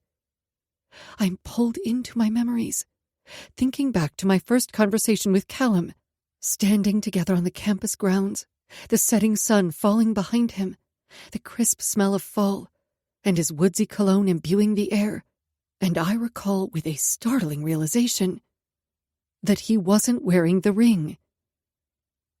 I had it melted down before the trial, he says, answering my unspoken question. Shaken out of my reverie, I lift my gaze, and my blood runs cold. Kallum stands before the fire, the handcuffs discarded on the rug. A dangerous current charges the air as he drops a piece of metal to the floor. You seem to always forget that I can feel you, he says, his expression void of emotion. I felt you outside the Institute and the whole way up here. That vortex of conflicting emotions. Thought I might need a few things in my pocket just in case. Chest heaving, air escaping too quickly to catch a breath, I take a step backward. He moves in sync, one daring step toward me. You know the rule about running. Run fast. The words have barely left my mouth before I dart in the opposite direction. The house is dark. The moonlight reflecting off the snow casts the interior in an eerie glow, yet not bright enough to light my path through the hallways.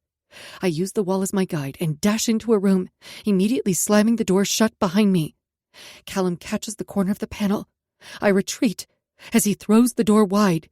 He advances on me, his steps eating the small span of distance in 3 long strides. We've been here before. Only this time, there's no monitor wrapping his ankle, no agents to burst into the room, no one to stop him.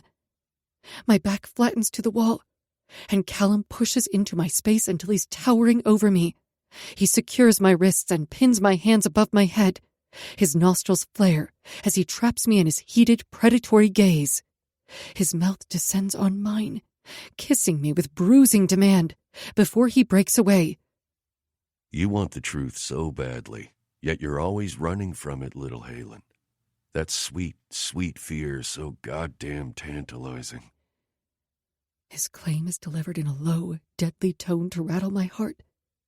Pulse crashing against my veins, I breathe heavily through my nose. You let Emmons attack me, I accuse around a ragged breath. Just like Landry, when you watched him strangle me. He presses his ring into my palm. The scar flares hot at the feel of him closing my fingers around the cool object.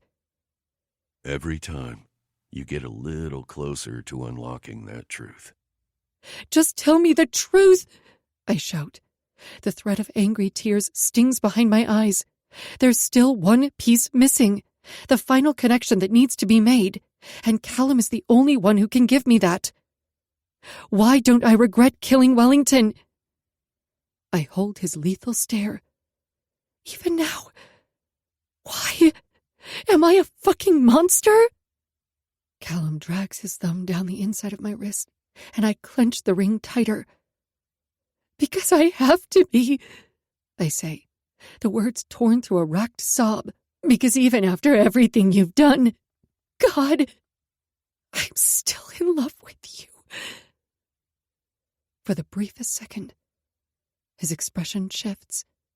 The subtle groove between his brows deepens. A hard swallow tenses his jaw. Then his heavy exhale traces a path down the contours of my throat in the wake of his heated gaze. He links my wrists together in one hand and drops his other to my collarbone, his touch branding. Trust me. That's the only warning I'm given before his hand collars my throat. The sudden pressure ramps my heart rate. My eyes flare wide. Kallum. Think back. His tone is a gruff command. Go back to that moment right before he attacked you. Wellington said something to you. What was it that set you off, Halen? He squeezes, his grip on my throat constricting my airway, and adrenaline pours into my bloodstream. What did he say that made you swing that weapon? Crushing pressure builds in my chest until my vision darkens. Like a reel, flicking between past and present, the features of the man before me harden into the face of another, his dark, furious eyes seething with rage, his teeth gnashed and his breath as vile as his twisted features. During Emmon's attack on the dam, something was triggered. There was a fragment right on the periphery, a tease of a memory that felt within my grasp, and as Kallum seals off the air from my lungs, that moment in time crashes to the surface. Then suddenly, it's Percy Wellington strangling my neck. I'll show you, bitch. Blackness rims my sight as I gasp for air. I'm tunneling under too fast. As desperation claws my insides, I kick out, trying to break free, but the vice around my neck only cinches tighter. Then I feel the anguish take hold. I was ready to stop fighting, to give in and let go, until... Are you an investigator? The man's breath reeks of alcohol. Did that slut send you? His callous laugh elicits a spark of anger. Are you here for that couple, that fucking wreck? He seethes through clenched teeth, his hands closing tighter around my throat. It was an accident. You'll never prove anything. I'll make sure of that. Oh, God. I merely mouth the words, frantic for air that won't come as bile burns like acid at the back of my throat. The reel won't stop flipping. I see my thumbs mash his eyes. I feel the heaviness of the tool in my hand. I feel the iron reverberate off his skull. I see the blood. My vision blurs as tears well in my eyes, and I'm pleading for the images to stop. With a fierce groan, Kallum releases me, freeing my throat and wrists at once. I fall against his chest and swallow down air into my deprived lungs, hungrily breathing in his scent. He presses his mouth to the top of my head, our heavy breaths the only sound in the still room. Wellington killed them. Critical mass is reached. When the gravitational force of matter halts the expansion of the universe, everything grinds to a halt. Still struggling for a breath, I curl my fingers over the warmth of Kallum's skin, the ring clasped in my fist. It was him, I say, my voice raw, throat inflamed. He was the one who hit my parents and just left them to die. Kallum's strong arms enclose around me, where I'm comforted by the solid feel of him before I'm lifted up against his chest. I drape my forearms around his neck, buried in the pocket of his shoulder as he carries me into the living room. Wellington thought his wife had hired me, I say, as he deposits me in front of the fireplace. That I was there to investigate him, because I had been following him. He'd seen me. He thought I knew about the hit and run. After I'm draped in a fleece blanket, Kallum sets a glass of water on the hearth. He then kneels before me, his beautiful features cast in sharp relief by the firelight. My gaze travels over him, taking in the inked sigils and scripted tattoos as if for the first time. I'm rocked with a shiver, unable to deny the truth as my eyes sweep up to find his. Synchronicity, I whisper. Everything connects. The history lesson Callan gave me in the killing fields our first night on the case wasn't really about the case at all. It was about me. About us. Our history. Everything connects. History repeats itself. 3 is the magic number. A shared, hidden wisdom. Shit, I mutter. With a shaky hand, I drop the ring next to the glass, then lower my face into my palms. I suck in 2 deep, sobering breaths to cleanse the lingering ache from my lungs. Delicately, Kallum hooks his finger under my chin and forces my face up. Keep going, he says, an echo of my own words. You knew, I say, the accusation clear. You knew it was Wellington who killed my parents. How? His eyes catch the blaze of the fire as he tenderly strokes my jawline. I saw Wellington's car, he admits, lowering his hand. It was something petty I did, slash his tires just to fuck with him. He shrugs, indifferent. But on that particular morning, I saw the dents, the smashed headlight, the silver paint deposit, the evidence of an accident. Then the news hit campus of a couple, Sylvia and Darren St. James, who had lost their lives due to a hit and run, and their daughter who was seeking information. It didn't take a genius to link the pieces together. I swallow hard and touch my throat that still flames. Kallum, why didn't you just tell me it was him? He releases a rough exhale. Wellington had his car towed within an hour to repair and hide the damage. I shake my head. But there was still a record of him doing so. It still could have proven. Would it have been enough to give you his name? He cuts me off, his intense gaze hard on mine. To arrest him, see him imprisoned, if he even would have been. Would it have been enough, Halen? The same question he asked of me once already. Only now I understand why he needed the answer from me. No. I blink away the remaining tears. I wanted him dead. The confession tumbles out easily now. No resistance, no guilt. Maybe because I was primed, or maybe because it's simply the truth. When I made the connection to who Percy Wellington was that night, right in that blink of a moment, I swung that tire iron with one intentional outcome: to end his life. That fury in you needed to punish, and it would have eventually in the most destructive way to destroy you, he says, his tone of voice somber now. So I gave you a killer to chase, a villain you could punish. I created the darkness that you needed to feast on, sweetness. The Harbinger. The serial killer spawned from my pain, Kallum brought into existence, resurrected like a shadow monster from the darkest abyss. And I didn't just chase that darkness. I immersed myself in it. My obsession with catching the Harbinger became my reason to bathe, to get dressed, to eat, breathe. Until my wreck. Kallum doesn't need to voice what transpired afterward. I barely lived through it. Who was behind the wheel that night? Me? Or my shadow? No matter what the accident report cited, I was the one driving. I was responsible. My guilt tore through me, annihilating. I might have never resurfaced. The only thing that awoke me from my catatonic state was the Harbinger's next murder. I had to keep you alive. Kallum's clashing gaze searches mine. 3 murders, 3 crime scenes, designed for you. On the anniversary, I was giving you what you needed, letting you catch their killer. Even if you never made the association to Wellington, you would feel the totality. I had it all planned out.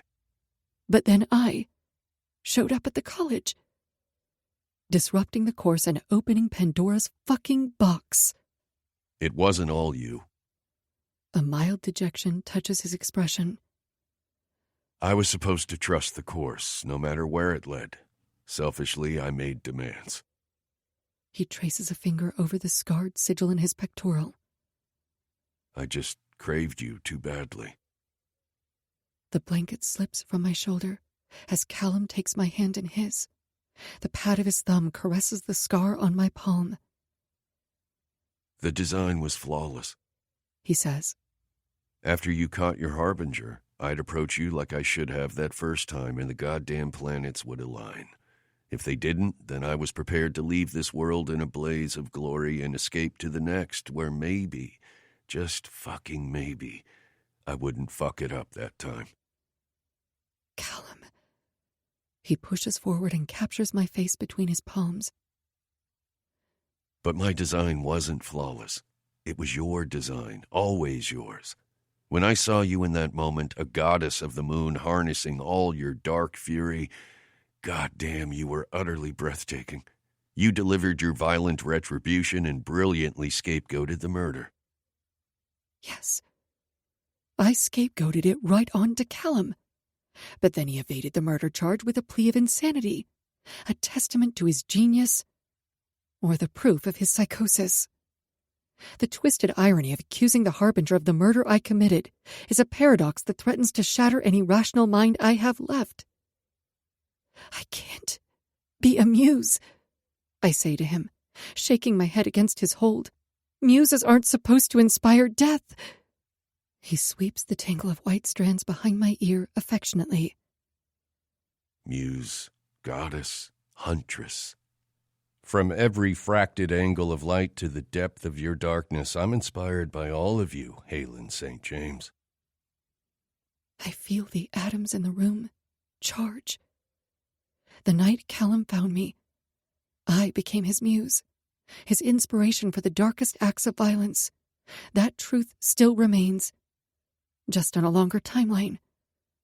What frightened one man, the dark stirring of my soul, the thread of violence woven just beneath my surface, enraptures another.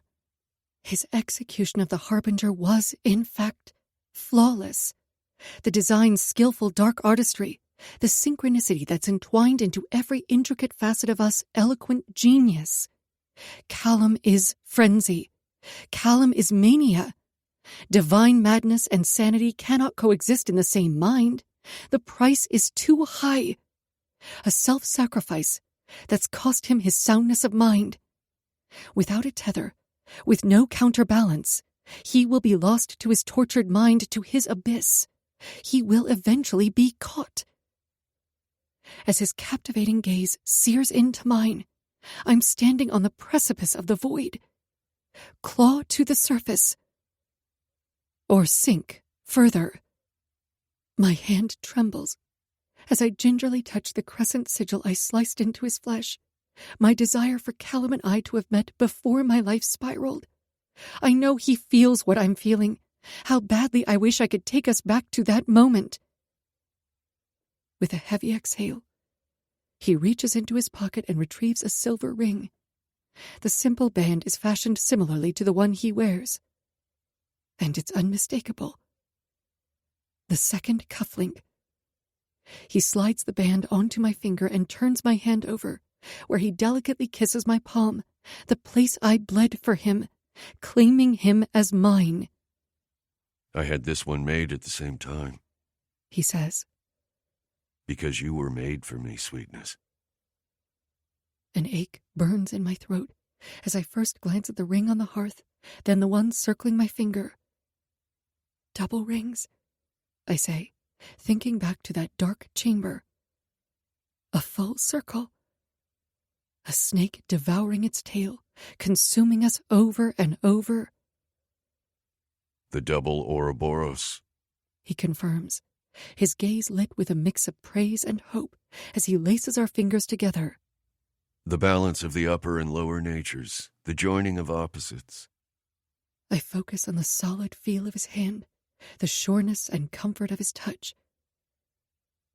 For all the darkness and pain we've forged in this life to be together, for all the depravity and suffering, there is another space and time where I walked right up to you, where I held on tight, where we existed in the light, and it was so easy, like breathing, Halen. But because that beauty exists there, we can have it here. It belongs to us. We just had to wade through hell to find it. A broken sound forms at the base of my throat as he offers me the desire of my heart. There is no greater destruction than one of self, no catalyst more powerful to wield in alchemic creation. Destruction isn't an end. It's a beginning. Our beginning. Some cages we design for ourselves. This one I designed for us both. To deny him would be like caging a beautiful moth. He'd break his wings to get to the light. Maybe he already has. But I have the power to repair the damage. I've always had the power. I crawl into Kallum's lap and wrap myself around him. I will never let you fall, I swear to him. Whatever cage is waiting below, I will never let Kallum fall. This omen is mine to prevent. I kiss him with the passion we're barely able to contain between us. I make love to him furiously, the only way our souls connect, the most violent, heated parts of us destroying each other before we're healed with cleansing fire, the alchemy of our dark souls. There is beauty in the darkest art, genius in the fault, the imperfections, the very substance that makes us bad and violent and wicked, when broken down to our divine state, makes us lovely. We were designed for each other. Chapter 18. Dark Matter. Kallum, 2 years later. Nietzsche once said, "To live is to suffer. To survive is to find meaning in the suffering." Nietzsche and his great pain, his tortured path to the philosopher's stone, not to insult the renowned philosopher, more so than I already have, but fuck survival. Who wants to merely survive this life? That's like settling for being a god. Let me explain. Once upon a time, as a bored, egotistical professor of occult sciences, my only suffering was a meaningless existence. A chaoist without a madness of his own. Then, like a strike of lightning, my muse illuminated my dark sky, my utter, divine inspiration, my beautiful madness. While the Rausch enraptures us in an artistic outpouring of pure, frenetic ecstasy, for those who see through the veil, it can also be an affliction. The mind is what is sacrificed for our desire.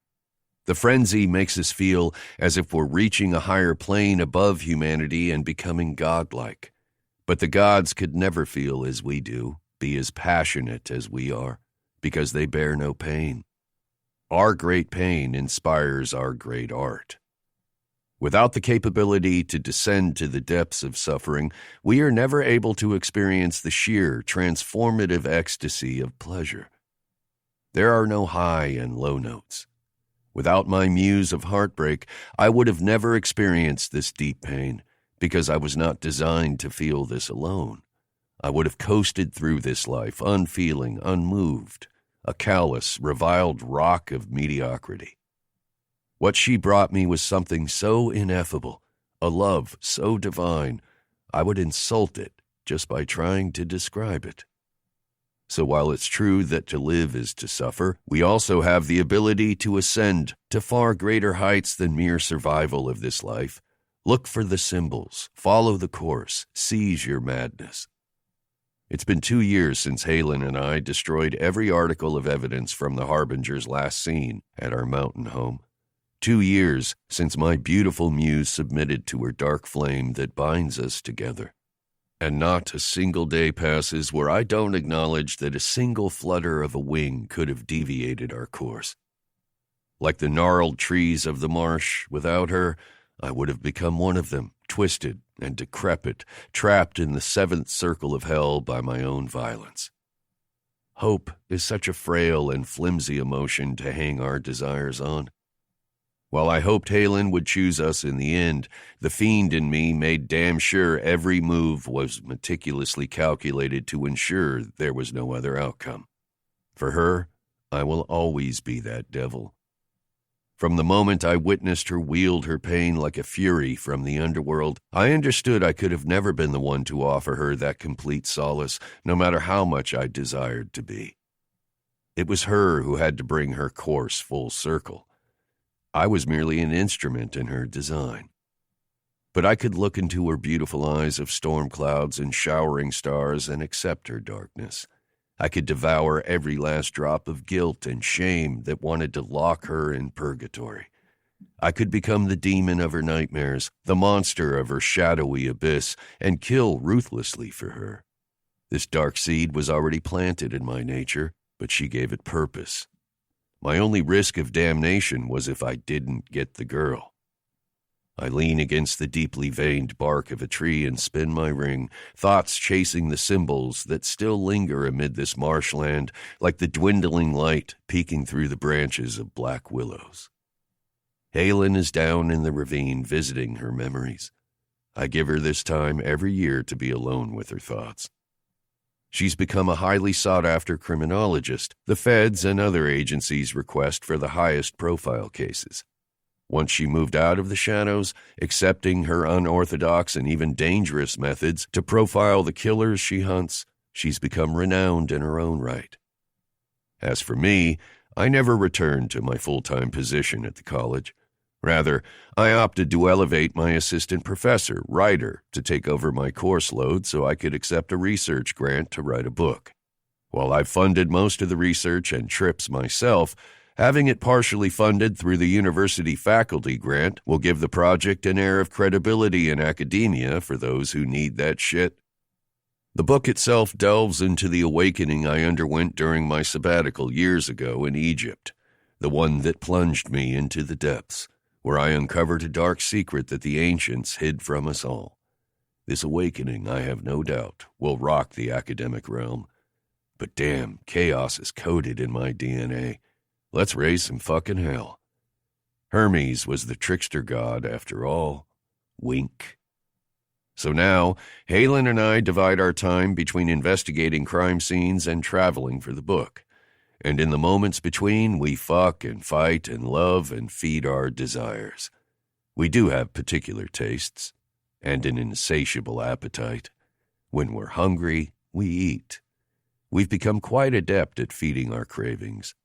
And I still feel her when her emotions soar, like they are now. A mix of elation and turmoil that makes me curious as to what my little muse is thinking about down in that ravine. While I believe she's come to a place of acceptance with her loss, at times I still sense the melancholy that grips her around the same time every year as her wreck. Halen has never spoken of her miscarriage. There are scars outward and inward that haunt her, and the loss of her pregnancy is one of those. We did once have an unspoken conversation as to where we stood on contraceptives, when I tossed out the birth control pills her doctor prescribed her, and she smiled that devious sprite smile at me. Then we fucked like animals for hours afterward. We're not trying, but we're not trying. As time goes on and she doesn't become pregnant, we're faced with the reality that it may not be in the stars for us. My desire was born in her eyes, the eyes I want to pass down to that beautiful piece of us we can create together. But we are complete whether or not this happens. It would only add to our completeness, not steal from it otherwise. Then there are other rare moments when I feel her fear, when I see it crest in her eyes as she looks at me, the fear of my deteriorating mental state. In this world, there's a fine line between genius and mental illness. Though I've never thought about it in a clinical sense, this is the only fear I wish I could alleviate within Halen. One misstep on the tightrope could mean the difference between creating a magnum opus and a permanent address at a psych ward. So every day I strive to keep my vow to her that she will never lose me. She's the reason I remain in this world at all. She's my answer to the manic episodes, the sleepless nights. The havoc that threatens to tear through my mind is quelled by her touch alone. To obtain the desire of our heart, a sacrifice has to be made. There is always a trade. My eyes were wide open when I made mine. It wasn't a difficult choice. It wasn't a choice at all. Love lures us into a madness where escape feels like a cruel punishment. One day, if the demons become too much of a threat, she knows how to make it stop, and I will welcome her lovely damnation. For now, when those restless instances do occur, I remind myself I'm just a speck of dust floating in the cosmos being observed by my seer. There's an ironic comfort in knowing our crude base material still has eons to go before it's perfected into gold.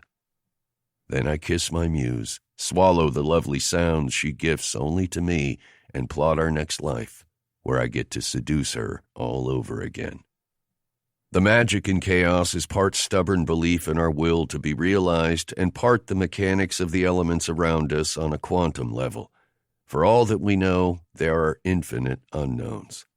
It's what we cannot see that bends and shapes us. The darkest matter of the universe swims in our cells, a chaotic dance of form like the motions of the stars. The light is warped, but it's how we know it's there.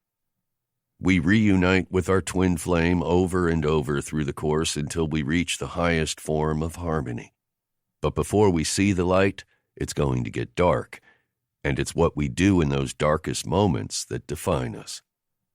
Muse to the devil, goddess of the moon, she captures me in her beautiful flickers of light.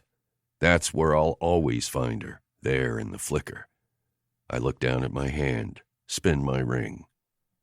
Halen feels me just the same, can always sense my hunger. When the need to surrender to the primal violence dominates my atoms, when the ravenous bloodlust demands to be satiated, my lovely, wicked muse speaks to me of omens and death, whispers of blood and retribution. She feeds me in my dark abyss. Halen. I trace my finger over the symbol of the Philosopher's Stone engraved into the clay wall. I make 2 trips a year when I visit my parents' gravesite, and then return to Hollows Row to visit the ravine. This is where Devon found her brother and buried him beneath the bones of their rend sacrifices. This is where she marked his grave with a symbol of their journey to deify themselves, to escape their disease together. When the task force had the deer carcasses removed, most of Coulter's remains were discovered. His remains have since been relocated to one of the town's cemeteries. Despite this, I feel Devon would still consider this his place of rest.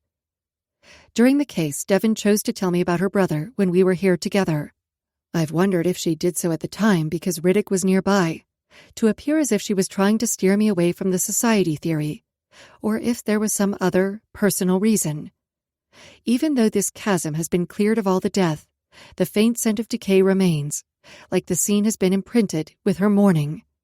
I often see her in my mind, in those last seconds together on the crest of the dam, when I gave her my diamond pendant.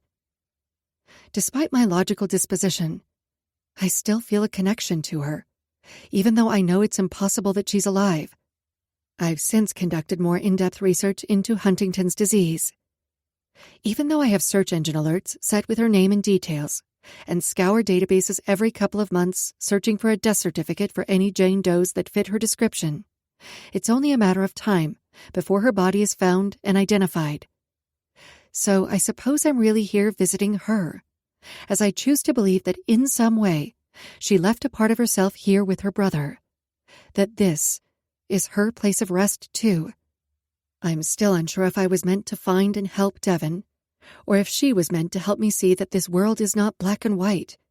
To live in the gray is to experience life as it was meant. Passionately, fearlessly, even recklessly. And there can be peace, a form of escape for the things we cannot control, for the sorrow that will otherwise destroy us. I hope she found hers in the end. Inhaling a deep breath, I placed the pink gladioli beneath the symbol. I hope I'll see you again, I say to the open air, even though I have difficulty believing in such a possibility. As I turn and start toward the other side of the ravine, I think back to my first memory of following Emmons into the marsh, seeing the eyes woven to the trees, and his visceral anger. It was fear I sensed in him, but its source wasn't what I initially presumed. Emmons was fearful over what Devon had done, drawing attention to them by going rogue with their own rituals. His fear drove him to extreme measures in the days that followed. In psychology, we are taught that fear is the weakest emotion, that its purpose is to be transmuted into its opposite, positive emotion, which encourages the healing process.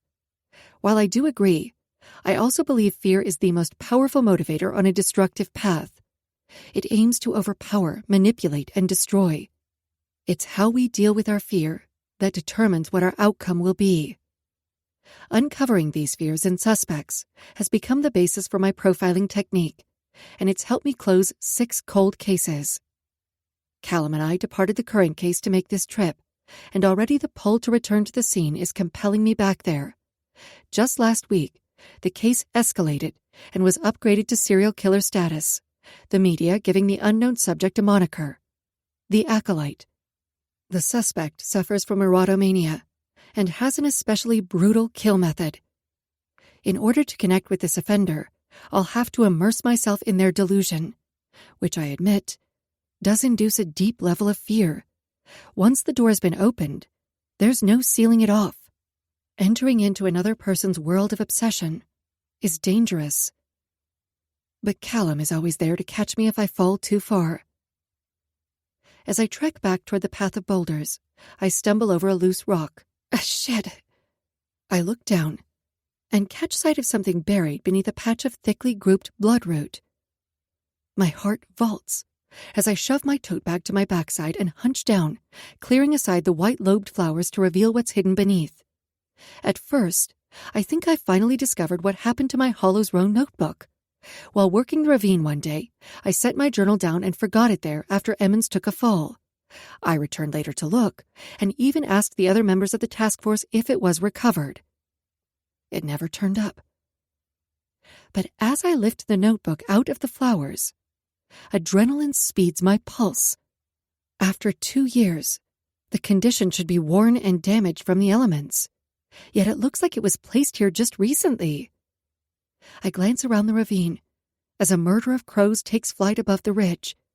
The flapping beat of their wings holds me captive in a crushing vice of apprehension until I force myself to look down at what lie on the rocky earth beneath. My fingers caress the soft, beige yarn. Then, with a tremor gripping my hands, I hold up the small quilt, my eyes tracking the intricate stitchwork of the baby blanket. A hot ache forms in my throat as I instinctively touch my belly. Logically, I know it's not possible. Devon isn't alive. She can't be. And yet I'm holding a blanket, knit with her signature pattern.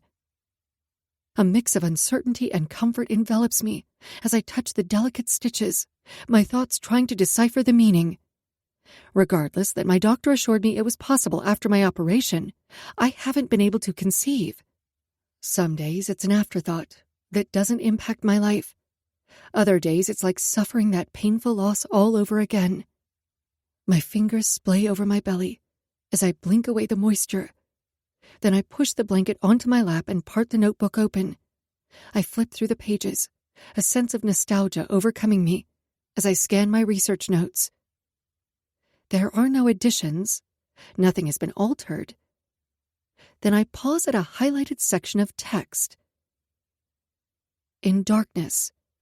She found it filled with light. It was joined with it, since it had become divine according to her, and it lives in her. It also brought them out from darkness into light, from grief to joy, from sickness to health, from death to life. A tear slips free, and I swipe at my cheek, the ache burning in the center of my chest. The passage was taken from a translated text on the secret of the Alchemist's Philosopher's Stone, and I didn't highlight the passage. Devin, I whisper, my voice shaky, my heart and mind violently battling for dominance. Rationally speaking, I'm logical enough to admit that it's our vanity that wants to denounce the inexplicable and declare the things we cannot explain as impossible. That it's the most logical, rational explanation to accept we're simply incapable of understanding the workings of the universe. I hear the music. I whisper to the elements, my hand cradled to my belly. I clutch the soft blanket, a sprig of hope growing, before I clear the tears and tuck both the notebook and blanket away in my crossbody tote. Then I start up the ravine.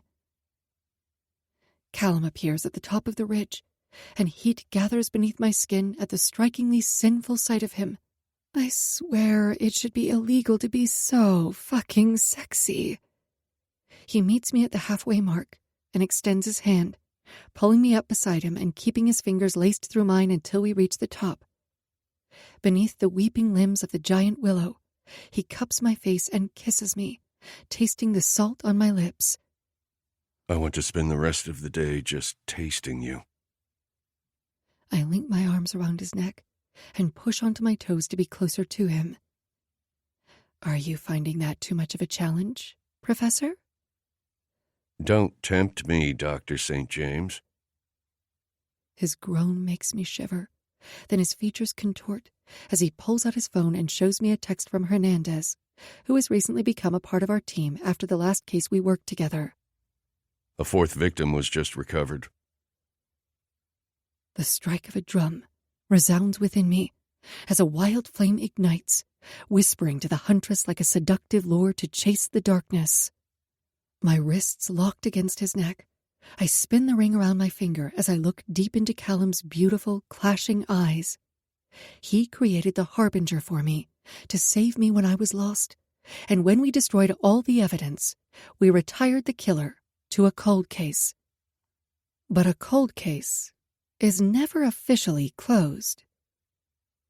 I think it's the acolyte that needs a challenge, I say, sensually stroking the back of his neck. Kallum's nostrils flare, and a muscle flexes along his jaw as he swallows. Sometimes I can only glimpse the killer banked beneath his charisma and deceptive beauty as he keeps the Harbinger at bay. But then there are other times, like now, when he lowers the mask, and I'm confronted with the devil in all his fiendish, diabolical glory. He licks his lips and catches the white strands of my hair between his fingers. We can do whatever we want, he says, his tone suggestive. We can, I agree, as I bring a hand between us and slip my fingers down the sculpted ridges of his chest. But first, maybe we can get lost for a few hours, I say, earning another rough groan from him. Fuck, sweetness. A devious glint flashes amid the flinty shadows of his eyes before his lips crash against mine. He hauls me up against his strong body and carries me toward the hood of the car, where he doesn't waste time stripping me of my clothes.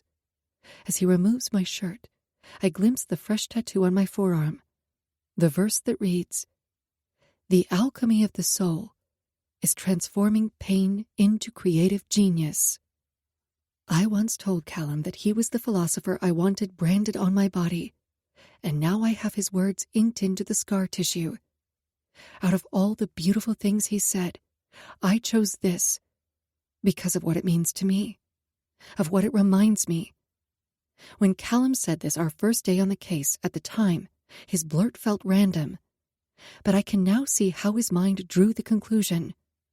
Kallum took my pain, all of my anguish and heart sickness, all the broken pieces of me, and transformed the darkest parts of my soul into a ghastly masterpiece. During those early moments, I was too consumed with the case, and honestly with him, to see the signs clearly.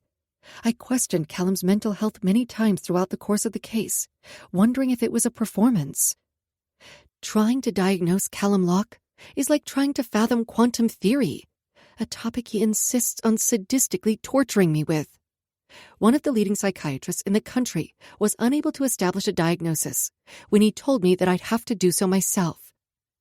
Dr. Torres said that Kallum's violent tendencies were made worse by his obsession. But it's in his obsession where the treatment lies. Just as Kallum looks to synchronistic symbolism to guide him, I've been linking the signs. Like how, on that very first day, Kallum was displaying the marks of psychosis and an affective disorder. At that point, he had spent 6 months apart from me.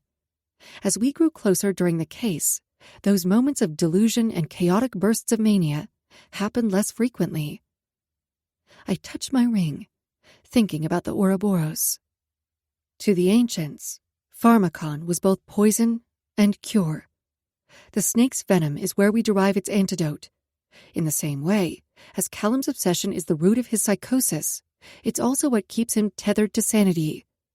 The remedy to the mental illness is in the ailment itself, the very heart of the problem, his obsession with his muse.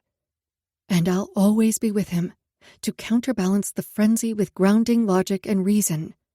Because I don't just crave his maddening, fiery passion. I need it. I need him. I am so utterly, fervently in love with Kallum that it can frighten me, the fear I have of losing him. When I think about those terrifying endless seconds on the dam with Emmons, where I thought Kallum was gone, and the violent force that tore through me as a result, I am the fucking abyss. And I refuse to lose him to any monster, outward or within. The demons that threaten to annihilate his mind will discover how dark my shadow can become, how fiercely I will fight to protect the man who is branded into my flesh and my soul. All the philosophers had their elements: Heraclitus, fire; Thales, water. If there can be only one element argued to belong to Kallum Locke, a chaoist at heart, it would have to be ether. The prima materia, the dark matter of the universe, the chaos of the soul. As he deepens the kiss, his hand settles over my belly. Being consumed by him, I unlink my arms from around his neck and touch the crescent concealed beneath his crisp dress shirt. In another lifetime, maybe we wouldn't have had to wade through hell to be together, and Kallum wouldn't have to walk a tightrope over an abyss of insanity, or I'd have no fear of falling too far into the void.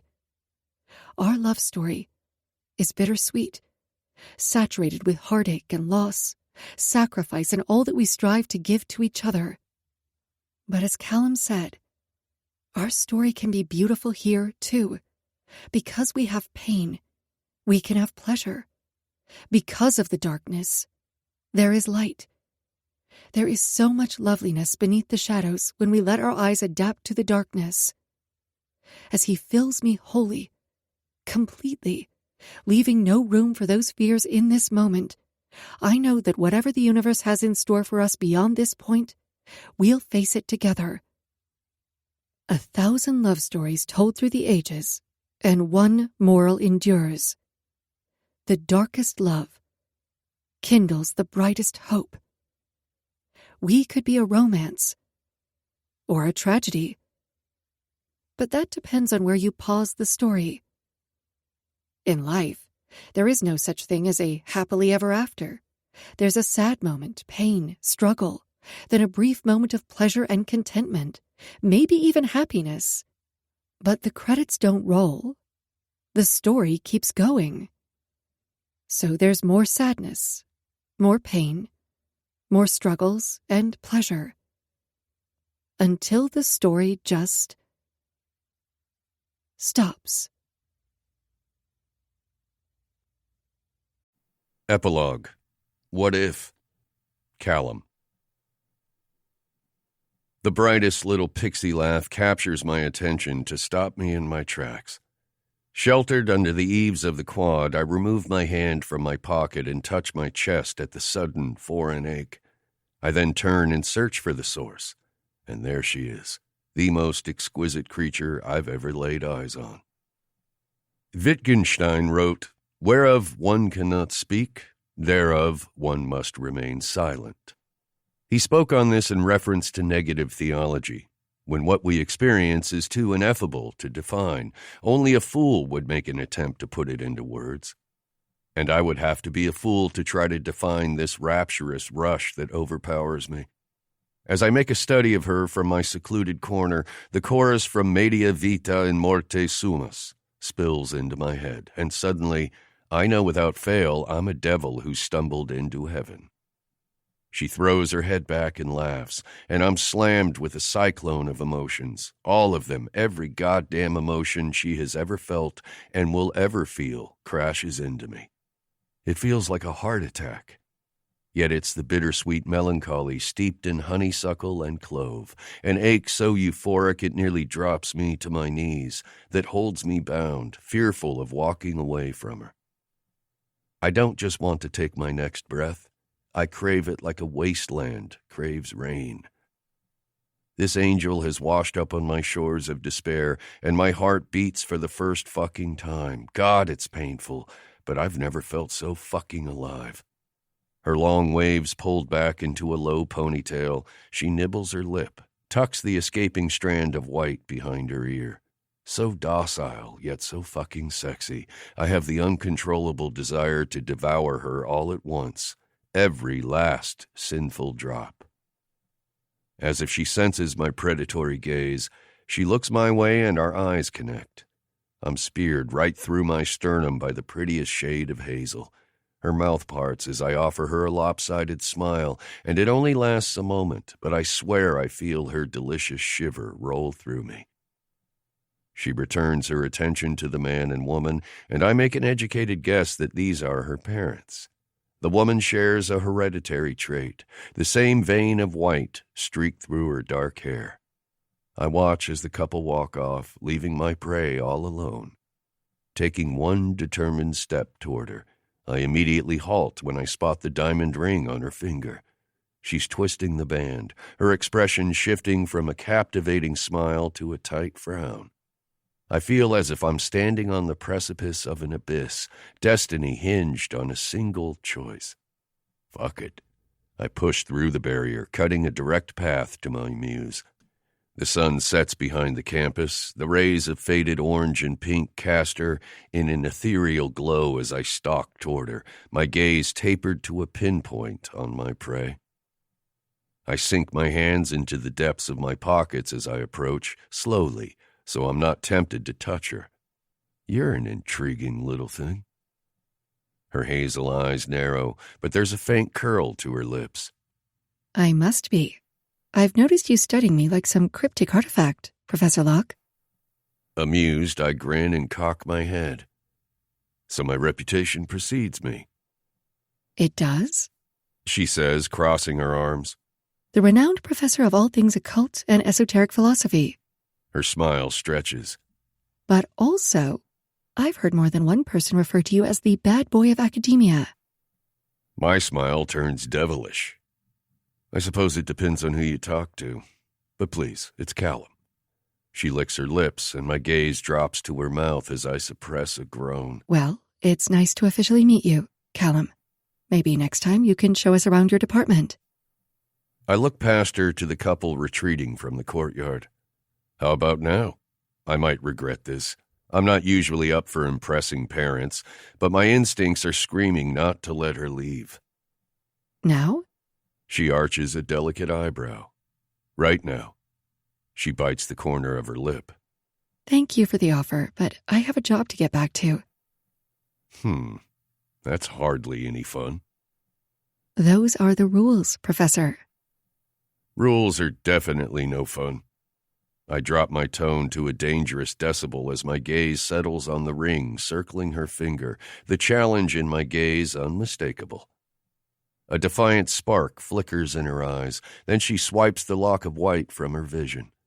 The desire to tuck that defiant streak behind her ear hits me fierce and hot. I might be on my way to hell for this, but fuck, I'll descend those fiery crags for this angel.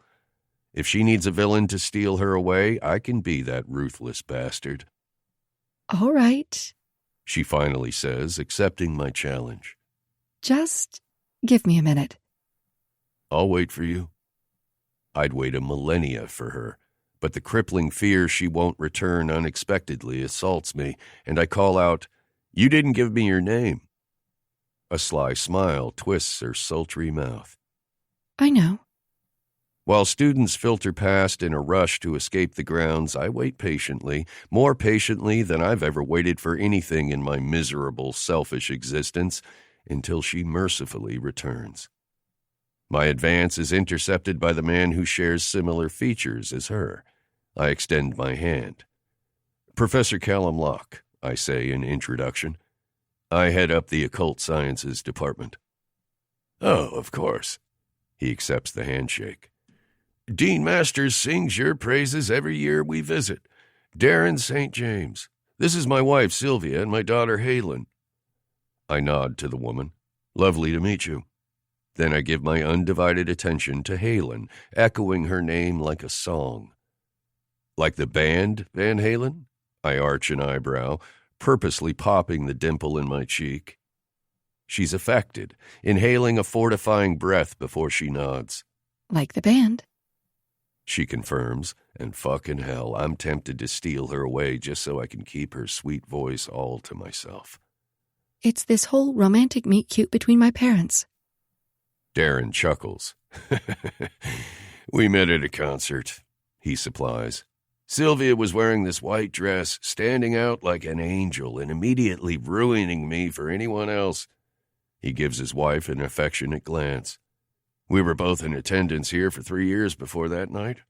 I guess the fates finally pushed us together." While he's telling their story, my focus is on Halen, the way she beams at these two people with pride and love. It's such a foreign experience for me, I'm entranced. It's our anniversary, Sylvia says in follow-up. We return to the university every year just to reminisce, but honestly, we really should be getting back, sweetheart. "Please, let me show you around the new wing first," I offer. "College traffic is terrible right now. Too many reckless drivers on the roads. Trust me." This seems to sway them, and Sylvia nods in agreement. And I am an utter gentleman as I give the St. James a tour. Even as we gravitate toward the other side of campus and I'm scheming how to keep little Halen longer, forever. I've concluded her ring is an engagement ring. I don't have to know this man to know he's not good enough for her. Hell, I'm not good enough, but I will damn sure try to be what she needs. "You haven't mentioned what you do yet," I say to her. I'm a crime scene analyst. She says. I investigate violent crime scenes to build profiles on offenders. I hike an eyebrow as I try to envision this beautiful sprite of a woman amid all that chaos and darkness. That's fascinating. And dark. A curious crease forms between her brows. Yes. Some people find it scary. She twists her ring. Some people can't understand the draw to chase the darker side. And if I have to, I will become that darkness she chases. She swallows, her slender throat working. I'm sure you're tired of hearing this, but your eyes are distracting. A smile ghosts my lips. My clever sprite is changing the topic. Should I take that as a compliment? She peeks up at me as we continue to walk. I have no doubt that you will, despite my intent. I wet my lips, tasting her on the air. Oh no, intent is everything. The evening has deepened to shades of navy and space, cloaking us in the dark to instill a sense of seclusion. The grounds are still as I slow my pace, forcing us to fall a distance behind our parents. Thank you for doing this for them. Halen says, drawing her arms around her waist. Sure, I say, slowing my steps further. But just to be clear, I did this for me, simply in the hopes to get you alone. She laughs. You have no shame. None. I send her a sly smile, invoking another shiver. You're trembling. I'm not used to the weather. Here. I remove my suit blazer and drape it over her shoulders before we wander toward the parking lot. She hugs the jacket tighter around her, and seeing her in my clothes wreaks havoc on my mental state. I know the jacket will carry her delectable scent, and I'm tortured in preparation for tomorrow's lectures. You know, I recently read one of your papers. She says casually. This surprises me, and I bury my hands in my pockets. Which one? Something on quantum mysticism that compares shamanism to the many worlds theory. She shakes her head. It made my head hurt, actually. My smile twitches, and I remove a hand to run it over my mouth. Feynman said anyone who claims to understand quantum theory is either lying or crazy. She glances up at me. And which one are you? A strange feeling washes over me, a sense we've done this before. I'd think that's for the profiler to decide. I send her a wink, earning a sweet blush. But now you have to settle my ego and tell me your thoughts. Halen stops walking and turns toward me. Honestly, I'm a hardcore realist. I want to argue against all of it, but I don't know. I always try to question everything, even what my mind tells me is impossible. That's a non-answer, I accuse delicately. She senses she's been caught. Okay, then. I think quantum theory is witchcraft. She shrugs, and my jacket engulfs her adorably. I can't help it. I laugh. You're not too far off, sweetness. She inhales a sharp breath as I step right in front of her. Here, let me offer a demonstration. I capture her hair and pull it over her shoulder, then slowly drag the band down the length of her soft tresses, admiring the way the dark layers spill over her shoulder. Are you this hands-on during all of your lectures, Professor? Her tone is playful, but I note the breathy tremble just beneath. Never, I say truthfully. You're the first to inspire me. An electric current charges the air between us, loaded with too much chemical attraction to ignore. I hold the elastic band up. Before I saw you, your hair could have been pulled back or loose. I'm not aware of the style until I observe you. Then one of the possibilities becomes true, and the other collapses. This is an oversimplification of the Copenhagen interpretation. Now, I run my fingers through her hair, relishing in the way she shivers at my touch. With the many worlds theory, no collapse occurs. Your hair is in many styles all at once. It's not pulled back or loose. It's both at the same time. She tips her head back farther. But as the observer, you're now entangled with my hair, Professor. God damn, the way she says professor does something dangerous to me. The deviant urge to wrap her hair around my fist and entangle myself so deeply inside her burns through me with vicious need. Exactly. And this is where our shaman finds himself, I say. If we accept that many worlds exist, where nearly every choice, every possibility exists simultaneously, then we can pose a question of what would happen to the shaman's mind, a single consciousness, if he obtained entry to these worlds. Halen laughs. See, my head hurts just trying to fathom it. We're not meant to, I assure her. As the shaman becomes entangled with the many worlds, this induces a state of mystical ecstasy. To those who view him from the outside, it looks like madness. But let's consider it's the what-if paradox. All worlds have a possible highest experience, and he's attempting to experience them all at once in search of the divine. Halen considers this a moment.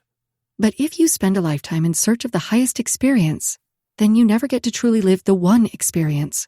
Maybe I'm simply too logical, but to me, that's madness. As she says this, I swear she's stolen the breath right from my lungs. I find you remarkable, Miss St. James. She glances down at her ring before she meets my eyes again. It's Dr. St. James. I run my tongue across the ridge of my teeth. Noted. She drags in an unsteady breath. Thank you for that stimulating lecture, she says, diffusing the gathering tension. Oh, and also for the use of your jacket. Here. Wait. She freezes as I reach out and capture a small moth that's entangled its wings in her hair. Her breath stills, and I'm desperate to taste her lips, to hear her release that breath in a throaty moan. My mouth hovers close to hers, a dare, a promise, a goddamn inevitability. She watches as I release the insect to the night, and it flutters toward the illuminated lamppost above us. When I return my focus to her, I accept the jacket and slip my arms into the sleeves, savoring her scent. The parking lot is silent. The whole world has ceased to exist in her presence. Absently, she spins her ring, and a devious part of me wants to slip it off her finger, to primally claim her right this instant.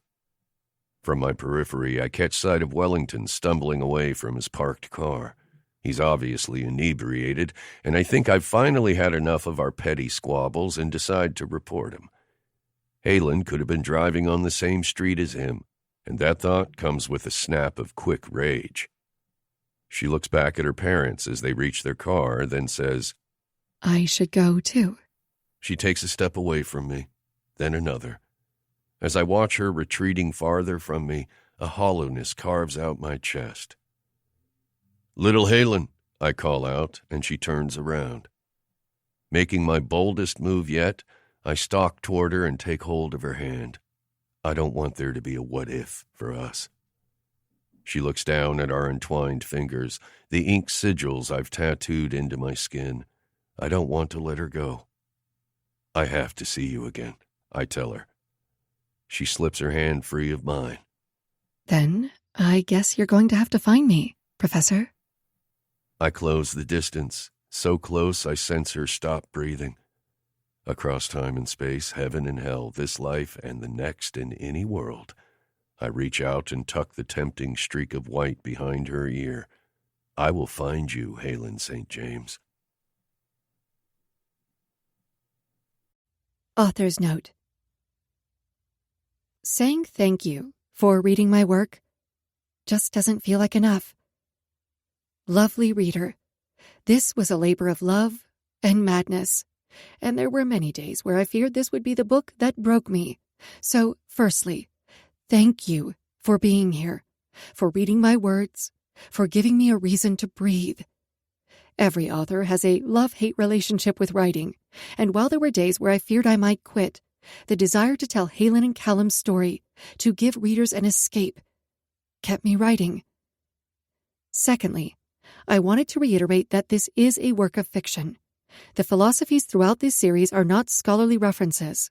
As Kallum said in Book 2, he cherry-picked the details, which I have very much done here in order to create a backdrop for their story. Kallum's opinions of philosophers and teachings are not my own. His ego has no rival. And he's cunning enough to know how to bend and twist these philosophies to further his personal agenda, which he did to the extreme. If you're interested in learning more, and from direct resources, about occultism, chaos magic, Dionysian mysteries, Nietzsche, Carl Jung, Shadow Self, Cleopatra the Alchemist, or any other piece of history, theology, and mythology within, I urge you to delve into your own research and enjoy the journey down the beautiful, magical rabbit hole. Thirdly, there were themes and symbolism throughout this series that I wanted to touch on more closely. Kallum's deeper reason for why he referred to Halen as his moon goddess. Alchemy has been layered through this series, and to me personally, alchemy is everything and anything. But here is a direct link to where you can find this quote from below, which gives deeper insight to the sun and moon references. www.rcpe.ac.uk/heritage/alchemy-college-collections. The sun and moon are major symbols in alchemy. They represent the two most precious metals, gold, sun, and silver, moon. They also represent sulfur and mercury, and are often depicted as a couple bound together in marriage, or as the mother and father of the Philosopher's Stone. Halen often used fire to describe Kallum's eyes and his nature, referring to his volatile temperament as the sun, or a star-going supernova. In contrast, Halen was Kallum's albedo, the silver moon condition in alchemy for reaching the purest divine state. And then we have the marsh trees of Hollow's Row. As the story begins with Halen seeing the trees, I wanted to end with Kallum's thoughts on them, so we come full circle. When Halen first introduces us to the marshland of Hollow's Row, she says, "I don't like the trees." This is symbolic foreshadowing of her character that we can't possibly know at this early point, but deepens her character. While Halen is an intellectual in her own right, she doesn't have an eidetic memory and can't call on her knowledge in the way Kallum so readily does, which is why she keeps a journal of her research. When she first glimpses the trees, somewhere in the dark waters of her unconscious, she makes a chilling connection to them. In Dante's Inferno, the seventh circle of hell, the circle of violence, there exists one of 3 levels that is reserved for those who attempt and complete suicide. The souls are transformed into ghastly, gnarled trees where the harpies devour the leaves, causing them pain. For Halen, it's a reflection of her shadow, her turmoil, and her battle for the will to live. Kallum says, in his final chapter, like the gnarled trees of the marsh, without her, I would have become one of them, twisted and decrepit, trapped in the 7th circle of hell by my own violence.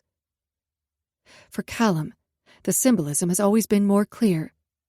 He confessed in Book 1 his contemplation of this act before he found Halen, and he felt a connection to Dante, as in much the same way Dante traversed the circles of hell to save his beloved. Kallum traversed through his personal and metaphorical hell to save his. I feel it's important to clearly state that if you, or anyone that you know, is battling thoughts of self-harm or suicide, please reach out to someone for help. There are resources such as 988 Suicide and Crisis Lifeline.